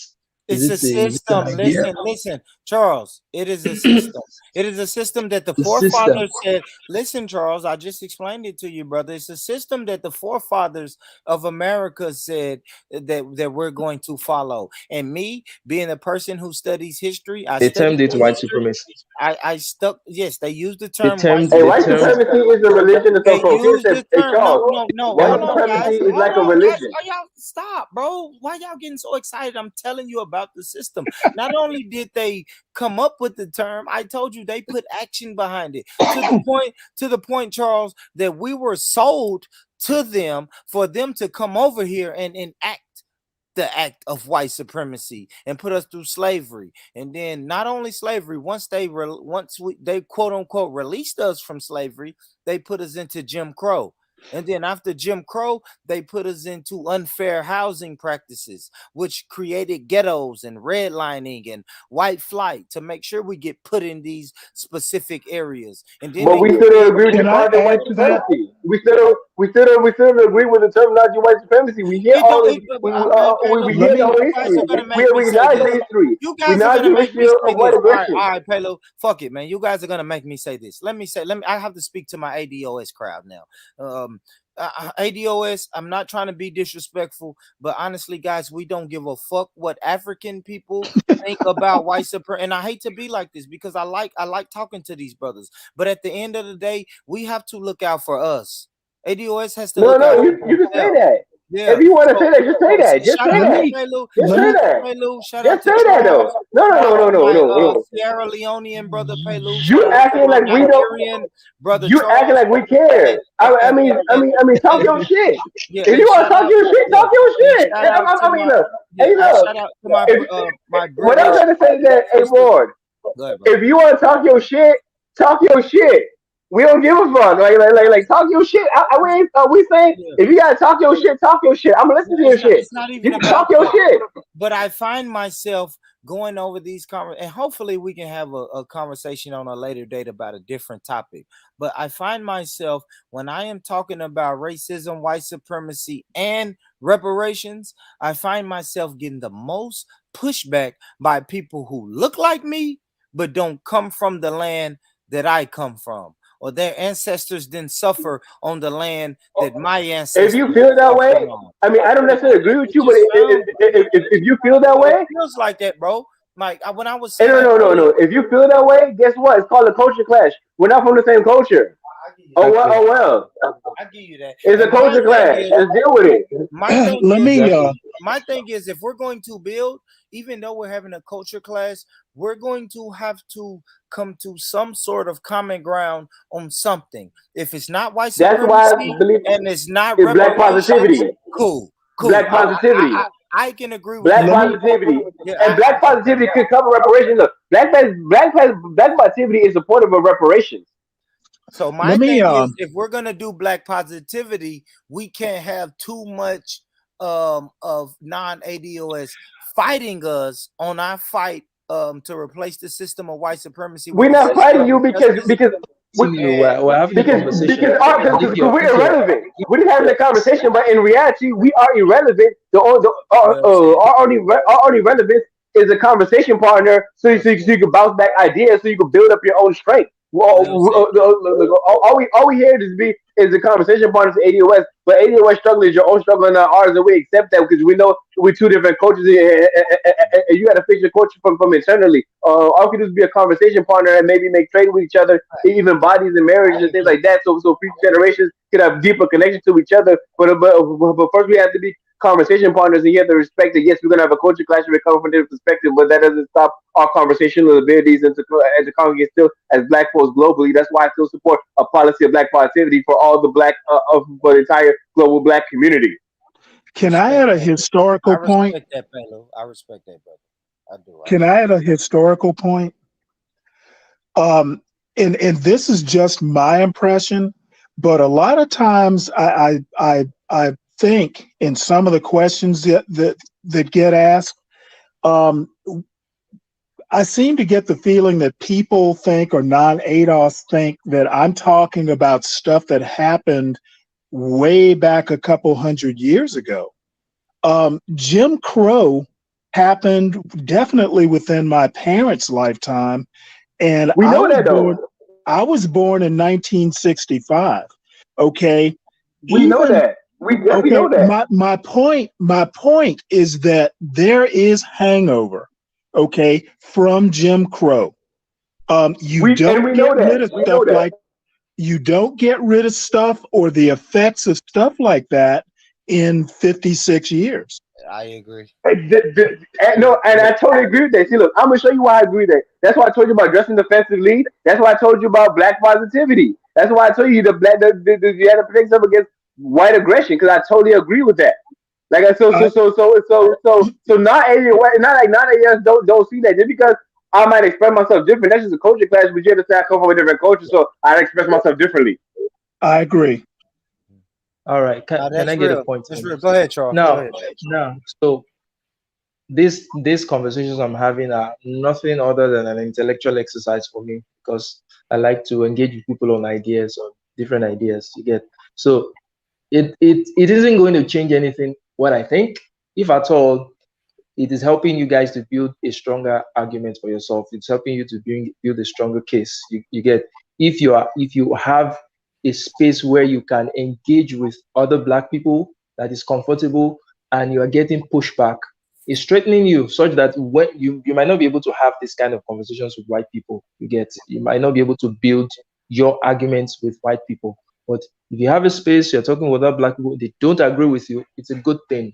You're going to be sharpening your wits such that when you want to face the white people themselves, you are in a stronger position to do that. Now, wait. Let me add to that right point. That's why I believe in constructive opposition. That's why I said, even Machina, even Dr. Sheena, right? I mean, I support her, but I support her as a constructive opposition for the same reasons. Anyway. Yeah, I support too. She has some good shit. But, good points there, Charles, let me ask you this, guys. We're finna wrap it up. It's fucking 2:00 in the morning. Actually, 3:00 in the morning. Fuck. Okay. Let's wrap it up. Charles, let me ask you this, brother. You're a Nigerian brother. Yep. We spoke on a lot of the differences. What are some of the similarities that I guess African Americans, or I don't know, let's just say ADOS, Black American descendants of slavery, and Nigerians, what can we build upon? If we can build upon anything. What can we build upon? We can build upon our shared and common humanity. But before that, I think someone has asked me this question before. What are the similarities at all between African Americans and Africans or Nigerians? For one, I would say we are very expressive people. I think that seems to have carried across to America as well. Black people everywhere are very expressive. Nigerians are expressive. I also see African Americans as very expressive. I still think that despite what I see in the media, I think Black people are much more socially conservative than we're made to see, and Africans are very, very socially conservative. They have a tight-knit family structure. There is discipline. There is emphasis on discipline, respect for elders, and all that. I think that is something that's I possibly think that's in the Black community as well. I agree. But real quick, I do want to say fuck Lady Spade, because she said one thing we agree on is white women, Charles. White women? I don't know about that. I don't think so I want to respectfully I don't know about say fuck you, Lady Spade. I don't know about, for me personally, I'm married now, but if I wasn't, I don't think I could marry a white woman. But that's another thing. Anyway. Okay. See, I told you, Charles, we have some shit in common. Right? But humans are humans. No, but not because I don't humans like are humans though. Yeah, they're humans though. It's not because I don't like white people, but I just think that I would be more attracted to a black person. Yeah, that's what I'm saying, Charles. It's not that I dislike. I'm gonna tell you what I like. Man, this is why the term white supremacy is so cringe to people, guys. It's not that I dislike white people. I hate white supremacists. So I don't look at Jupiter as a white supremacist. That way she can be on my panel. I don't look at Jen. Me and Jen is cool as shit. So it's not that I dislike white Jen. people. I dislike white supremacists. Jen doesn't practice white supremacy, and to me, Jupiter doesn't practice white supremacy. I don't think these people are white supremacists, so I can get along with them. Now, if you are, if I suspect you to practice white supremacy or be a white supremacist, I can't get along with you. You guys may say racist or racism, or Pelu said white aggression. It's the same Yeah, I thing. believe that's white aggression. I believe there is white aggression. I believe that. Yeah. If I meet you, Pelu, and you're showing me white aggression, I can't fuck with you. I hate you because that's a form of white supremacy to me. So I can't be. And I hate that along with all forms of bigotry. Absolutely. So I'm just saying. So if you say bigotry, cool. I don't think Jen is a bigot or Jupes is a bigot. That's why I can get along with them. Now, if I feel like they're a bigot in any I agree with way, you. Yep. I'm gonna say fuck them and never deal with them again. So when I say white supremacy, guys, I agree with that completely. Saying white people. I want to reiterate this. When I say white supremacy and white supremacists, I am not talking about white people. And we understand that. We just like the word supremacy in terms of white, because white say supreme. That's the only thing. It's just a terminological difference in the way we express ourselves, because we would never express ourselves that way. I got you. Coach Love, I know you just sent me some in the private. I'll play this next time, but guys, I gotta go to bed, y'all. It's 3 a.m. Okay, that sounds good. So dope. This has been so dope. This panel has been dope. As I want to go ahead. Close us out, Coach Love. Yes, for any white person that does not believe that racism or white supremacy or bigotry exist, I want you to ask yourself this question: would you be willing to be treated the way Black people are treated? Great. I don't want to be treated the way I'm treated, and I'm Black. No, but no, that's not the question. Absolutely. Would you be willing to be treated the way you see Black people being treated in every single circumstance?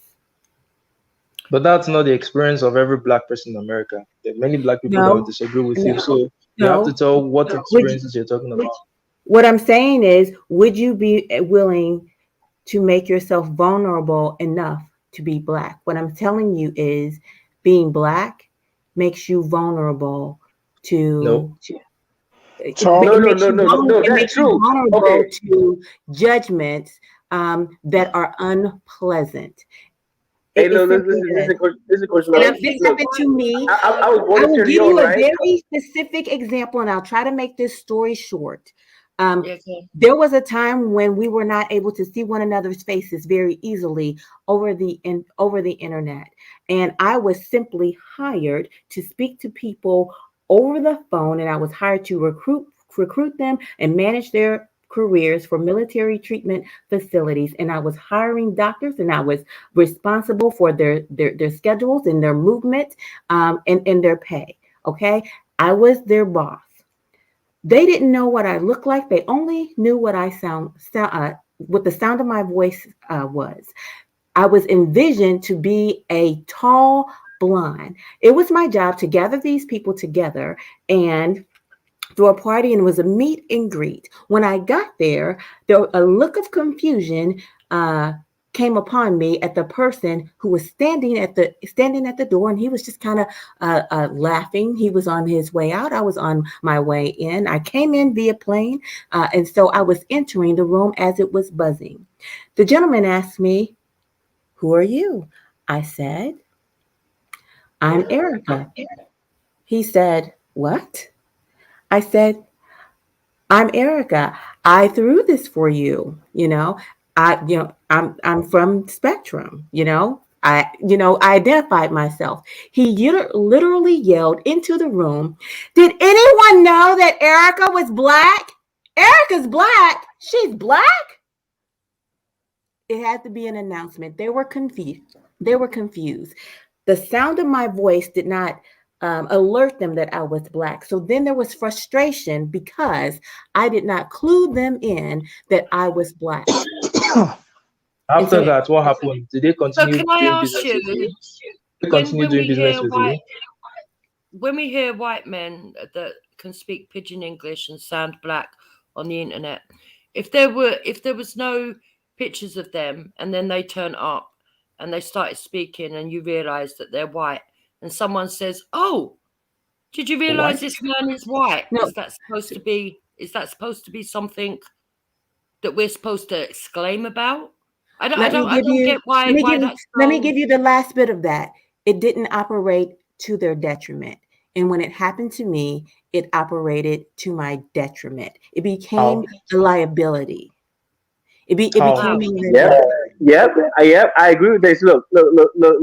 I'm one. But how? I want to know how. I don't know. Like for example, I was born in Sierra Leone, but I grew up since I was 2.5 years in America. So I grew up as a Black boy in America.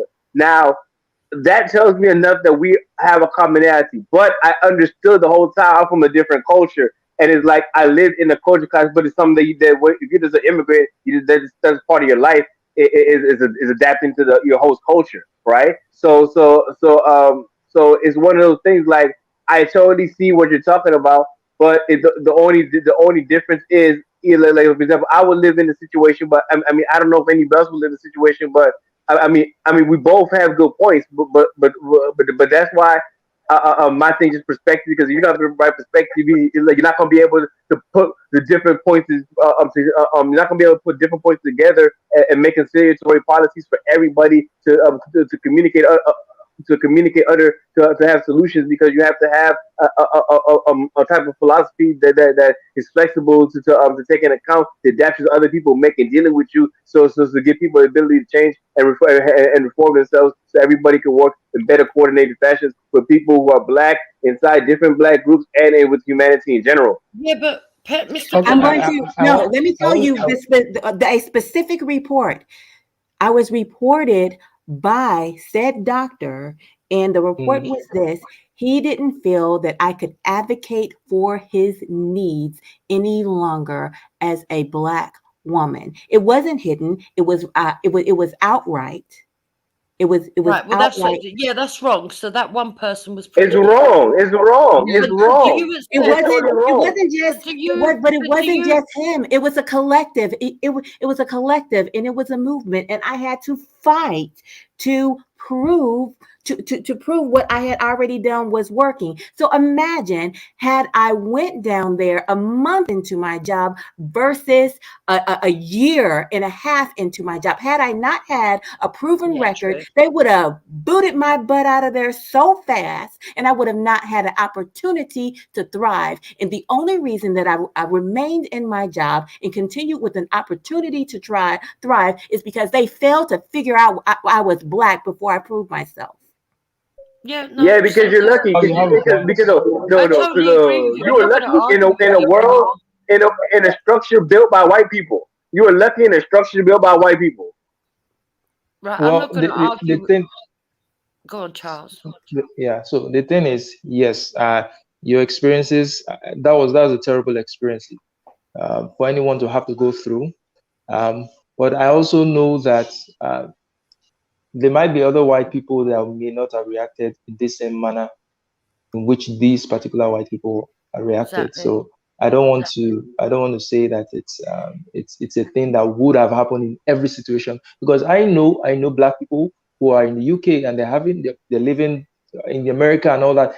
They have jobs and they're living well. They even from my country, there are Black people over there. And it doesn't have to be all. It can be one. And I'm going to tell you one person with one person with power is enough.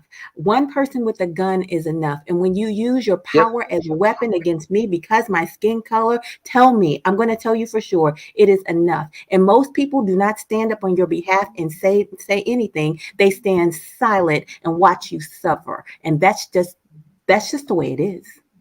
No, but no.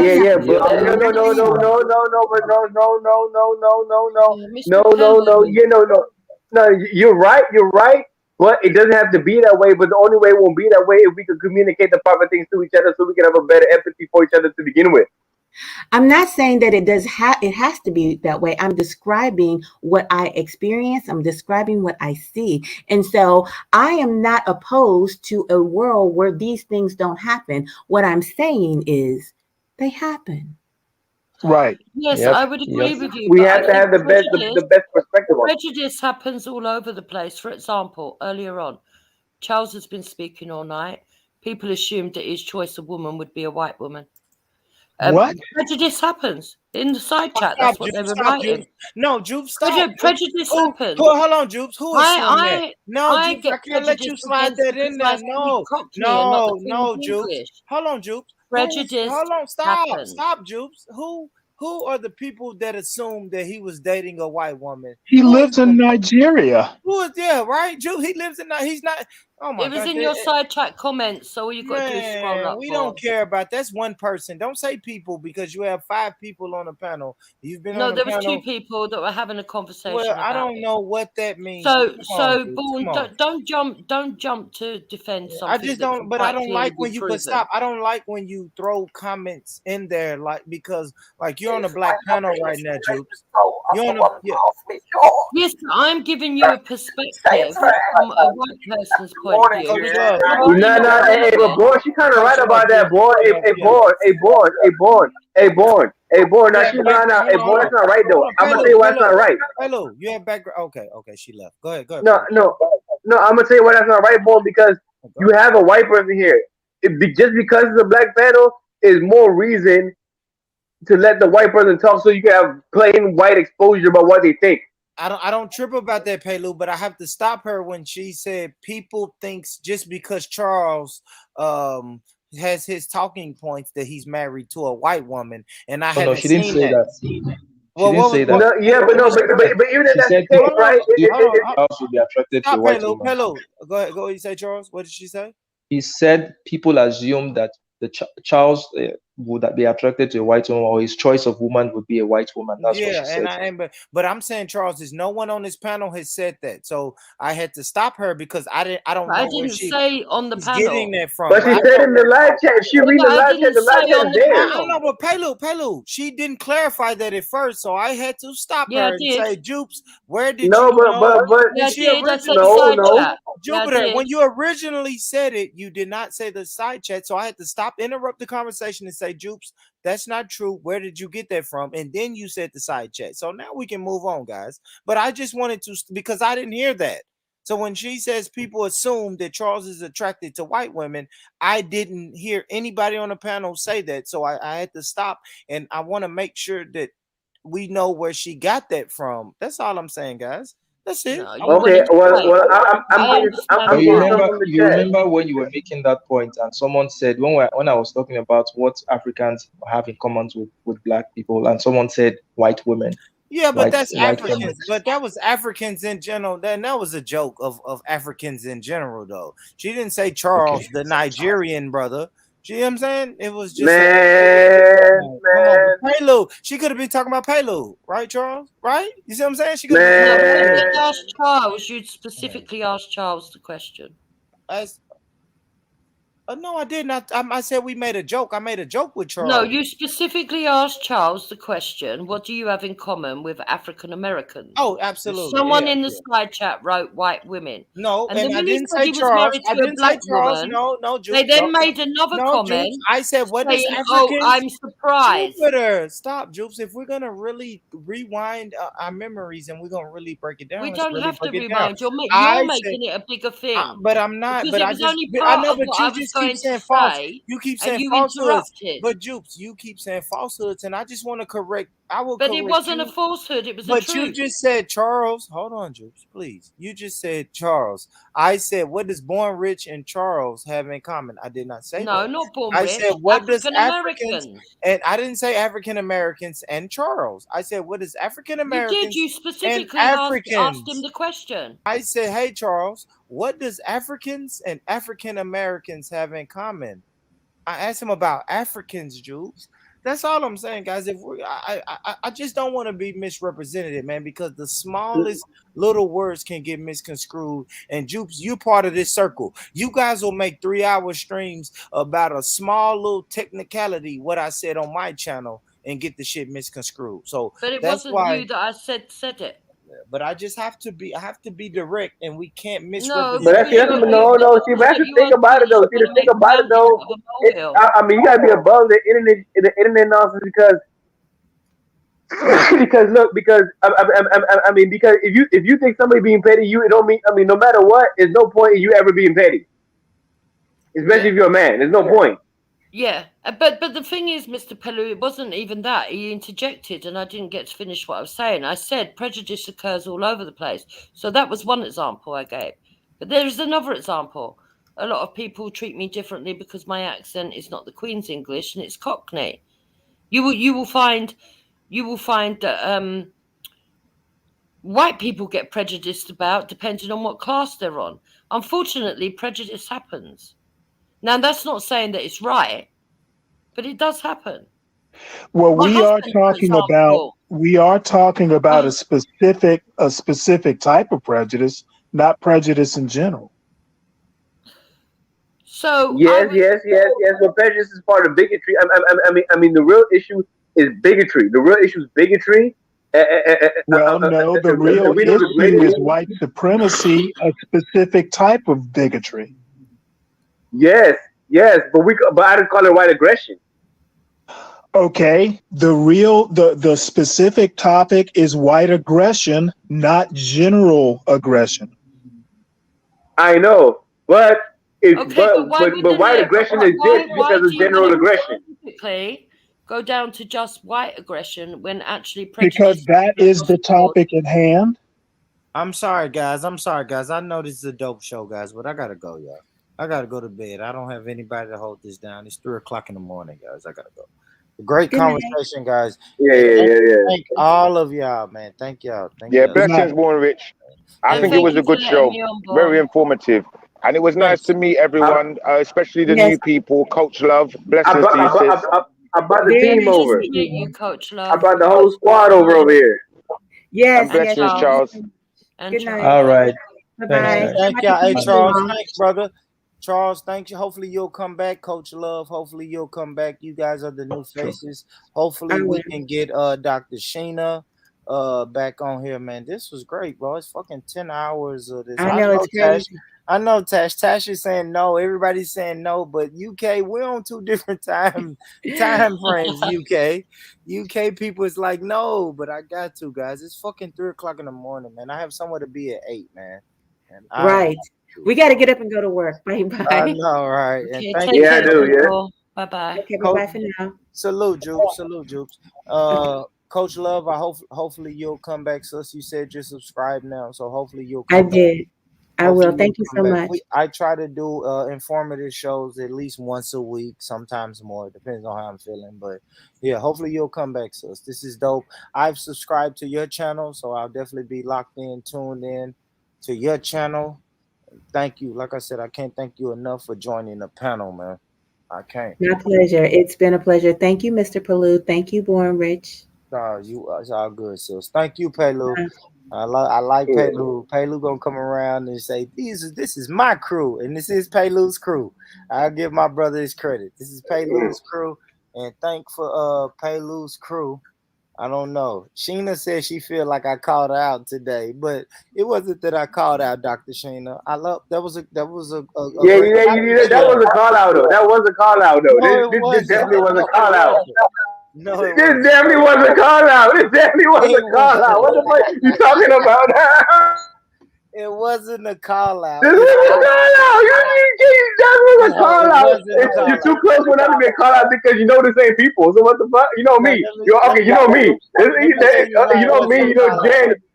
Yeah, it's a call out. It's a call out. No, but like Dr. Sheen, like Dr. Mason told me earlier, she said she's glad that people are discussing her theory. No, that's true. That's true. So I wasn't calling her out, and I did. Yeah, I know you invited Sheena. I did too. If you guys go look at No, I know you did, but she came after I invited her because then she's like, oh, I gotta come now. No, absolutely. I know, but I did tell her, like, yo, what is racelessness? She told me to look at her video. I looked at the video, and then I asked her, hey, is it okay if I use a little bit of your footage? Because I want to discuss this. I've never heard of racelessness. I did a quick hour and a half of research and was like, yo, this is it's amazing. Let's look at it. It's controversial. Okay. It's a good call out then. It's like it's okay. It was a reach out. It was a reach out. It was a reach out. Okay, you did a good reach out. You did a reach out. I give you that, Paylu, because if everybody is messaging me saying, "Born, somebody's using your content," I'm probably gonna pull up to that channel. So maybe exactly. Call out, maybe so. But nonetheless, Dr. Mason came on today, and she can speak about it. And like I said, I'm still gonna do a one-on-one with her. Paylu, I ain't forgot about all your connections. I appreciate it, brother. I still want to do one with the imam. I still want to do one with him, a one-on-one. I am gonna get back to like one-on-one interviews, and I'll just premiere them on here. It won't be a live open panel type deal, but I'll probably just record them and then just drop them because I do need yeah. Besides live streams, you know what I mean? Yeah, no, because my style and like the way I know, I mean your style is good too. Like the way I like doing my live, I like doing my live just because I mean I like incorporating the audience when but I don't always let people on. Like I like you know how what the mom is like how you was talk how you was asking questions in the live chat and I was spitting back to your mom. That's what I like doing. Yeah. And you're allowed to do that. That's the only reason you're allowed to do that. But yeah, and I like the energy of the live and I don't do no editing. So since I don't do no editing, I mean I gotta do live because I do everything on my phone. I don't even do no editing, so I gotta do these live joints. But I'm used to this live and I'm so used to it now that it's just second nature for me to be live. I can just do it. Yeah, so it's dope, man. I appreciate you, Paylu. I appreciate everybody. Let me see, man. I don't know how I could repay you guys. Coach Love link. Okay. That's fine. Hold on. I got you. Let me go to my history real quick.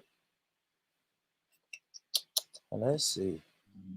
And Jen in the chat, you can put Jen out too. Saying this. Fuck, I didn't even get her. Hold on, guys. Damn it, man. I don't know if I don't think I ever clicked on her video. I did subscribe though. Hold on, guys. Let me go to my subscriptions. Let's see, Coach Love. Hold on. There we go. I got you, the Carter. So y'all make sure y'all get over there and subscribe to Coach Love channel. She was a great panelist today, man. Great panelist. Coach Love. Yeah, I saw her yesterday. Is a girl. Yeah, she said she's really, really new to this YouTube stuff. And I was just trying to tell her, like, protect your energy. She said she went on some where people were racist and mistreating her. And I'm like, yo, that'll happen. That'll happen quick on the YouTube street. So protect your energy. That's it. Because like I say, I can't tell nobody where to go on YouTube. YouTube is a big place. YouTube is a big place, man. So I can't tell people where to go, but I can just say, number one, be yourself. Number two, protect your energy. Any panel you see me on, I am going to be born rich and I'm going to protect my energy. If I feel like I'm not wanted there or the energy or the vibe is not right, I just don't go there. I don't. And I'm not saying one day. Some days I'll go on a channel that I like and the vibe's not right. But if I keep going on there consistently and the vibe's not right, I'm just not gonna go anymore. So I say that, man. Like I said, man, thank y'all, and y'all hit that like button real good today. Thank y'all. Yeah, and Jen in the chat, You can shout out Jen. You can shout out her channel. Yeah, shout out Jen. Jen Wallace, man. Y'all make sure this name right here, Jen Wallace. Make sure let me pull up Jen Wallace, man. I'll pull up her channel. Y'all subscribe to Jen Wallace. Jen Wallace has good content over there. Yeah, I'm one of her producers. I'm one of her producers. Yes, I'm a producer for Jen. Like I'm a feature producer for her. She got me working for her, and I love working for her. It's a fun hobby. Producing videos for her. She's a great partner. Yes, and that's Jen's channel. Pelu, like he said, he's a producer. He drops content on that channel. Jen drops great content on that channel. Go support. I am subscribed. But thank y'all. Thank you, Pelu. Thank you, brother. Salute, Pelu. Until next time, brother. Salute. Peace out. Peace out. Yep. Salute, brother. All right. So salute to the brother Pelu. Salute to everybody. Thank y'all in the chat. Y'all was beautiful in the chat. Y'all was so beautiful. I don't know. I'll give you guys a treat. Ice cream, ladies and gentlemen. So I hope you guys enjoy that treat. And as always, listen, man, if no one told you today that they love you, let me be the first one to tell you that I love you. I love you. I love you, family. Until next time, peace. I built this shit. Me. Brick by brick. And I'll be damned if I let you tear it down just because you don't like the way another nigga talk.